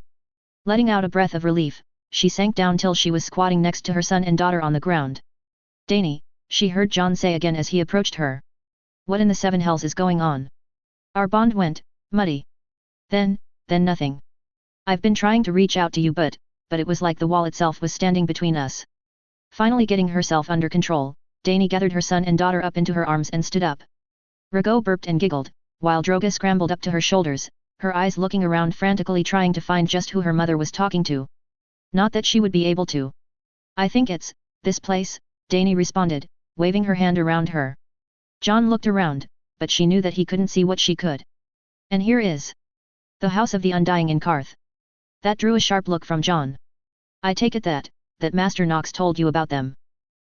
John nodded as he looked around. She had no idea where he was, but she could swear she saw snow on his heavy furs.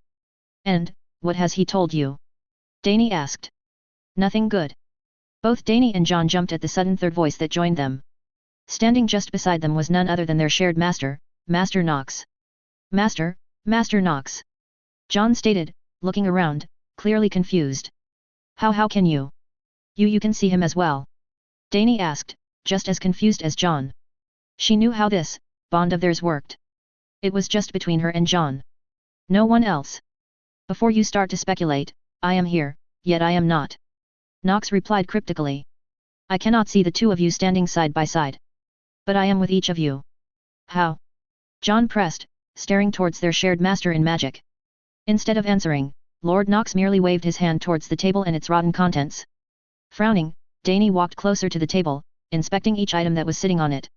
It was towards the far end of the table that she found it. A trinket shaped as a candle, made of black glass. Valyrian glass. A Valyrian glass candle. Dany exclaimed, looking over to John and Lord Nox just in time to watch as Lord Nox reached down to his belt and pulled out a similar glass candle that could have easily been mistaken for a dagger at his waist. As I told you before, Lord Nox explained, putting his own glass candle back into the small sheath on his hip. Your ancestors' ability to manipulate the Force was incredible, even by my own people's standards. But despite their abilities, they failed to truly realize the full potential of their creations. Blinking, Dany picked up the glass candle from the table with her free hand. It was lighter than she expected. But what is a Valyrian glass candle doing here? Why do you think it is here? Lord Nox questioned in a tone that Dany recognized, and by the look on John's face one that he recognized as well. It was the tone of one about to give a lecture. Frowning, Dany thought back on everything she knew about the House of the Undying and her ancestors. The warlock that led me here by taking my children, he said that the Undying would feast on me. That they'd captured dragon lords before to feast upon. And that these Undying were starving. But the Undying were spirits. I thought he meant that they would feast on my body. But maybe that wasn't what they ate. Maybe it was the Force. Very good, Daenerys, Lord Nox congratulated her. Ever since I found a reference to the House of the Undying in a tome we took from the ruins of Valyria, I have been curious about these warlocks and the masters they serve. I had my suspicions as to what they were, but without seeing them myself I could not confirm my suspicions. Until now, that is. Now that I am here, even if it is just a projection of myself and even with my attention split between here and where John and I are, I can easily tell what these Undying were. Were they spirits like the one you destroyed in Valyria? John pressed, the mere thought of which made Dany tense in fear and clutch her son tighter to her chest. In a way, yes. But also no. Lord Nox explained. Like the one who caused the destruction of Valyria, these Undying were once mortal beings who sought power. However, unlike the case in Valyria, these Undying cannibalized the Force energy from anything and everything around them. Sentient or not, living or not. Eventually they became a wound in the Force, unable to sate their hunger for Force energy, and so they began feasting, and feasting, devouring the Force endlessly to sate that which could no longer be sated. I've only ever read about one case similar to this, a Sith Lord by the name of Darth Nihilus. Thankfully, even combined these Undying do not hold a candle against the likes of Darth Nihilus. If they were even close to being equal to him, then this entire world would have been swallowed centuries ago as these creatures attempted to sate their hunger for the Force. The mere thought of facing a being not only similar, but far more powerful, than the Undying of Karth was unsettling to say the least. But Nihilus is gone. As are the Undying. Impressive, Daenerys Targaryen. For one of your age, and with such limited instruction, to be able to take these beings down. I am impressed. Not to mention that you managed to purify a corrupted Kyber crystal at the same time. Your strength, your skill, and your mind are not one of an acolyte. You are indeed at the level of an apprentice. Pride swelled within her.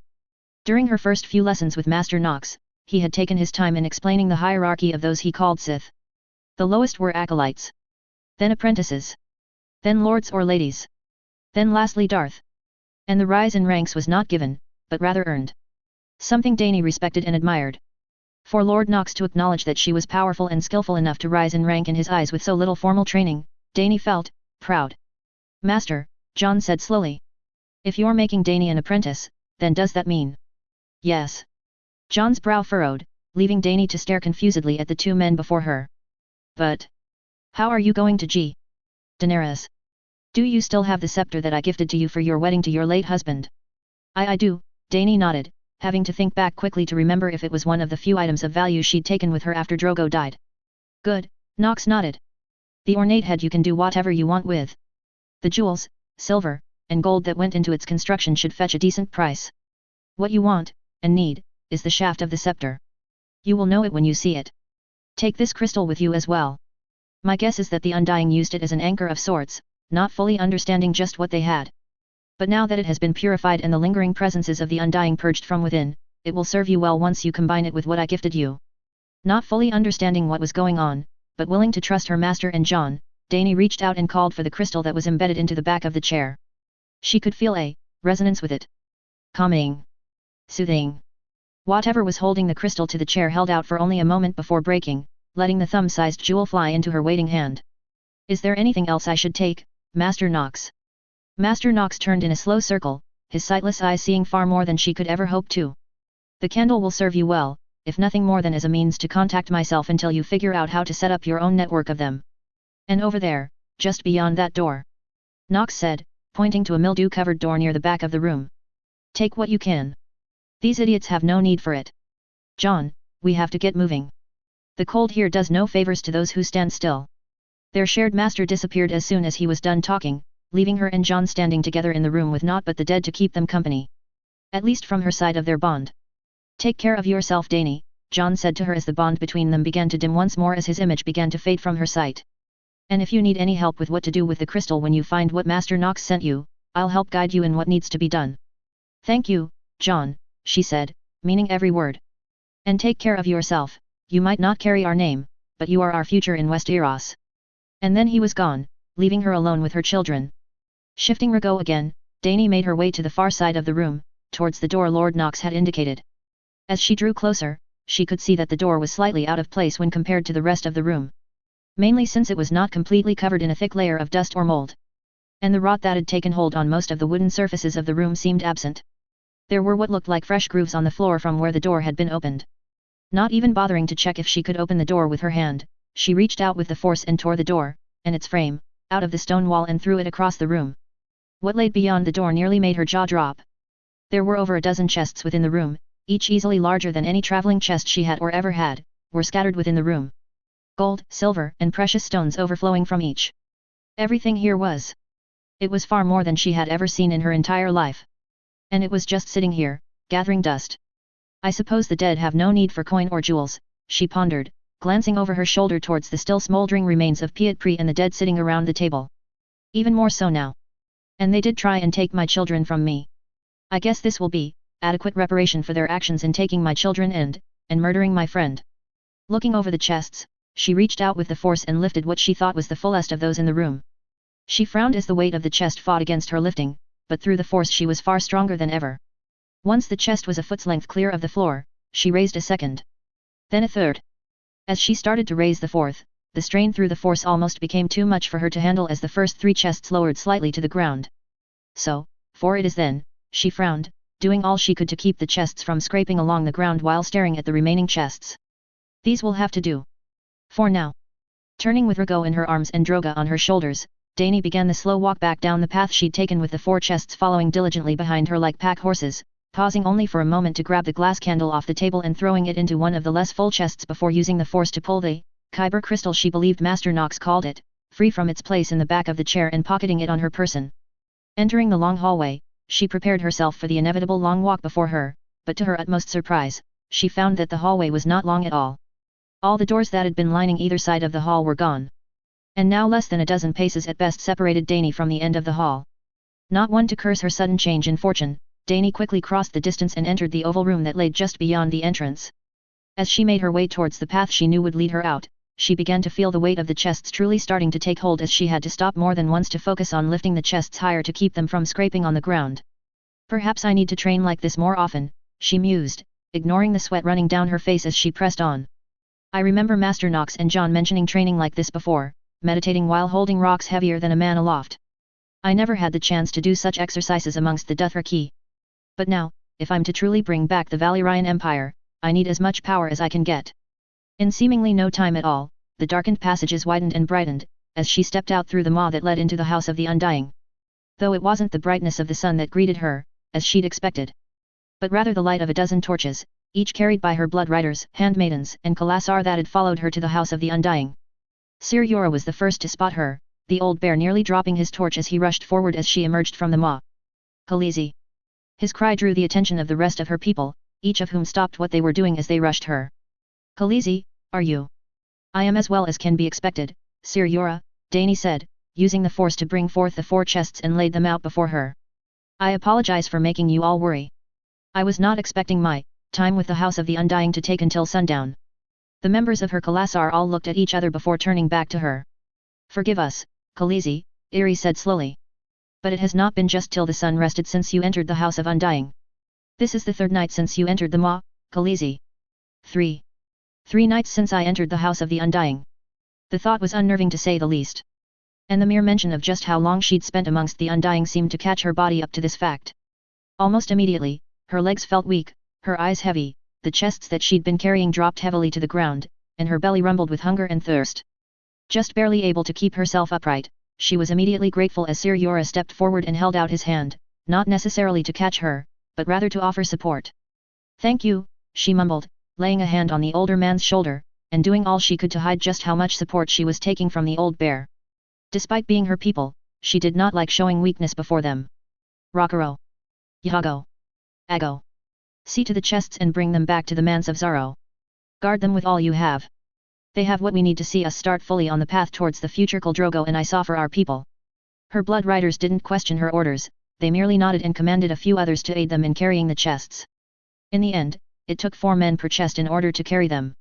Something that greatly surprised Dany, considering she carried them herself through the House of the Undying. Perhaps she wasn't nearly as weak as she thought herself to be. Khaleesi, Sir Yora said lowly, still close beside her, ready to give aid at moment's notice. Where did the warlocks of Qarth saw the errors of their ways in taking my children from me, she said plainly, fighting to keep her exhaustion from showing as she once again walked with her head held high through the darkened streets of Qarth. These chests are reparations from the warlocks for their actions. And that is all I will say on the matter. Now come. I, and my children, need rest after what we just went through.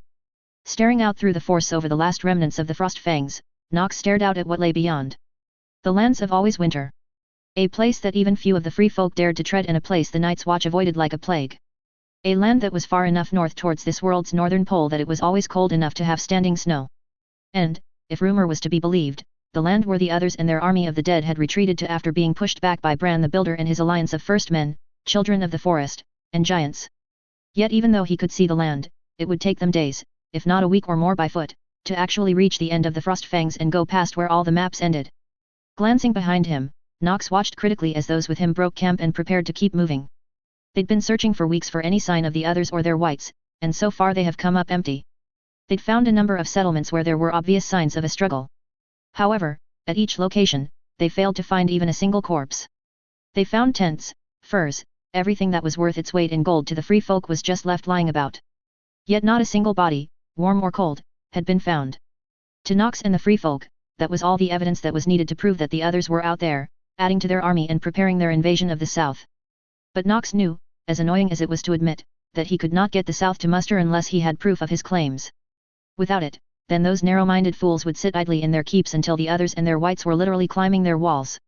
There was only one last place to look before they turned from heading west to heading north, and that was a lone valley that lay nestled in the Frostback Mountains just shy of the lands of Always Winter. The valley was covered in a seemingly perpetual fog. Normally such a fog would not last for long as the sun rose, but due to their location the sun never truly reached high in the sky, leaving the land in an almost perpetual state of early morning sunrise into a quick sunset and night. The free folk, at least the few who knew of this place, had come to call it the Valley of Fog, truly a clever name. But if Nox was trying to hide something, or someone, this would be the place he would do it from. And given that his ability to sense through the force was becoming distorted, despite the shroud he sensed not gaining in strength, he had a feeling that they would find something ahead. Master, everything is packed and the men are ready to move. Nodding, Nox didn't turn towards his apprentice, preferring instead to keep facing the Valley of Fog below. Tell me, John, what do you sense? He could feel his apprentice try and reach out through the force before quickly pulling back in on himself. It's strange, Master. Whenever I reach out to the valley, it just feels wrong. Not bad, and not like hitting a wall. It's as if my senses become uncertain. Like looking at my reflection in the hot springs water just after someone jumped in. And I can't help but feel like we're being watched. That's because we are my apprentice, Nox answered, causing John's lightsaber to immediately drop into his hand as John readied himself for a fight. Put that away. Someone, or several someones at least has been following us for the past few days. They're very, very good at hiding themselves and they're staying far enough away to prevent us from seeing or even sensing them. But they cannot hide themselves completely. The White Walkers. Nox shook his head. No. If it was them, they would have attacked us in our sleep. This is something, or someone else. And I bet that we'll get our answer as to just who or what they are down in that valley. Then who, Master? Nox had his suspicions, but he would not give them a voice until he was sure of them. We will find out soon enough, he said, motioning towards those that were following them. Let's get moving. And watch your footing. It's a long way down if you misstep. Nox hadn't been exaggerating when he'd said that either. It took their group from sunup until nearly sundown to make their way down the mountainside, navigating the mountainsides as best they could without any discernible pathway leading down. And as they descended into the mist, Nox felt a spike of uncertainty from the force. This fog was not completely natural. Someone, or something, was sustaining it. No. They were doing more than that. Holding up his hand to signal the others to stop, Nox motioned one of the free folk forward and took the length of rope they carried off of them and began to unwind it.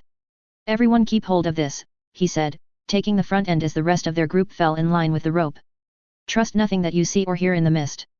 Always keep your eyes forward and do not let go of this rope. If you do, then death will be a mercy. Master? John asked, taking his place just behind him with Ygritte and Benyon falling in line just behind him. Archon let out a small cry of uncertainty from its place on John's shoulders. The little dragon's head darting to and fro trying to peer into the depths of the mist. And even Ghost seemed on edge as the normally quiet dire wolf was growling lowly and staying close to John. This mist is not completely natural, Nox explained. A powerful force user, or perhaps several weaker ones, are not only sustaining this mist, but they are making a hallucinogen to those of a weak mind. As if to prove his point, one of the Night's Watch near the rear of the line shouted a woman's name into the mist before dropping the rope and running as fast as he could after whatever he saw. Stop, you fool! Benyon shouted, about to take after the man, only to stop as Nox held him in place with the force. Let him go, Nox said coldly, only letting go of the first ranger once he was sure the man wasn't about to take off. Either by cold, a fall, or by the wilds of the north that man is now a dead man. The only thing you will succeed in doing by going after him is adding your corpse to his. Now let's move. Dusk had set in well by the time the ground started leveling out underneath their feet. They had lost one more since entering the fog, a free folk woman who saw something in the mist that had her running and screaming into the darkness before her voice cut out without warning. And as the ground leveled out and became softer, Nox and the others were treated to a sight that none of them were truly expecting. Weirwoods, Ygritte breathed, staring at the white tree with blood-red leaves before them. There be dozens of them. More. Nox replied. There were more weirwoods here than there were on the Isle of Faces by a long shot. While many in the north and those amongst the free folk would consider this place holy ground, to Nox it was an irritant. The weirwoods acted as conduits for the force, amplifying it. Which was normally a good thing. But there was such a thing as too much of a good thing. With dozens, perhaps hundreds, or even a whole woodland full of weirwoods, the force was singing to such a degree that it was practically screaming in Nox's ears and blinding his foresight. He had to purposefully pull his senses to the point where he could barely see or sense a few paces around him to keep the noise in his head just short of pain.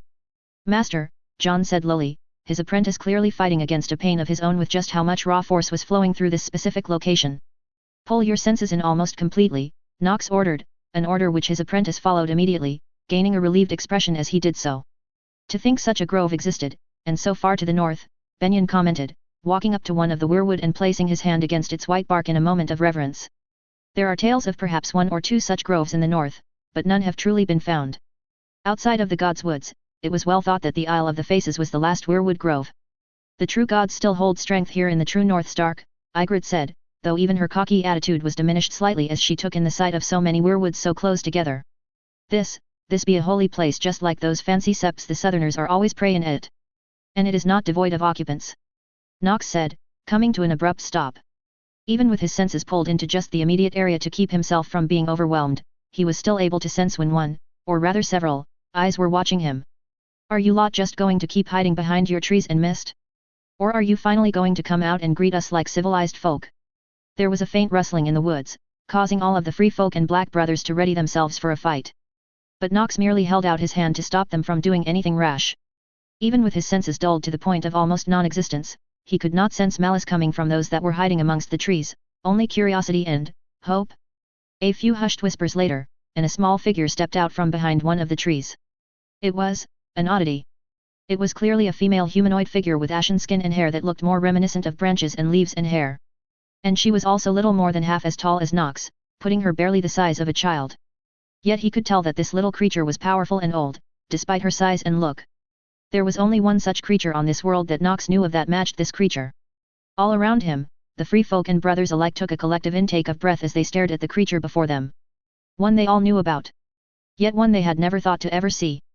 The children of the forest. John breathed, staring completely in awe at the diminutive female before them. The little figure turned her yellow eyes towards John, her head tilting to the side as she did. Children of the forest. She repeated, surprising many with how easily she spoke their words. Yes, you humans do call us that, don't you? Though, to us, it is you who are the children, as even the eldest amongst you would be barely old enough to take a maid amongst us. Keeping his hands purposefully away from his waist in a show of non-aggression, though he was ready to call his lightsaber into his hand at a moment's notice should things go south, Nox took a few steps towards the female, drawing her attention away from John. I am Alan Nox of Winterfell. We're here to learn of the threat of the others and bring proof back to the south so that we can get the rest of those lazy fat-ass lords up here to end them. The female blinked slowly. We know you. Sorcerer. Sith. User of the same magic as Bran Stark, the one who unified the land to drive back those that would seek our destruction. You knew Bran the Builder? John questioned excitedly. The small creature glanced towards John and shook her head. No. We live for centuries. Not millennia. But Bran Stark the Unifier is known to us. The last true friend of our people. A wave of sadness swelled within the female, but it was quickly pushed aside. You may refer to this one as Leaf. And we have led those here since before the dragons came to this land. Her age again caused no shortage of murmurings amongst those behind Nox, but he wasn't necessarily surprised. She did say that her people lived for centuries. And the children would not be the first long-lived species he'd met. In fact, humans were often considered to have one of the shortest lifespans in the greater galaxy. Leaf, Nox said, taking another step forward. I will be succinct. What do you know of the others? And where can we find them and their army of the dead? Leaf again tilted her head. We know much. Far more than humans. We remember where you forgot. We know of them. Long have they bided their time waiting for humans to forget, and now that they have, they move. We also know of you. And we know that they know of you. You have changed much. The song that was once written has been erased with your presence alone. They know this. They fear this. They fear you. And those like you. For like us, they remember well the one who unified the land and pushed them back to the lands of always winter. Come, there is much to say. Turning abruptly, Leaf quickly disappeared back into the forest. Her skin and hair masking her almost perfectly with her surroundings and her feet leaving no tracks in the soil to follow. The only reason they could even follow her was because she was purposefully showing herself. But Nox was sure that if she had wanted to, she could have disappeared without a trace. No sense standing here freezing, Nox said, motioning for everyone to follow him. Keep your hands off your weapons, but stay ready. Something doesn't feel quite right about all of this. How so, Master? John asked as they followed Leaf, his apprentice glancing off into the forest as several of the other children of the forest made themselves visible for a moment before disappearing behind a tree. I don't sense anything. Not surprising given where we are, Nox responded, doing all he could to keep on Leaf's trail. But still, something isn't entirely right. This just seems too easy after everything we've done to get here. Plus, the children have managed to hide themselves from the free folk and the others in this valley for thousands of years. They probably could have stayed hidden, yet they have chosen not to. We need to find out why. Eventually, Leaf led them to a weirwood that would put even the Rosher trees of Kashyyyk to shame. The root system was partially above the surface of the ground, and it was into the roots that Leaf led them. A dozen or more eyes were peeking out at them from within the roots, clearly the other children of the forest were still too unsure to come out and see them. Come, Leaf said, ducking into a small opening within the roots that was only just slightly larger than herself. And no fire, this is our home and our connection to the gods. We would not risk any harm to come to it. Ducking his head into the tunnel, Nox immediately noticed that while they were heading down beneath the ground and into the roots, it was not dark. A dim light was being emitted from small stones that were placed periodically within the roots and ground to give off just enough light so that those who had eyes could see where they were going, if only just. Interesting usage of the Force, Nox noted, taking one of the stones and examining it.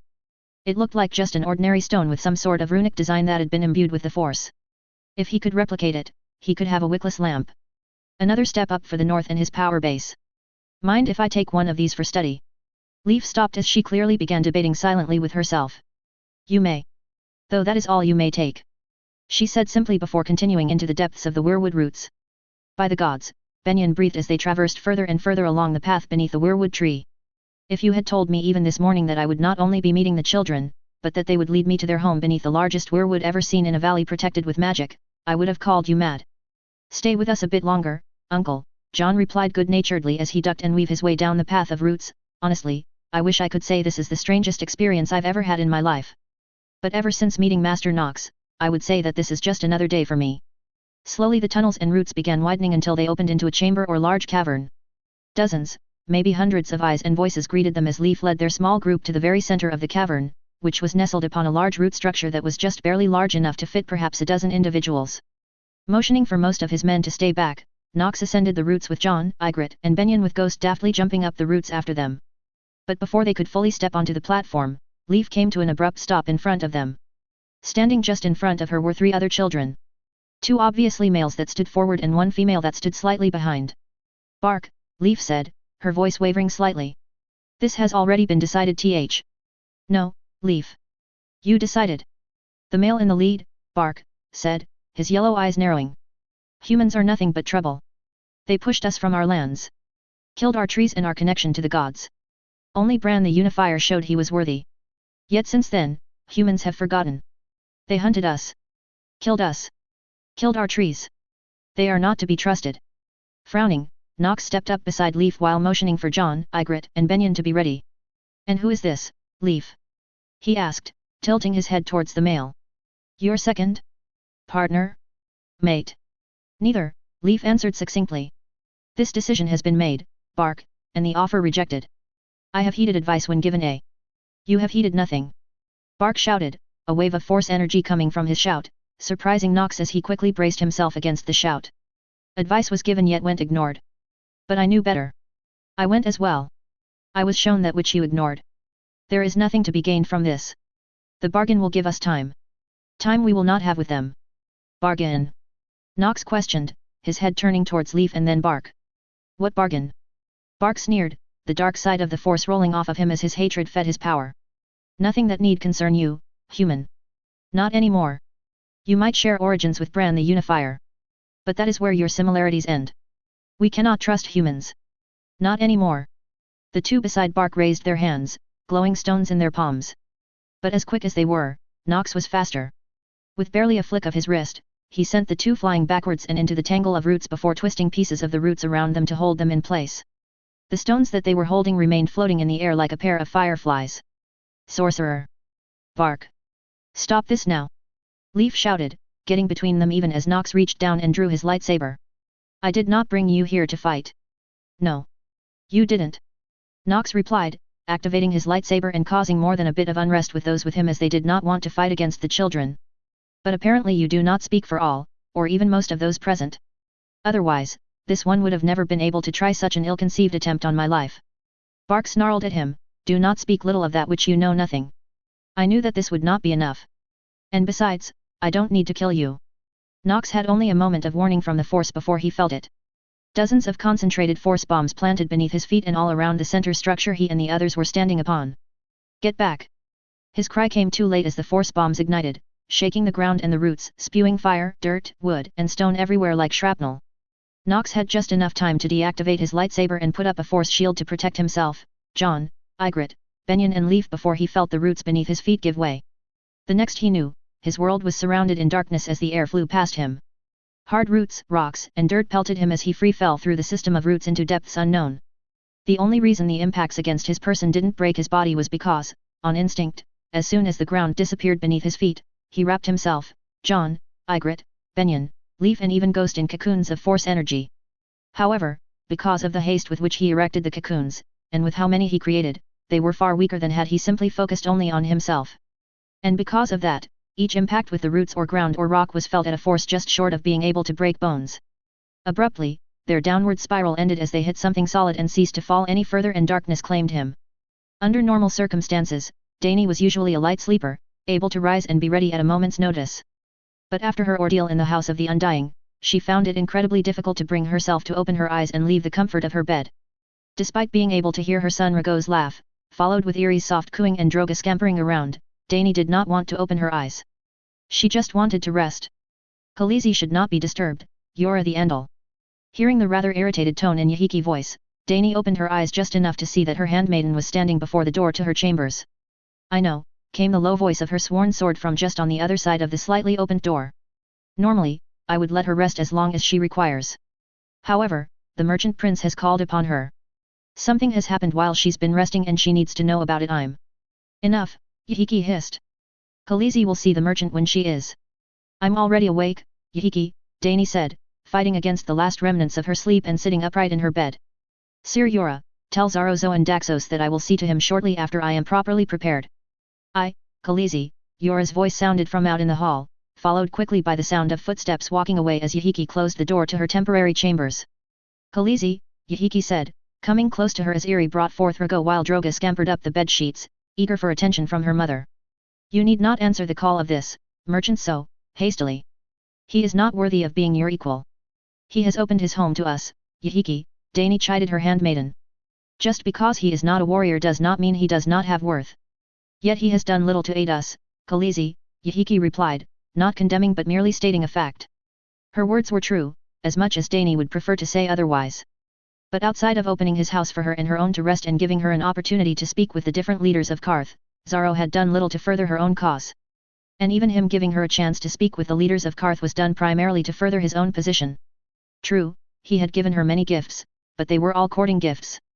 And even his offer of alliance for her new Valeria was dependent on her already well on her way to making her dream a reality. But while he had not truly gone out of his way to help her, or even fully aligned himself with her and her cause, he was one that she did not want to make an enemy of. Readying herself as much as possible, Dani once again left her children in the capable hands of her handmaidens and made her way to her current benefactor. She was led directly to the man's solar, where the guards let her in and shut the doors behind her without uttering a single word. Zaro was bent over his desk, his eyes scanning over 3 different rolls of parchment that were spread out over his desk. Khaleesi, I am pleased you came so quickly. I trust you have had a chance to rest. The man said, rising to his full height. I have, Master Zaro, Dani replied cordially. Again, I am in your debt for giving me and mine a chance to rest and recover from our latest ordeal. At that, Zaro's face fell. Yes, unfortunately, I fear that your time of rest has come to an end, Khaleesi. Folding his hands behind his back, Zaro slowly paced around his solar. Over the years, the only reason as to why the enthroned, the pureborn, have not been overtaken by the 13, the Guild of Spicers, or the Tourmaline Brotherhood is because they have the backing of the House of the Undying. But now, despite the House of the Undying still standing, they have gone silent. The people are curious at the sudden silence and whispers are abundant. Despite the pureborn trying to quell any rumors, it is now well known that the House of the Undying has been destroyed. And now the pureborn are scrambling, not only to prevent the merchant guilds from taking control of the city, but to calm the populace as well. To do so, they are searching for the one responsible and intend to put them on a sham trial before publicly executing them as a show of strength. Dani's heart stilled and her body went cold. Zaro pressed on through her silence. While no one knows what truly happened in the House of the Undying, it is well known that you alone ventured into it. And upon your departure from the house, a feat which few outside the warlocks can boast, the Undying have gone silent. And, where do you stand in this regard, Master Zaro? Dani asked tentatively. While she was sure of her own power, even more so now than ever, she did not think she would be able to take on the pureborn, the city guard, and all of the merchant guilds simultaneously. Sighing, Zaro went back over to his desk. While the pureborn have made up their mind regarding you, I have managed to head off the 13 from any rash decisions. The Guild of Spicers likewise will err of the side of expulsion, rather than death as they do not want to risk ruining future avenues of trade with you should you prove good on your promise of a return of Valeria. The Tourmaline Brotherhood however wishes for your public, and brutal, execution to happen immediately. Dani felt her stomach plummet. While she did not regret her actions against the House of the Undying, as those abominations needed to die and had well earned their fate, she did regret the loss of a potential ally as powerful as Karth. Though considering she had made little to no headway into securing an alliance, perhaps she truly hadn't lost anything. It seems I have no choice, Dani replied. I will not apologize for my actions, and if more knew the truth of the Undying they would be praising my destruction of those abominations instead of seeking my head. Indeed, Zaro nodded before he picked up a piece of wax and melted it over a candle, dripping the hot wax onto a closed letter before pressing his seal into the wax and letting it harden. I have sent word to the harbor to have 3 of my vessels prepared for your usage, Khaleesi. They will take you and yours wherever you wish to go before they return. I wish that I could do more for you, Khaleesi. But I fear until stability is brought to Karth, there is little I can do to aid you further without risk to my own position amongst the merchant princes. It was, far less than what she was hoping for, but she was not one for rejecting such a gift when offered. Thank you, Master Zaro, she said, graciously accepting the writ. Your generosity, and support, will not be forgotten. Zaro merely spread his hands. That is all I can ask for, and to wish you good fortune in your future endeavors. And on that note, if you are to truly bring back Valeria, you will need an army at your command.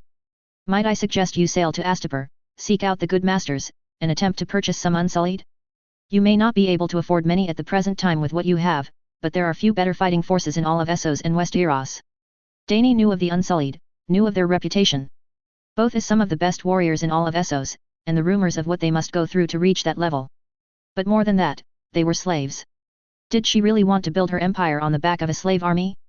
Granted, slavery was not only legal, but part of life in Essos. But still, using slaves to build her empire did not necessarily sit well with her. But where she was now, with no allies, no support and only a few chests of gold and jewels, did she really have much of a choice? I will take your advice into consideration, Master Zaro, Dany said, turning the writ over in her hands. When will the vessel be ready to set sail? Before midday, Khaleesi, Zaro replied, surprising her at how soon she would have to leave. I apologize for the abrupt departure, but the call for your capture and potential execution was just today spoken of. And I dared not tempt you to linger lest the Pureborn or the Brotherhood manage to capture you and yours. I understand, Dany replied, sighing at losing yet another potential home. I will gather my people and head to the harbor immediately to set sail. I thank you, Zaro Zoan Daxos. I will not forget what you have done for myself and those under my command. And when I reforge Valeria from its ashes, I hope to hear from you again. Giving her host one last grateful bow, Dany left his presence and made her way back to her room. As she walked, she gave out orders to Sir Yora and her blood riders to begin loading their possessions and to prepare for their immediate departure. None of them questioned her and set off to see her commands fulfilled. Walking back into her room, she saw Iri and Yahiki waiting for her with her son and daughter. We are leaving. Immediately, she said, walking up to Iri and taking her son from her handmaiden. Like her blood riders, neither woman wasted any time as they hurried about the room, packing up anything and everything they could.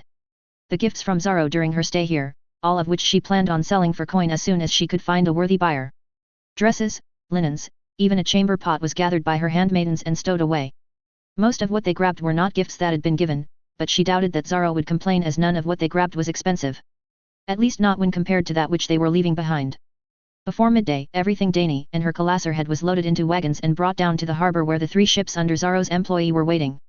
The dockhands in her Kalasar wasted no time getting everything loaded up onto the ships, with the chests of gold and jewels purposefully being placed in Dany's cabin for safety. And shortly after midday the ropes were being thrown off the ship and they were putting Karth behind them. Her blood riders and handmaidens were all clearly uneasy at being out at sea, as their superstition regarding water their horses couldn't drink took hold. But Dany's composure, along with Sir Yora's, aided in alleviating some of their worries. Seeing that everyone was settled, Dany excused herself and made her way to her private cabin with her son and daughter. Arriving in her cabin, Dany eyed her room. It was only perhaps a few paces across and only just long enough to fit the bed within, and with the chests of gold and the ones containing her personal items as well as a small crib for Rago, she barely had room to walk around. Setting her son down in his crib, she helped Droga up onto the small straw mattress next to him. Almost as soon as the two were down, the two closed their eyes and drifted off to the realm of dreams. Smiling at the sight of her children, Dany allowed herself a moment to just stand and watch the two of them sleep before moving on to one of the chests containing her personal items. It didn't take her long to find what she was looking for as she pulled the silver scepter that had been given to her upon her wedding to Drogo, as well as the now faintly glowing white crystal she liberated from the House of the Undying. Setting both down on the only surface available to her, her own bed, Dany glanced down at the two objects, wondering just what she was supposed to do with them now. Master Nox and Jon told me to reach out through the Force, and I would know what to do, she mused, staring down at the two objects on her bed, yet not really seeing anything obvious regarding the two. Would it really have been so hard for them to just tell me what it is I'm expected to do with these? Ignoring the top of the scepter, Dany focused on the shaft as Master Nox told her. She'd spent a decent amount of time before now going over every bit of the scepter as she could always feel a faint resonance from it. But she'd never really noticed anything out of the ordinary about it. She was tempted just to reach out through her connection and demand answers from Jon. But she held back on that desire, at least for now. She knew that this was a test of sorts. One that she intended on completing on her own. After all, how could she be expected to bring back the greatest empire that ever existed if she had to keep crawling back to Jon and Master Nox for answers whenever something confused her? Passing her eyes over the intricate lines of the shaft for the 10th time, she noticed something just before the scepter's head. A break in the design of ornate lines and decorations. Seizing on that discovery, she used a small amount of force and gently touched the break in the design. And to her surprise, a piece of metal the size of her thumbnail fell free, revealing something underneath. Her excitement at the discovery built as she kept at it, using the force to gently pull away small pieces of metal from the shaft, revealing a secondary item hidden with the scepter. The world around her faded as she worked, taking the scepter apart one piece at a time. Iri came and offered her an evening meal, which she quickly took before shutting the door in her handmaiden's face. Even after her son and daughter awoke from their nap, Dany kept at her work while trying to entertain her children. By the time the sun was near the horizon, her bed was a mess of jewels and pieces of metal. And in the center of the mess was a single object roughly the length of her forearm and just under 3 fingers in width.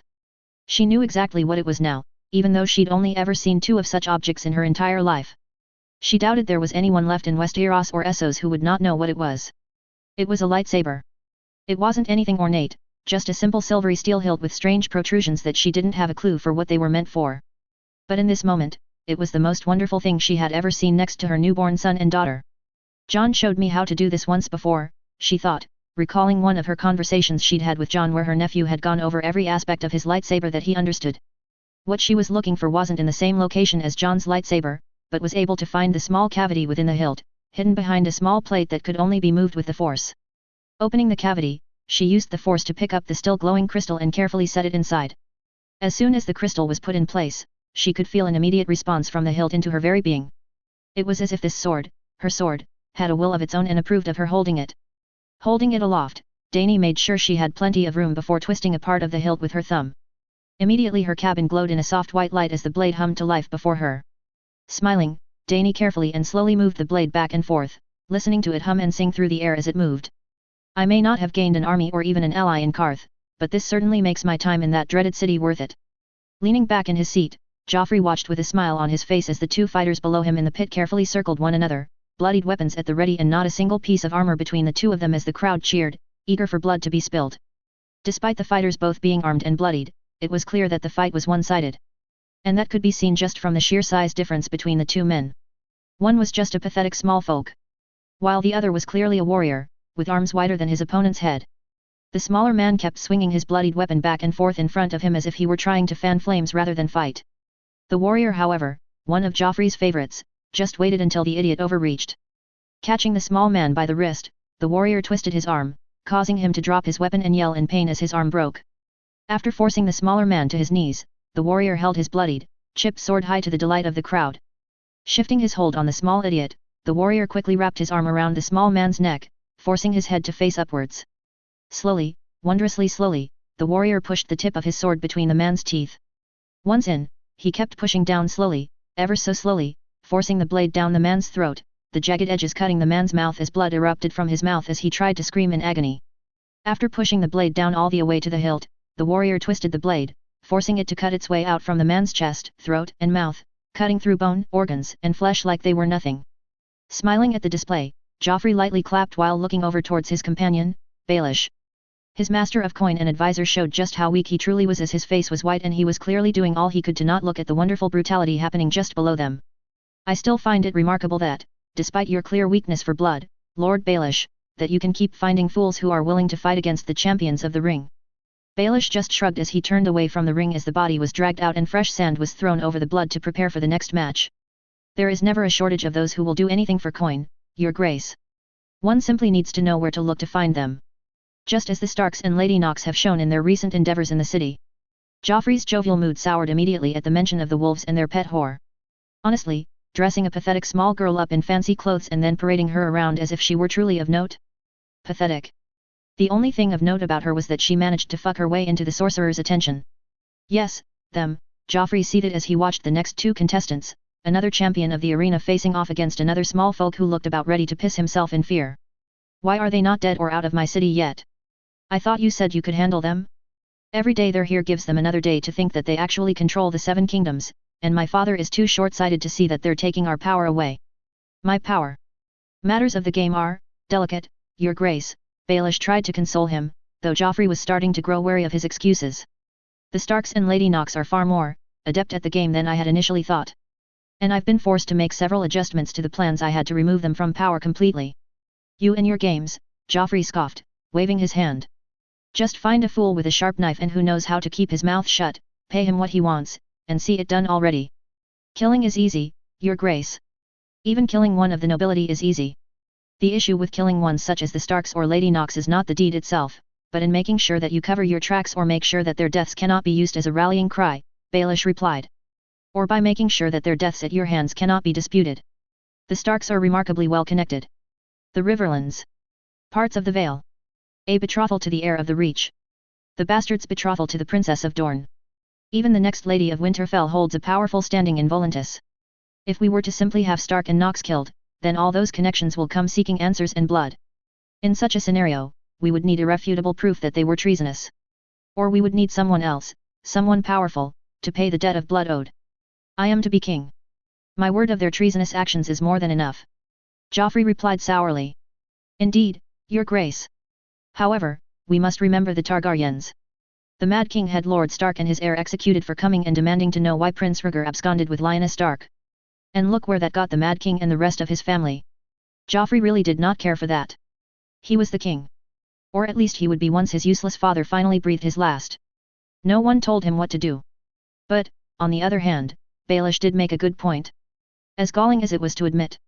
Turning his attention to the ring, Joffrey felt his sour mood lighten as the champion began toying with his challenger. Taking chunks of flesh with each swipe of his saw-like sword as the crowd cheered. And how much longer will you force me to wait until the wolves and their pet whore are a thing of the past? Joffrey asked, keeping his eye on the spectacle below. The pieces are falling into place, your grace. I will spare you the details, but I promise you that within a moon's turn, you will have the wolves and the sorcerer's whore at your feet. Just then, the champion hamstrung his opponent, much to the delight of the crowd and Joffrey as the commoner went down, unable to do anything but die. And speaking of which, I fear I must leave you to your entertainment, your grace. I do have several matters related to our discussion that I need to see to.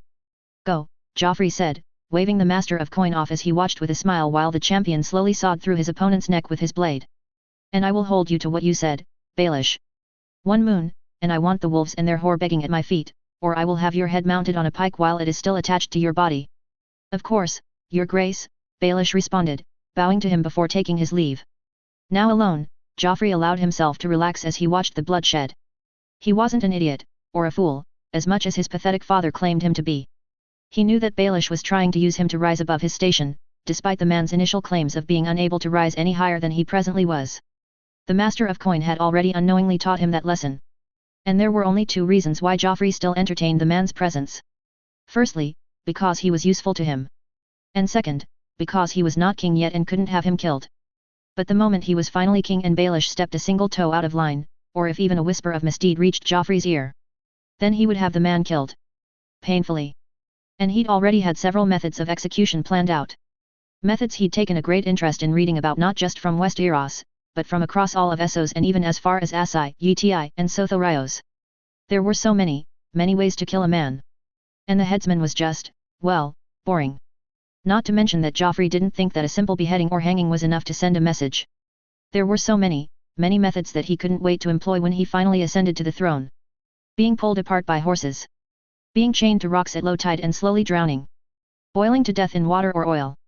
A method from Uti where they would be given shallow cuts until they died.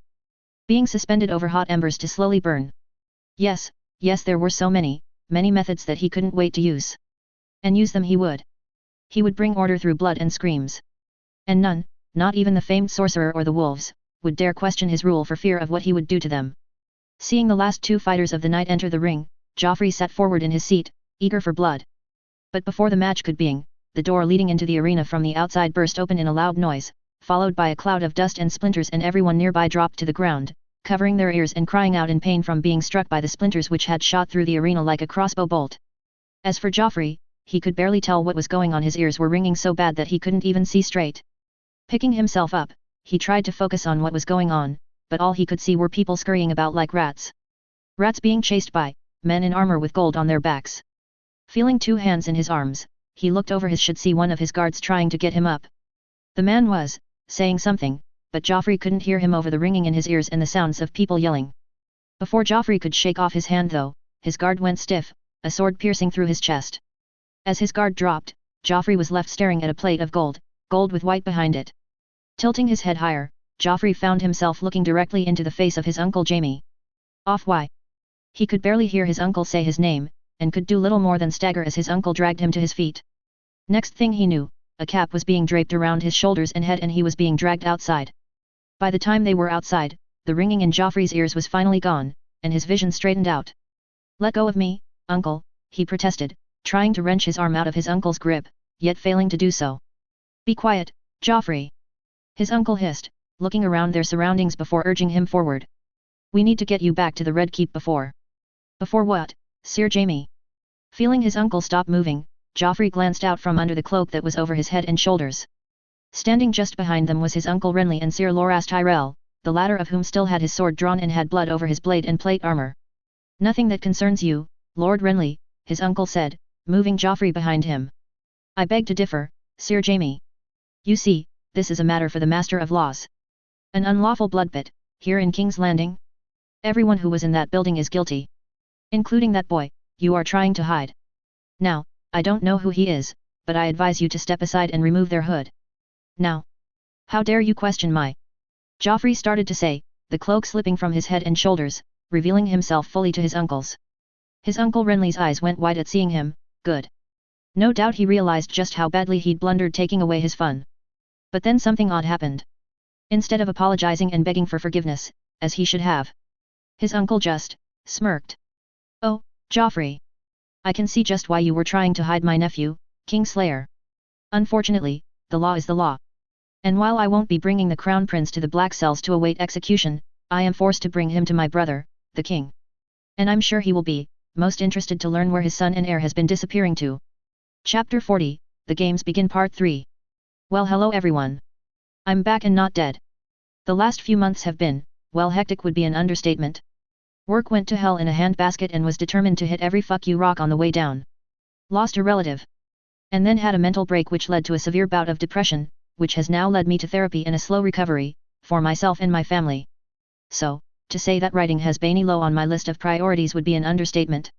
But, now I'm on the mend and doing a lot better and got some form of muse back enough to start writing once more. I want to say thank you to everyone who has reviewed, altered, or added this story to your favorites. All of your support has been hugely motivating to me. Now, on to the less good news. Honestly, I don't know if I will be able to keep up a regular updating schedule. I will keep writing, just no promises on release dates as honestly, my free time is extremely limited to non-existent. And, having said that, a lot of people are messaging me about continuing my IATB, HP/SW crossover, series.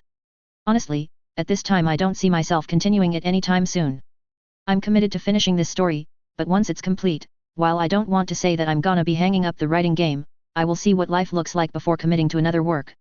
Having said that, I have found that one thing that I enjoy is brainstorming story ideas with people. I don't have the time to beta read, but if you want to PM me a story idea you want to write and you want to bounce some ideas off of someone, I am more than happy to volley a few ideas around with you. The only thing I ask is, if you do PM, have patience. I will answer your PMs when and if I can. And lastly, shout out to my beta reader and brainstorm partner Telemachus Sundus. Lastly, I do not own Disney, nor am I Lucas or Martin, I have no ownership of A Song of Fire and Ice, Game of Thrones or Star Wars. This is purely for fun with no profit being made. And with that out of the way, let's get to the chapter. Stay safe out there everyone. Chapter 40. Pushing herself to move as fast as she could while in her sleeping dress, Nyra Knox, wife of Lord Alim Knox and temporary master of the arcane, fought to remove the last remnants of sleep from her eyes as she hurried down the corridors of the Red Keep, doing all she could to keep pace with her liege, Lord Eddard Stark. She just barely managed to close her eyes to drift off to the world of dreams when she'd been woken by the frantic pounding on her chamber doors by one of the Stark men-at-arms. The king had sent a summons for both her and Lord Stark that they were to report to his chambers immediately. Not wanting to make the king wait, Nyra hadn't even bothered to change out of her sleeping dress, and instead had simply pulled on a pair of shoes before hurrying out of her chambers, just in time to see Lord Stark come down the hall from his own chambers. And from with only a passing glance at each other, the two had set off at a brisk pace for the royal wing of the Red Keep. As they approached the king's chambers, she noticed that more than a few of the servants were ducking their heads and moving about their assigned tasks quickly. Having been a serving girl herself before being taken in by Alim, she knew that something bad was happening if the servants were acting like this. Rounding the corners so that the king's chambers would be in sight, they found all of the king's guard, including Sir Barristan, standing outside the chamber doors. Even from down the hall, they could hear the enraged voice of Robert, the king yelling so loud that his words were unrecognizable. And underneath his yelling, she could hear an equally loud Cersei yelling right back at him. And underneath even her voice, Nyra could hear something that sounded almost like a wounded animal crying in agony.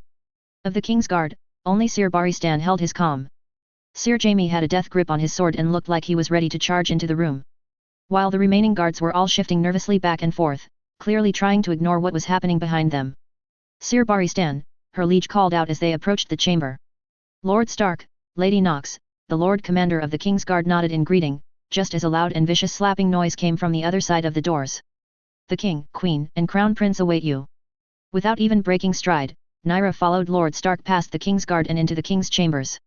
What awaited them was chaos. The chamber looked like it'd been turned upside down. Anything that hadn't been firmly attached to the floor, and by the looks of things some that even had been, were overturned or outright destroyed, leaving splinters of wood, metal, porcelain, and numerous other materials scattered across the floor and walls. The queen was just starting to rise from the ground, the side of her face red from where the king had just struck her. And as for Robert, he was standing in the middle of the destruction with his back turned towards them and his chest heaving as he stared down at the crumbled, bloodied, and beaten form of the crown prince at his feet with his fist raised. Robert! Ned yelled, bringing a stop to what was happening. Nyra's womanly instinct told her to immediately go to the queen and see if she was all right. But a quick glance at the queen told her that if she did so, it would not be received well. So, she kept her place beside Ned as the king's guard quickly closed the doors behind them, sealing them in the room with the mess that was the royal family. Ned, Robert breathed, turning his head to look at them yet not lowering his fist. A fist that Nyra now realized was covered in blood, the prince's blood.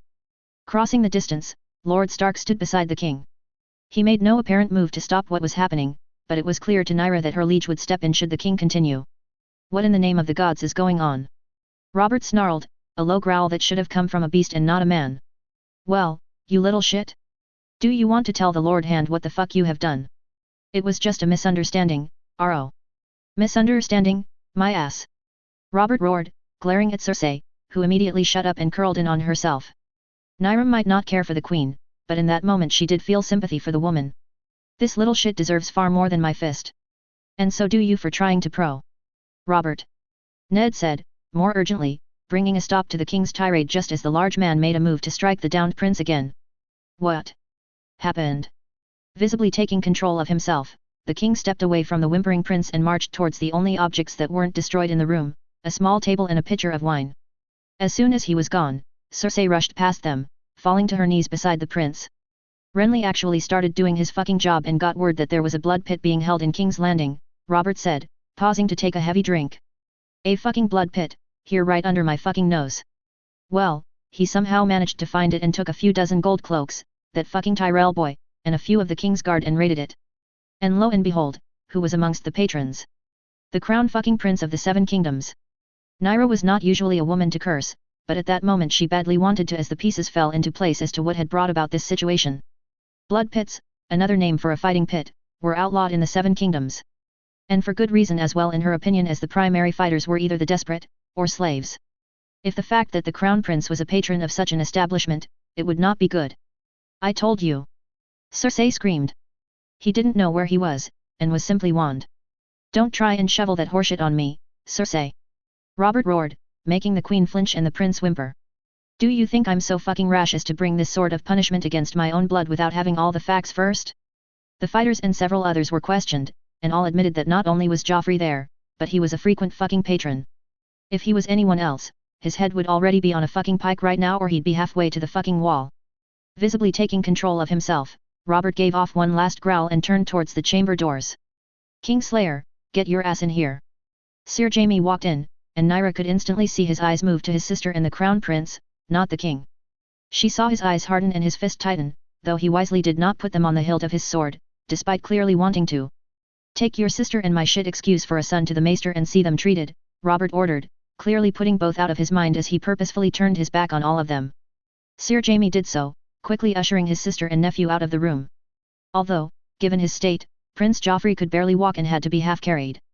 Once they were alone again, the king sighed heavily, taking the pitcher with him, and dropping heavily into one of the many broken chairs within the room. It may have had its legs broken and its backrest snapped completely off, but the cushions that sat upon the seated area still worked just fine as the large Baratheon settled upon it. Gods fucking damn it all to the 7 hells, the king grumbled, draining the entire pitcher before distractedly tossing the thing aside to shatter on the floor. You were fucking right, Ned. You and Nox. You were both right. That boy. He isn't right. Nyra felt a lump form in her throat as she knew what was coming. Her husband had already informed her privately about the king's concerns with the crown prince, and how he wanted her husband and Lord Stark to try and transform the boy into something resembling a proper king. Her husband had told the king that it was a lost cause, that the boy would never truly be ready for kingship, and that he should never sit upon the Iron Throne. With what the king was saying, she knew what was coming next. And the issues, and potential war, that it would cause. Robert, Lord Stark tried to say gently. There is still time to. No there fucking isn't, Ned. Robert sighed, the king seemingly aging 10 years or more before her very eyes as he lowered his head in a defeated manner. He then started coughing, a racking cough that shuddered his whole body and forced him to bring a hand to his mouth. A hand that came away red with his own blood as the fit passed. That boy is the Mad King come again. I can see it. Nox sees it. And I know you see it as well. So don't try and feed me that horseshit that he can be taught differently and change. There is no hope for him, I was just too much of a fucking idiot to see it. Getting up, Robert started pacing, leaving her and Lord Stark to wait for him to speak again. On the morrow I'll be going hunting Ned. After all of this, I need to kill something with my own 2 hands. I'll be taking Tommen with me. And when I get back, I will make my decision as to the throne's succession known. Until then, I name you as acting regent, as is your right as hand of the king. And you Nyra, I'm not naive enough to think that you don't know what's going on or what this will lead to. I also know the sorcerer and what he's capable enough to know that you more than likely have a means of communicating with him far faster than any raven. Get word to him and get his ass back down here immediately. We're going to need him, far sooner than I would have liked given the shitstorm I'm about to start up. The uneasy feeling in her gut was doubling, no, tripling now. She knew what was coming. The king intended to disinherit his eldest son and pass on the throne to another. While this had been done in the past, it was never a seamless transition and always resulted in bloodshed on some scale. Nodding, Nyra excused herself, quickly leaving the king and Lord Stark to talk more away from her ears. Without hesitation, Nyra made her way back to her chambers, leaving her 2 guards almost needing to run to keep up with her. Arriving at her chambers, Nyra quickly sealed herself within and went to her traveling chest. Opening the chest, she pressed down on one of the panels on the interior of the lid, revealing a small hidden compartment that had a thin Valyrian glass candle lying within. Taking the candle, Nyra crossed her legs and sat down, setting the candle down upon the floor just before her. You can do this, Nyra, she tried to encourage herself as she focused on her breathing and closed her eyes. After realizing that she was developing force sensitivity, Alim had begun teaching her how to use the candles. But she had barely been able to get any practice in with him at all before they were forced to separate at Harrenhal. Despite the limited instruction, she had been able to use the candle as a far eye, but she had only been able to see only a few dozen steps or so away from where she was when using it. And now, she was being asked, no, instructed to use the candle to not only find her husband, who was north of the wall, but to also contact him and inform him of what was going on so that he could drop everything he was doing and come south. It was far harder than she remembered, but she was able to make a connection with the glass candle through the force, and she began seeing the far side of the room as if she were looking through a far eye and not sitting on the floor with her legs crossed. Pushing her sight out of the room, she saw the sprawling landscape of King's Landing laid out before her as if she were a bird soaring overhead. The land beneath her lurched and blurred, the clouds and air around her rushing past faster than anything had the right to move. The rushing slowed, and she saw herself over a road surrounded by fields and trees with no other signs, villages, or holdfasts nearby. She could feel exhaustion taking hold. She'd never tried to see so far before, and while she could feel the strain on her body even if her sight was so far away. She tried to move again, but it was like she'd run headfirst into a wall and next she knew she was back in her chambers. Her sight was spinning and it took her a moment to regain her bearings enough to realize she was laid out on the floor with the glass candle still sitting upright before her. Pushing herself upright, Nyra wiped at the sweat on her brow, frowning as she realized just how much there was, and with just how tired she was. Sleep will come later, she thought, resetting herself before the glass candle and closing her eyes once again. Alim, where are you? I need you. Now more than ever. And for more reasons than one. Sitting quietly in a secluded corner of the Red Keep known only to a select few, Peter Baelish idly swirled a glass of Dornish red as he waited for what was about to come. Having the blood pit exposed to the gold cloaks and the King's Guard had been a calculated risk on his part, one he had not taken lightly. He truly made good coins off the pit, rivaling even some of his most profitable brothels. But in the end, he concluded that the temporary loss of coin would be worth it in the long run. So, he'd given a few silvers to a dozen different peasants, all of it going through 2 or 3 different intermediaries before they got the coin to avoid it tracing back to him, with instructions that they were to reveal the time and location of the blood pit. And when word reached the current captain of the gold cloaks, one Baelish was set to replace as soon as he could as the man was one of the few not in his employ, the captain, and Renly acted just as he suspected. Ordering an immediate raid on the blood pit to capture or kill all who were there, setting the stage to expose Joffrey as a premier patron of the blood pit. And now, he was at the next and honestly a much more crucial part of this gambit. Convincing the idiot boy that he truly was still on his side and had no part in the prince being caught and brought before the king. Hearing heavy footfalls on the tiled floor, Peter set down his glass of wine and stood, ready to receive the would-be prince of the 7 kingdoms. As soon as the prince entered their little private sanctuary, it took all Peter had not to chuckle at the state of the boy. The boy had been beaten severely as if he were nothing more than a pathetic whipping boy. Both eyes were darkened, his lips swollen and cut, several bruises were forming on his face and Peter could see that the boy was limping slightly and favoring one arm over the other. My prince. That was as far as Baelish managed to get before the little pounds started on him. Save your whining, Baelish. My patience is not what it usually is. Baelish wanted to scoff at that. The boy had no patience to begin with. Although, if it wasn't for the fact that Baelish had the 2 Lannister guards escorting the prince firmly under his employ, he would honestly be a little worried with the rage in the boy's eyes. But should he act out, well, accidents can happen. And given the state of the king and the whispers around the Red Keep, Joffrey's sudden disappearance would not be overly missed. Of course, my prince. Joffrey did nothing but pace back and forth a few dozen times before grabbing the bottle of Dornish Red, taking a swig from the bottle. He made a disgusted face and threw the bottle against the far wall. It's all their fault. My father. The Starks. My uncles. All of them. This is all their fault. They want me gone. I heard those simpering maids mutter about my father disowning me. Me. I'm the next king. He can't, it's all the Starks' fault. He's whispering in my father's ear and my father is too weak to resist him. And now. Joffrey huffed. For a moment, Baelish thought the spoiled brat was about to cry. But then the momentary weakness passed, replaced by a crazed but almost hard look in his eye. I want them gone, Baelish. Now. The Starks. The Sorcerer's whore. My uncles. All of them. I want them all gone. Peter wanted to smile, but he managed to keep it off his face. His gambit had paid off and Joffrey had been given the last little push that he needed. Things can be expedited, my prince. However, rushing such delicate matters does incur a certain amount of risk. Joffrey just glared at him. Do what you have to, Baelish. You will have my backing and protection. Just get them out of my city at least. Or, if you can, get their heads on spikes. If so, I will make sure you have all the protection you need and anything you desire when I take up my rightful place on the throne. Perfect. Spreading his hands, Peter bowed his head in subservience. As you command, your grace. So, shall it be done? Sitting on the Iron Throne, Ned fought against the urge to twitch and move about as he tried to find a comfortable place to sit on the blasted pile of swords. Ned knew well the legends that said that the Iron Throne had a will of its own, that it would reject those unworthy by making them uncomfortable. A legend many believed true, especially as it was well known that the Mad King would cut himself several times a day while sitting on the blasted thing.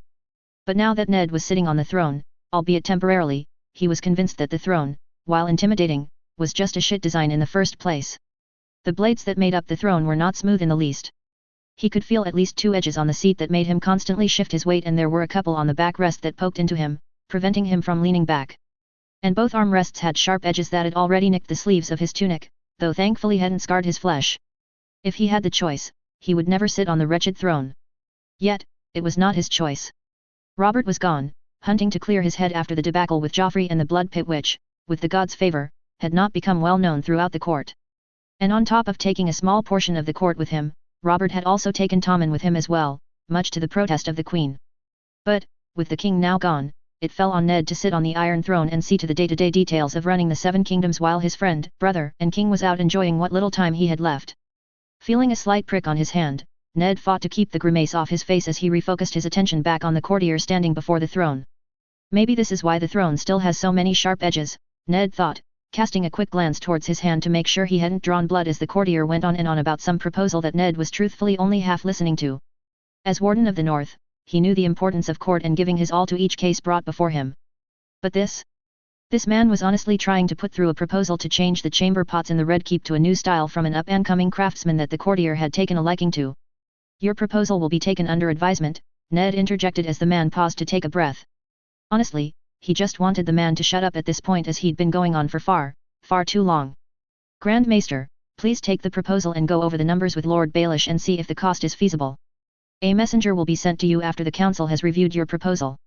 The courtier did not look pleased to have been cut off mid-rant, but the man at least had the brains not to press his luck and reluctantly handed off his rolled-up proposal to a nearby servant before scurrying back into the mass of nobles and small folk waiting to stand before him. Despite having dismissed the courtier, Ned's discontent with his situation did not fade. He did not mind holding court. It was one of the duties of a lord, one he took very seriously. But the difference between holding court in the north and holding court here in King's Landing is astonishing. In the north, real matters were brought to his attention. Bandit raids. Crop rotations. Land disputes. But here? In King's Landing all of the matters brought before him today were either about changing fabrics, or chamber pots, or some other meaningless shite that he did not care about. Bring forth the next, Ned called out, trying, and failing, to find something resembling a comfortable spot on the Iron Throne as he braced himself for yet another entitled noble that was trying to gain his favor. But as the next petitioner was brought forward, Ned knew that this was not another noble looking for his approval. The man brought forward was clearly a member of the small folk. He was old, his clothes were torn and dirty, and he even had some dried blood splatters on his clothes that Ned could instantly tell were recent. The nobles and courtiers all backed away as if the man had the plague as two of the gold cloaks brought the old man before the Iron Throne. Lord Hand, one of the gold cloaks said, bowing to him while the old man dropped to a knee. This is Damar from a small fishing village 2 days' ride to the north of King's Landing. He arrived at the old gate at first light, practically collapsing in exhaustion and begging to see you immediately, Lord Hand. Frowning, Ned motioned towards the older man. Rise, Damar. Tell me what has brought you to King's Landing and in such a state. The old man looked down and seemed to realize just how he was dressed. A thousand apologies, my Lord Hand, the man said awkwardly, his voice heavy as he tried to brush at his clothes. Ned's brow furrowed as he realized that the old man looked as if he wasn't all there. Not that he was mad, just that his body was here but his mind wasn't. It was something that he had seen before several times. And every time he had, it never boded well. You need not apologize, speak. What brought you to King's Landing? The man looked up, his eyes looking at him yet not seeing him. Shock. That is what Knox calls this phenomenon, Ned realized as the man began shaking slightly before him. Me village, we not be a large village but we have lots of families. We have a September and attend with the Septon and Septa. We mind our own my lord. We never hurt anyone. Never cheated. Always tried to be fair. But, bandits, they descended on our village. Killed everyone. Old. Young. Men strung up and women raped. The Septon was. He was strung up by his hands. His legs and arms broken with them all while the men laughed. Then they cut out his eyes, his ears, his tongue, and then sliced him open and left him to die. They did the same to the village elder, me own brother. They made me watch as they raided, raped, and then they told me to run and tell all what had happened. That the Andal's days are numbered. Ned went rigid at hearing the man's words, even as fervent whispers swept through the courtiers before him. He knew exactly the way the Septon and village elder had been murdered. He himself had executed several of his own lords and a lady of the north in the same manner not a few years past. This was a message. No, a declaration of war. A war against the Andal faith.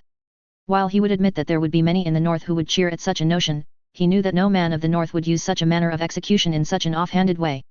No, this was someone trying to reignite the flames of a war between the first men and the Andals. Could this be the war that Knox foresaw? Not a war of lords, but rather a war of faith. While he could ponder such an implication later, now was not the time for such thoughts. He had to stomp this out here and now. Rising to his feet, he descended from the Iron Throne and approached the still shaking man. Arriving before the man, Ned calmly laid a hand on the trembling man's shoulder. I know my words will not bring back what you have lost nor remove what you have seen. But you have my condolences and vow that those who perpetrated this heinous act will not go unpunished. Patting the man on the shoulder once more, Ned turned and raised his voice so all in the hall could hear him. These men are brigands. Nothing more, nothing less. They have violated the king's peace in the worst way, and therefore their lives are forfeited. As hand of the king, I will hereby see this justice carried out personally. His proclamation sent even more whispers throughout the court. Lord Hand, if I may. Turning his attention away from the older man, Ned spotted the one who'd spoken. He recognized him from the tournament of Harrenhal, but more importantly as one of the more reasonable lords in the court. Speak, Lord Beric Dondarrion. The younger Marcher Lord nodded and took a step forward. My Lord Hand, with respect. Without the king you are acting regent of the 7 kingdoms, and we can ill afford to have you hunting down these brigands. With your leave Lord Hand, I would gladly lead this expedition to hunt down these brigands and either have them put to the sword or return to King's Landing to face the king's justice. Frowning, Ned unfortunately was forced to concede the point. As much as he needed to leave this wretched city and clear his head, he could not abandon his duties, especially now with Robert out of the city. If he left, that would leave either the queen or, worse, the crown prince to rule as regent until either he or Robert returned. And that was a sobering thought. Very well, Ned nodded, conceding the point. I hereby appoint Lord Beric Dondarrion to lead this expedition to hunt down these brigands and to bring them to justice. And you will not be going alone. I will dedicate half my house guards to accompany you. And you will be given enough coin to properly provide for any who wish to join alongside you as well. You honor me, my Lord Hand, Lord Dondarrion said, bowing deeply. I vow to you and the throne. I will find these brigands and bring them to justice. Nodding, Ned turned his back on the Lord, who also turned to make his way out of the hall. Court is over for the day, Ned called out loudly as he stood at the base of the Iron Throne, not wanting to ascend to the seat once more for the day. Steward, take the names of those who came to be heard today. I will hear their petitions first tomorrow. Not bothering to wait any longer, Ned made his way out of the main hall and towards the Tower of the Hand. Almost as soon as he was out in the corridor, his guards formed a protective ring around him, and they were not alone. Lady Nyra appeared with his guards, having departed from the hall as well, and together the two walked in silence back to the tower. Once they were safely back in his solar, Ned gave orders to his men that they were not to be disturbed and closed the door, leaving him and Nyra alone. For her part, Nyra was standing in the middle of the room. Her hands slightly spread out from her sides and her eyes closed. After a moment, she held out a single finger before her brow furrowed in concentration for a moment before she breathed a sigh of relief and opened her eye. A child. He's asleep now and won't wake for hours. Ned wanted to curse this wretched city to the worst of the seven hells. Using a child as a spy, no doubt hiding in the walls of his solar. He would need to have Nyra point out where the child was and have his men close up the gap they were using to spy on him. If it wasn't a child, he would be tempted to put them to the question to learn who they were spying for. But he couldn't do that to a child. Sighing, he made his way over to his desk and sat down heavily. What do you make of the attack on the village? Walking over to a small table, Nyra poured out a portion of strong northern liquor in one cup, then filled a second cup with water. Coming back to him, she put the glass with liquor before him before sitting down with her cup of water. When he silently cocked an eyebrow at her choice, Nyra merely shrugged. Liquor, and even wine and ale has not been sitting well with me as of late. But as for the matter with the village, first it is clear that whoever is behind this is trying to start a conflict between the north and potentially the rest of the seven kingdoms. A raid like this, and with the murder of a septon and village elder in such a manner. It cannot be ignored. And the fact that they were killed using the traitor's death, a well-known northern punishment. It makes the potential culprit obvious to those who don't bother to look too closely. Which unfortunately means almost all the small folk and most of the nobles for that matter. Ned nodded, taking a slow drink, and savoring the burn as the liquor went down. There is a possibility that these brigands are wildlings. While most are under the eye of Mance or Lady Val, there are still a fair number that have no allegiance to either or the north. Nyra nodded, leaning back as she did so. That is a way that this could be told. However, such wildlings have rarely, if ever, been seen any further than the neck. The odds of a rogue group getting this far south unaided is unlikely.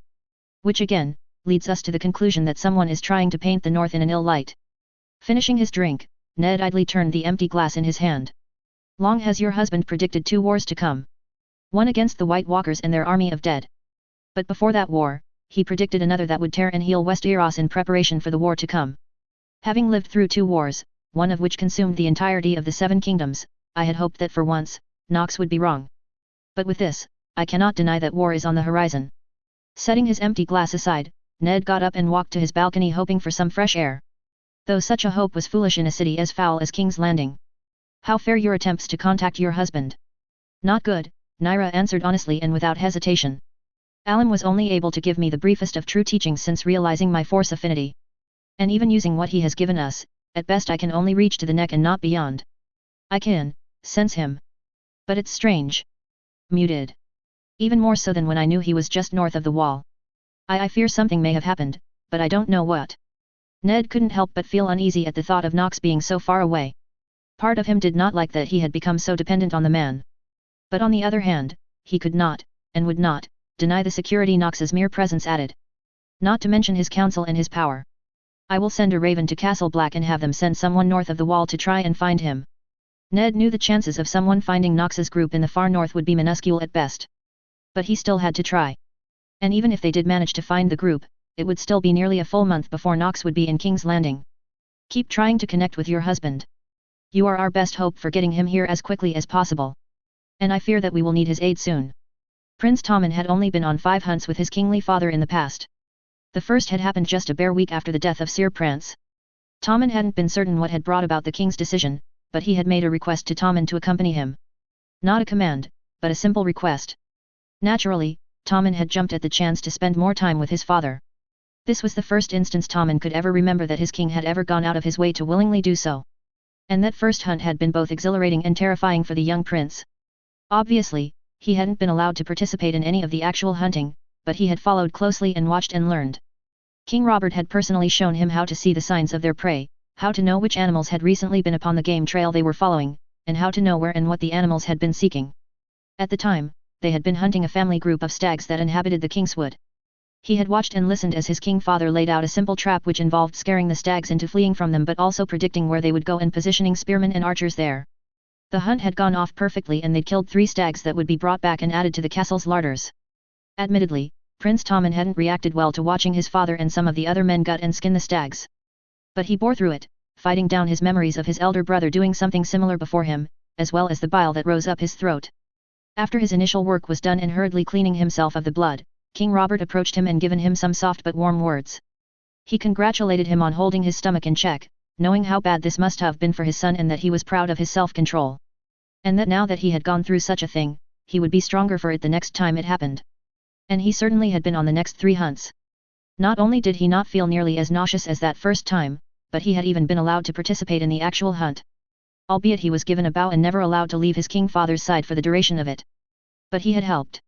Not only that, but his single arrow had been a particularly crippling blow against the small boar they'd hunted on that trip. When he'd later realized that he'd been a significant help in bringing that boar down, Tommen had felt a rather surprisingly large swell of pride in himself as a result. A swell that was further reinforced by his king father's loud and proud voice as he later retold the tale of the hunt to the court that evening as they dined on that boar in the Great Hall. So, when Prince Tommen had been approached by his king father to go on another hunt together, he had naturally jumped at the chance again. Although, he could tell that unlike the previous hunts, his father was not in a good mood. Though he honestly tried to keep his expression calm and even happy when around him, Tommen had caught the thunderous expression upon his face more than once. It was clear to the boy that his father had decided to come out on this hunt to clear his temper as much as it was to spend time with his younger son. "Father?" Prince Tommen asked softly as he finally let his curiosity get the better of him. "What's wrong? You seem upset for some reason." Looking down at his small son, Robert blinked in surprise, clearly not having expected his son to catch on to his act. After a moment of silent contemplation, King Robert sighed loudly, "I am. Very much so. But not at you, boy, so no need to be worried. Your brother, on the other hand? He has been a right shit again, and gotten himself into some trouble that he really should have known better not to." Pondering for a moment, Tommen conceded that was probably what had happened. His older brother, Crown Prince Joffrey, was a horrible person. Tommen didn't want to imagine having to always clean up the messes that Joffrey made was like for his father. So, him needing a chance to relax and take out his frustrations by hunting made sense to the young boy. Clearly seeking to change the topic to a lighter one, his father smiled down at him. "So, do you have any preferences to what you want to hunt this time, son?" Tommen stopped and blinked at his father in surprise. "You're letting me decide, father?" "Sure," King Robert smiled, his expression noticeably more upbeat now. "I've been the one making the choices before this. How about you do it this time?" Tommen stuttered, caught flat-footed and unsure. "All right. Let's see," the king mused aloud, bringing one hand up to rub at his bearded chin. "I know we've got stags, boar, foxes, ducks, swans, hares, and maybe a wolf pack or 2 in these woods. Among other critters we could go after. Do any of those sound interesting?" Tommen paused, considering the options that the king had laid out. How about we try some foxes this time, father? If we get some of those, wouldn't that mean that there'd be more hares for us to hunt next time?" Robert loudly chuckled at that, idly patting Tommen's shoulder. "It doesn't quite work that fast, but it's definitely a good thought. Yes, foxes will do just fine." Tommen smiled happily as he watched his father turn and start to give out orders to their small retinue of 10 guardsmen of Baratheon and Lannister men, along with Sir Boros Blount of the King's Guard, on what their game would be this time. This was nice. Being out of the city, far from his hated brother, far from his mother, with just his king father and a few loyal men in the forest. It was calming but invigorating in a way that Tommen had a hard way of understanding. It was like he was suddenly free of his worries and could freely lean on his father for anything. Something that was usually absent whenever they were in the Red Keep or the city below. Lost in his thoughts as he was, Tommen didn't see it at first. He was only made aware of the sudden danger they were in when one of the guardsmen let out a loud cry of pain. Looking over to the man, Tommen gasped and flinched back as he saw the man fall with a spear sticking out of his back. A spear that was hurriedly yanked out of the dying man by a filthy, shaggy man dressed in light furs and leathers. As he did so, numerous loud cries erupted from the woodlands around them. Head swiveling everywhere, Tommen watched in mounting terror as easily 4 dozen men raced towards the royal hunting party, swords glinting menacingly in the sunlight, spears held overhead, and numerous other weapons at the ready. "What the fuck is this?" King Robert roared, looking positively furious. Before Tommen could do or say anything, he suddenly found the king standing before him in a ready stance with Dragon's Bane already in his hands. "Stand close to me, Tommen." Turning in slow circles, Nox stared out into the darkness surrounding him. It was darkness he had not experienced in so long he had almost forgotten what it was like. To stand in an unending darkness with only small specks of light far, far in the distance. It was the unending darkness of space. But unlike what he had experienced in the past, there was a light that allowed him to see easily. The soft glow of the path of light beneath his feet. A path that rippled beneath his feet like water. A path that branched like a path through the forest, a forest of darkness. Each path leading into an endless darkness. He knew this place, but he had never been here. Hells, he had only ever heard of this place in legends buried in the deepest of the Sith archives. But he knew this place. The world between worlds. The virgins scatter. Frowning, Nox began to walk down the endless path laid out before him, the path of light rippling like water with each step he took forward. Well, well. Here is a face that I never thought I would see again. The voice stopped him in his tracks. He knew that voice. Knew it well. Even if he didn't have his force sight to compensate for his lack of eyes, he would know this voice and face anywhere. Turning on his heel, he coldly regarded the figure standing just behind him, arms behind her back and the same smug look on her face that at one point he had found respectable. Zush! His master was standing behind him, a smile on her flawless face with her golden hair pristinely kept, Sith robes freshly cleaned and perfect. Everything about her was perfect. Flawless perfection. I see you still hold on to your hope of youth and vitality despite your true visage. Even here, when you are not here, your pathetic fear prevents you from showing your true self. Her smile didn't waver. Ah, still such a sharp tongue, my dear apprentice. Even after all these years, you still haven't forgiven me, have you? I took you in. Trained you. Raised you. Showed you the wonders and pleasures of life. How to use the force to its fullest. How to conquer your fears and reach true power. Surely everything I did for you can counter our little disagreement. Nox felt a growl sound low in his throat. Disagreement? You used me. True, you trained me and pushed me to be the best. Only so that when the time was right, you could steal my body for your own. Transferring your consciousness into my body and leaving me in your worn-out husk of a corpse. Tightening his fist to fight against the rage boiling within, Nox glared at his former master. How are you here, Zush? The last time we spoke was just before I threw your sorry ass into a Rakata-mined prison to free Kem of your poison. Zush merely shrugged. And how long do you think I stayed in that prison? I am a resourceful woman, after all. Do you truly believe it has been only a decade since you disappeared from the known galaxy? After all, your little long-range fighter's hyperdrive was damaged during your escape. How do you know that decades, centuries, hadn't passed you by while you were escaping? Nox just shrugged. If that is what happened, then that is what happened. Either way, I have no intention of returning to the Sith Empire, even if it still exists, unless I am forced to do so. Of course you can't. Because despite your power, despite all your achievements you have been an utter failure, my dear apprentice, Zush sighed. You have been on this world for nearly a decade. And what have you achieved? Little to nothing. Any self-respecting Sith would have had this primitive world under their boot within the first month or two of being stranded here. And while I can admit that your rebuilding of a new Force order on a primitive world is impressive, the fact that you are merely content to be a bootlicking advisor instead of an emperor is truly disheartening. That pathetic Jedi girl truly did irredeemably corrupt you. While he managed to keep his face calm, his heart lurched slightly at the mention of his first love. Even after all this time, she still had a place in his heart. Corruption is open to interpretation and one's point of view. From my side, Ashura opened me to a world I never knew existed and together, we grew far more powerful than any Sith or Jedi. Did you? Zush asked disdainfully. Tell me, if you two grew so powerful together, then how is it that you let her die? Feeling his anger build, Nox glowered at his former master. I am done with these games, Zush. Begone. And with a mere flick of his wrist, the illusion that was his former master dissipated like smoke before him. Hearing a lightsaber being drawn behind him, Nox turned his hand, lightsaber flicking out into his own hand as he turned to face whoever was behind him. Then Aten. The aged Dark Council member, his predecessor and adversary, stood behind him with his lightsaber drawn and the same condescending look on his face that Nox swore was permanent. I always knew that you were corrupted. Just like your master. A disease. A festering pustule that needed to be excised from the Sith Order. Smirking, Nox ignited his own blade. Amusing coming from you, then Aten. Especially after I watched you flee like a kicked dog with your tail between your legs after I beat you in your Kajith on Corellia. A Kajith that you proposed. And when you lost, you ran to the Dark Council and started bitching like a child that you were defeated. What did the council do? They stood by and watched as I put you down like the pathetic fool you were. Then Aden glowered, the dark side of the force swirling around him as his anger took hold. Nox might have been able to defeat Then Aden, but he would admit that the man was powerful in the force. Foolish, but powerful. Your victory was fraudulent. Achieved only because you enslaved the essences of Sith Lords far greater than yourself.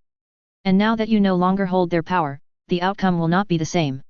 Nox didn't hesitate as he went immediately on the offensive, using Ataru to deftly move in circles around the aged Sith. Then Aden for his part managed to match Nox strike for strike, yet despite being able to match Nox's assault, he was unable to do anything more than stay on the defensive as Nox threw everything he had at his former adversary. Between the narrow path they were fighting on, and Nox's unrelenting assault, all too soon Then Aden made a mistake in which he tried to thrust at an opening Nox had purposefully left as bait. As soon as he committed, Nox dropped low, swinging his lightsaber up and cutting effortlessly through Thanaton's outstretched arm.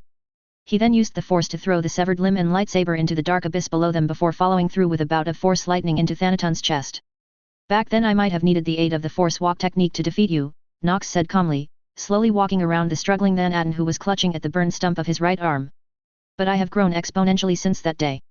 And I have long since surpassed you, Then Aden. Though, I am glad to see you here of all places. Because now, I have the pleasure of ending you myself. Holding out his hand, Nox used the force to grab hold of Thanaton's head. Then with a quick twist of his wrist, he spun Thanaton's head clean around, breaking his neck just as Darth Mortis had done before. But before the sound of his neck snapping could even echo, Thanaton's body disappeared as if it was never even there in the first place. You've grown even stronger, my master. The voice made his back go rigid. Zish he could handle. Then Aden he could handle. Any force apparition he could handle. But her? Could he truly handle her? Hearing her voice? Feeling her skin on his own? Feeling her warmth? Letting his senses flow, he felt her. Her. Not some imitation. Her. Turning slowly, he fought against his racing heart. How long had he dreamed of this moment? And now, here it was. Here she was. Standing before him once again. Ashura. His first wife, his first love, Ashura Zavros, was standing before him. Everything about her was exactly as he remembered. Her presence. Her smell. Everything was just as he remembered last he saw her. Even her clothes. You've grown so strong, my master, my love, Ashura said, slowly approaching him until they were barely but a whisper away from one another. He wanted to reach out to her. To feel the warmth of her skin. But fear stayed his hand. He didn't want this illusion to be shattered. Not yet. Ashura smiled, seemingly able to guess his thoughts, as she had always been able to do. Yet despite how strong you've grown, my love, you are still so afraid. Fear of the past repeating keeps you from moving forward. Fear of the future prevents you from doing what needs to be done. So much fear, my love. He would not rebuke her words. She was right after all. He was afraid. Losing his mother as he did. Losing her. Losing his son and nearly losing Naira. It would be a lie of the highest order to say that those events did not impart a lasting fear upon him. A fear that did indeed direct him on occasion. Sometimes for good. Sometimes for ill. And he did fear the future and what it held. Not necessarily for himself. But for those he loved. And do you fault me for these fears, Ashura? After all that has happened. Ashura smiled at him, but still neither reached out to one another. If I were still a Jedi, I would say yes. Yet I know better. Fear is natural and helpful at times. But you cannot be ruled by your fear, Alim. Trust in those you love, Alim. And they might just surprise you with what they can do. Your wife, whom I fully approve of, is constantly watched by you. Your apprentices and acolytes are kept closely under your watch. Your vigilance does you credit.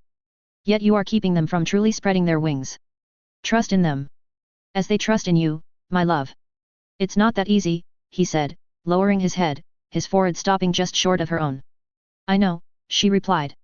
The two stayed silent for a long time, just standing and basking in one another's presence. All too soon, Nox felt the path shift beneath his feet, and when he expanded his senses, he found what felt like a new path that had been formed off to his left. A path that led to a runic circle. I take it that our time is up. Yes, Ashura nodded, still not touching him as they slowly stepped away from one another. You have chosen your new love well, Alim. Trust them. Keep them close. Give all that you are to them. And you will find the strength to do what Bran Stark could not all those years ago.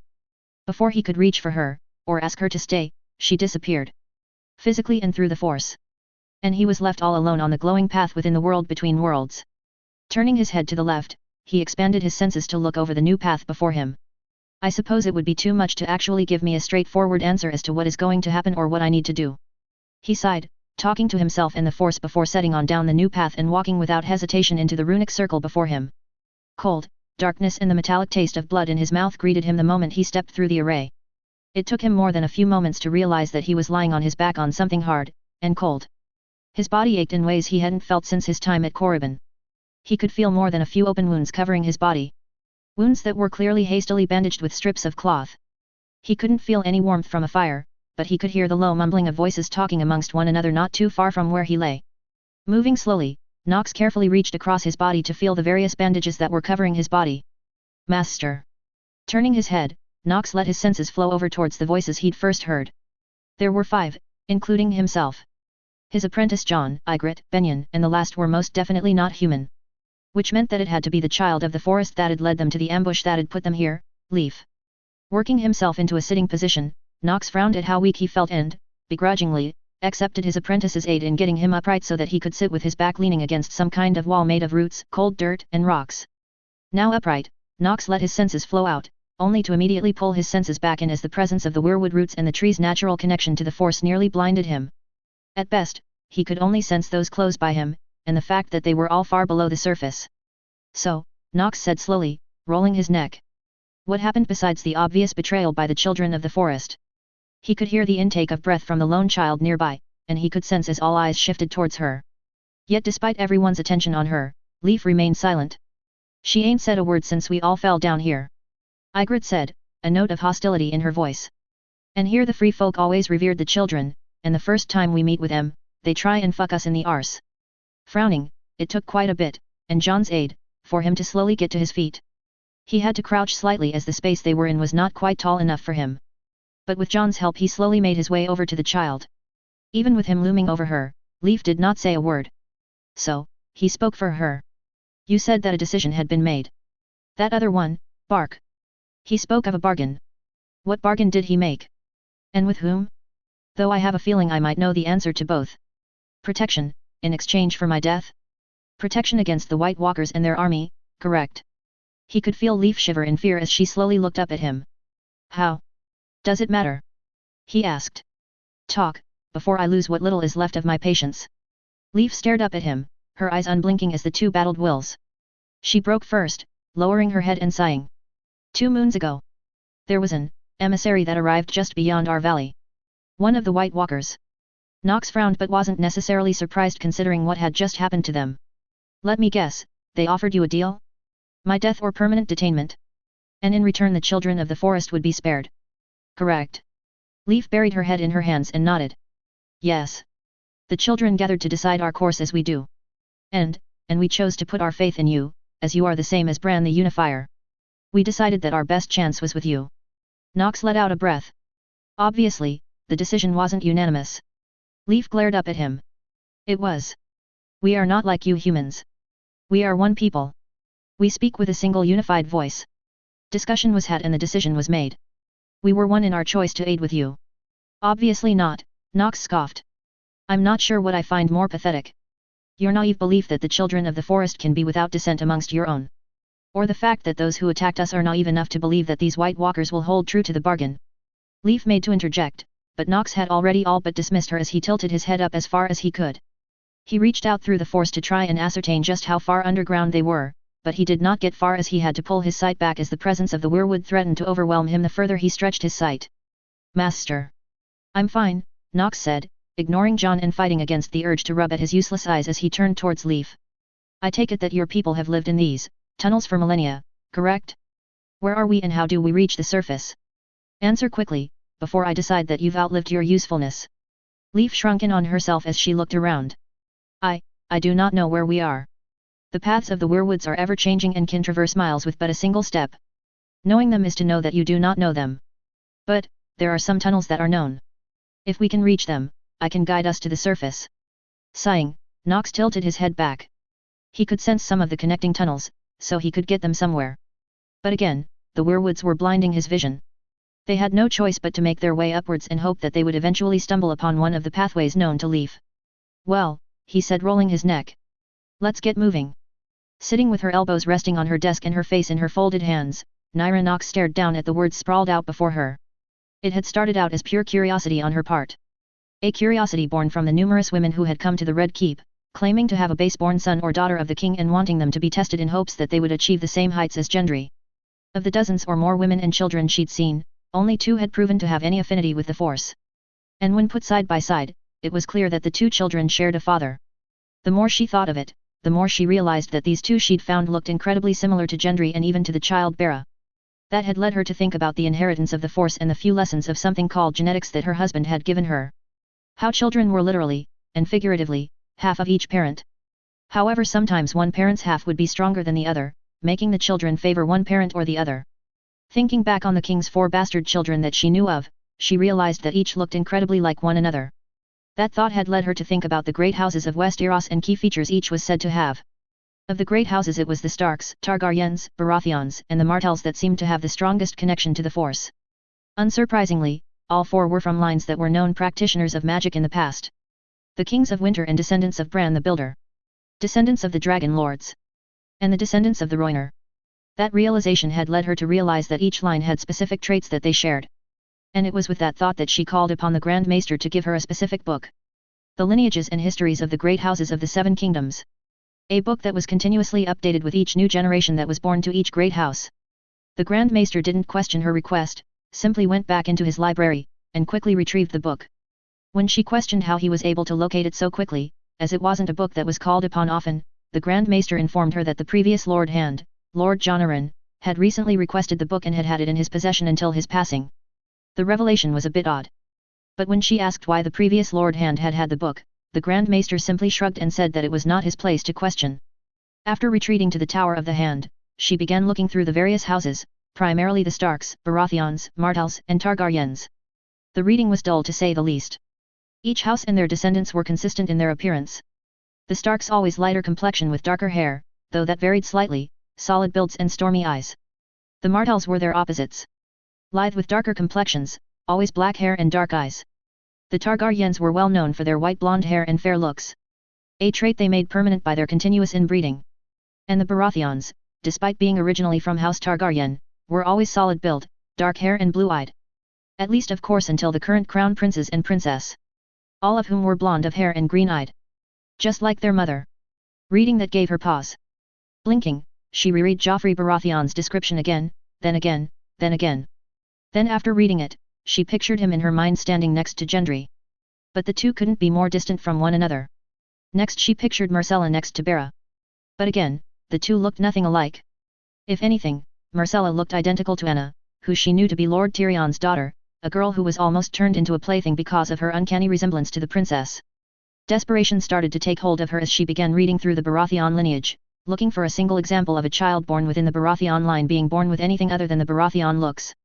But no matter the mother, even a few Lannister women who were noted to have green eyes and blonde hair, not a single male child since the founding of House Baratheon had been born without black hair and blue eyes. Until the current royal children. And try as she might, she could not find a single aspect of King Robert in any of the children. Which led her to one unsettling conclusion. The royal children were not Robert's children. Which meant that the Queen had a lover, perhaps more than one, and this lover had given the Queen her children. Children that she was now passing on as King Robert's true-born children. The Queen having an affair itself was a crime that warranted banishment or death, a double standard she despised considering the King's affinity for whores. And if it was just a case of the Queen taking a lover, Naira wouldn't have cared. But this? This was not just about the Queen having a lover, or lovers. This was about the Queen passing off her children as the children of the King, which they certainly were not. And the situation just got more complicated from there. Obviously, Tywin Lannister would not stand for the accusation. With Robert's well-known general despise of the Queen's family, it wasn't hard to imagine that he would not hesitate to have Cersei executed and the children either killed or exiled. And while she didn't care about Cersei's fate, or even the potential fate of Joffrey, Myrcella, and Tommen were both sweet children. And Robert clearly cared for the 2 younger children. So, perhaps, they would be spared? But regardless, between Robert's unavoidable reaction and Tywin's predictable response, there was only one logical conclusion: war. Perhaps this was the war that Alim foresaw, the one that would take place before the war with the others.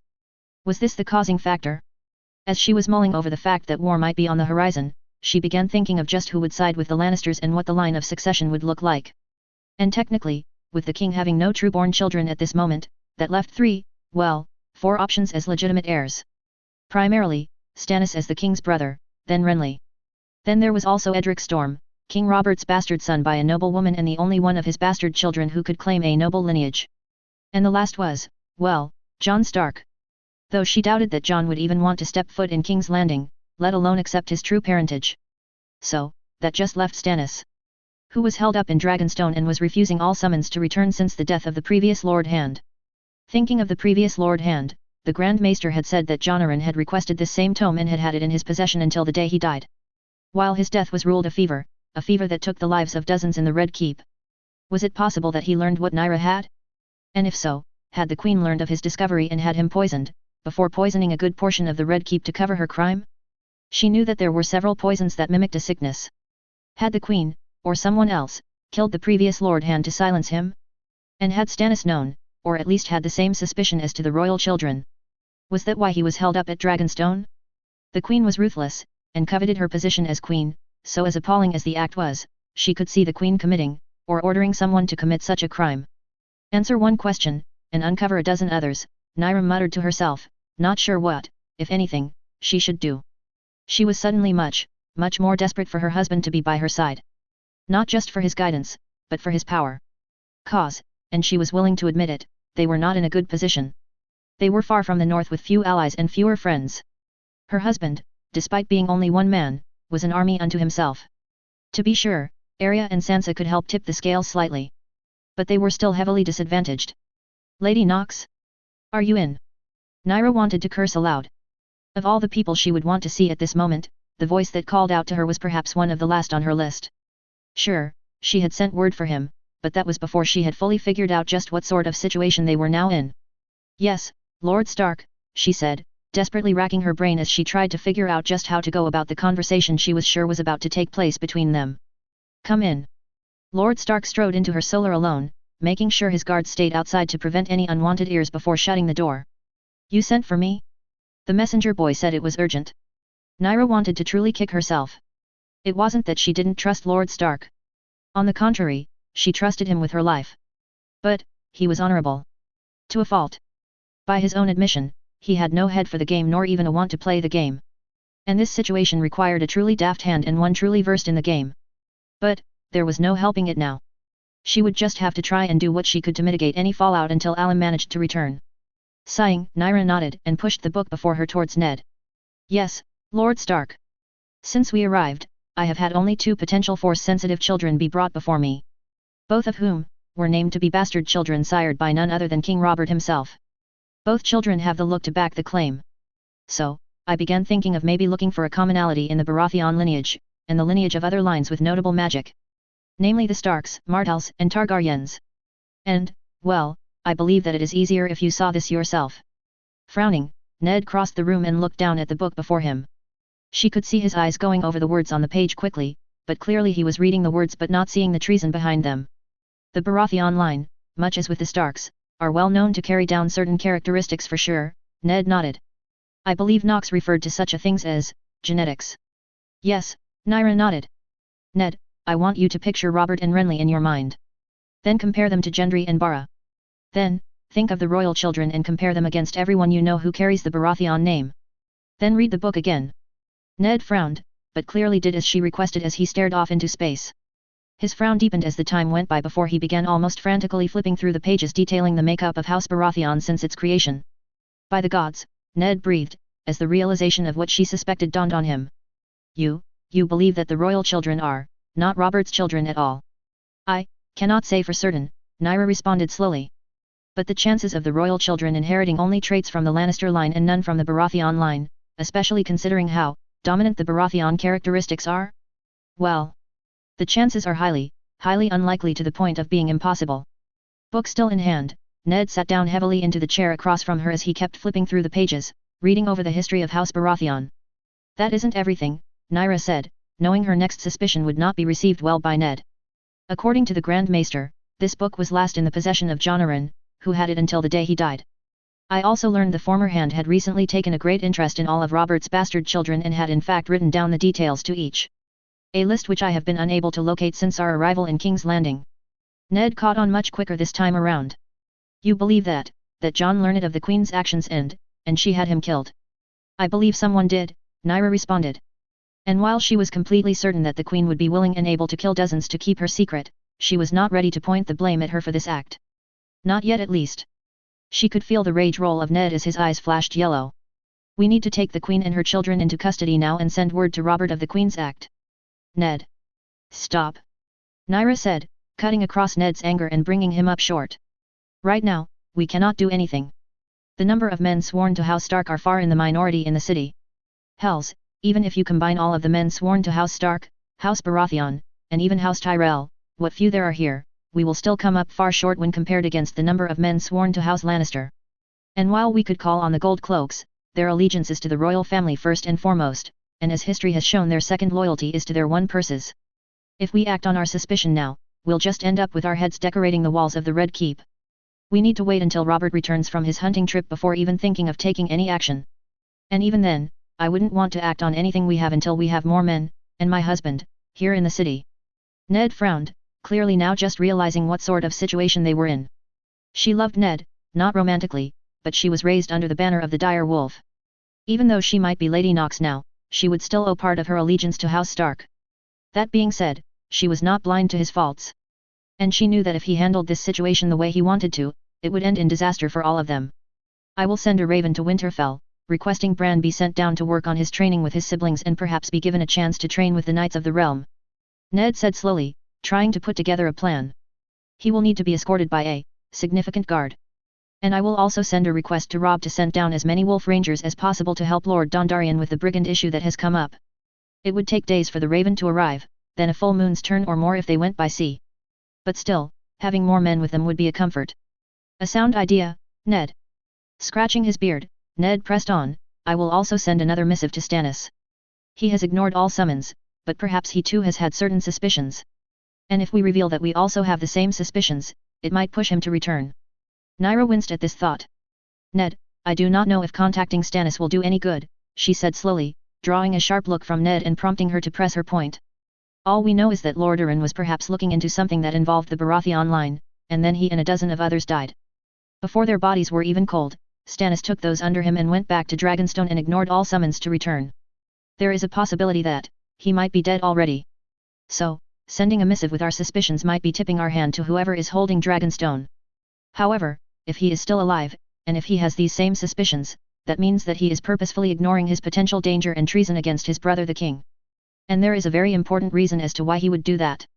If the children are not Robert's, that means that Stannis is next in line for the throne. And he could just be biding his time, waiting for Robert to pass before letting all know what he suspects and putting his name forth as the true heir to the Iron Throne. She was right in thinking that Ned did not like her line of thought. Stannis is a good and true man. Loyal to his brother. He would not. Then explain to me why he has ignored all summons to return, Ned, she pressed, rising to her feet. Her actions surprised her. She had never fought against Lord Stark like this, and clearly, he was surprised as well by her defiance. It is well known that Stannis and Robert hold no love for one another. Hells, Robert spiked Stannis by taking away Storm's End from him after he failed to capture the last of the Targaryens. Before you say that he was given Dragonstone because he was Robert's heir, you know that is horseshit. We have to navigate this carefully, Ned. Otherwise, it won't just be our heads decorating the walls of the Red Keep, but we'll be alongside all those we love and care for as well.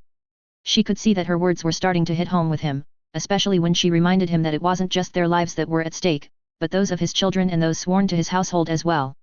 Very well, Ned sighed. We will navigate this per your direction. Lord Stark. Both Naira and Ned turned to the door as one of the guards began frantically pounding on the door. Naira wasn't concerned that they could be heard, one because the guards of House Stark would not breathe a word they said. And two, she had used what little force ability she had to muffle Ned's and her own voice to any outside the room. What is it? Ned called out, after receiving a nod from Naira as she ceased using the force to muffle their voices. The king's hunting retinue has just been rushed into the Red Keep, my lord. The king. There's been an accident and he's calling for you immediately. Ned couldn't remember ever moving as fast as he was as he all but ran through the halls of the Red Keep, servants and guards clearing the way for him as he made his way into the royal wing. Arriving at what he knew to be Robert's chambers, he saw all of the king's guard save for Sir Barristan standing vigil outside the doors. Without even pausing to acknowledge them, Ned forced his way past the king's guard and threw open the doors to the royal chambers. Inside the room was, well, it was as Ned expected and feared as he saw Robert laying on his bed, bloodied linens around him and over his ample gut as Grand Maester George worked tirelessly to try and stem the flow of blood from leaving the king while Sir Baristan stood vigil over his king and a few other servants scurried about the room doing what they could to aid the maester. But Robert, his old friend, didn't even seem to care about the mortal wound on his person. His attention was all on the two children on his bed, Marcella and Tommen. His false children. Yet his old friend was looking at them just as he himself looked at John, as if they truly were Robert's children. And both of the young ones were crying openly as they stayed by their false father's side. Across the room, nowhere near the king, was Queen Cersei and Joffrey. The queen was looking at the scene with a look that he could honestly not describe. Something between sorrow and disdain. As if she couldn't decide which emotion to be feeling. The false prince, however, was merely looking at the scene with just a blank look, as if he was just witnessing an everyday occurrence and was ready to leave. You both need to be strong for one another, Robert was saying to the two youngest children, both of whom were wearing black and gold with tears falling freely down their face. I don't want you to go, father. Tommen cried, and it seemed only because of Marcella's hands on his shoulders that kept him in place instead of on top of Robert. I know, Robert smiled, a true genuine smile. One Ned had not seen since before their rebellion against the Mad King. Unfortunately, we don't always get what we want. But you two will carry on. And always remember, we do not fear the storms that come. Because we are the storm, for ours is the fury, both children chorused lowly in response. Finally, the small boy lost his composure, lunging forward to wrap Robert in a hug, which Robert returned slowly, patting the small boy on the back. As Marcella joined in the hug, Robert's eyes met his own. Now, go on, children, Robert said, giving the two a smile. I don't want you two to remember me like this. The rest of you. Besides George, Baristan, and Ned, get out. My love, perhaps we should, Cersei tried to say, taking a step forward. No, we shouldn't, Robert replied, his voice like iron as he glared at Cersei and Joffrey. All of you. Out. Now. The servants quickly came forth and ushered Tommen and Marcella out of the room, though neither child appeared willing to leave. Cersei and Joffrey both remained still, almost as if they were refusing to leave. Cersei made to make another protest. But another hard look from Robert quelled whatever words might have passed her lips. Instead, the queen merely turned to her son and ushered him out of the room, leaving Ned alone with Robert, Baristan, and George. What in the seven hells happened? Ned demanded, glancing towards Sir Baristan. An ambush, Sir Baristan replied, shocking Ned. They came out of nowhere just before dawn. We have no idea who they were, but they attacked us. They managed to wound and kill several, before reaching the king and the prince, wounding the king. None were taken alive for questioning. They died to the man rather than be captured. Ice formed in Ned's gut. Even though Sir Baristan didn't say it, there was no doubt what this was. An assassination attempt on the king. Stepping forward, Ned glanced at the wound on Robert's gut. He'd seen enough of war and its results to know that the wound on his old friend was fatal. Albeit it would be a slow death. I will call for Sansa, he said. With her abilities in healing, she will be able to. No. Ned blinked, staring at his friend as if he'd grown a second head. What? Robert scoffed, then winced at the pain the action brought him. George already brought up bringing your daughter into this, but I already told him no. Frowning, Ned turned towards Baristan and George. Both men frowned but nodded, confirming the king's command. And might I ask why you would rather keep my daughter away when she can easily save your life with but a snap of her fingers? Well, he doubted that it would be that easy, but he had no doubt in Sansa's ability. Robert began coughing, blood spittle flying from his mouth before he managed to catch it in his hand. Because I'm a selfish bastard, Ned, Robert sighed once the fit passed. This is how I should die, with a wound from battle. Not dying of some sickness, wasting away and waiting for the stranger to claim me. You know, I killed 3 of the fuckers before one managed to get a lucky hit in. Even then, I caved in the man's fucking head with my bare hands. For that one moment, I was once again the demon of the trident. Not some fat ass king who can't even mount or dismount his horse without help. And more, I'll have died protecting Tommen. They were after him, Ned. The one who did this to me was trying to put his dagger in Tommen. And I, for the first time and maybe forever, I acted like a true father to the boy.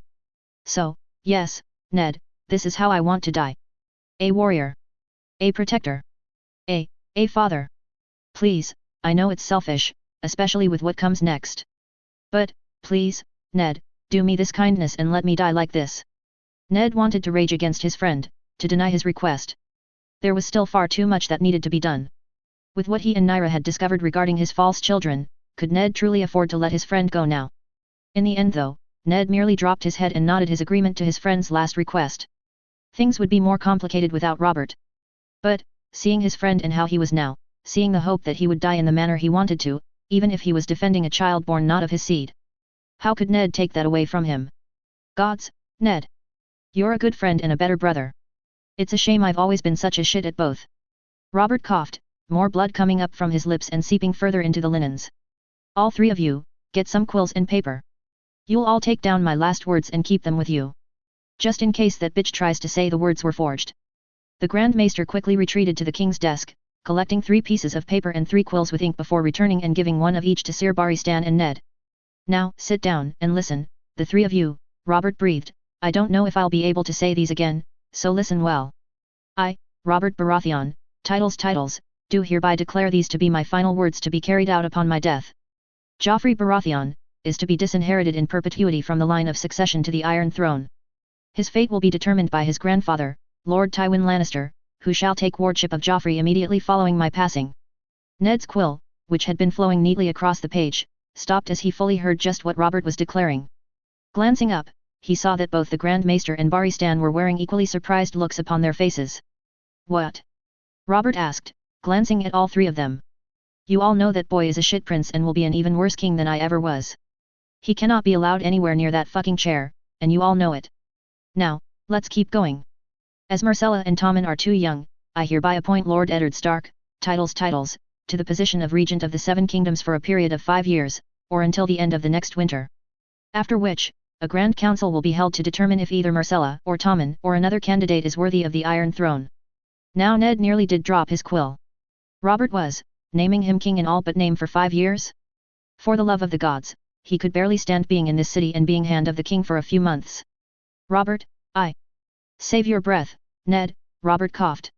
Like I said, I'm a shit of a friend. I'm not doing you a favor. I'm doing this cause I know that you are perhaps the one man that can truly lead this kingdom through a winter.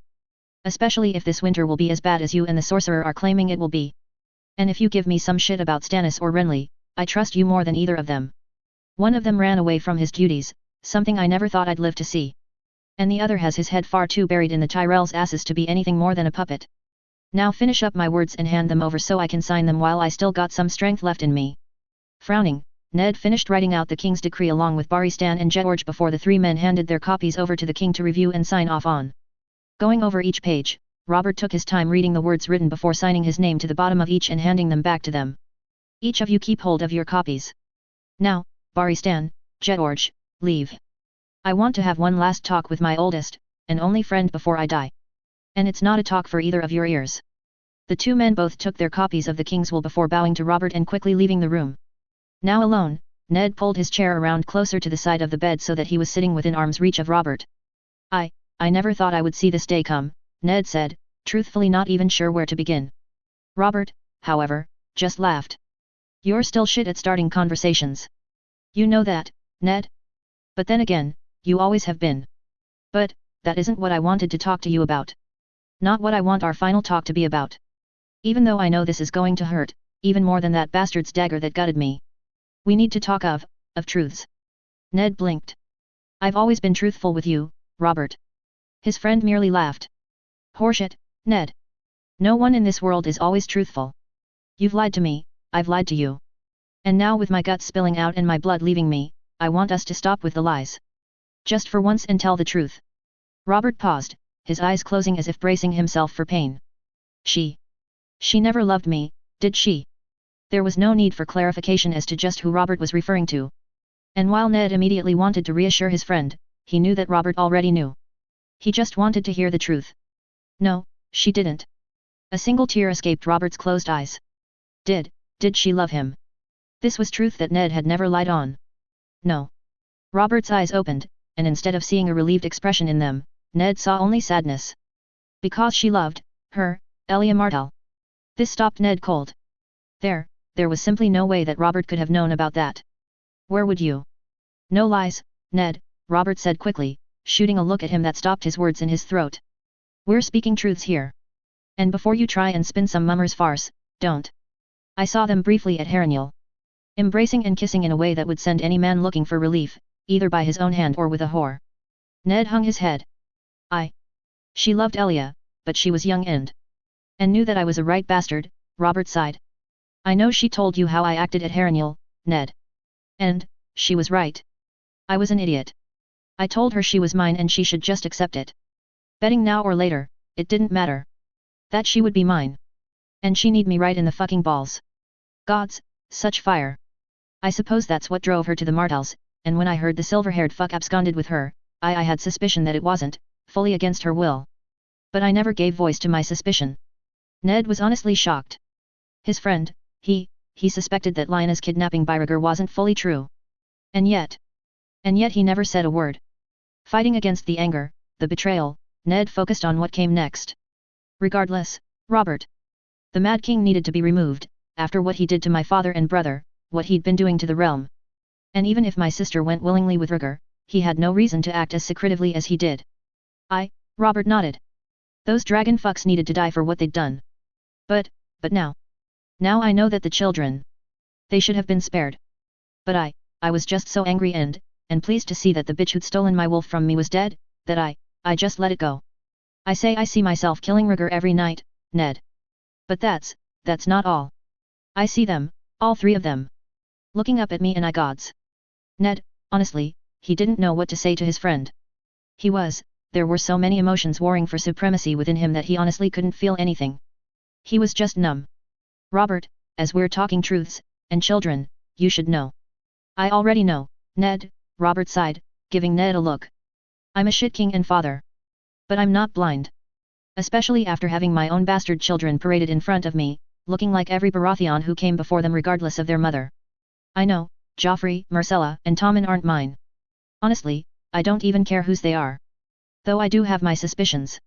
But even though I'm not their father, I love Myrcella and Tommen like they were my own, and I want your word, Ned, that no matter what happens, you will do everything in your power to protect them. Robert's admission that he already knew about the royal children not being his own shocked Ned deeply. I promise, Robert. I won't let any harm come to those two. Both men had purposefully left out Joffrey, something which both knew and didn't need to be acknowledged.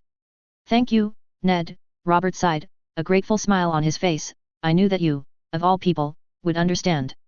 To love a child you've raised who isn't your own. Robert. His friend turned his head and gave him a look. Like I said, Ned. I'm not blind nor an idiot. Jon Stark, he's Lyanna's boy, isn't he? He wanted to deny it. It was his first instinct and reaction after so long. He wanted to fall back into the lie he'd been telling for nearly 2 decades.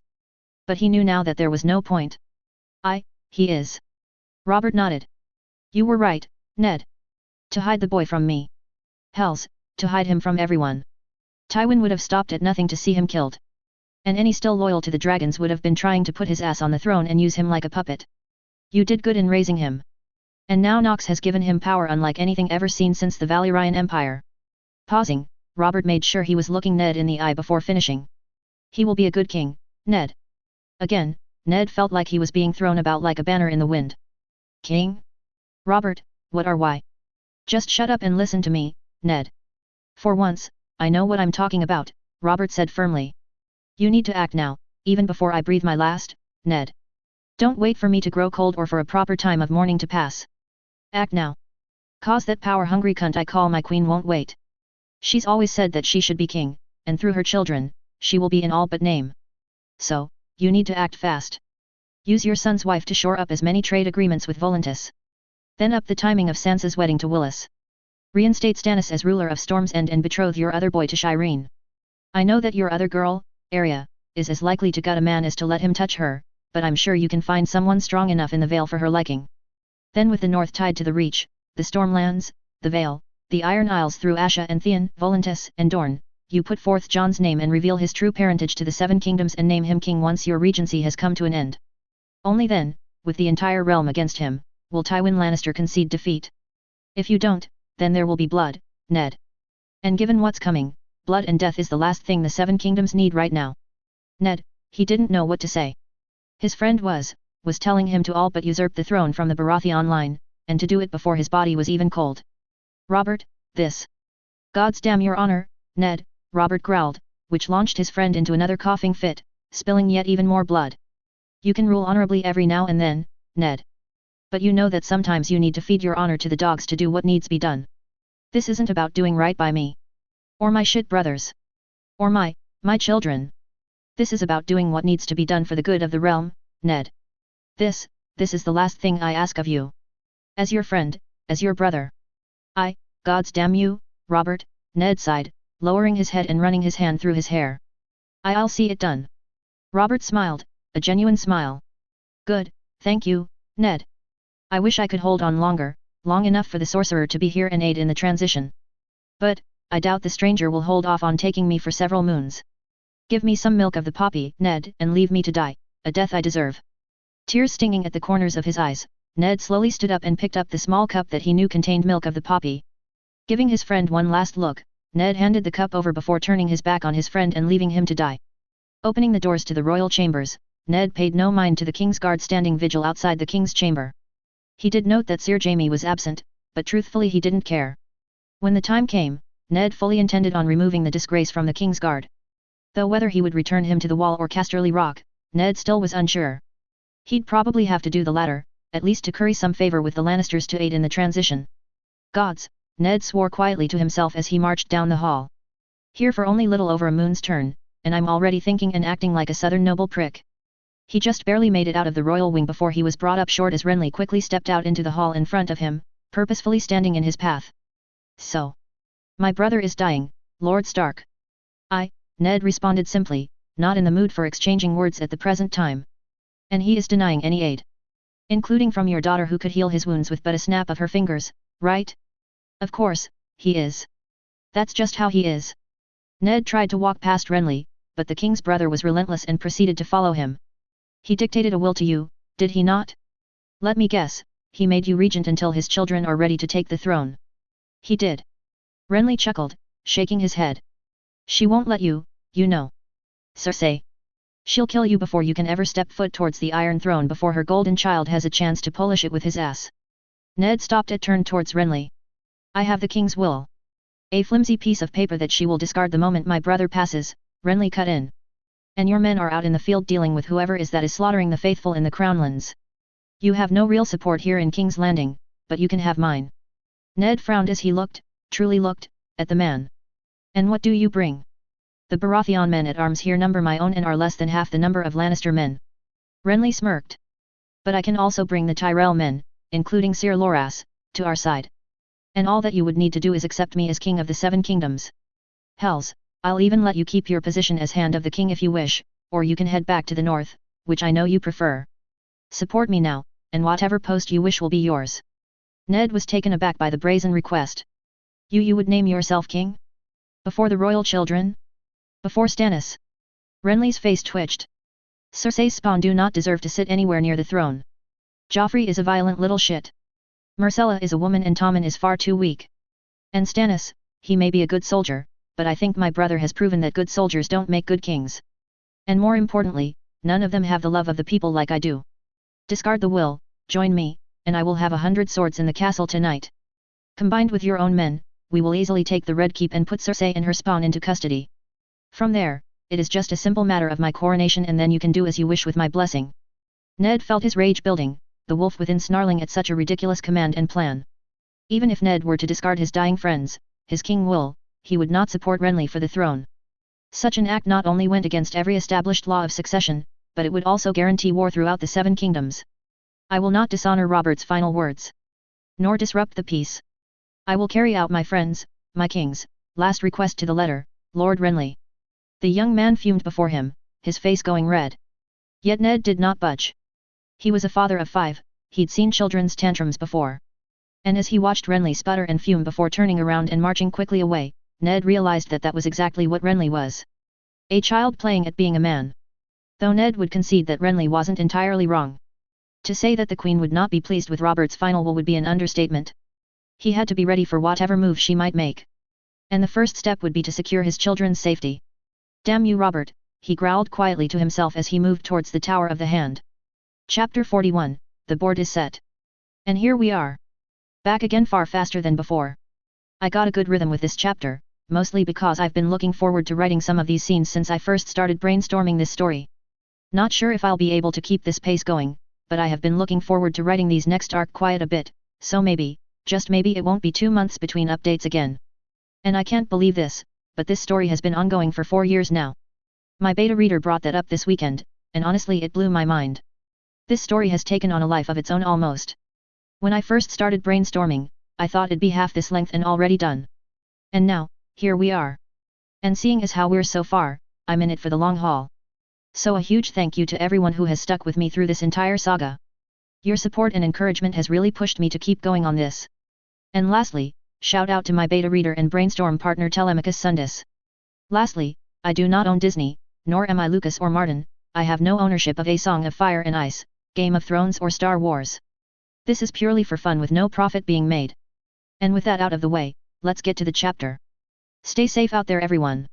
Chapter 41. Naira was nervous. No, that wasn't right. She was petrified.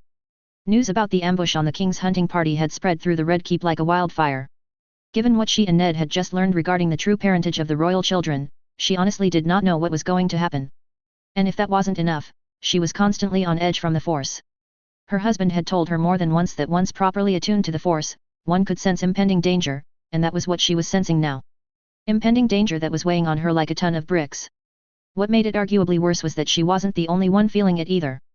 Arya and Sansa were both clearly nervous. The elder Stark girl was busying herself with needlework with her friend Jane, while the younger Stark girl was working on pacing a path in the floor like a wolf stalking her prey. Even Osha, Sansa's ever-present sworn spear, was on edge. The former wildling spear wife kept one hand on her sword spear, ready to draw the weapon at a moment's notice. Hearing heavy footfalls, all 5 women in the room collectively held their breath as they watched and waited as Lord Stark slowly made his way into the room and shut the door behind him. Ned didn't say anything right away, he just stood there, staring out into space. There was an ambush on the king's hunting party.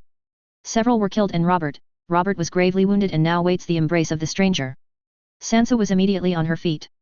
I am ready to go, father. Please, tell me the extent of his injuries on the way, so that I... Robert has declined your healing touch, Sansa, Ned cut in, surprising all of them. He wants to die from a wound sustained in battle. A battle where he defended young Tommen. It's a death he wants. Not the slow decay of sickness. Naira was struck dumb by the proclamation. Not only the way the king was basically throwing his life away, but also the fact that Ned was apparently allowing it to happen while suspecting the queen of potential usurpation of his line. Girls, Ned continued. Begin packing your belongings. King's Landing may not be safe for you here soon and I want you out of the city and on your way back north before the sun sets. But, father, Sansa, Ned cut in harshly, his eyes flickering. Take your sister and Jane and pack your belongings. Please. Arya looked like she wanted to protest, but Sansa merely nodded her head in acceptance before ushering her sister, Jane, and Osha out of the room, leaving Naira alone with Ned. Ned, Naira began once they were alone. Does the king know about our suspicions? He does, Ned nodded. In fact, he already had suspicions of his own and acknowledged that Joffrey, Myrcella, and Tommen were not his. Naira was baffled. And why is he accepting of death then? He has no direct heir. Ned shifted his stance and produced a rolled scroll from within his doublet. The king left a will, one witnessed and written down by the Grand Maester, Sir Barristan, and myself. In it, he disinherits Joffrey and names me regent of the 7 kingdoms for a period of 5 years. After which a grand council will be held to determine the next king of Westeros. Naira looked at Ned like he had suddenly grown 2 heads. Lord Stark, do you really think that will matter? Ned blinked. It is the king's will. At this, Naira pinched the bridge of her nose. And how many king's wills have been ignored in the past? Especially when it goes to disinherit the presumed heir to the throne. Ned scowled. Joffrey is but a child. He does. I'm not concerned with Joffrey. Naira hissed. In truth, she was concerned about the boy. But not because she thought he would have the savvy to claim the throne, but rather what he would do once his ass was polishing the throne. I'm concerned with the queen. Cersei has power. Power she will not relinquish without bloodshed. She gained royalty by marrying Robert. Now she seeks to keep her power through her children. And do you think that piece of paper you hold in your hands will stop her? No, she won't care. Hells, she has probably already called the High Septon to the Red Keep to crown her son the moment Robert's heart stops beating. Ned looked more than slightly uncomfortable, and even a little angry. Renly said the same thing. Naira wanted to roll her eyes. Of course he did. He's known her longer than either of us have. And despite being a lazy ass in his duties, he does at least have an eye for the players in the game. Ned turned away from her and walked towards the lone window in the room. Renly wanted me to support his claim to the throne. He said we would have 100 Tyrell swords at our command if I supported him. At this, Naira sat down heavily. So, Renly is making his move. The queen is making her move if she hasn't already. And Stannis is holed up in Dragonstone waiting for his brother's death, or he's already dead. That will you hold is not worth wiping our ass with, Ned. I say that not to dishonor your friend and our king, but rather to state facts.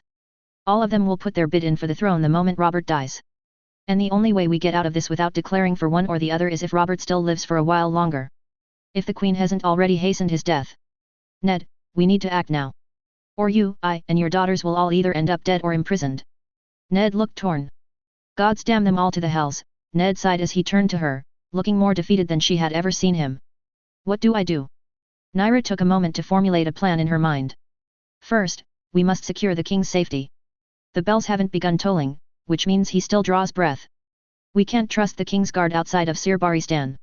Hells, Sir Jaime is the queen's sister and history has shown that despite their honor, the king's guard can be bought for the right price. Take half our men and secure the king. Once he's confirmed still to be alive, we send Sansa to him and heal him, his wishes be damned. Once he's back on his feet, we sort out the truth of the royal children and settle the matter of succession. It will still lead to war, as Tywin Lannister will not stand for the slander against his daughter let alone the disinheriting of his grandchildren. But at least we can force him into an unfavorable position by securing the rest of the realm's loyalty. But all of this will only be possible as long as Robert still lives. The moment he dies, it all goes to the hells. Ned nodded. And what will you and my daughters be doing while I secure the king? Preparing for the worst, Naira said plainly. We dismiss all the servants, scatter them throughout King's Landing. I will make the girls ready to flee should the king perish before we can get to him and the queen makes her move.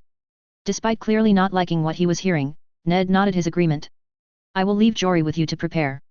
Ned took a few steps towards the door, then stopped with his hand on the handle. Naira. Should this go wrong, promise me you will take care of my daughters. Get them out of the city and back to the safety of the north. Naira didn't hesitate.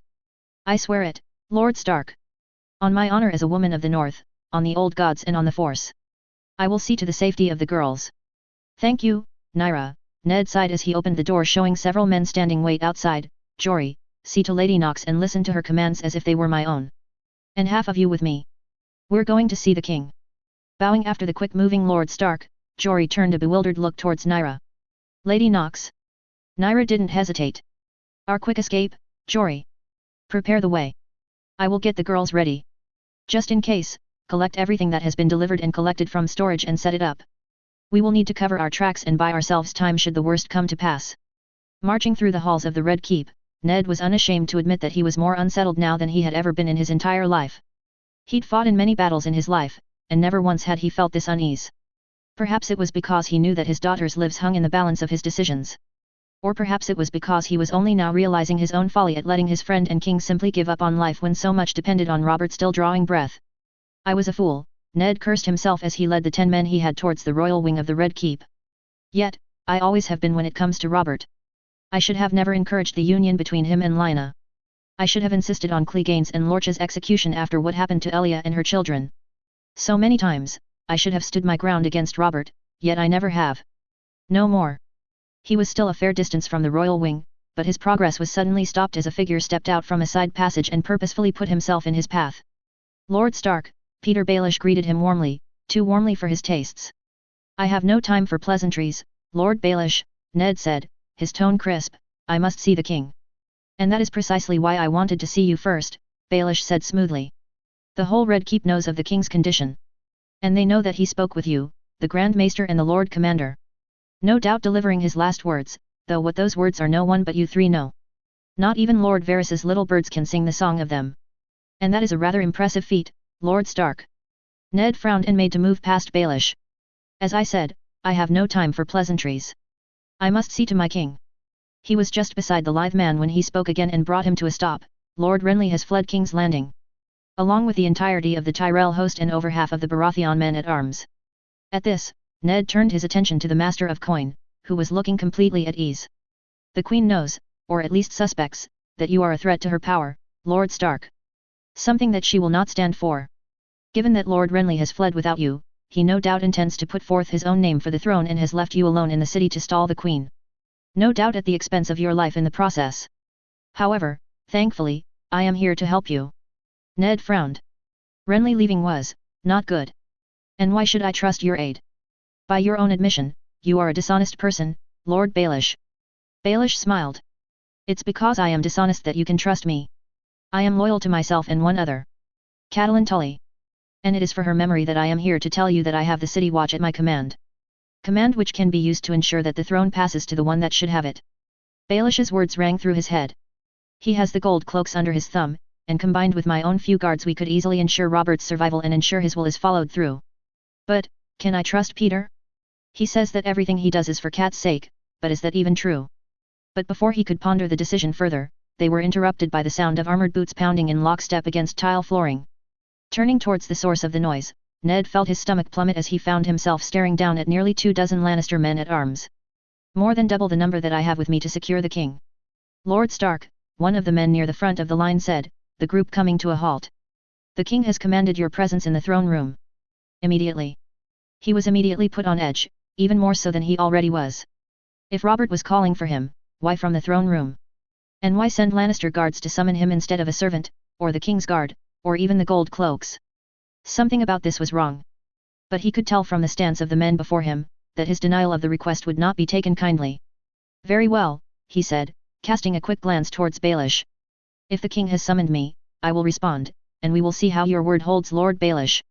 Baelish merely bowed slightly before falling into step behind Ned as he changed his direction and headed towards the Iron Throne with his men behind them and the Lannister men at arms falling in behind them.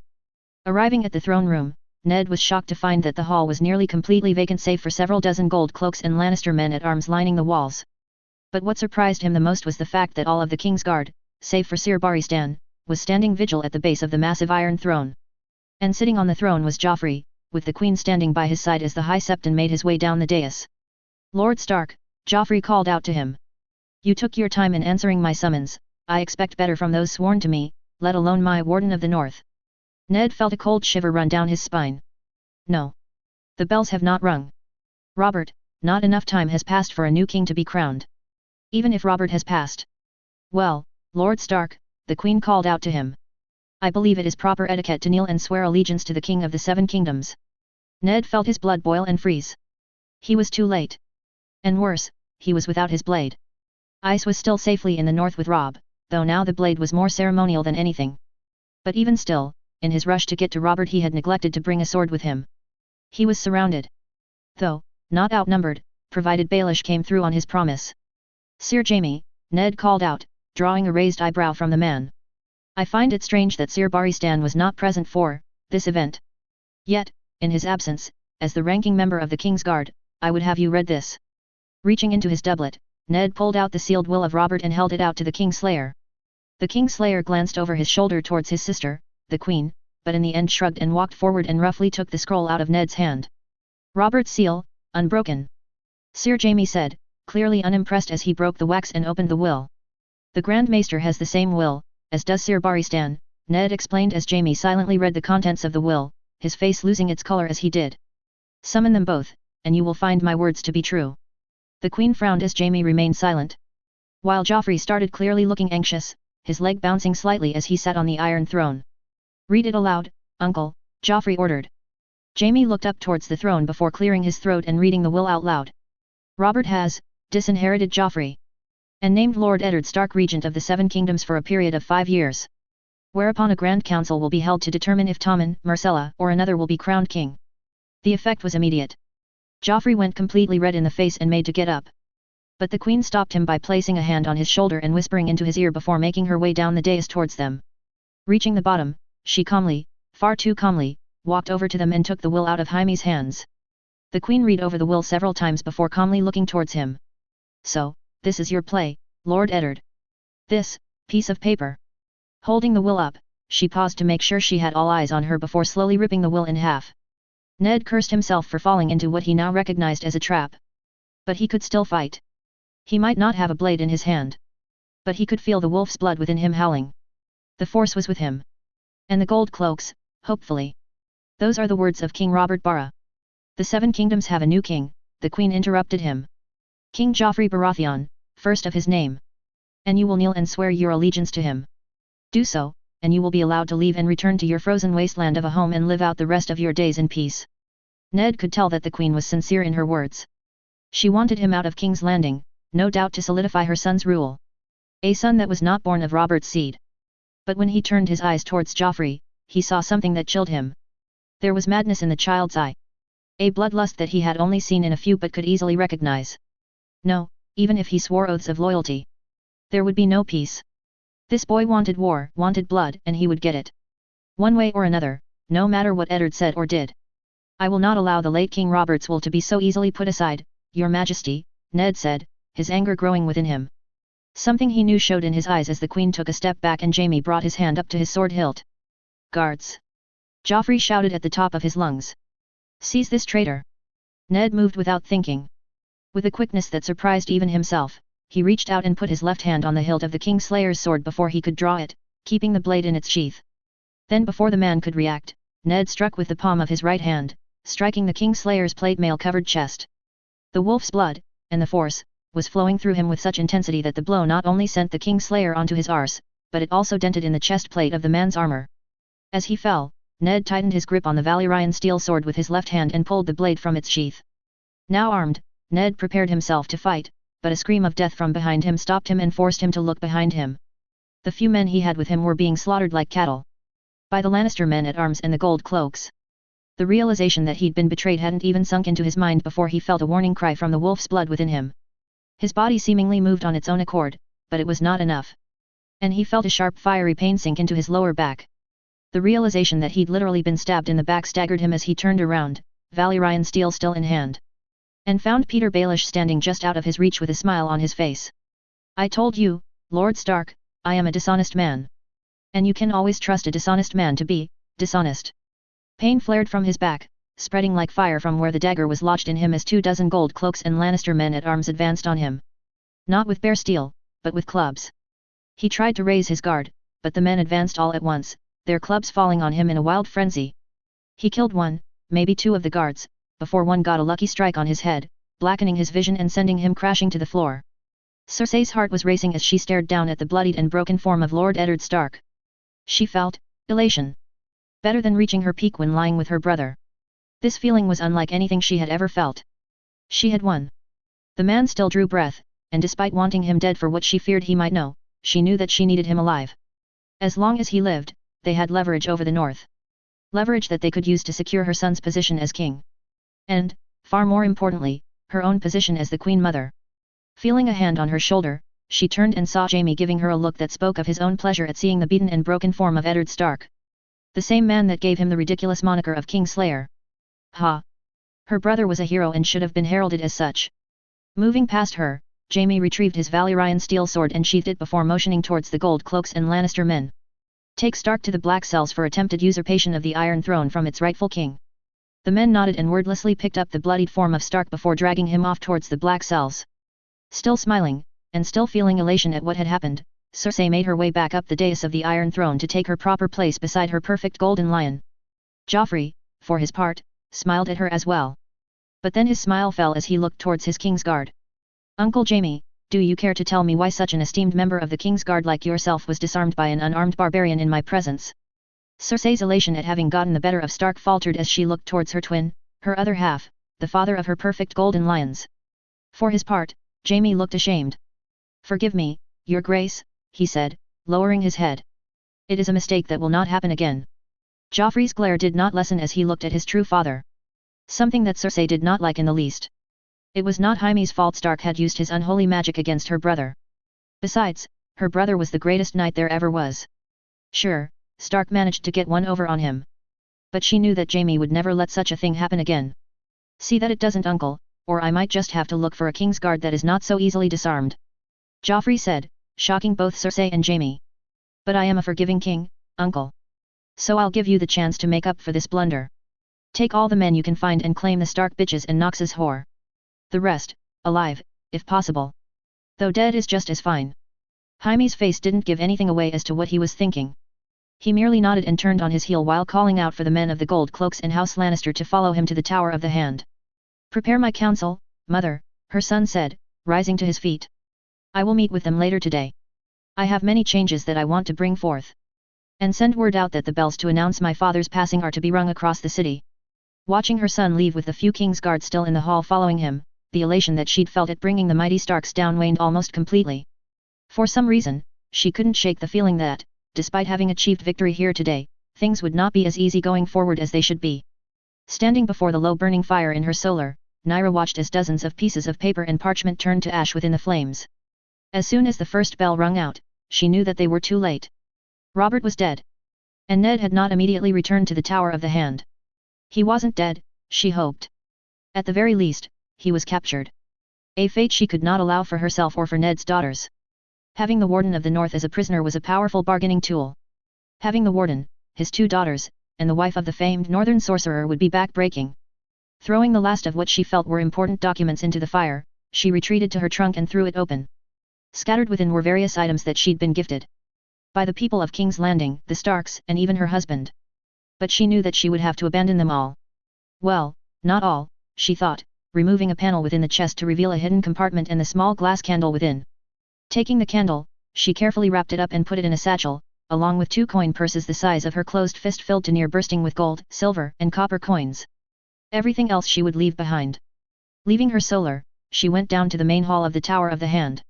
All that was left of House Stark's personal guard was gathered in the hall.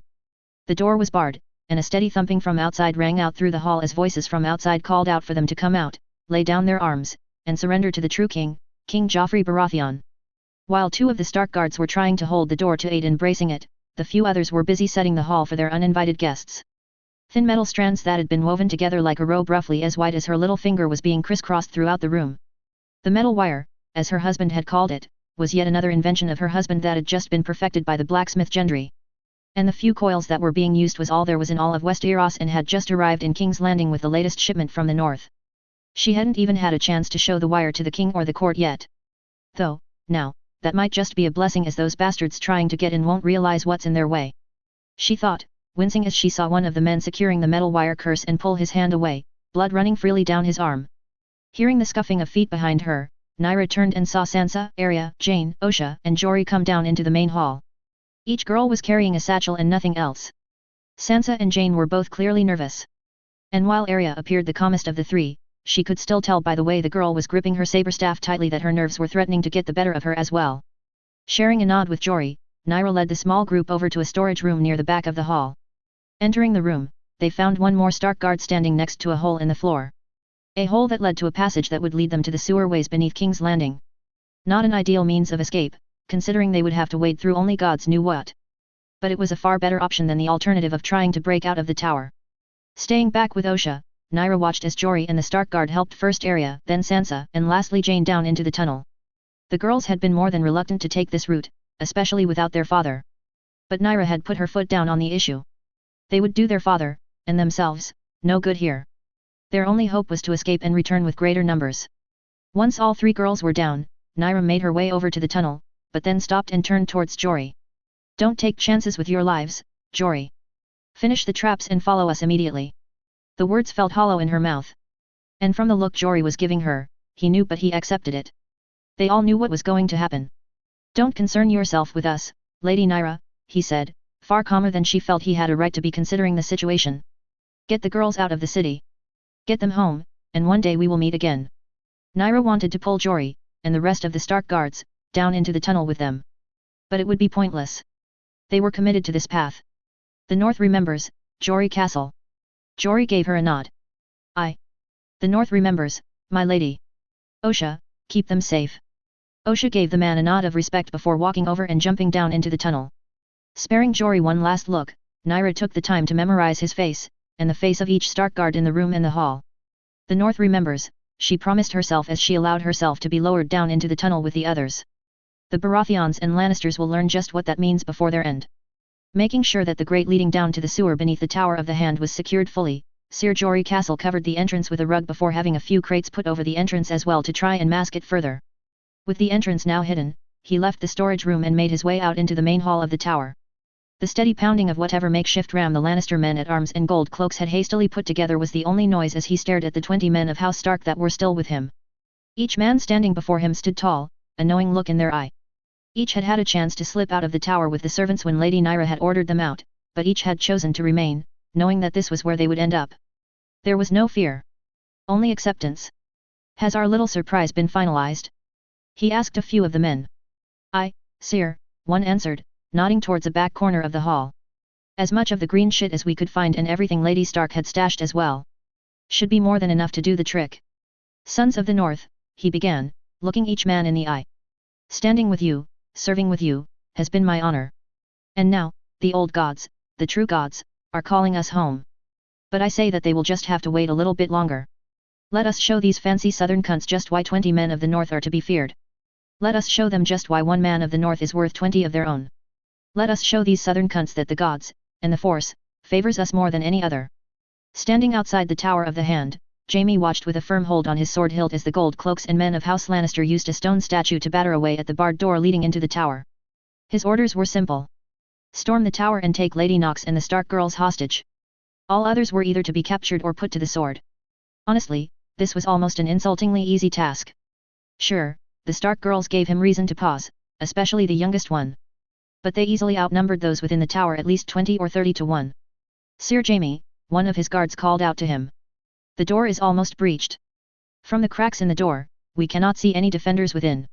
Frowning, Jaime turned to the man. Tear the door down. Kill anyone inside. But make sure that the Stark girls and Lady Nox remain untouched. Or you will find yourselves answering to the king. The man bowed and ran towards the others to relay the orders. All too easy, Jaime thought as the door was finally breached. The gold cloaks and red cloaks hurriedly tossed the statue aside and began storming into the Tower of the Hand. Unfortunately, they could only move forward in an almost single file as the entrance barely allowed 2 men abreast. I doubt I'll even need to draw my blade. But as more and more gold and red cloaks became bunched up around the door, being apparently unable to storm the tower with no one backing away or coming out, Jaime began to frown.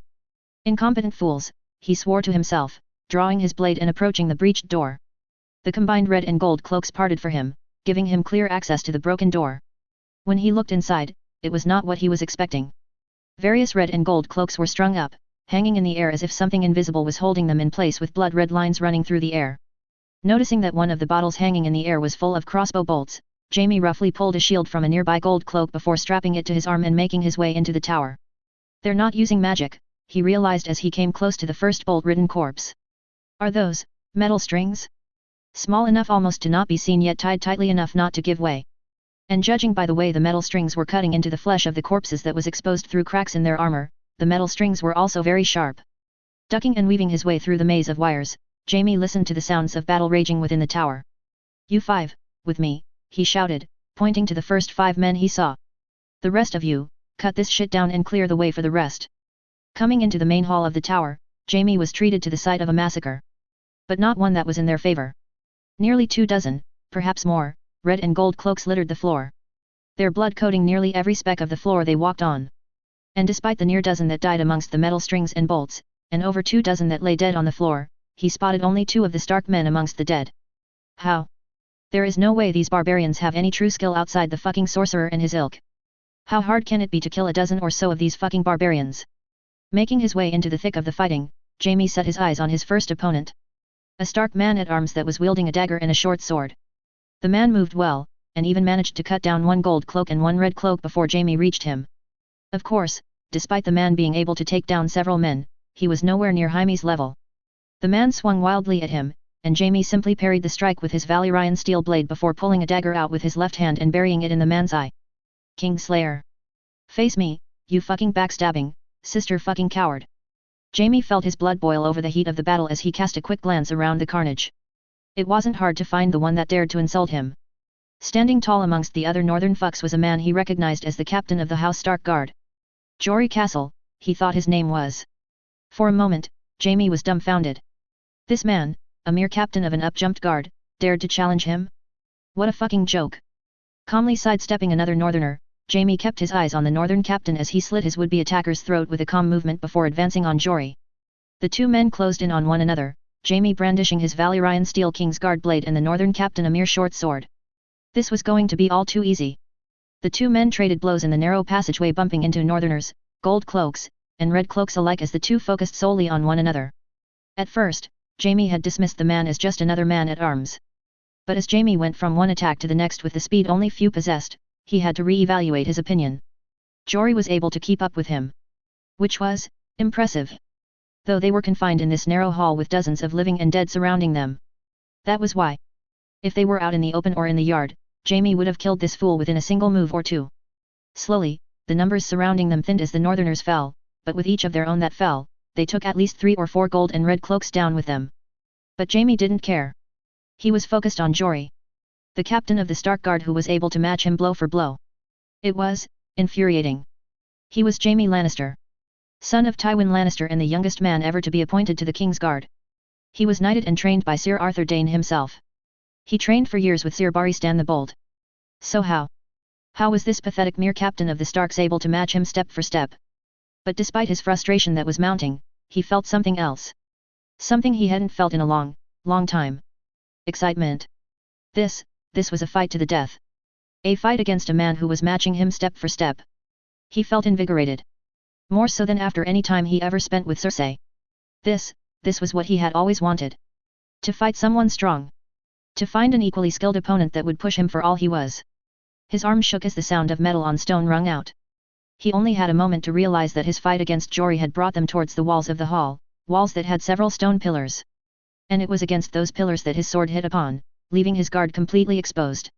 Jory did not hesitate, his short sword able to move far more nimbly in the narrow corridors. The blade struck like a snake, and Jaime had only a moment to tilt his head to the left before he felt the cold steel cut through the flesh of his face. White-hot pain flared through his face, forcing him to take a step back and raise his hand to his face. When he lowered his gauntlet hand, he saw blood. His blood coating his fingers and hand. Looking up, he barely managed to get his sword back up to intercept Jory's next attack. But it was an attack that never reached him. One of the red cloaks had snuck up behind Jory and speared the northerner in the back, stopping the captain and bringing the man to his knees just as a crossbow bolt whistled past Jaime's left and buried itself in Jory's chest just off hitting his heart. Still in shock at the wound he'd received, his first wound ever. He felt that anger over his injury be replaced by another type of anger as he glared at the red cloak that had speared Jory, the best opponent he'd had in a long time, in the back thereby stealing his fight from him. Gingerly touching his face again, Jaime walked around Jory, taking care to kick away the man's sword as he did before walking up to the red cloak and punching him in the face as hard as he could. He then turned and glared at the lone gold cloak in the room that was holding a crossbow. The king wanted prisoners, he dies, and you will face the king's wrath. Jaime said coldly as he walked back around to the front of Jory. The northern captain was still upright, if on his knees. The man had managed to pull out a smoking pipe, a recent addition to the capital from Yeti or Sotho or something, of all things, and had it clenched tightly between his teeth as his shaking fingers tried, and failed, to set fire to one of the striking sticks the north produced. He wasn't sure just why, but after watching the captain try and fail to light his third stick, Jaime put his sword away and squatted down in front of him. Taking the striker sticks from the captain, Jaime calmly lit one of the sticks, a flame springing to life on the red end. Holding out the flame, Jaime carefully lit the man's pipe for him. Once lit, Jory took a few deep breaths of the smoke before looking up into Jaime's eyes. Then without a word the captain of the Stark Guard slowly slumped forward until his forehead touched the bloodied floor. Rising, Jaime felt a pain in his chest. Not for the death of a man of House Stark, but rather for losing a worthy opponent. "Find the Stark girls and Lady Knox," he said, turning his back on Jory. "And God's help you, if even one hair on their heads are harmed, I will have the lot of you flogged to death."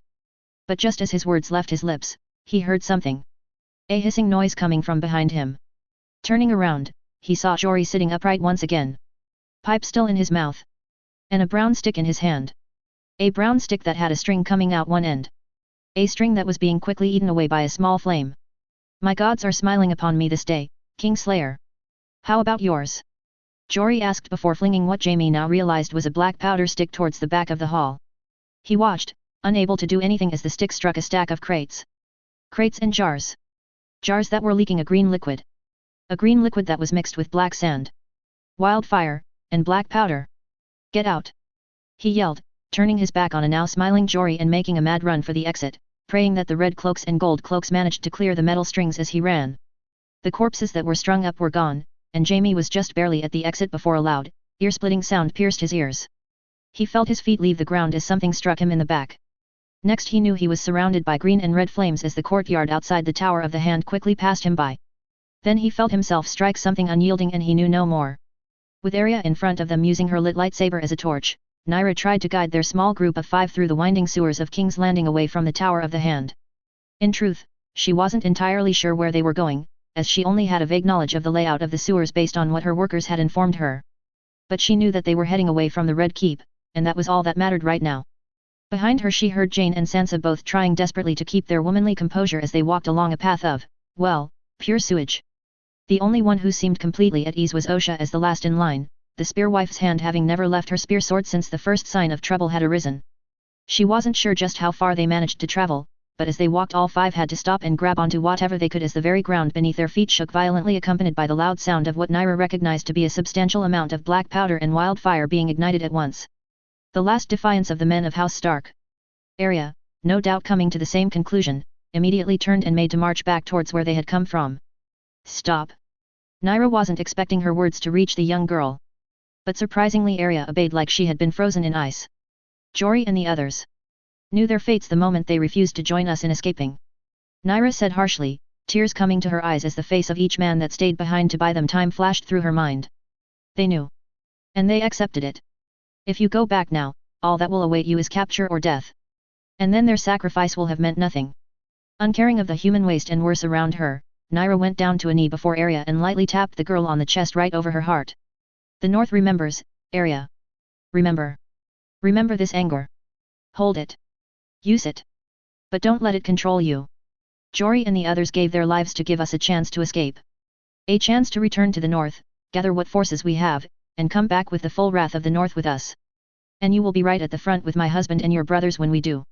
Rising to her feet, she put her arm around Arya's small shoulders. Looking behind her, Sansa looked to be just barely holding back her tears while Jane was openly weeping. Only Osha held her composure. The former spearwife turned sworn sword holding her sword spear hard enough to turn her knuckles white. The North remembers, little ladies, Osha echoed. Even the free folk hold to that. We remember those that help us. And we remember those that wrong us. The North remembers, Sansa nodded, along with Jane who repeated the phrase, though her words were little more than a whisper. Nodding to each of them, Naira moved away from Arya. Now come. These sewers have been ripped up and rebuilt ever since the city was first built. It's a maze down here and it will take us some time to near the city walls proper. Let us just hope that Jory's last act was enough to hide where we went. Sir Barristan, Lord Commander of the King's Guard, was confused. A state he was unused to, and one he was not appreciative of being in. Ever since Robert had declared his last will to himself, the Grand Maester, and Lord Eddard, Barristan had taken it upon himself to stand vigil for the king outside his chambers as he watched various maids and servants enter and leave his room, providing him with what little comfort there was to be had in his last moments. But then, seemingly without warning, the bells started to ring. Something that greatly surprised him as he had been standing vigil outside the king's door and had not been notified of the king's death. A failure. Another one that ate at his conscience. He'd then been told, by a runner no less, that the queen had ordered him to stand vigil for time till the king could be collected and examined by the maester. And it was during his vigil, while listening to the bells toll, that something else strange happened. The very Red Keep shook at its foundation as, what he'd come to recognize as the ignition of a large amount of black powder, rang out through the Red Keep. He wanted to draw his sword and rush towards the source of the noise, but his honor as the Lord Commander of the King's Guard and his duty to stand vigil over his king stayed his hand. Robert may not have been the best king to ever rule the Seven Kingdoms. But the man had his moments and was a far better king than King Aerys had been at the end of his reign. Plus, he knew that whatever was happening around the Red Keep, Lord Stark would set everything to rights. Especially as he had one of the 3 copies of King Robert's will. So, with that thought in mind, Sir Barristan stood vigil outside his king, giving the man the last respects he deserved. But as night was beginning to set and with no word about what was happening around the Red Keep, he was ready to seek out his fellow brothers. But just as he was about to depart, another servant was sent to him with orders to attend to the small council chambers, which had been relocated to a meeting hall just off the throne room and far away from the Tower of the Hand. Something that confused him, but he was sure that Lord Stark had his reasons. Arriving before the small council, Barristan's confusion only grew as he saw the rest of his brothers of the King's Guard, save for Sir Jaime, standing guard within the hall. At the center table were the members of the small council save for 3. Lord Stannis, Lord Renly, and most surprisingly Lord Stark as well were absent. And sitting at the head of the table was the disinherited Joffrey Baratheon with the Queen Mother sitting on his right. Thoughts of just why Joffrey was sitting at the position reserved only for the king or the Lord Hand sent a shiver down his spine. Combined with the absence of Lord Stark, he had a feeling he knew what was going on. "Thank you for arriving so promptly, Sir Barristan," the Queen said kindly, far too kindly for his liking. "I apologize for taking you away from your vigil of my late husband, King Robert. But several matters have arisen that must be seen to. Firstly, I know you are in possession of a copy of the late King Robert's will. I would have you present it." The sinking feeling in his gut did not dissipate in the slightest. Even more so when he glanced towards the Grand Maester and found the man pointedly not looking at him. Where is Lord Eddard Stark? None on the small council gave any indication that something was amiss, and he didn't expect them to. He knew all these men. He knew they all played the game, as the nobles like to call it. However, the disinherited prince was not an experienced player of the game. And the expression on the disinherited prince's face told him all that he needed to know. Lord Stark, if he wasn't in the black cells, was dead. Neither option boded well. Especially with the Queen Mother now all but demanding the king's last will. We know that you have a copy of the will, Lord Commander, the Master of Coin said, his voice slippery as a wet eel. We merely wish to verify the contents against the wills brought forth by Lord Stark and the Grand Maester. He was stuck between a rock and a hard place. Grand Maester, surely you and Lord Stark have shared the contents of the king's will to all those present. The Grand Maester sighed and nodded, I have indeed, Lord Commander. And I sent a copy of the will to the records of the citadel as soon as we three left the late king's side. While I have said the king's words, it is not the place of the maesters or the citadel to name succession. We merely advise. Baristan could see the double meaning of the man's words. He, and possibly Lord Stark, had delivered Robert's will. But the Queen and those remaining on the small council did not care. Which meant that the disinherited prince before him was now crowned king of the Seven Kingdoms. His third king to serve. And the second that did not inherit the throne through legitimate means. But could he truly serve this new king? Glancing around, he realized he had no friends. He could draw his sword, but what would that accomplish? Would his brothers in the king's guard stand with him to see King Robert's will fulfilled? He doubted it. They no doubt already knew what had been written. Yet they were not standing guard over Lord Stark, as they should have been. No. They were standing here, standing guard over a boy who should have been disinherited. Your silence speaks loudly, Lord Commander, the Queen said, rising to her feet. She stood to her full height, head held high and picked up a small bell. After giving it a ring, the doors behind him opened and a dozen gold cloaks stood at his back. Sir Baristan. You have served the crown faithfully for longer than any other. Every man and woman in the Seven Kingdoms owe you their thanks. But it is now time to put aside your sword and your armor and rest. Return to your family home with your head held high and enjoy your peace, knowing that you have served the realm better than any before you.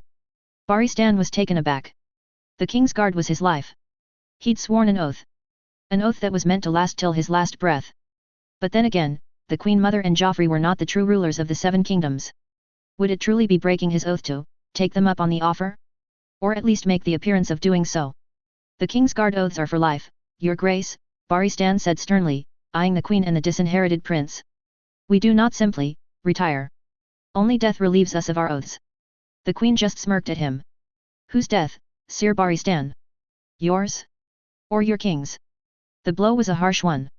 Exacerbated further as the little shit spoke up as well. You let my father die during the ambush, and nearly let my brother die as well. You're too old to properly protect me. He was tempted, gods know he was tempted to draw his sword right then and there. Your Grak. The small council, the Queen pressed on. Has decided to allow you this honor given your years of service. And they have also decided that Sir Jaime will take your place as Lord Commander. Baristan was now clenching his fist so tightly that it was shaking by his side. You give such a position to a man who not only failed in his duty, betrayed his oath, but also bathed his sword in the blood of a king he swore to serve? How long till history repeats itself, I wonder? The Queen's once gloating look shifted to one of contempt. Be careful with your words, Sir Baristan. It is only because of your years of service that you are being given the chance to retire in peace. A keep will be provided to you and servants to see to your needs. Now, how do you wish to leave the Red Keep? As a man of honor who held true to his oaths? Or as a traitor who failed multiple kings? Choose. There were only a few times in his life that he could truly remember feeling rage like this, with both instances many years in the past. When Sir Jaime slew the king he swore to serve, and when Elia Martell and her children were butchered like animals. Moving slowly, he undid the buckle of his sword belt and placed his Valyrian steel sword on the table of the small council. He then reached up and undid the clasps of his white cloak and laid it down on the table as well. Each movement felt like a blow from King Robert's hammer when the man was in his prime. But this was not the end. No. And he was not betraying his oaths. Quite the opposite. It was his brothers in this very room that were betraying their oaths. But even if he stood alone, he would hold to his oaths. One last thing, Sir Baristan, the Queen said. The supposed will from my late husband. It would not do for you to be travelling West Eros with such a traitorous document in hand. He could hear the undertone in her voice. The will needed to be left behind. Or he would either not leave the Red Keep alive, or he would be branded as a traitor. And neither would serve what he needed to do. So, reaching down to his belt, he produced the king's will and laid it down on the table. Standing within the depths of the Red Keep's black cells, Peter Baelish was doing his utmost to avoid listening to the anguished screams, pleas for mercy and begs for death that were coming from behind the solid oak door before him. After Sir Jaime's failed attempt at securing the Stark girls and Nox's whore, a title insisted on by the Queen Mother, a search of the now ruined Tower of the Hand was conducted. And while they found several bodies, what was telling was what they didn't find. Specifically, the bodies of the Starks or the whore.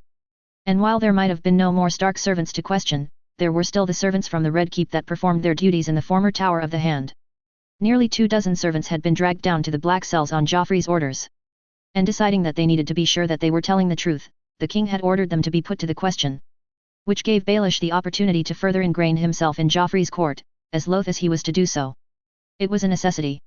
So now, here he sat, listening to the agony-filled screams of the condemned while 2 members of the king's guard stood with him, while their charge was within having decided to personally oversee the questioning of the servants.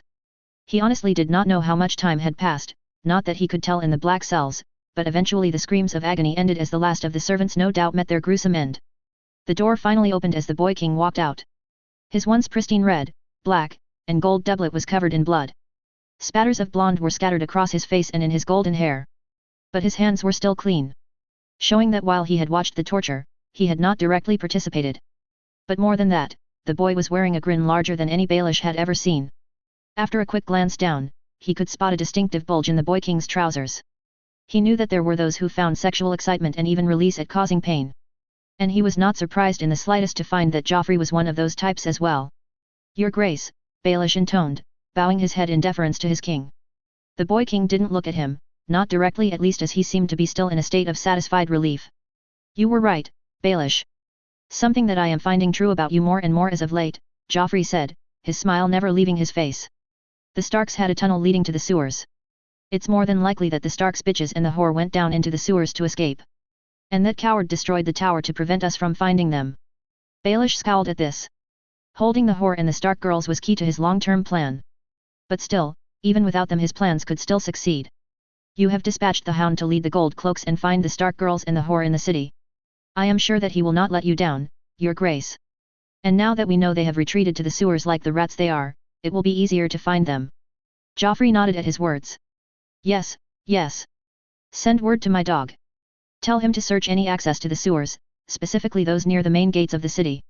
I want those bitches and whore brought back here, and I might just give them to my new High Inquisitor." All 4 men, Baelish, Joffrey and his 2 Kingsguard, turned and stared back into the torture room. Though Baelish had to quickly avoid his look as he could see a body devoid of flesh laying out on a table. "High Inquisitor, Your Grace? I do not know if I deserve the honor. The 7 merely blessed me with this skill, and I use it to serve them and yourself, Your Grace." A man with short-cut black hair with red spots covering his face stepped out of the torture room. He was wearing an identical look as Joffrey, one who'd taken great pleasure in what had just transpired. Which, of course, was the exact reason Baelish had spent as much coin as he had in making sure that he, and his companions, were well hidden. Joffrey waved him off. "You will be my High Inquisitor, Septon Ramsay Rivers. Answerable only to a few.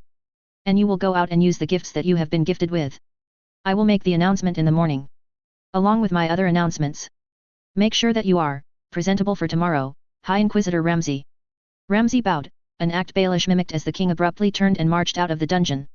Once the 2 of them were alone, the Septon glanced towards his longtime benefactor. Well, so, that is the boy king," Ramsay said, his smile still in place as he used a rag to clean the blood from his hands. "He is just as dull in the head as you said, Baelish." Scowling, Baelish rounded on Ramsay. "Watch your tongue, Ramsay. You are no longer in the north. Here in King's Landing, even if you think you are free from unwanted ears, you are not.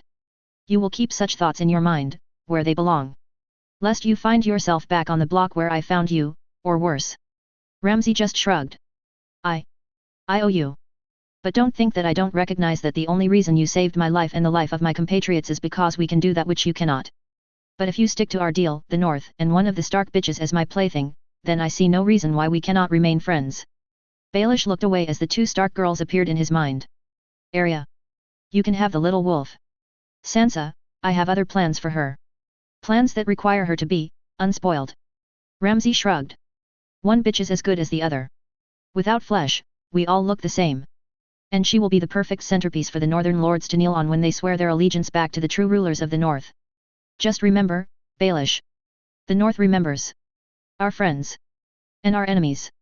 Glancing at the rabid dog he'd pulled out from the jaws of the wolves, Baelish kept his expression completely neutral as he made his way out of the dungeons. He was tempted, by the gods was he tempted to head deeper into the black cells to where he knew Eddard was being kept. But now was not the time to gloat. Not yet. That time would come, and he would savor it like the finest of wines. But he still had much that he needed to see before he could risk such a move. The most important of which was his contingency against the rabid dog he had just introduced to the board. Joffrey was a pot of wildfire by himself. The creature behind him was an entire cask. One that, as soon as he outlived his usefulness, he would see disposed of. Leaning out from behind a corner of a rough stone building, Nyra stared carefully at the gold cloaks manning the iron gate leading out of King's Landing. The sun had still yet to rise, but the horizon was starting to brighten announcing its approach. And with the sun soon to rise, the gold cloaks manning the iron gate were being rotated. Ideally, she would have wanted to use the Dragon's Gate, as that would have put them directly on the King's Road heading north. But she had scrapped that idea before they even left the sewers.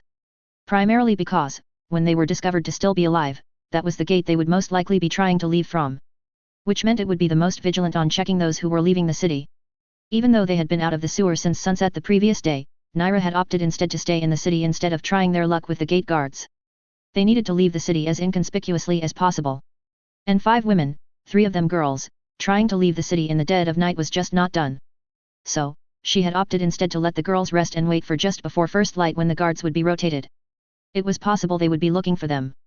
However, the poor light would make it hard to see their faces if they kept their cowls up. And she was counting on the fact that these new guards were still trying to fully wake themselves. Something that she knew was a problem with the guards before first light. Satisfied that the guards were rotating, Nyra quietly slipped away from where she was watching and made her way down several back alleys before ducking into what was little more than a ruined food stand that looked to have not been used in years. And it was within that stall that she found Sansa, Arya, and Jane still sound asleep on the ground with Osha standing vigil over their charges. The 3 girls had taken off their fine dresses and were garbed only in rough cotton tunics that she'd purchased for a few silver stags after they exited the sewers. Their faces were all dirty and their fancy hairstyles had been discarded. And each smelled like they could use a good bath. Osha was similarly dressed in a rough tunic, though hers was far larger to help cover the brigandine armor she wore underneath and refused to part with. Her Valyrian spear sword was similarly wrapped up in scraps of cloth and twine, giving the appearance of a walking stick, if one didn't look too closely. Quietly, Osha and Nyra woke up the 3 girls. No doubt this had been the most uncomfortable night's sleep any of them had ever experienced. But considering the road ahead of them, it was going to be their norm for some time. Once the 3 girls were awake, Nyra went about explaining just how they were going to be getting out of the city. They're changing the guards, she explained to the girls as she sat down near to them. No doubt the suspicion that we didn't perish in the Tower of the Hand has spread, so these new guards are more than likely on the lookout for us. If word has reached this far out from the Red Keep. There are no Lannister men at arms, so that gives us a slight bit of hope that they don't know to look for us yet. The girls, even Arya, were rightfully fearful and there was no hiding that. And Nyra was willing to admit that even she was afraid. They had attacked House Stark in broad daylight, all but declaring war on House Stark and the North as a whole. If they were captured, well. History had shown that women prisoners of war, even highborn or noble ladies, fared well while in captivity. We wait for the guards to finish their rotation, she continued, doing all she could to keep her confidence as she spoke to them to try and alleviate some of their concerns. Stay quiet as we walk and let me do the talking. You 3 are my daughters, and Osha my sister. We're leaving the city to head out to our family home in Roshby after having sold all our wares in the city. None of you will talk. Osha, your accent will give away your northern heritage almost immediately. And as for you 3, none of you have learned how to not talk like a highborn. So, stay quiet. Once we get past the guards, there is a stable just outside the gate. We'll see if we can hire a carriage to ride to Roshby. If we can't, we walk. Once we're past the stables, we either ride or walk down the road for a day before cutting back north. Understand? The 4 all nodded and, after taking a calming breath, Nyra led them out of the alleyway and towards the iron gate. Before walking out onto the main street leading through the gate, Nyra had all the girls pull their hoods up to cover their heads and told them to keep their eyes on the ground. After all, low-born women didn't often look the gold cloaks in the eyes. Steeling herself, Nyra marched them out onto the main road and made their way towards the iron gate. As they approached, Nyra eyed the 4 gold cloaks that were standing guard just underneath the gates. Along with the other dozen that were scattered on top of the gate and those scattered nearby. Each of whom looked like they were still battling the sleep from their eyes. Good. Approaching the gate, Nyra wasn't surprised when one of the guards pushed himself off the stone wall and put himself directly in their path. Hold, the guard said, looking over the 5 of them. What's 5 women doing leaving the city? We came looking for work, good sir, Naira responded, doing her best to mimic the accent she'd picked up in King's Landing while keeping her northern tone buried. Me daughters and I have a daft hand with a needle and we hope to find some work, but we couldn't find nothin'. And I don't want me daughters to end up in the silks, if I can help it. Even if me sister and I needed to work in such manner to get coin to go home. The guard looked her up and down in a leering way as he stepped forward. Shame you two didn't stay longer, I would have become a regular patron of yours. Perhaps you and I can go and discuss your leaving while your sister and daughters wait for the sun to rise higher. Naira artfully lowered her eyes and took his hand in her own. You flatter me good sir. But we have a long road to Roshby, and we want to be off. Please, can we pass through? The gold cloak looked down at his hand, noticing the 2 silver moons in his palm. You must have done well for yourself, the man said, moving aside. Let them through. And should you ever find yourself back in King's Landing, lass, expect to find me to call upon you for your services. Naira smiled and bowed her head. I will be looking forward to that day, good sir. It took all her control to set a steady pace of walking instead of running as she desperately wanted to. Only when the gate was to her back did she allow herself even the slightest bit of relief. It was only a short walk outside the gate to a large barn house where multiple horses were tied up, along with several open wagons and even a simple carriage. None of which had any wagoner or coachman present. Cursing the early hour, she peered inside each wagon looking for anyone, and eventually found a man sleeping in the back of one. Giving the man a shake, Naira fought against recoiling as the man's head perked up. His breath rank of stale ale and rotten meat. And he was missing more teeth than he had. Pardon, good sir, she said, keeping up her King's Landing accent. We be looking for a ride to Roshby and have coin to pay. The wagoner groggily looked the 5 of them over, his eyes perking up a bit at the sight of Sansa and Jane. Roshby, you say? Yes, Naira nodded, her eyes flickering back towards King's Landing nervously. The man grumbled and sat up.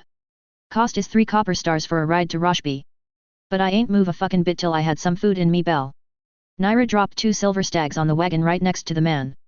Perhaps 5 times more than the amount the man requested. We are anxious be off, good sir. Surely you can find some food on the road. The man eyed her, then the coins. Fine, he said, scooping up the 2 coins and pocketing them. Get settled in the back and I'll get the horses hitched. With Osha's aid, they managed to get the 3 girls into the back of the open wagon as the wagoner hitched 2 horses that looked extremely old and worn to the wagon. Soon enough, they were all aboard with the wagoner snapping the reins and urging the horses down the road. With the walls of King's Landing slowly shrinking behind them, Naira let herself relax, even if only slightly, for the first time in over a day. But her relief was short-lived as she saw Arya clutch at the hilt of her saber staff hidden beneath her tunic as the young girl eyed the walls of King's Landing. Riders.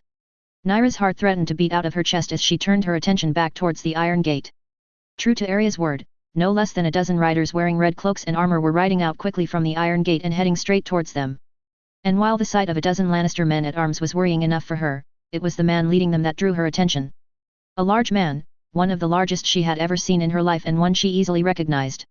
Don't make any movements until I give the word, Naira hissed quietly to the girls and Osha. All of whom were clutching at their concealed weapons, save for Jane who was unarmed. Due to the poor condition of the horses pulling them, their pursuers were able to overtake them just as the walls of King's Landing were starting to truly fade from view. The red cloaks didn't say anything, they simply rushed past the wagon before turning their horses around and blocking the road, forcing their wagoner to curse and pull roughly on his reins to bring them to a jolting stop. No one said anything as Sandor Clegane, wearing a white cloak draped over his shoulders and running down his back, approached the wagoner. Sir Clegane, the wagoner stuttered, clearly recognizing the man. Sandor didn't say a word in response, instead he brought his horse up to the side of the wagon right next to where Naira was sitting. Naira didn't move as Sandor reached out a gauntlet hand and pulled her cowl down, revealing her face to all. Lady Naira Knox, Sandor intoned, drawing a sharp look from the wagoner, which was accompanied swiftly by the sound of a dozen swords leaving their sheaths as the red cloaks drew their weapons and surrounded them while a few others raised crossbows towards them. King Joffrey Baratheon has commanded your immediate return to the Red Keep. Naira glanced around, staring at the more than dozen men with bare steel in their hands before glancing towards those under her charge. Arya and Sansa were both palming their lightsabers and Osha had a death hold on the hilt of her weapon as well. There was a chance that they could overtake the men. However, given that a few had crossbows, it was not a guarantee that they could make it through the encounter unscathed. In fact, there was a good chance that at least one of them would die. Be it by bolt or blade.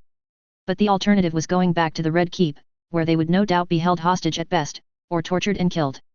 Meeting the eye of each of her charges, she saw the same look in each of them. The same understanding. None of them were willing to go back. And they all, even Jane, understood what that meant. But maybe there was a way that they could tilt the odds slightly more in their favor. Tell me, Sander, Naira said slowly, purposefully reaching her hand out and lightly touching his face. Right over where he had been scarred horribly before Sansa had healed him at Harrenhal. Is this truly what you want in your life? To be a dog, or be your own man? Sir Clegane. One of the red cloaks called out, nudging his horse towards the wagon, ending up right next to the large man and Naira. The king is waiting. We need to bring these traitors back to the Red Keep to face the king's justice. Sander didn't respond to the man. Instead, he just stared at her. Then at Arya. Then Jane and Osha before finally falling on Sansa.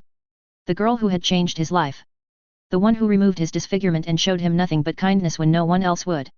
Pulling back slightly, Sander drew his blade as well, his eyes firmly fixed on Sansa before turning towards the red cloak next to him. Fuck that little shit king. The man beside him had no time to react at the insult Sander spat before the hound's blade sung through the air and cut clean through the man's exposed throat, toppling the man from his horse with his head just barely hanging onto his body. The men surrounding them could only stare, completely dumbfounded as they watched one of their own fall from his horse with his head holding on only by a small amount of flesh, courtesy of a knight of the King's Guard. And that moment was all that they needed. Arya was the first to move, the little wolf bringing her lightsaber to bear in an instant as she ignited both sides ends of her saber staff and charged headfirst towards the nearest red cloak. Osha was barely a step behind her, spear sword unsheathed as she moved in the opposite direction of Arya towards the red cloaks. Sansa had pushed Jane down so that the young girl was lying flat against the wagon as Sansa stood above her, lightsaber ignited and ready to defend her friend. Naira was not idle either. Before the first body could hit the ground, she lunged for the driver's seat. She hadn't even realized she's been using the force to increase her mobility before she forced her shoulder into the wagoner, forcing the man from his seat and throwing him a few paces away from the wagon. Snapping the reins, Naira had to brace herself as the wagon lurched as the horses began to run as fast as the two older beasts could. Era. Osha. Naira yelled back at the two as the wagon lurched down the road. She wasn't worried so much for Sander as the man was on a proper warhorse and would not have any issue with keeping pace with the wagon. But Arya and Osha were both on foot. Glancing behind her, she ducked her head on instinct, just in time to feel the rushing of air as a crossbow bolt passed over her head. Arya, using her lithe size to her advantage, darted back and forth between the horses, her purple saber staff alight and cutting though flesh and armor like it was nothing, though she was clearly taking care to avoid the horses if possible. Osha was not as careful as the former spear wife slashed at the horses' legs, causing the large beasts to rear back in pain or fear, making either their riders to fall off or for the horses to fall atop their riders. Not to be outdone, Clegane expertly controlled his large warhorse while using his sword to cut through his opponents with ease. Arya. Osha. Now. Sansa screamed from her place standing up on the wagon, using her lightsaber to cut down any crossbow bolts that came their way. Arya and Osha finally glanced their way, just now realizing how much distance Naira had managed to put between them after taking control of the wagon. Cutting down one last opponent each, the two raced for the wagon. Osha's longer legs and experience gave her an initial edge, but Arya wasn't a normal girl. She was a force adept, and perhaps one of the best of her husband's apprentices behind Jon, though her husband had confided in her that in a few years she could potentially overtake his first apprentice. And as such, she was able to call upon the force to strengthen her legs, making her run faster than anyone reasonably could. Reaching them, Arya jumped easily into the air and landed right next to her sister, while Osha had to run and grab hold of the edge of the wagon before vaulting herself up into the back. Sander. Naira shouted for the man, snapping the reins again to urge the horses to run faster. The imposing knight cut down one last man, the last of those who'd ridden out with him, before pulling his warhorse around and urging it into a sprint to catch up with them. Where the fuck are we going now? Sander yelled over the hammering of horses' hooves as they raced down the Roshby road. The little shit and the queen bitch will send word to Roshby to hunt us down. Once we're out of sight of King's Landing, we cut north into the woods. Naira shouted back. We lose the wagon and take the horses or travel on foot. Sander didn't respond. He merely urged his horse to run faster as Naira mimicked his actions with her two much older horses as the sight of King's Landing slowly shrunk behind them. Pain was the first, and only, thing Jaime Lannister could feel as he regained consciousness. His face burned, and his entire body ached like he'd been used as a training dummy for the mountain. Though despite the pain, he could tell two things. 1, he was without his armor. And 2, he was laying on something soft. A feather mattress. Ah, Sir Jaime. I am heartened to see that you have regained consciousness. Tilting his head to the side, an action that caused the pain in his face to flare once more, Jaime found the rotund figure of Grand Maester George standing next to him. Blinking his eyes, he glanced around at his surroundings, and realized that he was in one of the guest rooms within the royal wing of the Red Keep. What happened? He asked groggily. I remember fighting the Starks, then fire. The Grand Maester said nothing as he approached him and began his examination, starting with the cut on his face before moving down his body. The Starks laid numerous traps within the Tower of the Hand, the last of which was a cache of what I can only assume to be a combination of wildfire and black powder. When ignited, the result was the complete destruction of the Tower of the Hand. Only yourself and 7 of those you led with you survived the destruction. And I doubt 2 of those will survive another night. His memory was fragmented. But he could vaguely recall the Stark captain igniting a black powder stick before throwing it towards a cache of barrels and crates. And then, nothing. How long have I been unconscious? He asked, struggling to sit upright. And where is my armor and sword? The Grand Maester helped him sit up before motioning towards where his sword lay near the foot of the bed.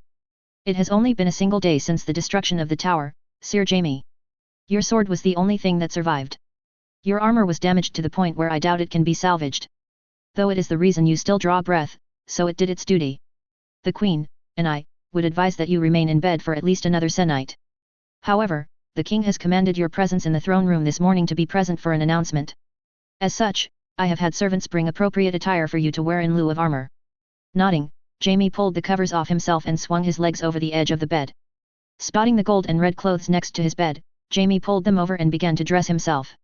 And what announcement is the King to be making this morning? He asked, pulling up his breeches and stomping his feet into his boots. I do not know, Sir Jaime, the Grand Maester replied as he stood off to the side as Jaime finished dressing, an act that took far longer than he would have preferred. The King has not spoken to anyone yet of what this announcement will be. Frowning with more than a slight sinking feeling in the pit of his stomach, Jaime tied his sword belt around his waist and made sure his Valyrian sword was set right before nodding to the Grand Maester that he was ready to leave. Coming to the throne room, Jaime was not necessarily surprised to see that just about every courtier in this wretched city was present, no doubt hoping to kiss Joffrey's ass to gain favor. Just as they did for Ned Stark and Robert Baratheon. Bunch of worthless bootlickers, the lot of them. But as he stepped foot into the throne room, he heard a sound that caused him to flinch. A scream of terror, pleas for mercy, and laughter from the court. A sound he had heard before. During the time of the Mad King. Gripping his sword hilt tightly, he pushed his way through the crowd just in time to see a man being dragged away by his feet out of the throne room by 2 gold cloaks. No doubt to be executed for one reason or another if the man's pleas for mercy were any indication. And standing, or rather kneeling, before the Iron Throne was another gold cloak. Though given the extra bits adorning his armor, he recognized the man as a gate captain. And now for you, Joffrey said as his eyes settled in on the kneeling gate captain. You allowed not 1, but 5 whorish traitors to escape my city. So, tell me, are you a traitor? Or simply incompetent? Jaime had to fight down a wave of unpleasantness as he witnessed the scene before him. One man being dragged away screaming for mercy, then asking a trick question to another. It was exactly what the Mad King had always done to torture the minds of those brought before him. Only now it wasn't the Mad King sitting on the throne. It was his son. A son he would never be able to claim, even if he wanted to. Joffrey isn't the Mad King, he thought, forcing back such thoughts, and burying them deep in his mind. He's a Lannister through and through. The captain didn't respond immediately. Which was good for him at least. It meant he was thinking over his answer before simply blurting it out. Your Grace. We were not aware of the situation regarding the ladies St. the whores, Your Grace. We were only informed of their treason against the crown when Sir Clegane came to us just after they passed through. And they all hid their faces, so we. My son, your king, asked you a question, Captain. Jaime's sister, his love, his queen, stated coldly from where she stood beside their son. He did not ask for your excuses. It is a simple question, Captain. One even you should be able to answer. Are you incompetent? Or a traitor to the crown? The captain lowered his head. Incompetent, Your Grace. It was the only answer he could give and keep his head. The court broke out into hush whispers at the admission, quieting only when Joffrey raised his hand. Your honesty is appreciated, Captain. From what I have been told by the commander of the Gold Cloaks, you are decent at your duty and an able man. And I need able men. However, I cannot simply let such incompetence go without punishment. Joffrey paused, a smile on his face. Tell me, Captain. Do you have a family? Even from where he was, Jaime could see the captain flinch. Yes, Your Grace. A wife and a son. Joffrey's smile grew wider as he waved his hand towards a man Jaime hadn't even seen before that was standing amongst the small council while wearing Septon's robes. He had dark hair with pink and blotchy skin. And he was perhaps one of the most unfortunate-looking young men Jaime had ever seen in his life. Then you will choose. Either your wife, or your son will spend an evening with my inquisitors. A lesson to ensure such incompetence does not threaten the safety of the realm again. The man froze, and Jaime felt fear swelling in his gut. He had no idea who these inquisitors were. But by their very name he could only assume they were some sort of torturers.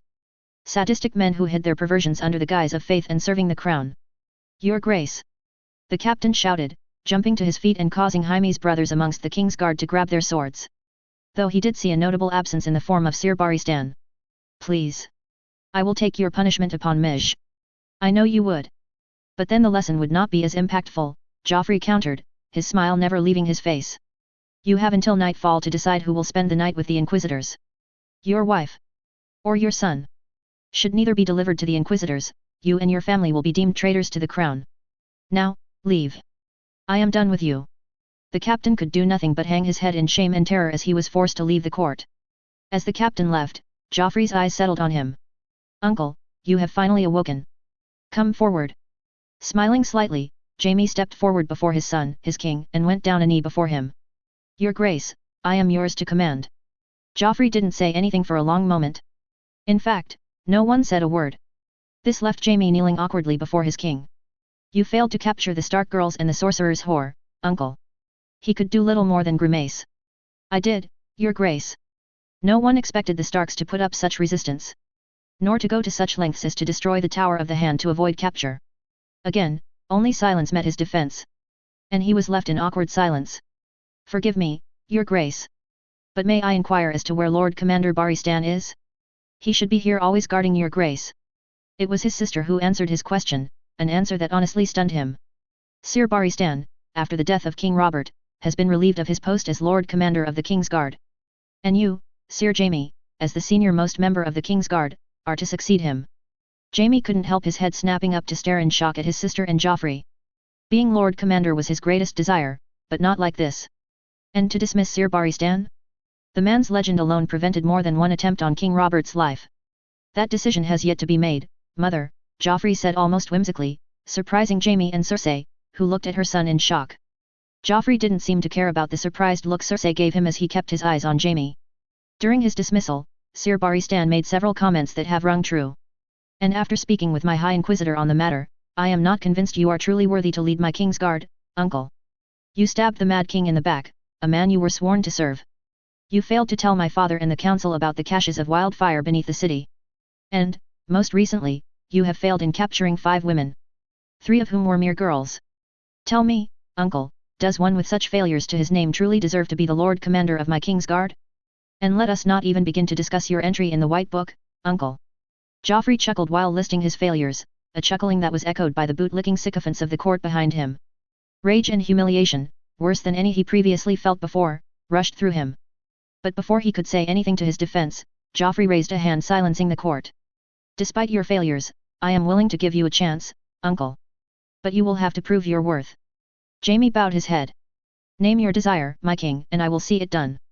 Joffrey rose to his feet and made his way to the edge of the stairs that would lead down from the Iron Throne. The Starks, and the so-called Lord Knox have revealed themselves to be traitors to the crown. For too long, we have allowed these barbarians from the north to pretend that they are not part of the 7 kingdoms. No more. Under my reign, I will have a unified 7 kingdoms in people and faith. As such, I am hereby rescinding the decree set forth by Jaehaerys Targaryen, first of his name. The warriors' sons will be allowed to fly their banners once more, and I am hereby declaring an exalted march against the north and their heretical faith in the old gods. Any man who bears the name Stark will hereby have a bounty of 10,000 gold dragons on his head, dead or alive. Any woman who bears the Stark name will have a bounty of 10,000 gold dragons alive, 5,000 gold dragons dead. The noble house of Knox is hereby stripped of its titles and privileges. The sorcerer himself will hereby have a bounty of 50,000 gold dragons on his head. And his whore will have a bounty of 10,000 gold dragons on her head. Any who hold to the old gods and any who side with House Stark will be deemed traitors against the faith and the crown and will receive a traitor's fate. Jaime was stunned, and so was most of the court. In one fell swoop, Joffrey had not just declared war against a single noble house, but he had declared war against everyone who followed the faith of the old gods. And more than that. He had declared war against perhaps the most feared and powerful man in all of Westeros. Despite the shock at his decree, Joffrey pressed on. I am under no delusions that this will be an easy victory. The barbarians and heathens of the north are nothing if not tenacious. Therefore, I am naming my grandfather, my Hand of the King, Lord Tywin Lannister as Supreme Commander of the Exalted March. Sir Jaime, you will head out with High Inquisitor Ramsay Rivers to the Riverlands with the armies of the Crownlands and those who have been recruited into the Exalted March. Once there, you will secure the loyalty of the Riverlands to both the crown and the faith through any means necessary until Lord Tywin Lannister arrives with the men of the Westerlands. Every house present here today is expected to send men to join the exalted march, and each house in the 7 kingdoms is expected to aid with men and supplies. Any who do not will hereby be declared traitors and heretics. So say I, Joffrey Baratheon, first of my name. Court is now adjourned. Unable to rise from his position on the floor, Jaime could do little more than watch his king, and hidden son, march out of the throne room with his head held high while hushed whispers and plans broke out amongst the courtiers. Tapping his foot in the hall outside his father's solar, Tyrion Lannister fought against the urge to simply leave the hall and make his way down to his favorite brothel for a bit of distraction. In truth, he was finding it difficult to even stay in Casterly Rock. Doubly so with his father, the great Tywin Lannister, holding dominion over all who walked these halls. Well, that wasn't exactly true. He had always found it difficult to be in these halls with his esteemed father close by. But ever since he had returned from the north and learned the truth about his former wife and still alive daughter, a truth which had been confirmed by his brother, he found it even harder to be even in the same city as his father. He always knew that his father was a bastard of the worst sort. One who would stoop to any low to see to the advancement of House Lannister. But he never truly appreciated just how far his father would go. But now he knew. Tyrion's wife, a small folk woman to be sure but still one who held the Lannister name, gang-raped and brutalized simply because the great Tywin Lannister believed she was too low-born. Never mind how she made Tyrion feel or the fact that he loved her. That day, after talking with his brother, Tyrion had made a vow to himself that he would see his father destroyed. Not dead, though that would more than likely be the outcome. But destroyed. But then the problem became just how to go about destroying his father, while keeping House Lannister still relatively in one piece. He hated his father more than anyone. And he had a strong suspicion that his uncle Kevin knew the truth as well. But what about Geryon? Tyrion's cousins? Myrcella and Tommen? There were so many innocents that could be caught in the fallout of the destruction of his father. So he had to wait. He had to take his time and be meticulous. Hearing a sigh, Tyrion looked over to see his uncle Geryon shaking his head and pacing the hall near to Tyrion while Kevin sat perfectly at ease. For fuck's sake, Geryon growled. First that raven from King's Landing that no one read beside Tywin. Then he locks himself in his solar for 2 days without uttering a single word. Now he summons the 3 of us, yet makes us wait. Typical Tywin. Do not belittle our brother, Geryon, Kevin, ever the great Tywin Lannister ass-kisser, scolded. Tywin never does anything without purpose. Whatever was sent from King's Landing demanded our brother's complete attention. And only now is he ready to share what has happened. Hearing the rattling of chains, Tyrion looked down the hall and found the new maester of Casterly Rock making his way down the hall. He wasn't a young man, but Tyrion wouldn't call him old either. If anything, the man was forgettable. No notable features of any sort. Hells, Tyrion couldn't even remember the man's name. But the man's face was pale and he looked fearful. A common look for the man whenever he was near any that bore the Lannister name. Before the maester could say any words of greeting, the door to his father's solar opened. And standing in its frame was the imposing form of Tywin Lannister. In his hands were no less than a dozen, perhaps 2 dozen, raven scrolls. His father's hard green eyes scanned over each of them before landing on the maester. You will send these missives out immediately. Then find a way to make yourself useful. You 3, come in. The maester had to scramble to collect all the missives before making a hasty retreat to send the messages out. Before the maester could disappear, Tywin was already retreating back into his solar, leaving the 3 that had been waiting for him to hurry after him. Once all 4 were within, Tywin closed the door and made his way to his lord's seat behind his solar. Shrugging, Tyrion made his way over to one of the more comfortable chairs in the room and sat down. So, father. Are you going to tell us what message from King's Landing rattled the great Tywin Lannister so much that he had to shut himself in his solar for 2 days? His father's face remained completely impassive at the jab. King Robert is dead, Tywin stated plainly. An attempted assassination during the king's hunting trip. He managed to make it back to the Red Keep and lasted only a day before dying. Tyrion was surprised to hear that. But still, the passing of King Robert would not be cause for his father to lock himself in his solar for 2 days. Well, long live King Joffrey I guess, Tyrion shrugged. Though the words tasted like shit in his mouth. In his own opinion, Joffrey was perhaps the worst choice for king that Tyrion could think of. Honestly, he would trust the 7 kingdoms to a whipping boy before his pathetic nephew. So, what happened? Tywin's face didn't change. Lord Stark attempted to usurp the throne using a forged will. He has been thrown into the Black Cells as a result and the Tower of the Hand has been destroyed in the fallout of trying to subdue the retainers of House Stark. Joffrey has declared the faith of the old gods heretical and has called for an exalted march against the north to destroy the faith of the old gods and bring down House Stark. All men and women who carry the Stark name now have a bounty on their heads. And House Knox has been dissolved and Alam Knox and Naira Knox both have bounties on their heads. Joffrey has named me Hand of the King. And he has also proclaimed that I am to be Supreme Commander of the Exalted March. An army that was recently created after Joffrey disbanded the decrees of Jaehaerys I. At first, Tyrion was sure that he heard wrong. Then he thought his father was making a joke of sorts. If you want to make a joke, father, you best take some lessons from the fools we employ. His father's hard eyes turned on him. There is no joke in my words. A pit formed in Tyrion's gut. Without saying a word, he got down from his seat and made his way over to a collection of glass decanters that kept his father's person supply of liquor and wine. Pulling the top from a dark amber liquid, northern liquor if he was right, Tyrion poured himself a full glass. But when he turned around, his father's hand took the glass from him. At first, he was sure he was about to be admonished, but to his surprise his father began drinking from the glass, taking nearly half in one go. Well, Tyrion sighed, pouring himself a new glass and settling back into his seat. We're fucked. Not yet. Tyrion wasn't the only one who was unsure as Jerian snorted. Really, brother? Need we remind you that the sorcerer managed to storm the pike and make the Greyjoys submit by himself? That this is the same man who raided Valyria? Who managed to aid in forming peace between the Free Folk and the North and decimated a whole army during the Battle of Hardhome? Tywin nodded. Knox is all of that and more. However, he is currently in the far north. And one of the missives I have just sent out is to Castle Black, ordering them to close all access points on the wall.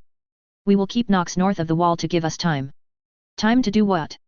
Tyrion asked, trying to puzzle out just how his father could think they were not completely fucked over for going to war against the Northern Sorcerer and his apprentices. Tywin took another controlled sip of his drink. Knox's prowess on the field of battle is without question. However, he relies heavily on others outside of battle. He is a proven warrior but an unproven battle commander. We will use this against him. We will close off his access back to Westeros. It will not stop him, but it will slow him down. On top of that, it will take him time to learn of what happened. In this time, we will march north as the king has commanded and take the Starks. While doing so, we will capture the Stark girls and Knox's wife. By the time he joins the battle, we will hold the north, have the Stark girls and his wife in our custody. Facing such adversity, we will force him to submit. We will not target Knox, but rather his support. Cut his legs out from underneath him then. Kevin surmised simply. In essence, yes. Tywin nodded. You are forgetting a few key points, Tywin, Jerian growled, truly growled at his brother. My daughter, your niece, still resides in Winterfell and will no doubt be held hostage. And what you've said, only Lord Stark is in the Black Cells, correct? Which means that the Stark girls and Naira Knox are either dead, which means we're well and truly fucked. Or they've escaped, which puts a huge strain on your plan to make Knox submit. The Starks will not harm Joy, Tywin replied confidently. Not only do we hold Lord Stark, but she holds value to the sorcerer due to the power she has. As for Naira Knox and the Stark girls, you are correct that they are either dead or they have escaped. And knowing what we do about the Stark girls and Naira Knox, the odds are on the latter. And that is where Tyrion comes in. Me? Tyrion questioned, giving his father a strange look. Where in the seven hells do I fit into this grand plan of yours? You will be going to King's Landing, his father answered succinctly. Tyrion's face scrunched up. He didn't want to step foot in that wretched city anytime soon if he could help it. To do what? Rule, his father answered him again simply. You will serve as Hand of the King in my stead. You will bring that boy and his mother to heel. You will organize a search for Lady Naira Knox as well as the Stark girls and see them return safely to King's Landing where they are to be kept safe. Not a single hair is to be harmed on their heads. Then you will find out who has been whispering these poisonous words into Joffrey's ear. And when you find them... Spikes. Heads. Walls, Tyrion nodded. No, his father countered. You will be creative in their demise. Make their ends a reminder to all the consequences of crossing House Lannister. Just as Knox did to Lyn Corbray. Breathing deep, Tyrion took a drink, savoring the taste. You don't ask much of me. Do you, father? I ask no more of you than I know you can accomplish, Tywin answered, surprising Tyrion. Careful, father.